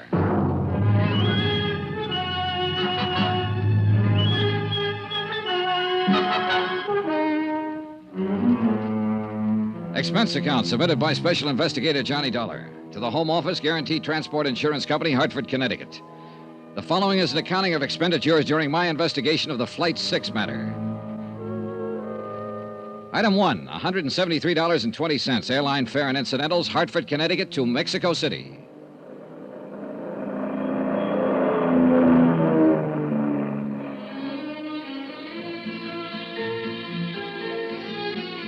I checked my baggage through customs and started making inquiries, and more inquiries, and then some more. And after the 14th Quien Sabe, maybe is better you ask him, I found the office I was looking for. Or at least I thought I'd found it. The flowery Spanish title on the door translated roughly into Inspector General of the Department of Civil Air Transport. But when I opened the door, I wasn't so sure. Come in, Jack. Make yourself to home. Oh, I'm sorry. I was looking for You found him. That's me. Don't let the big words on the door fool you. I'm all there is. There ain't no more. So come in. Shut the door. All right, thanks. Is your name Dollar? That's right, Johnny Dollar. Macklin here. Macklin. One-time mongrel from the south side of Chicago. I got a wire from your office. Said you'd be in on Pan Am Flight 12. Pull up a chair and squat, will you? All right. Or what were you expecting? Spanish grandee with a white silk shirt, a black silk tie, and a second cousin on the cabinet? Well, maybe. At least I wasn't figuring on a Southside Mick with a 17th century desk and a cotton sweatshirt. Well, now, here's what little dope we've got on the crash. Most of it you probably know already. I left on 20-minute notice. All I've seen is one newspaper item. I can use a lot more. Well, you won't get much more out of that report. We got a crew over at the wreckage around 2 hours ago. Survivors? No, he didn't have a chance. That crate is scattered over 10 acres of mountainside. Didn't catch fire, though, so we might turn up something or other. Oh, I got a good man in charge up there, Juno Romero. You'll meet him later. I'm sending another jeep up there in a few minutes, and you can go along if you want. Thanks, I will. My company figures sabotage. Any chance they're wrong? Could it have been accidental? Equipment failure, personnel failure, something like that? Well, if I thought so, I'd be up there at the wreck myself. That'd be my kind of job. But this one's different. You know, it's detective work, your kind of job. And Gino Romero's. Now, he talks as soft as a girl out of finishing school. Looks a little like one, in fact. But underneath it, he's as sharp as a tack and tougher than an old boot full of nails. What actually happened when the plane went down? All I've heard is that it blew up in midair. That's right. Well, a few Indians were the only ones who saw it. They were burning charcoal up on a slope at about 9,000 feet. They were watching the plane circle, gaining altitude. Then one big flash, the tail blew off. Pilot didn't have a chance. He rode it straight into the side of the mountain. The tail? That sounds like the baggage compartment. That's the way I figure it. An explosive of some kind, a time bomb smuggled on board before the takeoff. I'm covering that angle from this end. I'm rounding up every one of the baggage gang, the maintenance crew, anybody who had a chance to get near that plane before it left the field out there. And what have you found out? Well, so far, nothing. We're trying to check back, too, on the individual passengers, the plane crew, trying to find out who might benefit by having any one of them dead. Well, I guess that'll be your angle, too. Yeah, at least as far as insurance is concerned. Well, there were 3 flight policies issued. And the names are in the reports here, so... Yeah, I know. I've got them. The Home Office gave them to me, along with the names of the beneficiaries. I haven't talked to any of them yet. I figured that you know how to go about it better than I would. And there's another possible insurance angle, and that's the cargo. Do you know if there was anything valuable on board? Worth destroying for the insurance, you mean? No, it was done by somebody who deliberately set out to kill one of the 10 people on board that plane. And who didn't mind killing 9 others to get that one. It was premeditated, cold-blooded. Now, you get him, Johnny. Get him for me, and then just leave me alone with him for about... Come in. One of you is Senor McLean, Inspector General de Departamento... Yes, that's me. What can I do for you, Jack? They will not give to me any information, Senor McLean. Not the police, nor the airline office, nor any... Who are you, and what information do you want? I am Ramon de Lagos, Senor, and I am here... De Lagos? Wait a minute. That's the name of one of the... Yes. Look, are you related to Maria de Lagos? My wife. She was on the plane. Now tell me, please, what news do you have? Have you reached the scene of the crash? Yes, we have. 2 hours ago. And what did you... Is there any chance... I'm sorry, there were no survivors. No. Oh, no. I'm sorry, Senor de Lagos. It is too terrible. I didn't know you were here in the city, or I'd have let you know right away. I sent word to your office in Havana. I have been here for 6 weeks. Maria came for a visit only a few days ago. Now... I know, it's a rough deal. I'm sorry. Oh, this is Johnny Dollar from the States. Senor. Later, sir. He's here to investigate the cause of this thing. What is the use, Senor? It will not return life to the dead. No, but I don't like to see a murderer get away with it. A murderer? Then the rumors are true. The plane was destroyed deliberately. It is hard to believe that anyone would... Senor McLean, what arrangements are being made? The bodies will be brought down to the Federal District Hospital, and I'll see that you're notified. Gracias, Senor. No, let's see. I believe your wife's brother, Don Serrano, is staying at the Hotel Regis. Yes, he is, but I am at the Monte Casino. Don Serrano and I are not friendly. I see. All right, Senor, then I'll contact you at the Monte Casino as soon as I have word. You are very kind. And again, I'm sorry. Yes, that is all one can say. Adios, senores. Know anything about him, Mac? Well, only what his wife filled out on the flight form. He's Cuban, residence and business address, Havana, in the export game. And you know, of course, that his wife was one of the 3 people who took out accident policies. But naming her brother, Don Serrano, as beneficiary, I wonder why. Well, that's one of the 6 dozen questions you can ask when you start prowling. Look, I hate to rush you, Johnny, but I ought to start that jeep up the mountain. I'm ready anytime. I'll let Gino know you're coming. And you check with me if you want anything. You'll have full cooperation from the federal police and the government. And to repeat just one thing, Johnny. Yeah, I know. Whoever did it, get him. Check.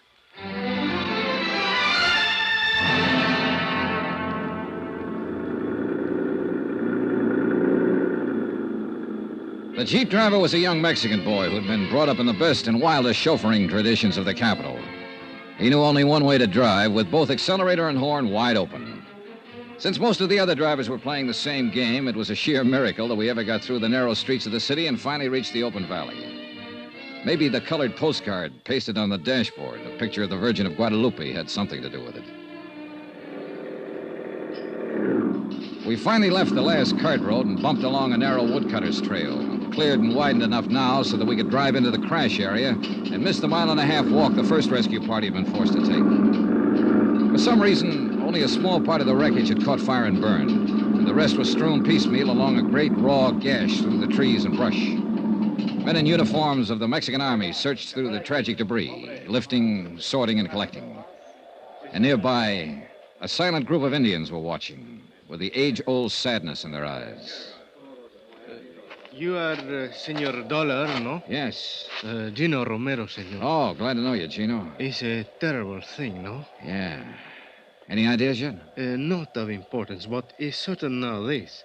It was caused by one explosion which has occurred in the baggage compartimento. Véngase. Come on. We have found many pieces which can be identified, can be known which part of the plane they are in before the crash. I see. Toward the front, these pieces are more large, but in the back, near the tail, they are very little. Here, you look. These are pieces of the baggage, muy pequeño, very tiny. Oh, yeah. The crash itself wouldn't have done this. It had to be an explosion. Seguro. And look. Is burnt a little, each one of these pieces, but these more big ones from the seats of the plane, they are not burnt. Here, you smell these ones. Yeah, I see what you mean. Either dynamite or nitroglycerin. Was dynamite. We have found little tiny pieces of red paper from the wrappings on the sticks. Was dynamite. Any idea how much? How big a charge? One of the soldados, Pascual, who have used much explosive, is think maybe 30 or 40 pounds. Light enough to be put on board in a piece of luggage. It's going to be tough, Gino. Plenty tough to. They're bringing out the bodies. The Indians set up a low, wailing dirge, and one of them tapped softly on a native drum. A wordless terror before the ancient mystery, death. One by one, the bodies passed us, borne by the silent soldiers. Madre de Dios, may they find peace. Then, for the first time, I noticed the girl, standing alone some distance away, watching without expression as the stretchers passed her. She was young, blonde, and beautiful. Not conventionally so, but beautiful as a young animal is beautiful. And she looked very much out of place. You are observing the señorita, no? What's she doing up here? ¿Quién sabe? She's strange, that one. Always she's look for danger. She's what you say, the daredevil. But it's like she's always have the charm. Death has never found her. So perhaps she has come here to look on his face. Do you know who she is? Pues sí. She's American. Her name is Marvel Terrence. Marvel Terrence? You have heard of her, senor? I'd heard of her, all right. And I'd wondered what kind of a girl would have a first name like Marvel. And now I knew, partly at least. And I planned to find out a whole lot more. 3 of the people who died on that plane had taken out flight policies. Maria de Lagos was one of them. The other 2 were men, both of whom had named as beneficiary Marvel Terrence.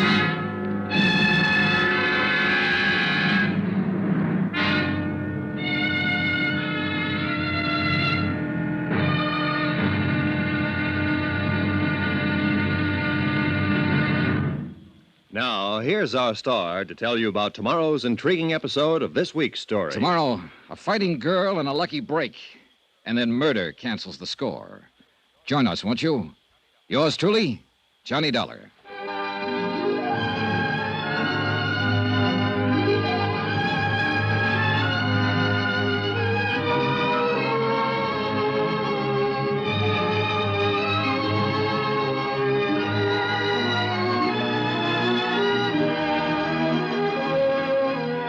Yours truly, Johnny Dollar, starring Bob Bailey, is transcribed in Hollywood. Written by Les Crutchfield, it is produced and directed by Jack Johnstone. Be sure to join us tomorrow night, same time and station, for the next exciting episode of Yours Truly, Johnny Dollar.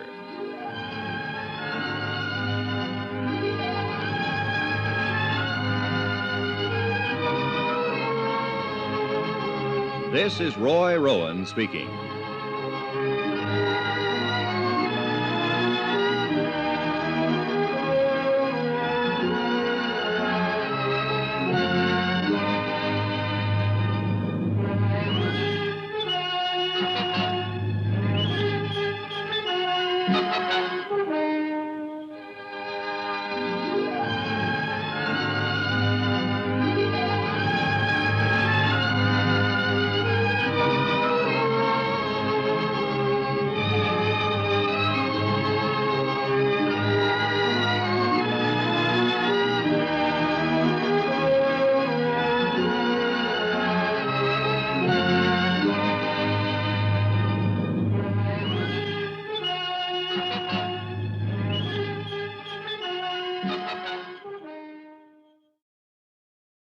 From Hollywood, it's time now for...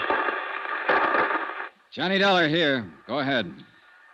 Macklin, Johnny. Is Gino around? Yeah, he's over across the slope at the moment. They're getting the bodies out of what's left of the plane. Well, how does it look? Anything new? Nothing we hadn't already guessed. It was an explosion, all right. Dynamite in the baggage compartment. Probably put on board in a piece of luggage. Well, that figures. I've run into something down here in the city along those same lines. What do you mean? The ground crew remembers one of the baggage handlers acting strange before Flight 6 took off last night. A man named Ramirez. What do you mean strange? They say he had one suitcase that he wouldn't let any of the other handlers touch. Put it on the plane himself just before takeoff.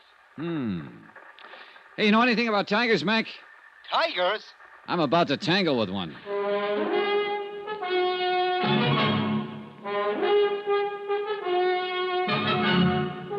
Tonight and every weekday night, Bob Bailey in the transcribed adventures of the man with the action-packed expense account, America's fabulous freelance insurance investigator. Yours truly, Johnny Dollar.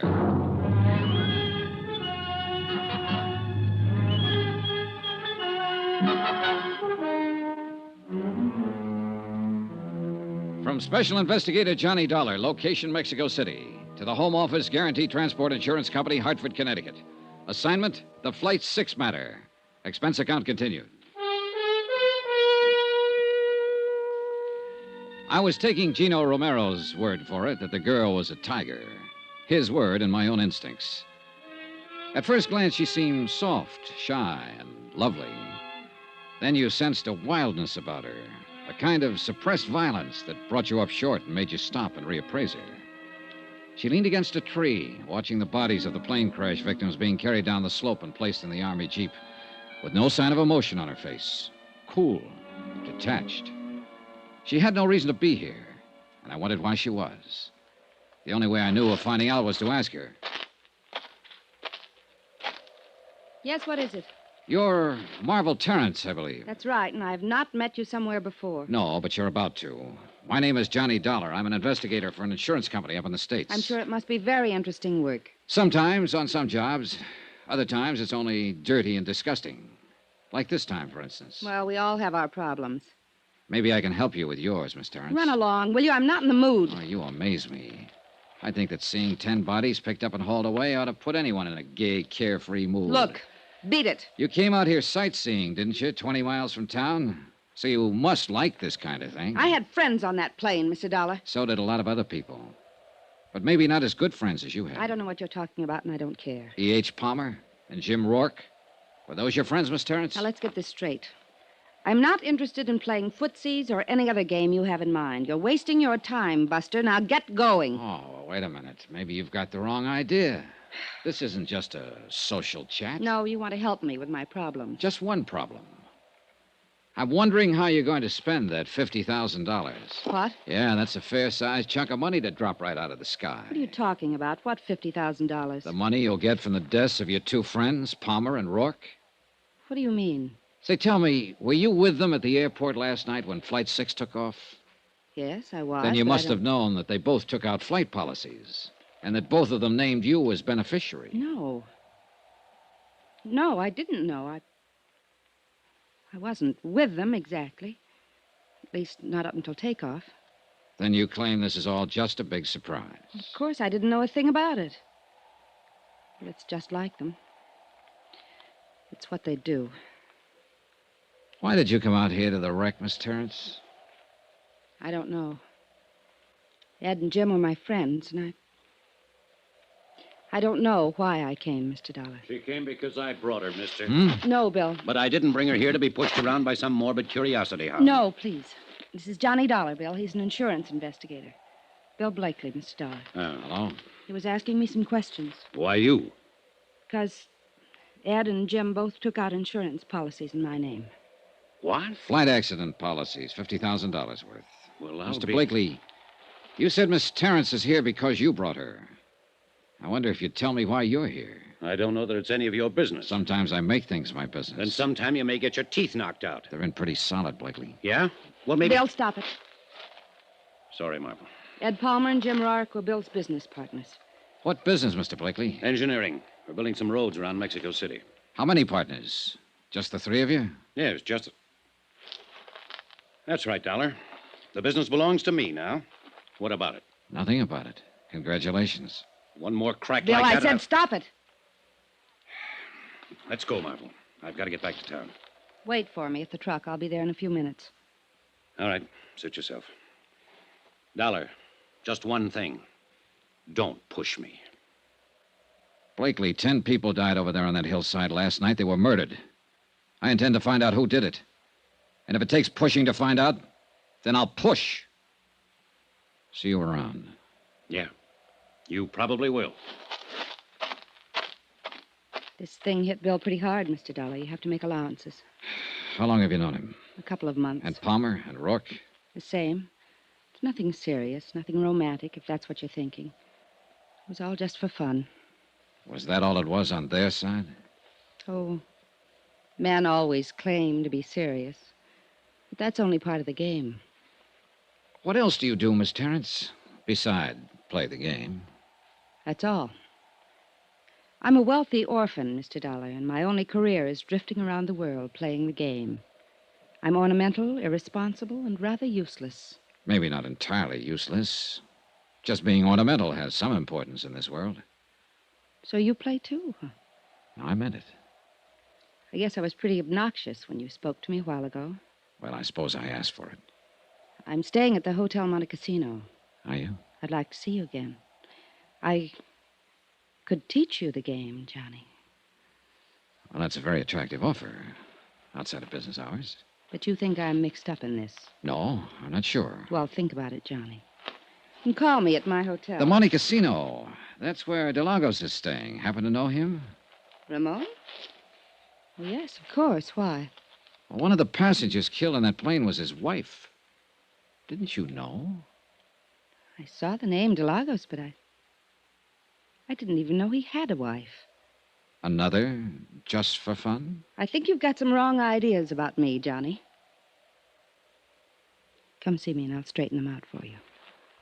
All right. I will. And something else. You'll find it out anyway, so I may as well tell you. Tell me what? I had reservations on Flight 6, too. I was going over to Havana for the weekend. I canceled out at the last minute. I see. Maybe that's why I came out here. To see for myself. I'm not afraid of death. I've tempted it too many times to be. But it does fascinate me. I stood there watching and thinking. Could have been me being carried down that slope. Except for luck. Why did you cancel out at the last minute? I was talked out of making the trip. By whom? Bill Blakely. I watched her swing down the slope, lithe, erect, and lovely. A strange girl, with an air of aloneness about her. An air that I felt would be with her even in the crowd.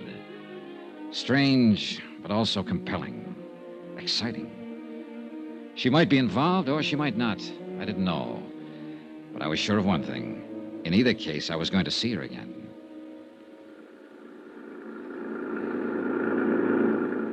An hour later, Gino Romero and I were heading back toward the city in the government jeep. leaving behind us the wrecked plane, the crushed trees, and the lonely slope on the mountain. You have found a young lady of interest, senor? Yeah, I found her of interest. Always she's doing the crazy things. Daredevil, flirting with the eyes, looking for danger. Playing the game, she calls it. Si, senor. Playing the game. Que lástima. It is too sad that 10 persons are not be playing the game now anymore. Oh, it's all right, Gino. I'm not that much under her spell. ¿Qué dice? If she's guilty in any way, I'll pin it on her just as quick as the next one. Oh, but I did It's not all right, mean that... forget it. No, I do not think she's guilty. It is not a thing she would do, and she does not need the money. She's very rich. Do you know that? Everybody says so. Well, that's what I mean. It's worth checking into. Es posible, but I still do not think she would do such a thing. It is too terrible. And she's too beautiful. Maybe I ought to give you the advice, Gino. Before the beauty of a woman, senor, we are all as brothers, like Senor Blakely. I see he would look very disturbed. Yeah, he did get a little hot under the collar. What do you know about him, Gino? Almost nothing. He's come here for 3 months now, making the road. And his partners, Palmer and Rourke, were killed in the plane crash. What do you know about them? The same. Nothing. They all arrive together. Always they work together, play together. Then along came Marvel Terrence. True. They were all rivals for the senorita. And there is one thing. What's that?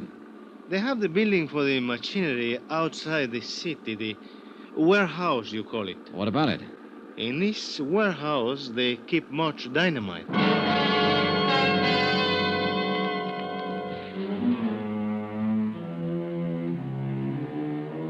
Gino dropped me at my hotel, the Del Prado, on Avenida Juarez. I changed clothes, cleaned up, sent some telegrams to the States. And about that time, Mac Macklin phoned up from downstairs and asked me to join him in the bar.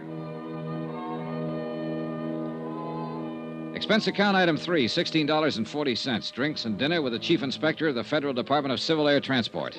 And then some more drinks. I've been here 7 years, Johnny. I like it. I feel at home here. I like the people and their way of life. But it'd still be good to see old Shy again. The snow piling up along the loop, and the wind ripping in off the lake. The crazy little joints along Baker Street. When were you there last, Mac? 1932. Oh, then you're about due. Well, why don't you take a couple of weeks and fly up there? No. Too much water under the bridge, Johnny. Too many little wars here and there in the world since 32. And too often McMacklin was flying in them. On one side or the other. Oh, what of it? Well, you know, Uncle Sam frowns on that kind of thing, Johnny, so we've got a sort of an understanding. I stay the heck away, and he forgets about me. I see. I've got no complaints, actually. I'm doing all right here, but sometimes I sure do get homesick for the old town. Of course, it's probably changed so much that Oh, yeah, yes. Con permiso de telephone, Senor Macklin. Oh, thanks. I plug it in. Hello, yeah? What? All right. Well, have you told the federal police? Yeah, I'll be here for a while. Adios. Well, we just lost our best angle, Johnny. What do you mean? That baggage handler, the one I figured slipped the dynamite on board the plane. The boys just now located him. His throat has been cut.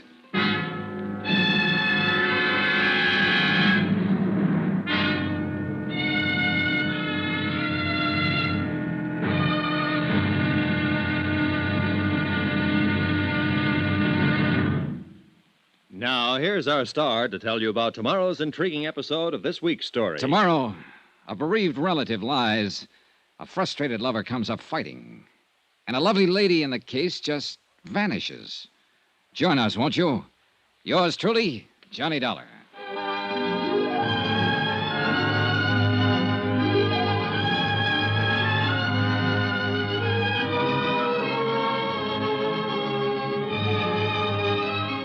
Yours truly, Johnny Dollar, starring Bob Bailey, is transcribed in Hollywood. Written by Les Crutchfield, it is produced and directed by Jack Johnstone. Be sure to join us tomorrow night, same time and station, for the next exciting episode of Yours truly, Johnny Dollar. Roy Rowan speaking.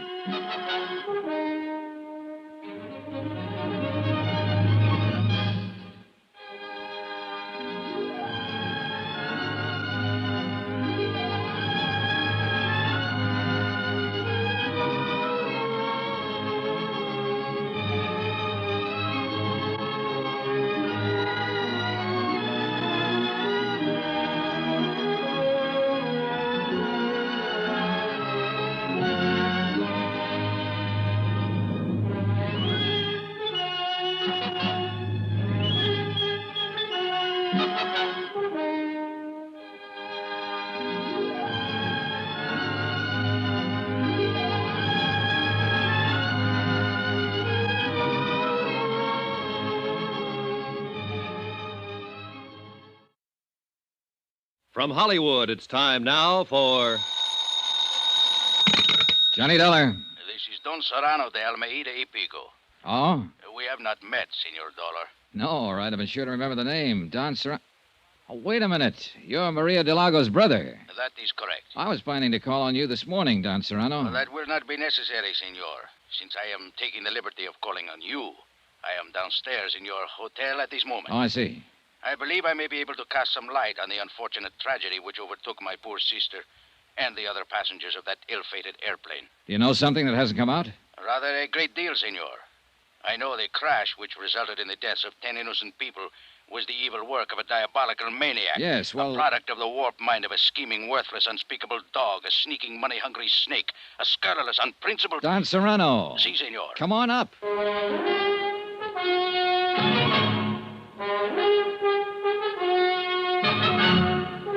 Tonight and every weekday night, Bob Bailey in the transcribed adventures of the man with the action-packed expense account, America's fabulous freelance insurance investigator. Yours truly, Johnny Dollar.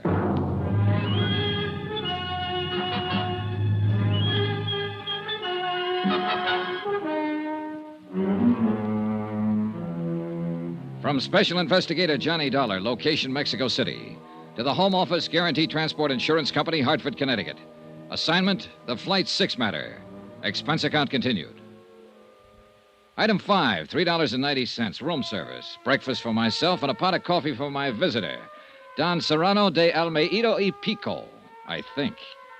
He was a thin, straight man with a small goatee and the face of a hawk. Stiff, formal, unbending. A classy grande type from an old school long out of business. And a man of much suppressed violence and hate. Once upon a time, Senor, there existed a gentleman's code for the settlement of such matters as this. The duello, as it was called. But we are living now in lesser and more decadent times. A man is no longer permitted to kill his enemies. He must suffer interference by the police, the Civil Air Transport Department, the government. And even special investigators from the States, huh? Is that what you mean? I was not speaking personally, Senor Dollar. You are as much a victim of the times as I am. Well, it doesn't seem to be irritating me as much. More coffee, Don Serrano? Gracias, no. Perhaps it is because you have not lost your dearly beloved sister, Senor. Oh, maybe. In that, at least, you have my sympathy. But let's get to the point. You've done quite a lot of talking about wanting to kill somebody, but I'm still not too sure who or why or what. It is very simple, Senor. Not to me. Suppose we start at the beginning. As you like.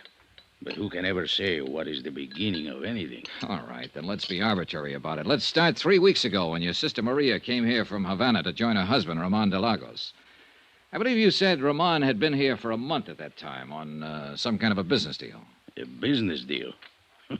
Do I look like a fool, Senor? Oh, now, let's stick to the point. Women. That is his business, Senor. Women with money. Then a week ago, Maria wired you, said she was terribly unhappy, and asked you to come at once. And when you got here, she told you what was the matter. She said Ramon was carrying on with an American girl named Marvel Terrence. A Jezebel, Senor. So you took over. You got Maria an airline reservation back to Havana on Flight 6, the one that crashed, and told her you'd handle Ramon. Oh, she was putty in his hands. He lied to her every day since they were married, and she always ended up by believing him. I told her in the beginning he was interested only in her wealth. Which amounts to how much? Oh, much. Even after Ramon's foolish dissipation over the last few years. What happens to her estate now? Half of it she was permitted to dispose of as she wished. She made a will some time ago in favor of Ramon. Against my advice, I may say. What about the other half? Now, that reverts to me, Senor. Oh? It is a matter of family tradition. Who managed your sister's estate before Ramon came into the picture? I did, Senor. And quite profitably. I did not waste my energies on illicit follies and ludicrous intrigues. All right. Night before last, then, you took Maria to the airport and saw her off on the plane. Si. What was she planning to do when she got back to Havana? Was she going to divorce Ramon? My sister was a very pious woman. May she rest in peace. Her religion would never permit such an act. I see. And, of course, there was the matter of family tradition. Oh, naturally. Did Ramon go to the airport with you? I had not seen Ramon since the night before, nor had Maria. We had quarreled violently over his disgraceful conduct. Did Ramon know that his wife was taking Flight 6? I informed him the night before. Did you or Maria see him at the airport? Oh, no, senor. He was much too clever. He managed to keep out of sight. Then how can you be sure he was there? Senor Dollar, who else would be so vile as to place an explosive on board the plane? Oh, well, now I can follow your reasoning, but... The matter is self-evident. Well, look, I'm afraid we need more than self-evidence, Don Serrano. The problem of evidence is your responsibility, senor. I have told you who committed the deed. No, you've told me who you suspect. Do you doubt my word? Not as far as it goes. Sure you won't have some more coffee? No, gracias. Do you happen to know this girl, Marvel Terrence? By sight, I mean. She has been pointed out to me. Mm-hmm. Did you see her at the airport? See, I did. I was under the impression she was going to leave on the plane, but after it departed, she was still in the terminal. Did you notice her talking to anyone before the takeoff? Yes, to some American, I believe. Red hair, stocky build, about 35? See, he would fit that description. Blakely. Did you see her talking to anyone else? Any of the baggage handlers or the ground crew? I'm afraid I did not notice. Is it important? It could be. Well, thanks for your information, Don Serrano. My only concern is to see justice done. I'm sure it will be. And now suppose we take a look at what you didn't tell me. Senor? The fact that Maria took out a flight accident policy for $25,000 and named you as her beneficiary. Well, I considered it a mere whim of my sister's. But the way things turned out, it was a pretty valuable whim, wasn't it, Don Serrano? For you, I mean. Senor, are you implying... I'm implying that Ramon wasn't the only one with a motive. Wasn't the only one who'll profit by Maria's death. You'll do pretty well yourself. Half her estate and $25,000 cash. That's not a bad deal. I should kill you for such an insult. You'd like to, wouldn't you? You're very big on this killing business. That's how you planned to handle things with Ramon, wasn't it? As soon as Maria went back to Havana. It is only what he deserves. And now you're trying to use me to do it. That's why you came here. You don't care about justice. All you want to do is get Ramon. He is guilty. If he is, Don Serrano, I'll find it out and I'll pin it on him. But if he isn't, I'm not going to be pushed into framing him. So you can take these dirty, underhanded insinuations of yours and you can... Get out, Don Serrano. Expense account item 6, $12.60. Taxi fares in and around Mexico City. I checked with the federal police first. They had their best men working on the murder of the baggage handler at the airport. And so far, they'd turned up nothing. They didn't have a single lead. I went through their files on the other 7 people who died on the plane. Nothing. The 2 pilots and the stewardess were Cuban and apparently had no close friends or enemies in Mexico City. 2 of the passengers were Brazilians and were only traveling through en route from the States. And as far as the other 2 were concerned, there seemed to be no motive. So it came right back again to the 3 I was already working on. Maria de Lagos and the 2 business partners, Ed Palmer and Jim Rourke. The 3 people who'd bought flight insurance policies. And that left me with 4 possible suspects. Ramon de Lagos, Maria's husband, Don Serrano, her brother, Marvel Terrence, and Bill Blakely, the partner of Palmer and Rourke.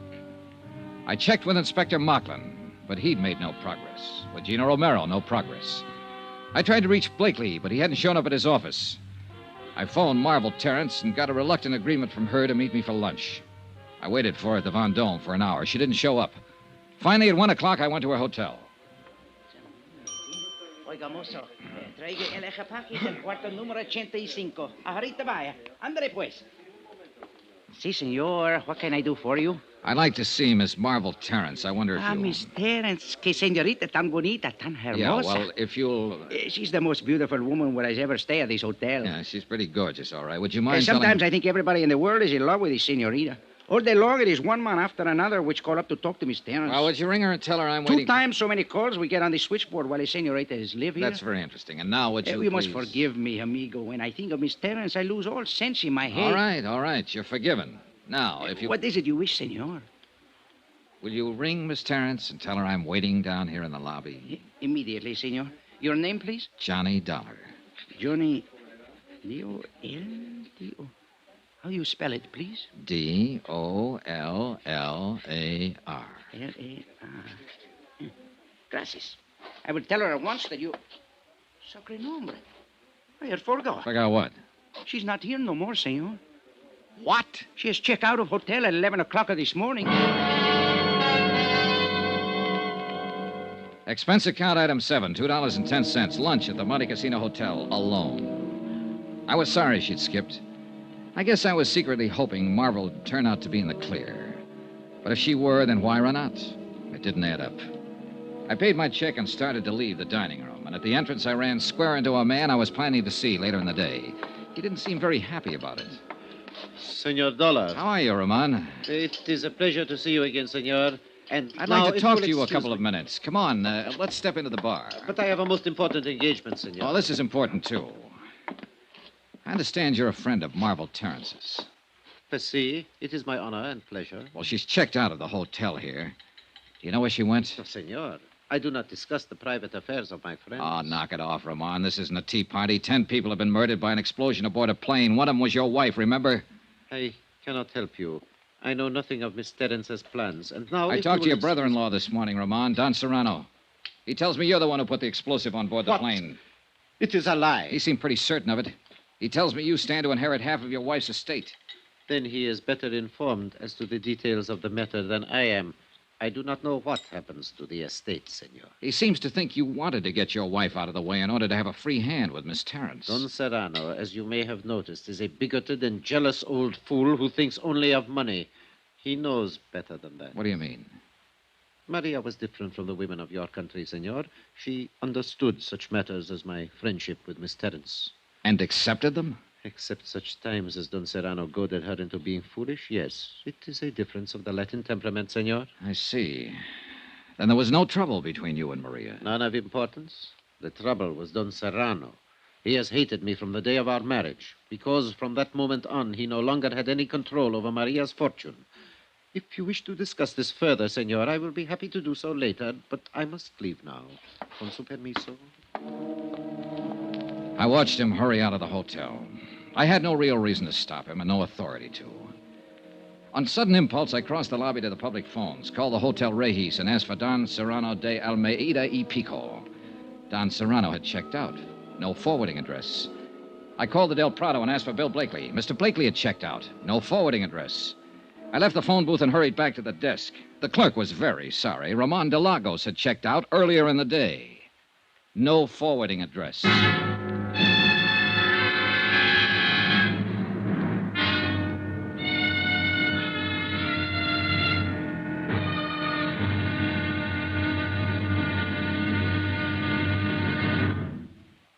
Now, here's our star to tell you about tomorrow's intriguing episode of this week's story. Tomorrow, a rendezvous in a tropic port. And a lot of things come together. Things like romance, desire, and death. Join us, won't you? Yours truly, Johnny Dollar.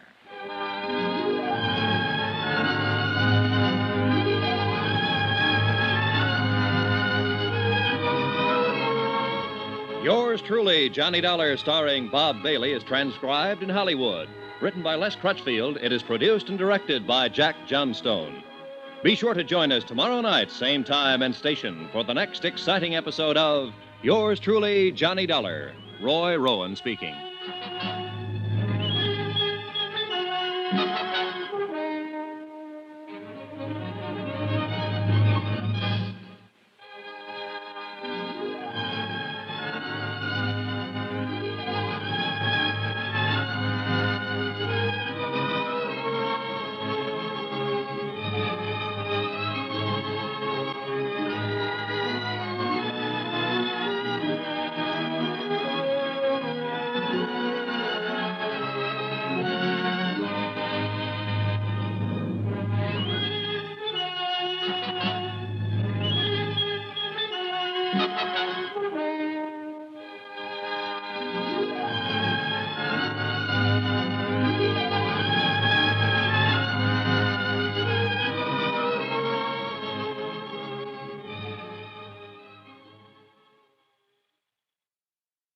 From Hollywood, it's time now for Johnny Dollar. Inspector Macklin's office. Gino Romero. Oh, Gino. What did you find out? Did you locate any of them? Beneficiaries of the crash of Flight 6? Si, senor. It was an affair most simple. A matter of making a telephone call to the airport. Then they've left Mexico City. Si, senor.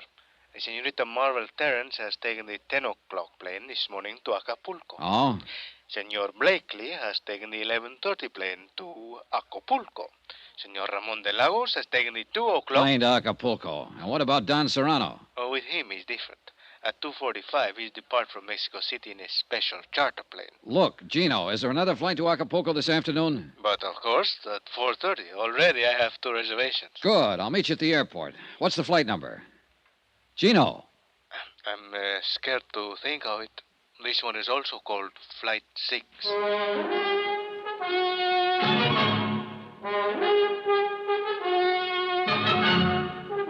Tonight and every weekday night, Bob Bailey in the transcribed adventures of the man with the action-packed expense account, America's fabulous freelance insurance investigator. Yours truly, Johnny Dollar.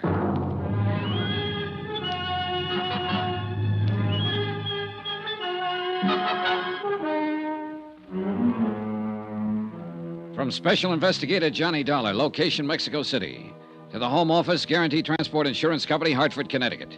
Assignment, the Flight 6 matter. Expense account continued.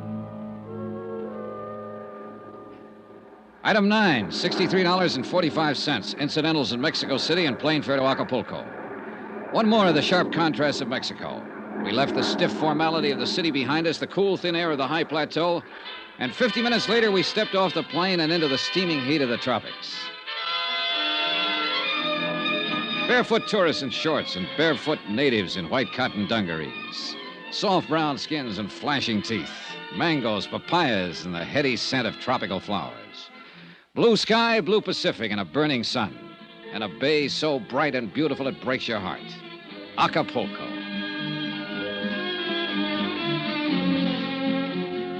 Gino Romero of the Department of Civil Air Transport knew his way around. So I waited for him while he checked his contacts, airport police, custom agents, limousine drivers. And in a few minutes, he'd made his rounds and rejoined me in front of the terminal. It is an affair most simple, senor. A merely matter of ask the question and listen to the answer. What did you find out, Gino? Senorita Miss Terrence is stay at the Hotel Los Flamingos. So? Senor Blakely is also stay there. Ramon de Lagos is go to the Hotel Caleta. And Don Serrano is stay at the Club de Pesca. So you see? Yeah, I see. All right, Gino, let's get going. And where we are going is to the... We'll put up at the Los Flamingos. That is what I expect. Oh, she's very beautiful, senor. True, but there are even better reasons for staying there. ¿Qué dice? Well, in some way, I'm not yet sure how, I think this whole thing centers right around Marvel Terrence. You think it's possible she's guilty of the crash of the Flight 6 to collect the insurance? Maybe. Or she might have been used. Or maybe... Oh, I don't know, Gino. But it's about time we found out.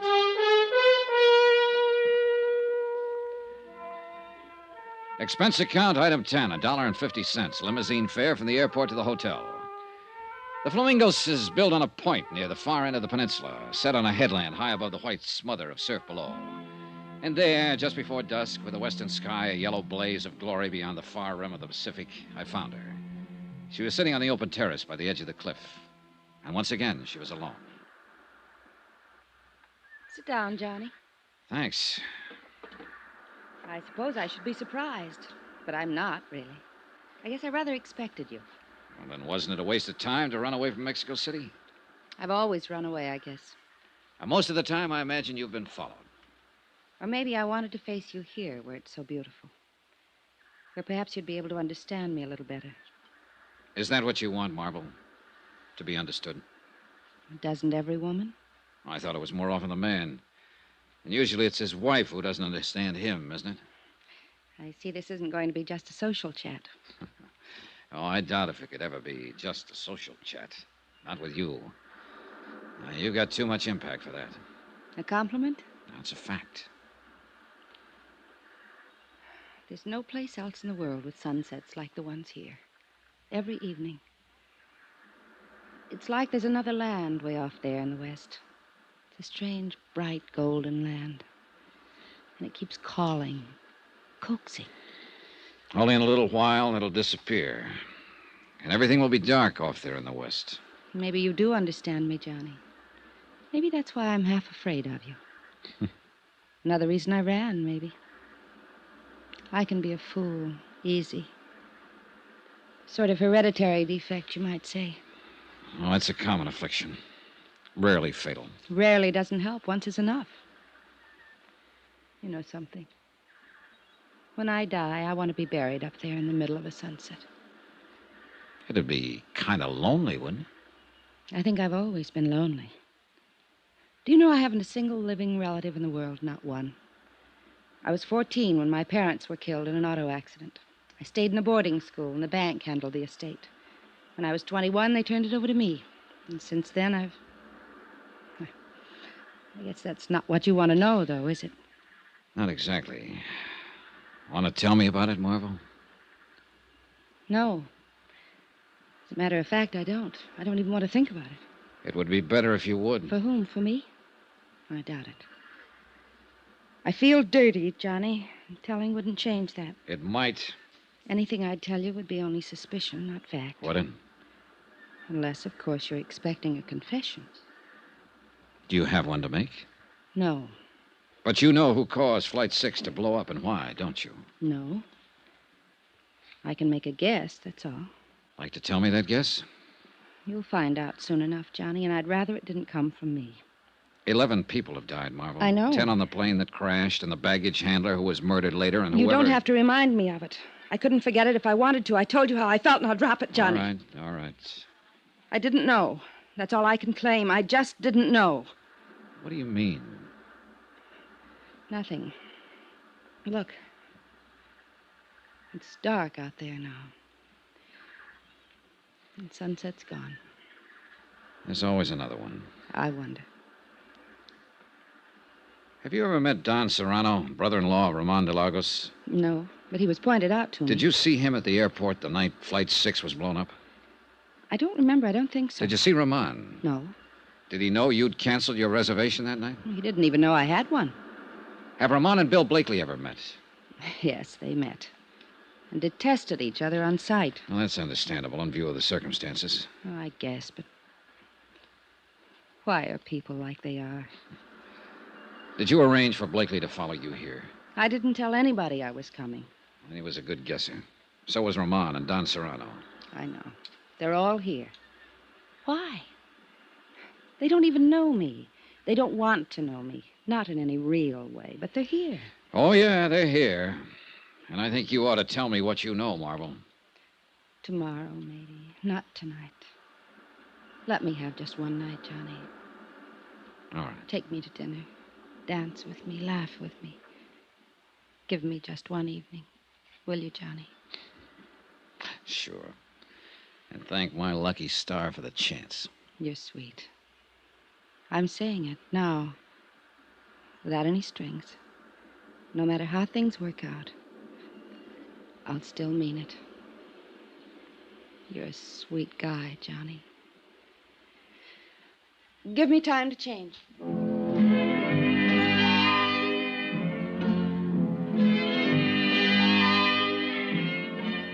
I went to my room and made 2 phone calls while I waited for her. The operator at the Club de Pesca informed me that Don Serrano was not in. The clerk at the Hotel Caleta said the same thing about Ramon de Lagos.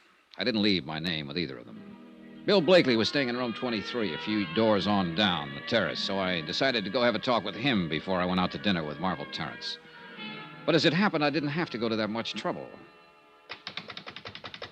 Yeah, who is it? Blakely, I'd like to talk to you.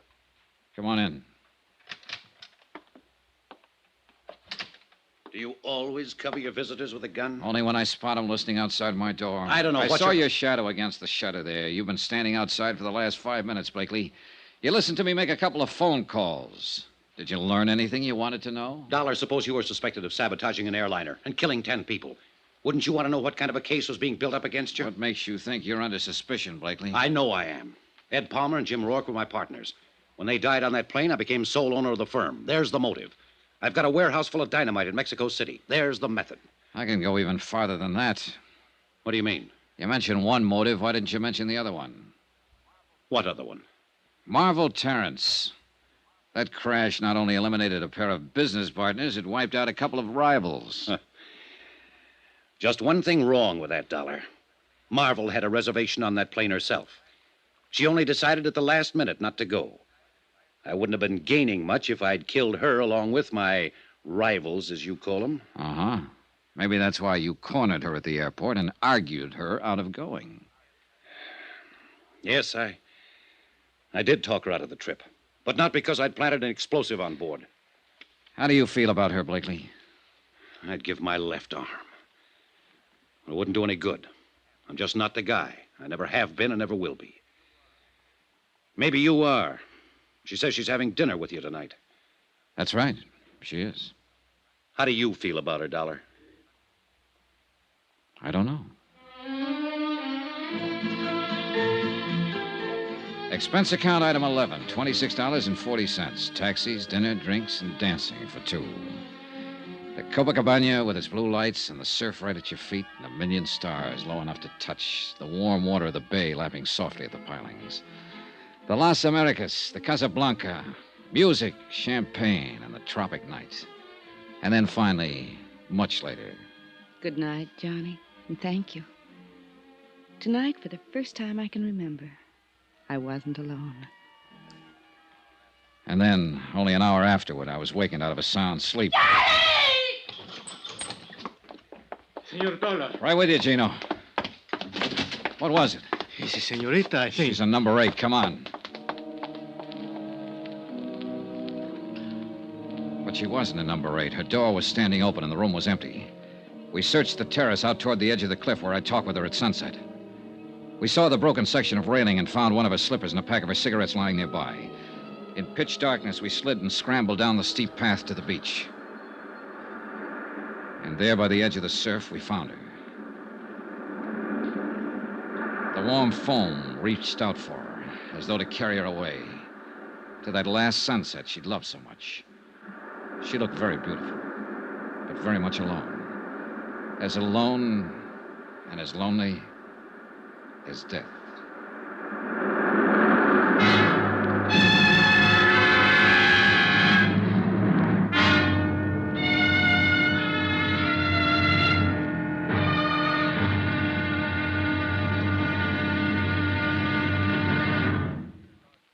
Now, here's our star to tell you about the final intriguing episode of this week's story.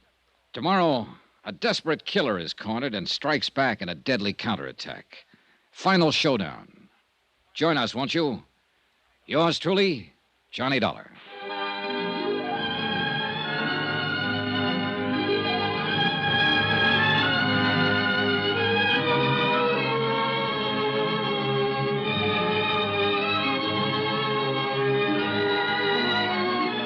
Yours truly, Johnny Dollar, starring Bob Bailey, is transcribed in Hollywood. Written by Les Crutchfield, it is produced and directed by Jack Johnstone.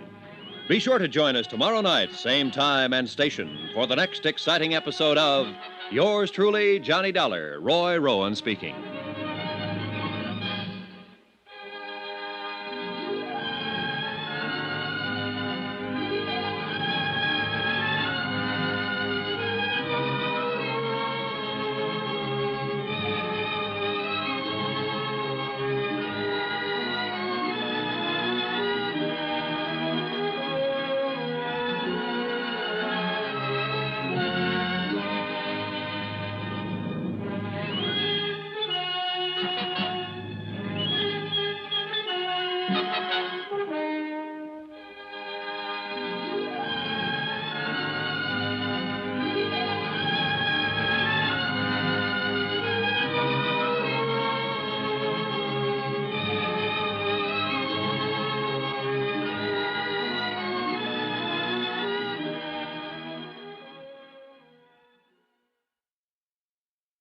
From Hollywood, it's time now for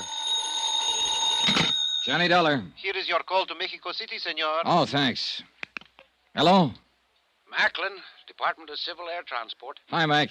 Dollar, what have you learned in Acapulco? Not very much, I'm afraid. But you said you were following the girl down there. Marvel Terrence. Yeah, and a few others who might have had a hand in the explosion aboard Flight 6. Beneficiaries of the insured on that flight. What others? Ramon de Lagos, whose wife died in the crash. Don Serrano, her brother. Bill Blakely, whose business partners were aboard. Well, have you and Gino learned anything from them? From the girl? Not yet. But you said she might know who caused that explosion aboard the plane. Right, and she promised to talk. Well? Your little helper, Gino, and I just pulled her body out of the surf down below the hotel here. Johnny? Murder? Yeah.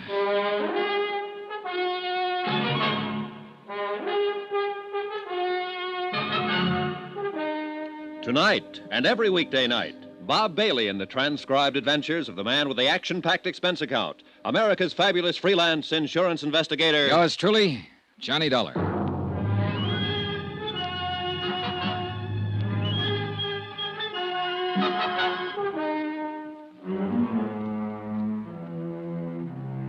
From Special Investigator Johnny Dollar, location Acapulco, Mexico. To the Home Office Guaranteed Transport Insurance Company, Hartford, Connecticut. Assignment, the Flight 6 matter. Expense account, final page. Item 12, $1.80 for the phone call to Mac Macklin in Mexico City. I had to get Mac out of bed to tell him what had happened. That Marvel Terrence had been murdered. That somebody had silenced the girl around whom the whole case had seemed to center, since Flight 6 had exploded in midair 3 nights before and carried the passengers and crew to their deaths. Mac was shocked and offered any additional help I might need.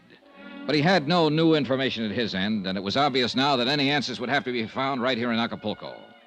As I hung up the phone, Gino Romero came rushing in from the hotel terrace. Senor Dollar. What is it, Gino? A prowler is out on the hotel grounds. The police cars go to block off the road at the bottom of the slope. Good, come on.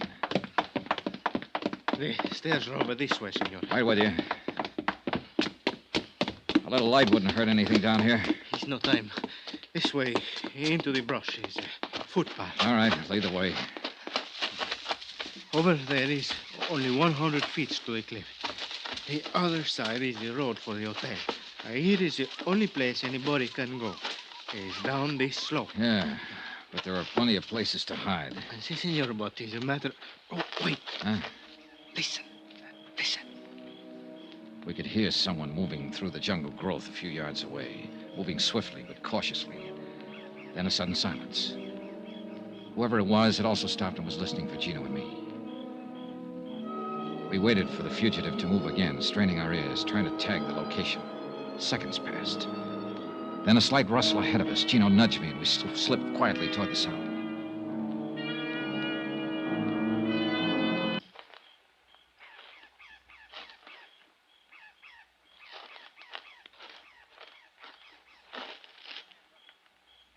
Get your hands up.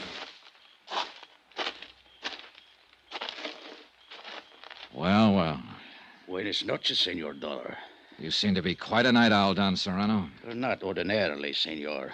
The circumstances which place me in this rather awkward position are not usual ones, I assure you. You were up there prowling around the hotel. Why?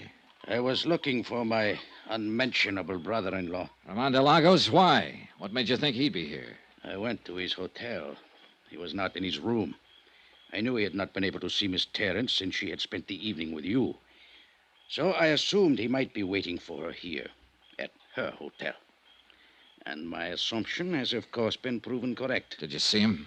No, but I heard the police discussing the murder of Miss Terrence. It was obviously Ramon's handiwork. Still after him, huh? My feeling about Ramon is not a secret, Senor. Nor his about you. So why did you go to his hotel? To kill him. Why else? Time was running out, so we took Don Serrano back to the hotel to the police. One very important person hadn't put in an appearance. Gino went down to Bill Blakely's room, knocked on the door, then opened it with a passkey and went in. Blakely wasn't there. We searched the room. The bed has been sleeping, senor. Yeah, I notice. But for how long, that's the question. It's possible he was wake up when the senorita screams before she is killed. He might have been. He must have dressed. His pajamas are there on the floor. I wonder. Quien sabe if it was a quarrel of lovers, the jealousy. He did not like it when the senorita was go with you tonight. I don't think it's that simple, Gino. Let's get this bag open, have a look inside. Maybe we can... It's not even locked. He seems to have been traveling light. There on the top, senor. Yeah, I see. What is it? Box of .38 caliber cartridges spilled open. And that piece of oilcloth. He had a gun packed in here. No, it's gone. He got up, loaded a gun, and left. Took the gun with him. If it was before the scream, that's one thing. But if it was afterward, then... What are you thinking, senor? I think we'd better take the police with us, get over to the Hotel Caleta, and check up on our third suspect. Ramon? But Don Serrano said he is not there. Don Serrano could say anything. I think we'd better get over there, Gino, and do it fast.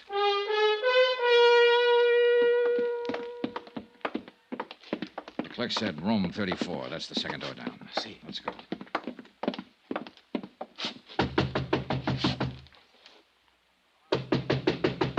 Roman. Roman. Who is it? Johnny Dollar, open up. Watch yourself, Gino. See. Come on in, Dollar. You're Blakely. Yeah. Better hand over the gun, Blakely. You won't get a chance to use it now. The police are out in the lobby. Okay. All right, thanks. Ramon didn't show up, huh? I wish he had. That's all I was asking, just one clear shot at him. Are you sure he's the one who killed her? Sure enough. Did you see him? No, but he's the one. She was scared of him, Dollar. She told me earlier in the afternoon, before you got down here to Acapulco. Told you what? She said Ramon had followed her here from Mexico City, that he'd been acting strange. She said she was glad I was staying at the same hotel, that she didn't want to see him or talk to him. Yeah, it figures all right.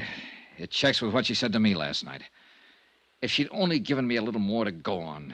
She was a real great kid, Dollar. The greatest as far as I was concerned. Yeah. As soon as I realized what had happened, I loaded my gun and came here to wait for him. I figured he'd try to get back to his room. But he didn't show. It's too bad. She was a real great kid. And I'd have died for her if she asked me to. I loved her. She was the... Mira, ahí está. There he is. Come on, Gino. Si, senor. Ramon had been spotted. He started to enter the hotel, saw the police, turned and ran. He was armed with a pistol. He'd fired a shot at one of the police officers and then jumped over the balustrade and disappeared into the dark curve of Caleta Beach. The police cars quickly threw a cordon along the bayfront street and blocked off both ends of the stretch of shoreline. For the moment, Ramon was trapped somewhere on that beach. He'd tipped his hand now, and he was desperate and dangerous, and he had a gun. Gino and I went out on the beach after him. There's many places to hide here. Not for long. They'll have some more police here within a few minutes. Come on. It's maybe better we wait, senor. I do not think Ramon is planned to be taken alive. I can still see that girl, Gino, lying at the foot of the cliff. Si, senor. I remember. Espérate. What is it? There by the water is... No, I am wrong, senor. It's only a boat pulled up on the sand. Yeah, it's a paddle boat. Well, I think it's better maybe we separate, senor. I look in the pavilion, the cabañas. You stay close by the water. In this way, we'll have him between us. good idea, Gino. But you've got the rough end of it. Take care of yourself. Si, senor. Well...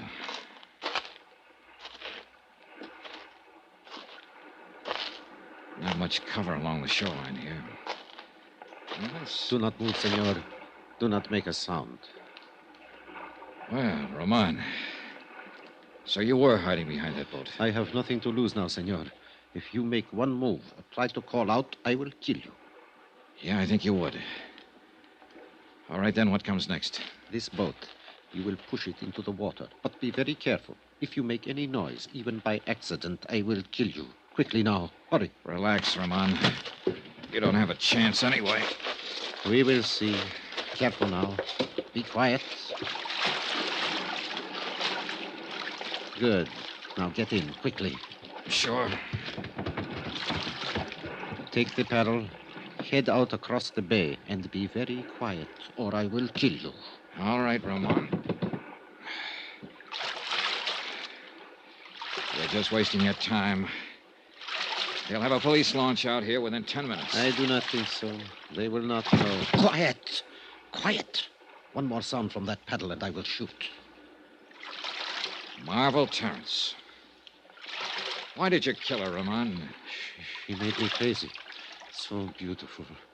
And with so very much money. I thought she would be most easy once Maria, my wife, was dead. Then it was you who blew up the airliner in order to kill your wife and have a clear field to go after Marvel. Marvel did not know I was married, and Maria was going to tell her. So you sabotaged a plane and killed her, along with 10 other innocent people. And what happened tonight? Did Marvel turn you down? He said she was suspicious of me, and she was going to tell you about it in the morning. And she said she was falling in love with you. She made me crazy. I wish you had got back into that hotel, Ramon. I wish you'd got there before I did, while Bill Blakely was still waiting for you with a loaded gun in his hand. Be quiet and paddle faster. We must get farther up the coast in order... What is that? Police launch. What did you think? I told you didn't have a chance. No, they could not get here so soon. Well, I forgot to mention the fact that they'd already phoned for one. And then they do not know yet we are out here. Good. Keep paddling. Quickly. He half turned his head to look back toward the launch. I took a chance and swung the paddle. His shot went wild, and he didn't get a second try. I caught him back of the air, and he dropped like a log.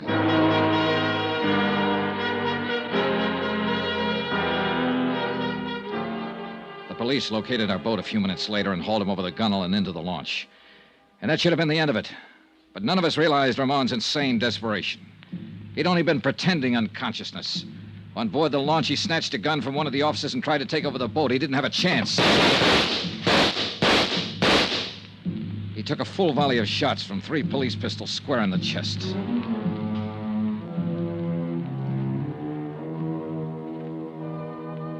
Expense account item 13, $312.20. Hotel and incidentals in Acapulco and Mexico City and plane fare back to the States.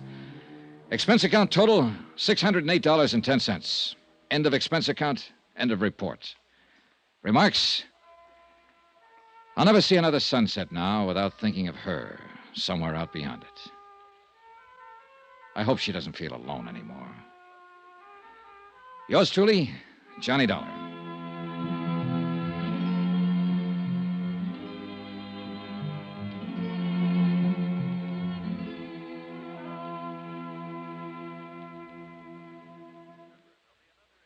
Remember, there'll be another intriguing story for you beginning next Monday night. Next week, a dead girl comes to life in a case that's packed with lies.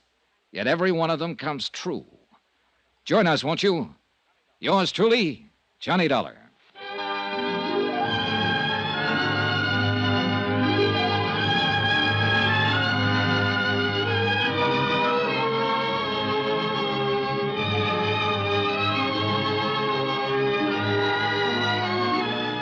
Yours truly, Johnny Dollar, starring Bob Bailey, is transcribed in Hollywood. Written by Les Crutchfield, it is produced and directed by Jack Johnstone. Heard in this week's cast were Virginia Gregg, Ben Wright, Edgar Barrier, Don Diamond, Russ Thorson, and Jack Moyles. Musical supervision by Amerigo Marino.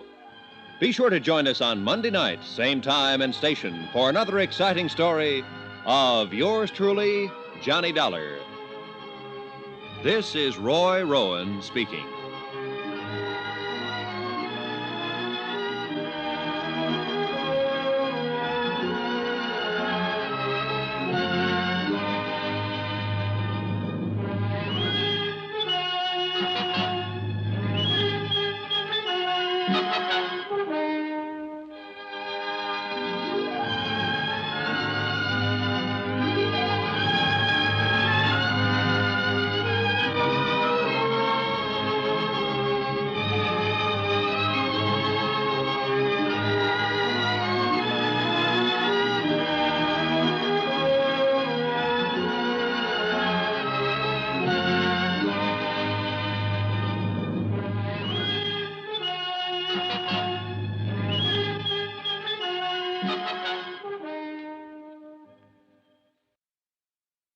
From Hollywood, it's time now for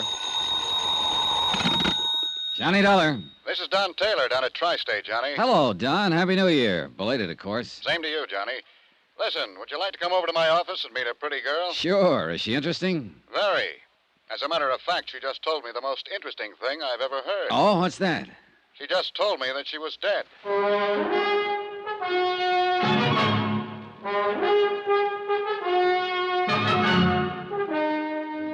Tonight and every weekday night, Bob Bailey in the transcribed adventures of the man with the action-packed expense account, America's fabulous freelance insurance investigator. Yours truly, Johnny Dollar.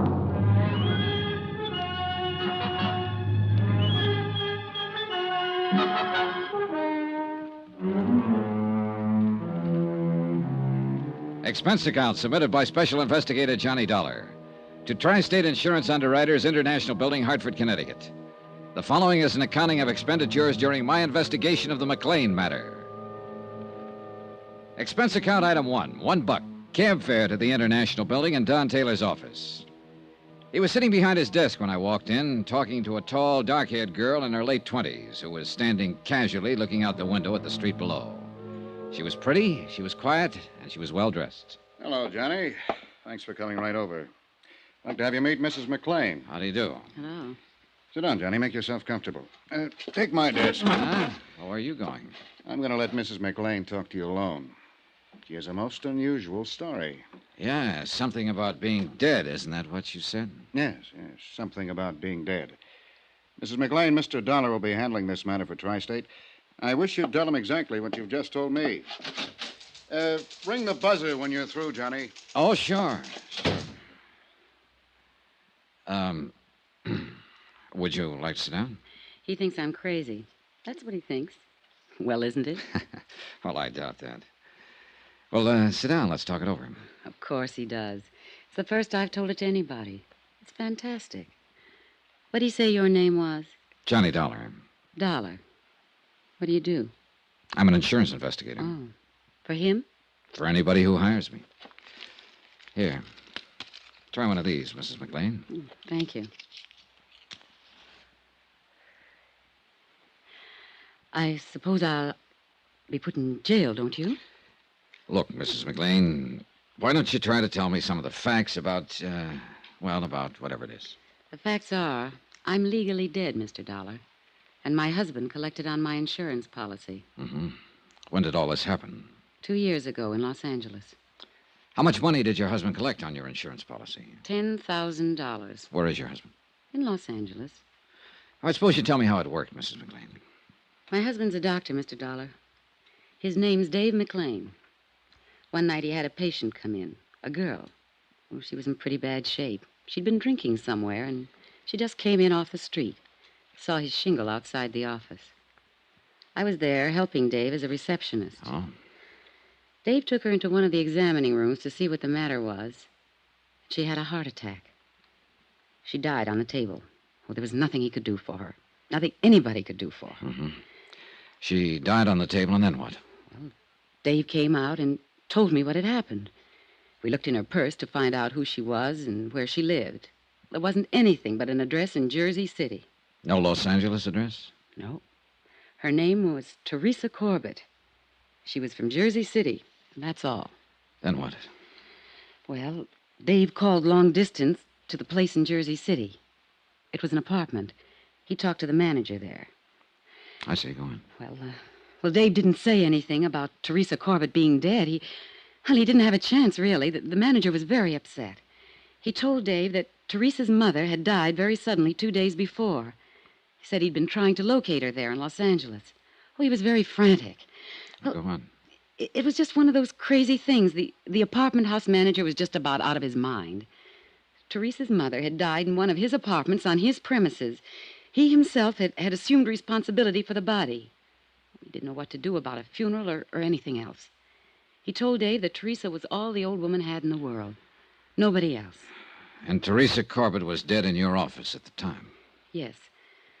Well, Dave hung up. I didn't know what he was thinking at first, and then he said to me, "We're in luck." I asked him what he meant by that, and he said that the girl who had died in our office didn't have anyone in the world and no one would know the difference. Then he told me we'd use her body. Just like that, huh? Yeah, just like that. He said it was the chance of a lifetime. Well, go on. Well, Dave called up Dr. Reed. He had an office across the hall from Dave. We waited a while, and then I hid when Dr. Reed came in. Dave told him that I had had a heart attack. He took him back in the examining room and showed him the body of Teresa Corbett and told Dr. Reed it was me. Oh, it was awful. How do you mean? Well, I mean, I hid there in the back office and listened to them talk. They tried oxygen on the girl and shots and everything else. But it was too late. Dave knew it was too late. But Well, Dr. Reed signed my death certificate. 2 days later, they buried Teresa Corbett under my name. And then what did you do? Well, I took a hotel room that first night, and then I went down to Palm Springs. Dave said he'd meet me there. Oh, wait a minute. Dr. Reed had the office across from your husband's? Yes. Well, didn't this Dr. Reed know you? Hadn't he seen you around? You said you were acting as a receptionist for your husband. I'd never met Dr. Reed. He was just new. Okay. So you went to Palm Springs? Yes.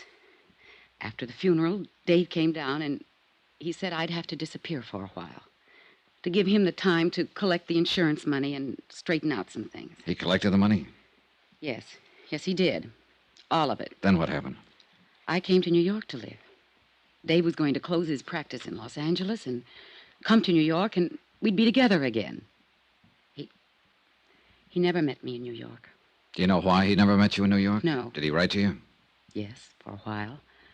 For about 3 months after I left. He wrote me once or twice a week and said that he'd be in New York any day. And then he stopped writing. Do you have any of those letters? No. No, I'm sorry, I don't. Do you know why he stopped writing to you? No.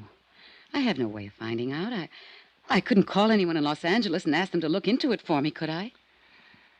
Tell me, what is it you feel now, Mrs. McLean? What? Well, just what is it you want us to do? Well, I don't know. What do you do in a case like this? I've never had a case like this. Why did you come to us? Well, I've had this thing on my mind almost 2 years. It was wrong to begin with. It's wrong now. I suppose it's because this insurance company was wronged mostly. My husband and I cheated them out of $10,000. At least my husband did. What about this Dr. Reed? Well, he didn't have anything to do with it. I mean, he just signed the death certificate, but he didn't know the difference. You sure about that? Quite sure about that. I don't want to get anyone into trouble. I mean anyone. Including Dr. Reed. Yes. Well, I know how fantastic all of this must sound, but it's the truth. Do you think I'm crazy? You don't look crazy to me. What's the saying? What saying? Oh, something about how you can leave home, but eventually you have to come back to count the spoons. I guess that's what I'm doing now, telling you all this. Mm-hmm. It's good to tell it to someone after all this time. Did you get any of the insurance money, Mrs. McLean? Not a dime. Were you supposed to? I suppose so, yes. If Dave had met me. Would you say the whole thing was his idea? Yes. Yes, I would. I didn't know what he had in mind that night after he hung up the phone. You've been living in New York for the last couple of years since it happened, is that right? Yes. 2257th Street. Apartment 23. Well, what have you been doing? How do you live? I've been working. I took a job in a medical lab. Under your own name? No. I used the name of Patricia Kennedy. Is there any way you can prove you're actually Doris McLean? I could in Los Angeles. How? Well, people there know me. Friends I've had all my life. Were you ever fingerprinted there? No, I don't think so. During the war, did you work in a defense plant, maybe? No. How about a California driver's license? I don't drive, no. Would you be willing to furnish me with a list of names of people who might be able to identify you? People in Los Angeles? Yeah, sure, anywhere. Well, yes, I would, if it's necessary. It's necessary. Don't you believe me? All of this has to be checked, Mrs. McLean. Now, what was the reason for trying to cheat the insurance company? Oh, Dave was badly in debt. He needed so many things that... Well, it seemed a good way to get them without too much trouble. You mean burying a girl named Teresa Corbett under your name? Yes. A girl without any family anywhere, with a mother who died 2 days before. Yes. Very few people in this world are without somebody, somewhere, Mrs. McLean. Teresa Corbett didn't have anybody, Mr. Dollar. I know that. Do you know any more about her than what the apartment house manager said on the telephone to your husband? No. Do you remember the name of the apartment house manager in Jersey City? No. The address? No. Is there anything else you'd like to tell me about all this? Well, I can't think of anything. No. Before I ask Mr. Taylor to come back in here, I want to ask you again, why did you come to the insurance company? What? Why did you come here to Hartford to the insurance company? You asked me that once, and I told you. The insurance company were the people that were wrong. Now, look, obviously you've been living and working in New York and getting along. No one knows anything about this. There was no need for anyone to know anything about it. No need for us to know about it. Now, you'll pardon me, but you don't seem like the type of person who wakes up one morning with a big pain in the conscience. Not at all. Now, you sat here and told me about your husband, how your husband thought of the idea, how your husband hung up the phone, how your husband called in a Dr. Reed to sign a death certificate, how your husband handled every detail, all of it. Not you, Mrs. McLean, your husband. He's the one you want us to get, isn't he? Yes. He didn't have to meet me in New York once he got his hands on that money. He didn't have to do anything about me. I was dead on paper, and I couldn't go back. I buy a Los Angeles newspaper now and then, and I saw a notice yesterday that he's going to get married again. I see. But I'm still his wife. He tricked me. You helped him to do it. Who's he going to marry there? I didn't recognize her name. How old are you? I'll be 30 next June. I'm going to ask you something else, Mrs. McLean. Have you ever been in trouble before? No. Well, you're in trouble now if all this is true. Well, it is true. Now, I Would just you be willing told to sign a statement in front of witnesses containing all the information you've given me here today? Yes. Yes, I would. Okay. Yeah, Johnny? You can phone your legal department, Don. Mrs. McLean is willing to make a statement regarding this whole matter. All right. Mrs. McLean, you can make your statement in front of Mr. Taylor and whatever witnesses he wants to use. I'll see you in about an hour or so, Don. Good. You're all through with me? No, there's one more thing, Mrs. McLean. Do you realize that if what you've told me is true, both you and your husband will be criminally charged? Well, yes. Yes, I realize that. Oh, Johnny, for heaven's sake, you're trying to scare us. I just wanted that part understood. I'll see you. Johnny, wait a minute. Don't worry. I'll be around. Plenty.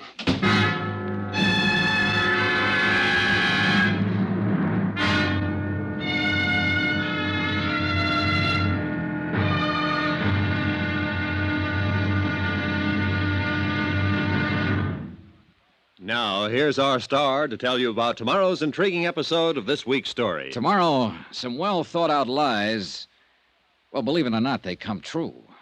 Join us, won't you? Yours truly, Johnny Dollar.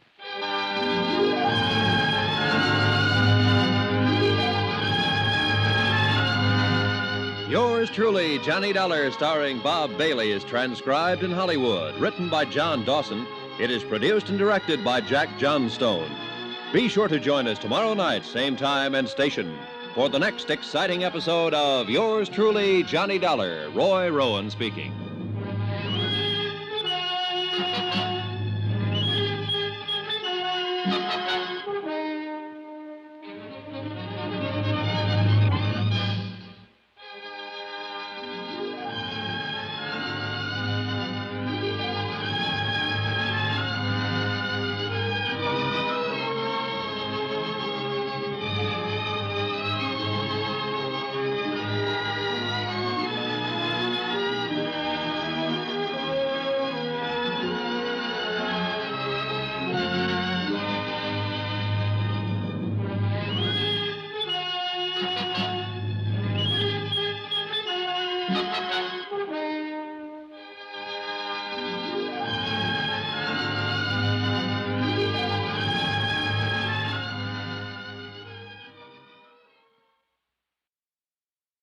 From Hollywood, it's time now for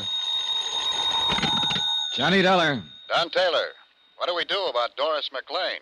Find out if she's telling the truth about being legally dead and having her husband collect her insurance, Don? No, Johnny. I mean right now. You can't press any charges against her or him until we get some facts. Well, she gave us a statement admitting everything. Can't we file charges on that? I'd rather not. Huh? Why? Oh, just a feeling. Call it a hunch if you like. Now, wait a minute. Don, I don't think she's told us the truth.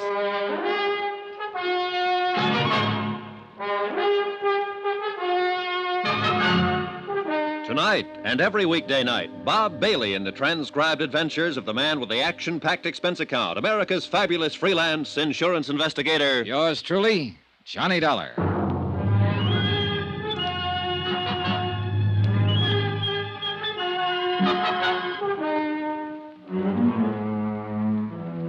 Expense account submitted by Special Investigator Johnny Dollar to Tri-State Insurance Underwriters International Building, Hartford, Connecticut. The following is an accounting of expenditures during my investigation of the McLean matter. A dead girl who was very much alive.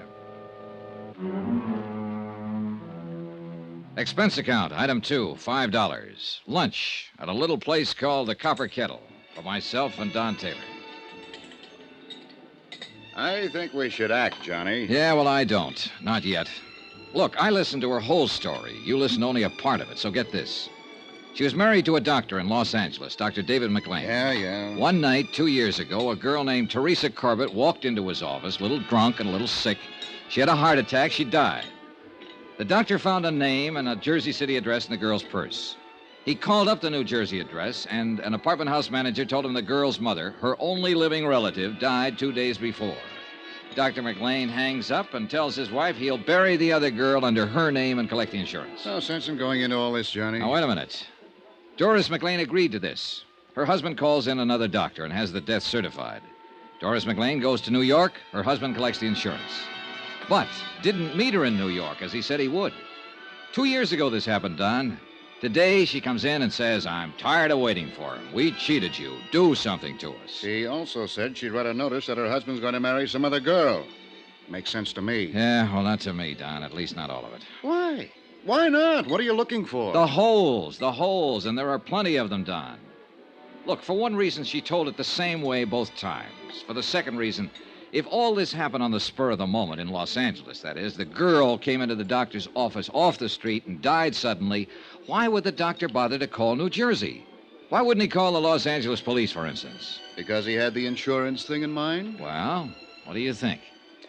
Now, look, Johnny, I think you're pushing too hard in here. I'm trying to tell you what we're up against. All we have to do is verify her story. Yeah, well, there's something cockeyed in the way it comes out.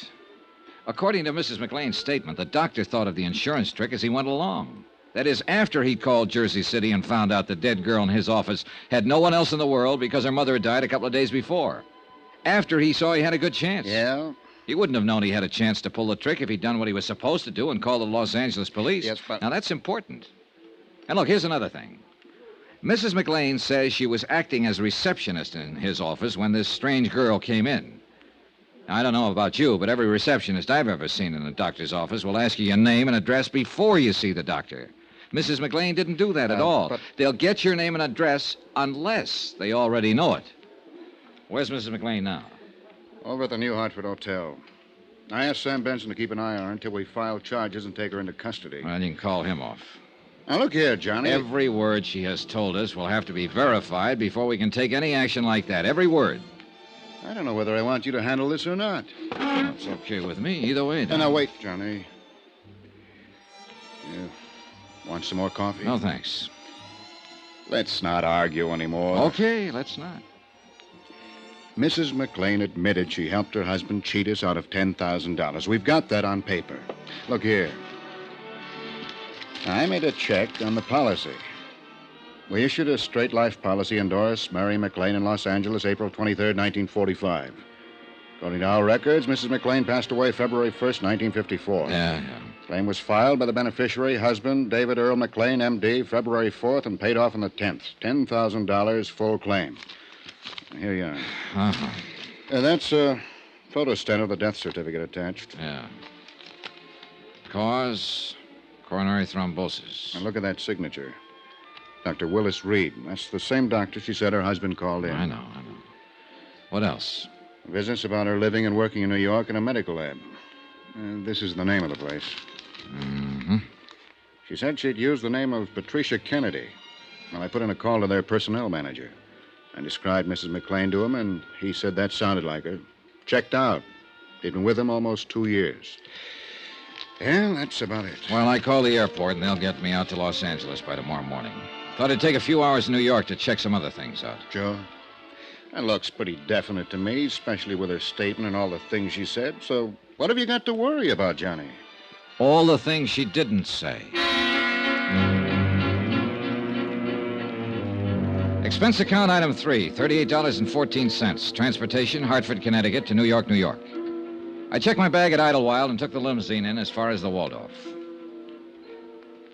Expense account item 4, $3. Cab fare and tip. Number 22, 57th Street.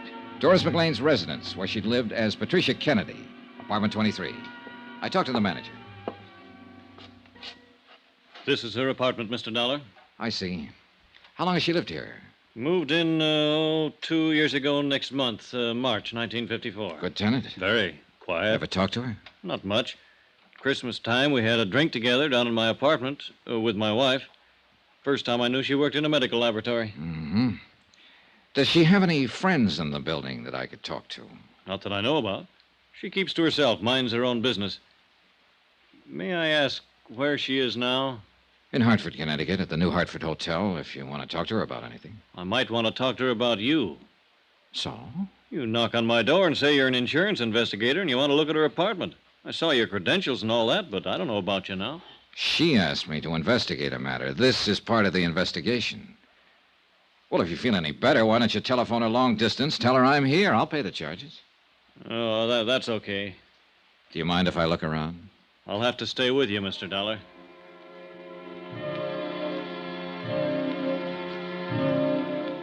An hour later, I located a Mr. Platt at the Hyde Park Laboratories where Doris McLean had been working using the name Patricia Kennedy. His answers concerning her conduct, habits, and attitude were identical with those of the apartment house manager. I talked to 3 people who had been working with her in the lab. Same result. Expense account item 5, $2.25. Long-distance phone call to Don Taylor in Hartford. Yeah? What'd you find out, Johnny? All clear here. Her story checks out about living in New York. I talked to the coroner's office in Jersey City. Oh? According to their records, a Constance May Corbett, age 61, died there January 27th, 1954. Body unclaimed. County buried her. Coroner's office unable to locate the next of kin, a daughter. Teresa Mary Corbett, believed living in Los Angeles. Well? Well, what do you want me to say? Coincidence or not, this part of it all checks out. Yeah, I'll admit that. Thank you. You're welcome.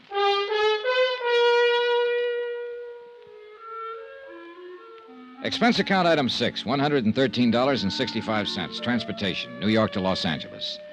We landed at International Airport in a heavy fog at 8:35 in the morning. By 9:35, I was in my room at the Statler Hotel sleeping. At 4 o'clock in the afternoon, I got up and showered and shaved and had something to eat. There was a special delivery airmail folder for me at the desk from Don Taylor. It contained a flash picture of Doris McLean, a sample of her fingerprints and handwriting, along with the names and addresses of several people in Los Angeles Mrs. McLean thought might be able to identify her. Expense account item 7, $50. Deposit on a rented car to get around Los Angeles. The first 3 addresses furnished by Mrs. McLean were blanks. No one home or whoever had been there had moved a long time ago. It was beginning to get dark by the time I got to the 4th one, an address on Berendo Street in Hollywood.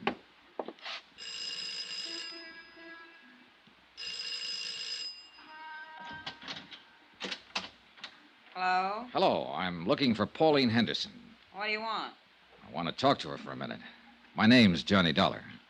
Well, I'm Pauline Henderson. Oh, may I come in? What's your business? I'm an insurance investigator. Well, I don't have any insurance, and I don't want any. Well, it's about a case. Wait a minute, I'll put on a roll. Yeah, sure.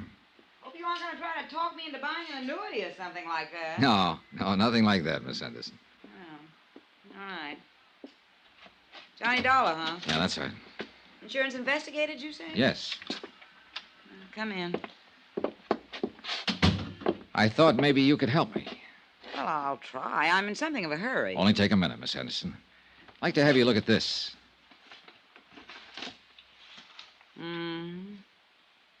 Have you ever seen the woman in that picture before, Miss Henderson? She looks terribly familiar.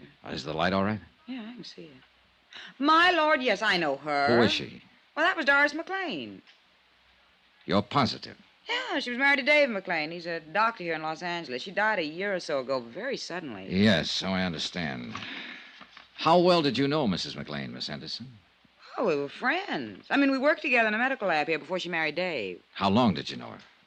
5 or 6 years. What is all this? Just wanted to make sure this was Mrs. McLean. Pictures of her, all right. Yes.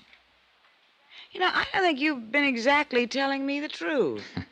Well, I just had your name on a list, Miss Henderson. I was told that you might be able to recognize a picture of Doris McLean if you saw one. Who told you that? I'd rather not say. My, so mysterious. Well, I don't mean to be. You look nice enough. Is that all you want to know? Yes. Well, one more thing. When did you hear about Mrs. McLean's death? The day after it happened. I read about it in the paper. It's quite a shock. Doris was always so healthy. How did Dr. McLean take it? What? How did her husband take her death? Looking at a picture and saying yes or no is one thing. I wish you'd tell me what this is all about. Let's say I wanted to make sure this was Doris McLean, and I wanted to make sure she died 2 years ago. If I'm any authority, you can be sure of it. How about the other part? Dave McLean? Yeah. He got over it, I suppose. Don't you know? Well, I haven't seen him since the funeral. What's your name again? Johnny Dollar. Where do you live? Hartford, Connecticut. I'm at the Statler Hotel here right now. Why? It just occurred to me, if you wanted someone to look at the picture and identify it, you'd go to Dave McLean and ask him. After all, he was married to her. You'd go to him. I would. Yeah. You go to him before anybody else. I think I'll call him and tell him about you. What do you think of that? That's all right with me, Miss Henderson. Expense account item 8, $3.15. Long distance phone call, Los Angeles to Hartford. Don Taylor. Hi, Johnny Dollar. Doris McLean still at the New Hartford Hotel? Yeah, why? Better call your private eye pal, Sam Benson, and tell him to keep an eye on her 24 hours a day. Huh? What are you talking about? The cat's getting out of the bag here. What? I could be wrong, Don. But if I'm right, somebody might want to kill her.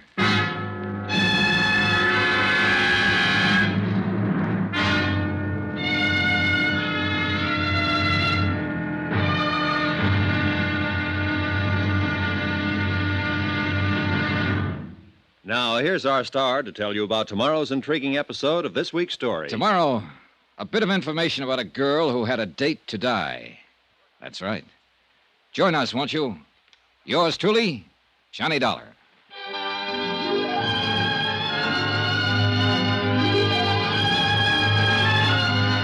Yours truly, Johnny Dollar, starring Bob Bailey, is transcribed in Hollywood. Written by John Dawson, it is produced and directed by Jack Johnstone. Be sure to join us tomorrow night, same time and station, for the next exciting episode of Yours truly, Johnny Dollar. Roy Rowan speaking.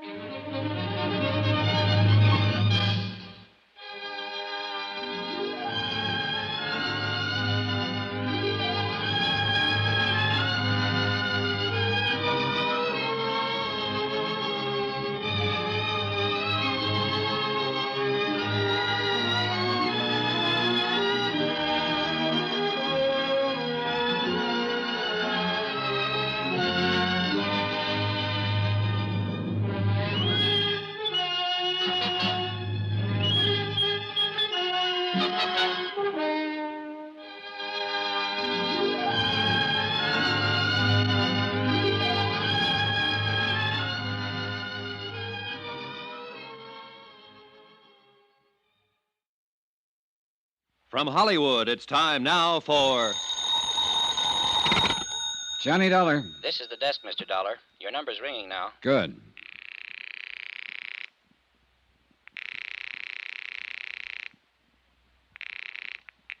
Hello? Hello. I want to talk to Dr. McLean. Who's calling, please? I'm not a patient. I just want to talk to him. This is Dr. McLean. I'm Johnny Dollar. I'm from Hartford, Connecticut. I want to see you. What about? About life and death, Doctor. You must be drunk, whoever you are. Do I come to your office or do I meet you? You come to my office, I'll call the police. Get busy then. I'm on my way.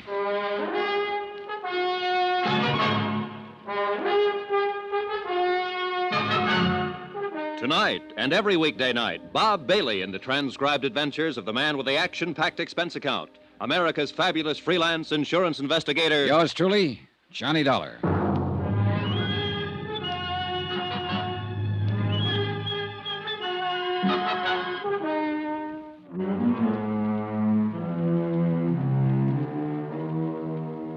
Expense account submitted by Special Investigator Johnny Dollar to Tri-State Insurance Underwriters International Building, Hartford, Connecticut. The following is an accounting of expenditures during my investigation of the McLean matter. Expense account item 10, $4, gasoline for my rented car. I was in the filling station at the Statler Hotel having it filled up when George Riley stepped out from the lobby entrance. Hey, Dollar. Huh, Riley? I came down here to see you. What about? What do you think, what about? All right, get in.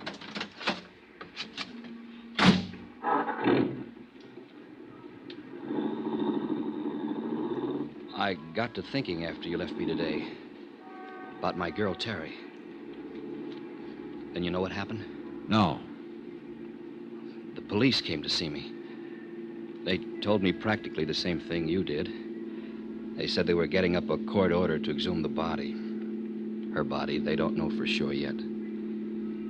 They'll have a job making the identification. My girl, Dollar. Yeah, you mentioned that. We both know it'll be her, don't we? Sure we do. They have to go through with all this legal stuff, huh? This has to be right. That has to be right before they can do anything. That's right. Yeah. Hey, where you driving? Around the block. Dollar, you know what I'd like to do? I'd like to get my hands on the bird or put it down on the ground that way with somebody else's name. He was a doctor, wasn't he? That's what it looks like. Doctor who? You'll find out soon enough. Let me ask you something. How would you feel if you got the kind of news I got today, huh? You'd feel pretty lousy. Well, I feel pretty lousy. I was going to marry Teresa Corbett a couple of years ago. I built her a nice house on a hill, and she disappeared. Just walked out. Yesterday, you come in and you say she didn't walk out. She walked into a doctor's office one night and had a heart attack. You say this doctor gave her another name, his wife's name. He buried her and collected some insurance. And that's how she disappeared. Now, what about me? Huh? They came around to see me after she disappeared. They came around a lot asking questions. And now they think they found her. You and me know they found her, don't we? Yeah, I guess we do. I spent 2 years waiting to find her, and now she's dead. Why is she dead? I can't answer that yet.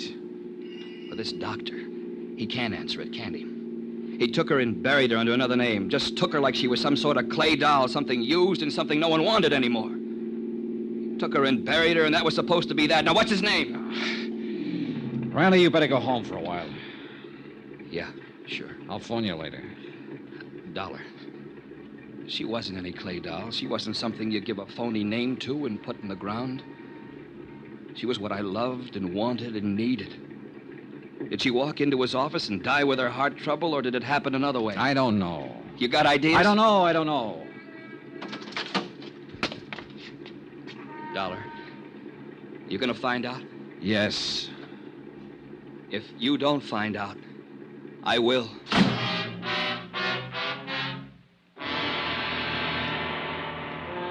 I stayed right there and watched George Riley lurch across the street and hail a cab. Then I turned back and found the freeway, rode it out to Sunset and all the way to the Pacific Palisades in the office of David E. McLean, M.D. Come in, Mr. Dollar. Sit down. He was a tall, broad-shouldered man in his early 30s. I shook hands with him and sat down. Well, that was a pretty startling telephone call, Mr. Dollar. I confess I was intrigued by it. You said you'd call the police. Well, I didn't. I don't know why I said that, really. But tell me, what is on your mind? I'm an insurance investigator, Doctor. Or didn't a woman named Pauline Henderson call you and tell you I was in town? Pauline Henderson? Pauline Henderson. I don't believe that. A friend of your wife's, Doctor, an old friend who worked with her once. The kind of a woman who'd recognize her picture if she saw it. I don't believe I remember her. Then she didn't call you and tell you I was in town. Well, that's all right, too. She said she might do that, though. Don't you want to know why, Doctor? Well, I suppose so. Yes. Why? Because I went over to see this Pauline Henderson the night I got in. She was one on a list of names of people who might know your wife on sight. Oh? She got kind of upset about my going there and asking her questions. I don't blame her. I'm a stranger to her. She finally said she'd tell you about it. I said, go ahead and tell you. And so? You just don't have any questions about anything, do you? I'm completely baffled by this whole thing. What's your point? Don't you really know why I'm here, Dr. McLean? I haven't the least idea, but I can tell you we're wasting a lot of time. This is a nice office, Doctor. How long have you been here? Year or so. Why? Starting out, it costs quite a bit of money for equipment like this. Rental in a building like this, doesn't it? I don't think that's any concern of yours, Mr. Dollar. I do wish that you'd say what you have to say or do what you have to do and get it over with. I don't know whether you're so anxious at that. Try me. I've been pretty patient with you. You come here and talk about a lot of vague things that I have no connection with at all. You make a strange phone call. You appear as though you're trying to intimidate me. You mention an old friend of my wife's. Pauline Henderson. Yes. What has she got to do with it? Nothing, really, except possibly as a witness. Oh? Witness to what? To an identification. She said she might call you. She was worried about an investigation I'm handling. What investigation is that? I understand you once treated a patient named Teresa Corbett. Teresa Corbett? Last treatment 2 years ago, February 1954. I had offices over in Hollywood in 1954. Are you quite sure that you have the right doctor? I am. Well, I don't remember a patient by that name. What did I treat her for? A heart condition. Oh? Well, we'll soon find out. Corbett, eh? Teresa Corbett. When was this now? February 1954.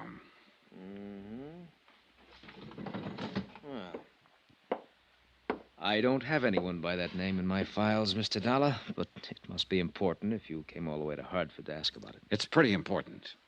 Well, she might have come in for some little thing, and in that case, I wouldn't necessarily have a history on her. I understand she came to see you quite a few times. Could it have been another Dr. McLean? It was you. Well, that's funny. Oh, now, wait a minute. 2 years ago, my wife was my receptionist then. She wasn't too good at keeping records. Do you suppose I could talk to her and ask her? My wife is dead, Mr. Dollar. Oh. Sorry I can't be of more help.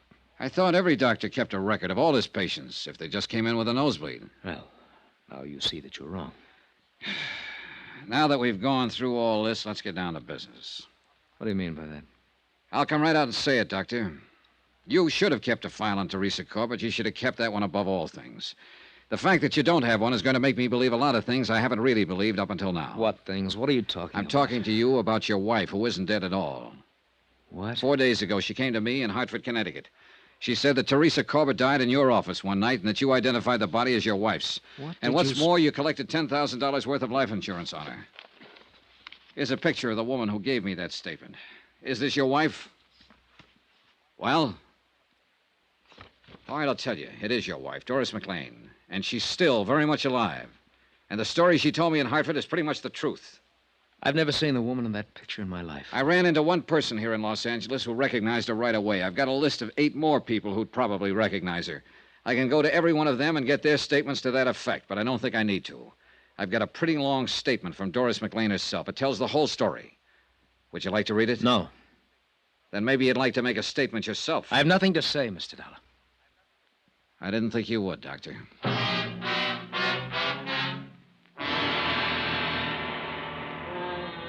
On the strength of the evidence already assembled, I preferred charges against Dr. David McLean. He was taken into custody and arraigned for defrauding an insurance company. He refused to talk at the arraignment and afterwards when he was held in the city jail. Expense account item 11, $2.20, telegram. I wired Hartford advising Don Taylor of the events in Los Angeles. The following morning, I received an answer from him to the effect that he was bringing Doris McLean to Los Angeles. That should have made the case complete. That and the fact that the coroner's office had exhumed the body and it had been identified as Teresa Corbett.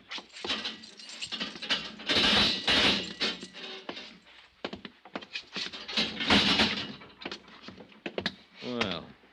Hello, McLean. What now? Oh, I thought we could talk. We can't, so that's that. We have your wife's statement, how the whole thing worked. The coroner's man identified the body of Teresa Corbett. So? Your wife will be here tomorrow sometime. Her testimony will cinch it. Will it? You know it will. I want a statement from you. Look, we aren't in a courtroom now, McLean, but we will be. It'll be a tough case from top to bottom, but we'll get you, and we'll get you good. A statement from you right now might save you some trouble, save you 2 years in your sentence. Oh, you're here to give me a break. No, I'm here because my job says I'm supposed to be here. I wouldn't want to save you anything, brother. The longer they send you up, the better I'm going to like it. But I'm not going to push too hard for a statement from you. I'm just giving you the chance to have your say-so right now and suggest that you go into court with a guilty plea. It's up to you. You know something? You'll never get me into a courtroom. Expense account item 12, 10 cents, one morning newspaper, which carried a complete story of the McLean case as well as the information that Dr. McLean had denied all charges and was freed on bail. That, along with his remark about not appearing in court, worried me. An hour later, I was out in the Palisades looking for his San Vincent home address. It happened to be a two-story building, but I didn't get up to his apartment soon enough. Hold it! Stop!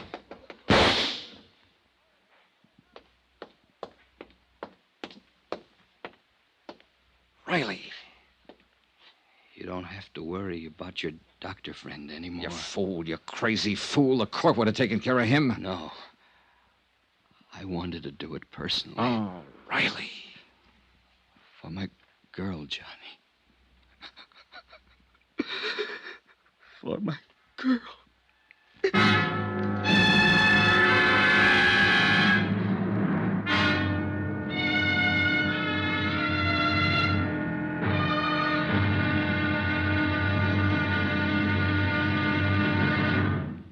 Now, here's our star to tell you about the final intriguing episode of this week's story. Tomorrow, a brand new, a rather startling statement from Mrs. McLean, without lies. Join us, won't you? Yours truly, Johnny Dollar.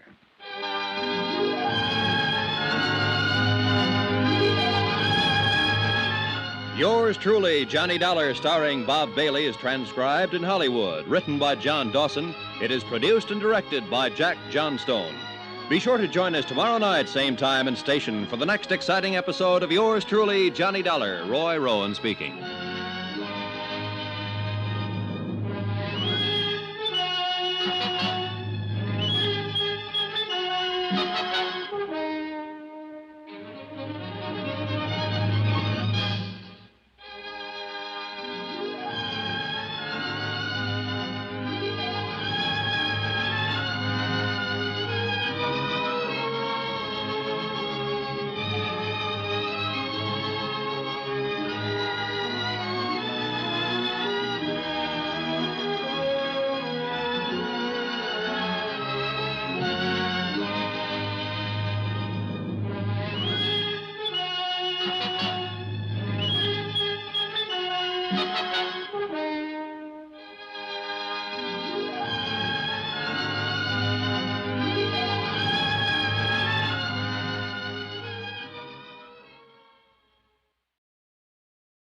From Hollywood, it's time now for...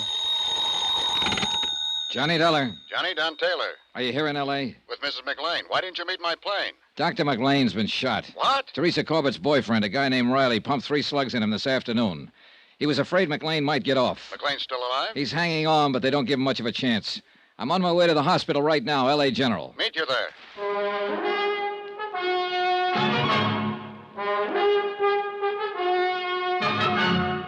Tonight and every weekday night, Bob Bailey in the transcribed adventures of the man with the action-packed expense account, America's fabulous freelance insurance investigator. Yours truly, Johnny Dollar.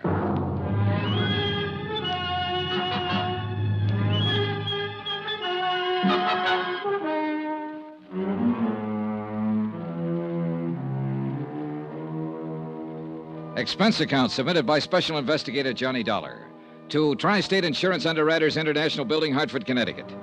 The following is an accounting of expenditures during my investigation of the McLean matter. Expense account item 13, $10, rental, for a tape recording machine which I took with me to the hospital room of Dave McLean. Don Taylor met me in the hall. Hi. Hi. Where's Mrs. McLean? I turned her over to the police. She know about this? No. Who's this man, Riley? Oh, just a lonely guy who lost his girlfriend. Let's go. Wait a minute. There's something else, isn't there, Johnny? Oh, I don't know. I think there is, Don. I'm going to try to get it from McLean now. That's why I brought this thing. What'll happen to Riley? He's being held for assault with a deadly weapon intent to kill. If McLean dies, it'll be changed to murder. Mr. Dollar? Yes? You can go in now. This is Mr. Taylor. I'd like him to come in, too. It's all right. This way, please. The nurse led us down to the end of the hallway and into McLean's room. Transfusion equipment was rigged up on one side of him and intravenous on the other. He watched us walk in without a word until he saw me set up the recording equipment. What do you think that's for? You, McLean. That statement we were talking about. What statement? You know how bad off you are. It doesn't make any difference now. Who's this man? My name's Taylor. Police? I'm with Tri-State Underwriters. Oh. You must be a close friend of Doris's. She came out here with him, McLean. How is Doris these days? She's made her statement. Squeeze play. How about you? No. I'm not gonna say a thing. Oh, now, McLean. Tell you what I'll do.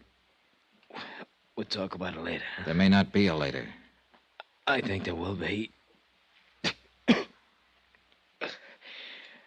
I'm gonna bet on it that way. Stuffed out. You struck out again. There's always your wife. She won't tell you anymore. She's got her own troubles. I think you'd better leave now, Mr. Dollar. Yeah.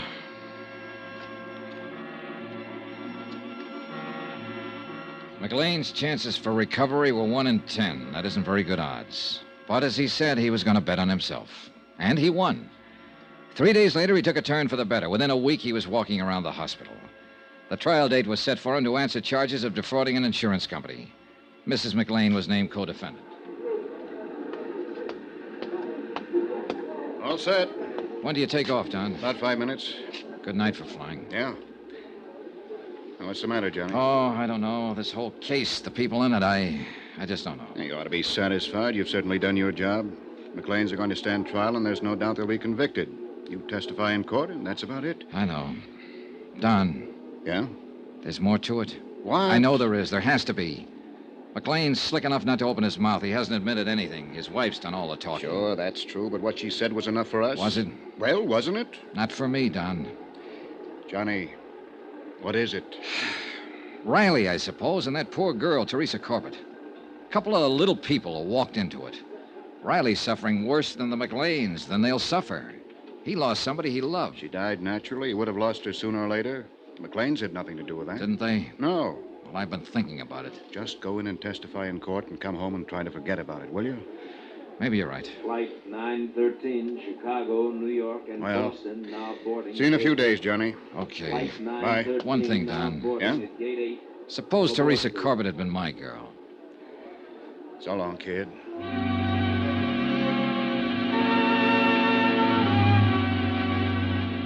Don Taylor went back to Hartford and left me to wrap up the details and testify in court. The day before the trial, I went over to the county jail to interview Mrs. McLean just once more. Hello. Hello. The uniform isn't too attractive, but they say it's a very healthy life in here. I mean, the regular hours and all. I suppose I should try to get used to it. Yeah. How long will I have to go to prison? Well, that's hard to say exactly, Mrs. McLean. Well, my lawyer said not over 3 years if they convict us. 3 years isn't too long. No. Sit down. Where's my husband? Where's Dave? He was transferred to the county jail today. Is he all right? Seems to be getting along fine. I haven't seen him, you know. You'll see him in court. Oh, I wish it were all over. So do I. But it isn't, is it? Practically. Not at all. Well, what do you mean? So far, we have enough evidence to prove conspiracy against you and your husband, and we'll prosecute to the limit on that. There'll be some other charges against him, the business with the body and so on. Let's not go into that now. But there's something else here I want to get straightened out. This is your statement. Yes. Let me read you this. A girl, whom we later found out to be Teresa Corbett, walked into the office on the night of February 1st, 1954, and complained of feeling ill. She had been drinking. My husband took her into the examining room where she died a few minutes later of a heart condition. Those are your own words on this sworn statement, Mrs. McLean. Yes. Let me go on. I had never seen or heard of Teresa Corbett until that night. I was with my husband when he placed a call to her residence in Jersey City. He spoke with a man there who managed an apartment house and so on. Mrs. McLean, that call was never made. I was in the room when Dave made it. The phone company has no record of it, no bill for it. I mentioned this to you because we are going to mention it at the trial tomorrow. You have my statement. Are you trying to make a liar out of me? The fact remains that call wasn't made. Were you in the examining room when Teresa Corbett died? No, I was in the front office. Isn't it a fact that she was a patient of your husband's before that night? No. I found out, I'll tell you. Teresa Corbett was one of your husband's patients. Why, She came here to live in Los Angeles because of a heart condition she had. He was the doctor she went to see. She just didn't walk in that night and drop dead. If that's true, I didn't know it. That night, you said you were acting as a receptionist in your husband's office. When Teresa Corbett walked in, she must have given you her name when she asked to see the doctor. Well, she didn't. Frankly, I thought she was just a little drunk. She'd been drinking. I could smell it. And you just took her right on back to your husband without asking a name, where she lived, anything about her? Yes. Now, look, Mrs. McLean, a lot of things you've told me and put into this statement are true. They've all been checked and rechecked. That's my job. But some of them just don't make sense. What are you trying to do? You wouldn't have known anything about it if I hadn't come to the insurance company. Maybe that's so. Maybe it would have just gotten by. But you did come to us. And whether you knew it or not, we have to know everything now. Everything, Mrs. McLean. Why do you think we've gone to all the trouble and expense of checking all this? I'll tell you. Because your story was too good to be real. It couldn't happen that way, even though the facts seem to say it could.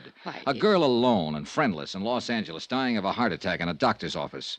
A doctor who needs money and has a wife who's heavily insured. That's too much for me to take. Teresa Corbett was a patient of your husband. She had been for several months. She came in like anybody else. You or your husband took her personal history. And you noticed that she had only one living relative, a mother in Jersey City. Will you please tell me what you're talking about? I'm talking about premeditated, carefully planned murder. That's what I'm talking about. When Teresa Corbett's mother died suddenly, there was nobody left to worry about her. Nobody to ask questions about her anymore, right? That's what you thought, anyhow. But there was a man, George Riley. But he didn't know where to go or who to ask. You didn't know about him. All right. Teresa came in several times, and you and your husband got to know more about her. She was the patsy right from the beginning. Wasn't she? Wasn't she? Yes. Do you want to tell me about it? She had been in to see Dave several times. He knew all about her, where she was from, what family she had. That night, when she came in the office, she wasn't drunk. She hadn't even been drinking. She'd had a telegram. She'd just received word that her mother had died suddenly. She was terribly upset about it. She asked Dave for something to help her sleep. Go on. Well, he took her in the examination room, and he came out a few minutes later to get some drugs, and he said something about her case being a terminal. Terminal? You mean it was hopeless? Well, that's what he said. He said he didn't give her more than 6 months. It wasn't true, Mr. Dollar. She wasn't that sick. Then what? Well, Dave went back to the examination room. I just sat there and waited. I guess I knew what he had in mind. Had you talked about it? Well, we talked... Oh, no, not about what happened then. A few minutes later, he buzzed me to come back to the room. I went back there, and Teresa was lying on the table. She was dead. I knew it when I walked in there. Dave looked very strange. He said that she had had a sudden heart attack and died before he could do anything to help her. You know it wasn't so. Well, there was a hypodermic on the stand. He'd given her something. I just didn't think he'd go that far. Are you sure you hadn't discussed this before? No. I swear he hadn't said a word to me before that night.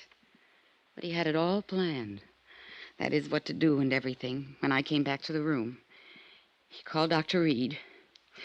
Dave showed him Teresa and said it was me. Reed signed the death certificates. Yes. When did you leave town? The same night Dave made me. He said he'd handle everything. I accused him of killing her, and he said that she just died there. Well, I guess I was kind of hysterical, but then he said, all right, I did kill her. She didn't have long anyhow. I killed her, and you helped me kill her. Now get out of here and stay out of here. If you ever open your mouth about it, you'll go to the gas chamber with me. Do you want a cigarette? Yes, please. Here you go. Thanks.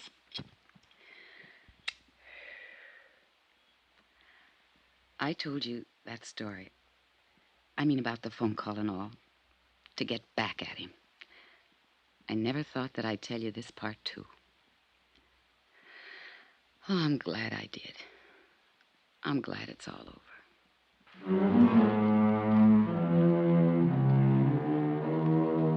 Expense account item 14, $85.40, hotel and board while in Los Angeles. Item 15, $205, plane fare back to Hartford.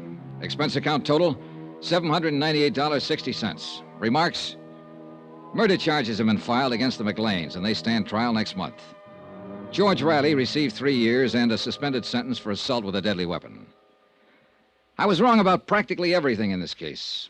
All the lies came true, but so did the facts. Yours truly, Johnny Dollar.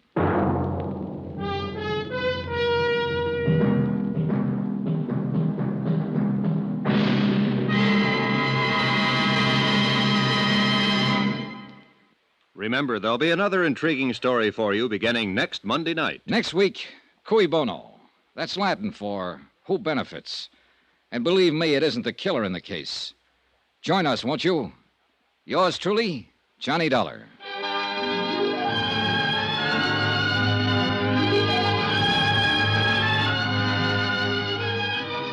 Yours truly, Johnny Dollar, starring Bob Bailey, is transcribed in Hollywood. Written by John Dawson, it is produced and directed by Jack Johnstone. Heard in this week's cast were Lucille Meredith, Betty Lou Gerson, John Stevenson, Bob Bruce, Victor Perrin, Tony Barrett, and Herb Ellis. Musical supervision by Amerigo Marino. Be sure to join us on Monday night, same time and station, for another exciting story of yours truly, Johnny Dollar. Roy Rowan speaking.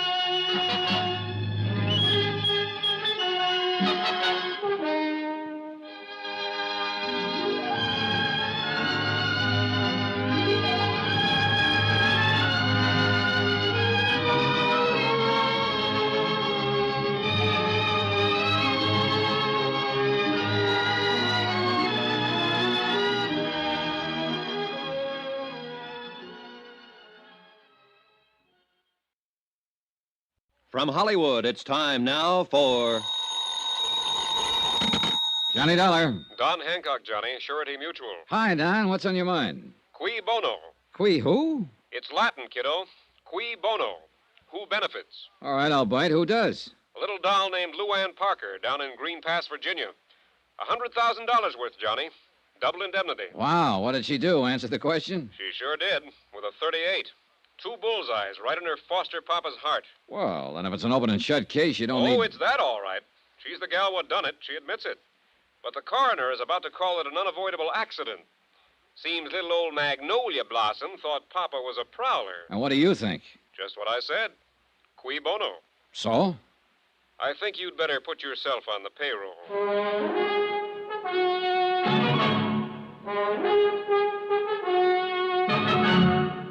Tonight and every weekday night, Bob Bailey in the transcribed adventures of the man with the action-packed expense account, America's fabulous freelance insurance investigator. Yours truly, Johnny Dollar.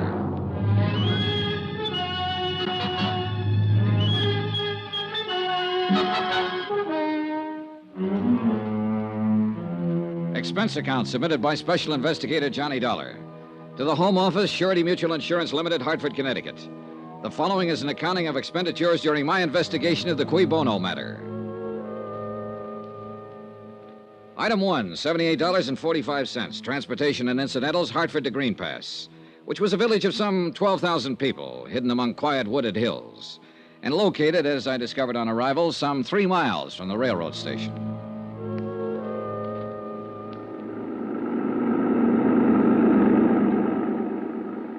Nice weather we're having. Yeah, it's fine. You from New York? Well, near there, Hartford. Bet you ain't been having weather like this up there. No, it's been pretty cold. You say your name was Dollar? Yeah, Johnny Dollar. I'm Jake Deagley. You here on business? That's right. Well, I wouldn't count on finding much here. Green Pass is what you might call a one-horse town. 1 hotel, 1 bank, 1 taxi, that's me, 1 newspaper. And 1 county attorney. Yep, just 1... Oh, And you've heard about our tragedy, about Dan Parker getting shot. Yeah, that's why I'm here. I'm an investigator for an insurance company. I see. Well, it was a terrible thing. It was... Oh!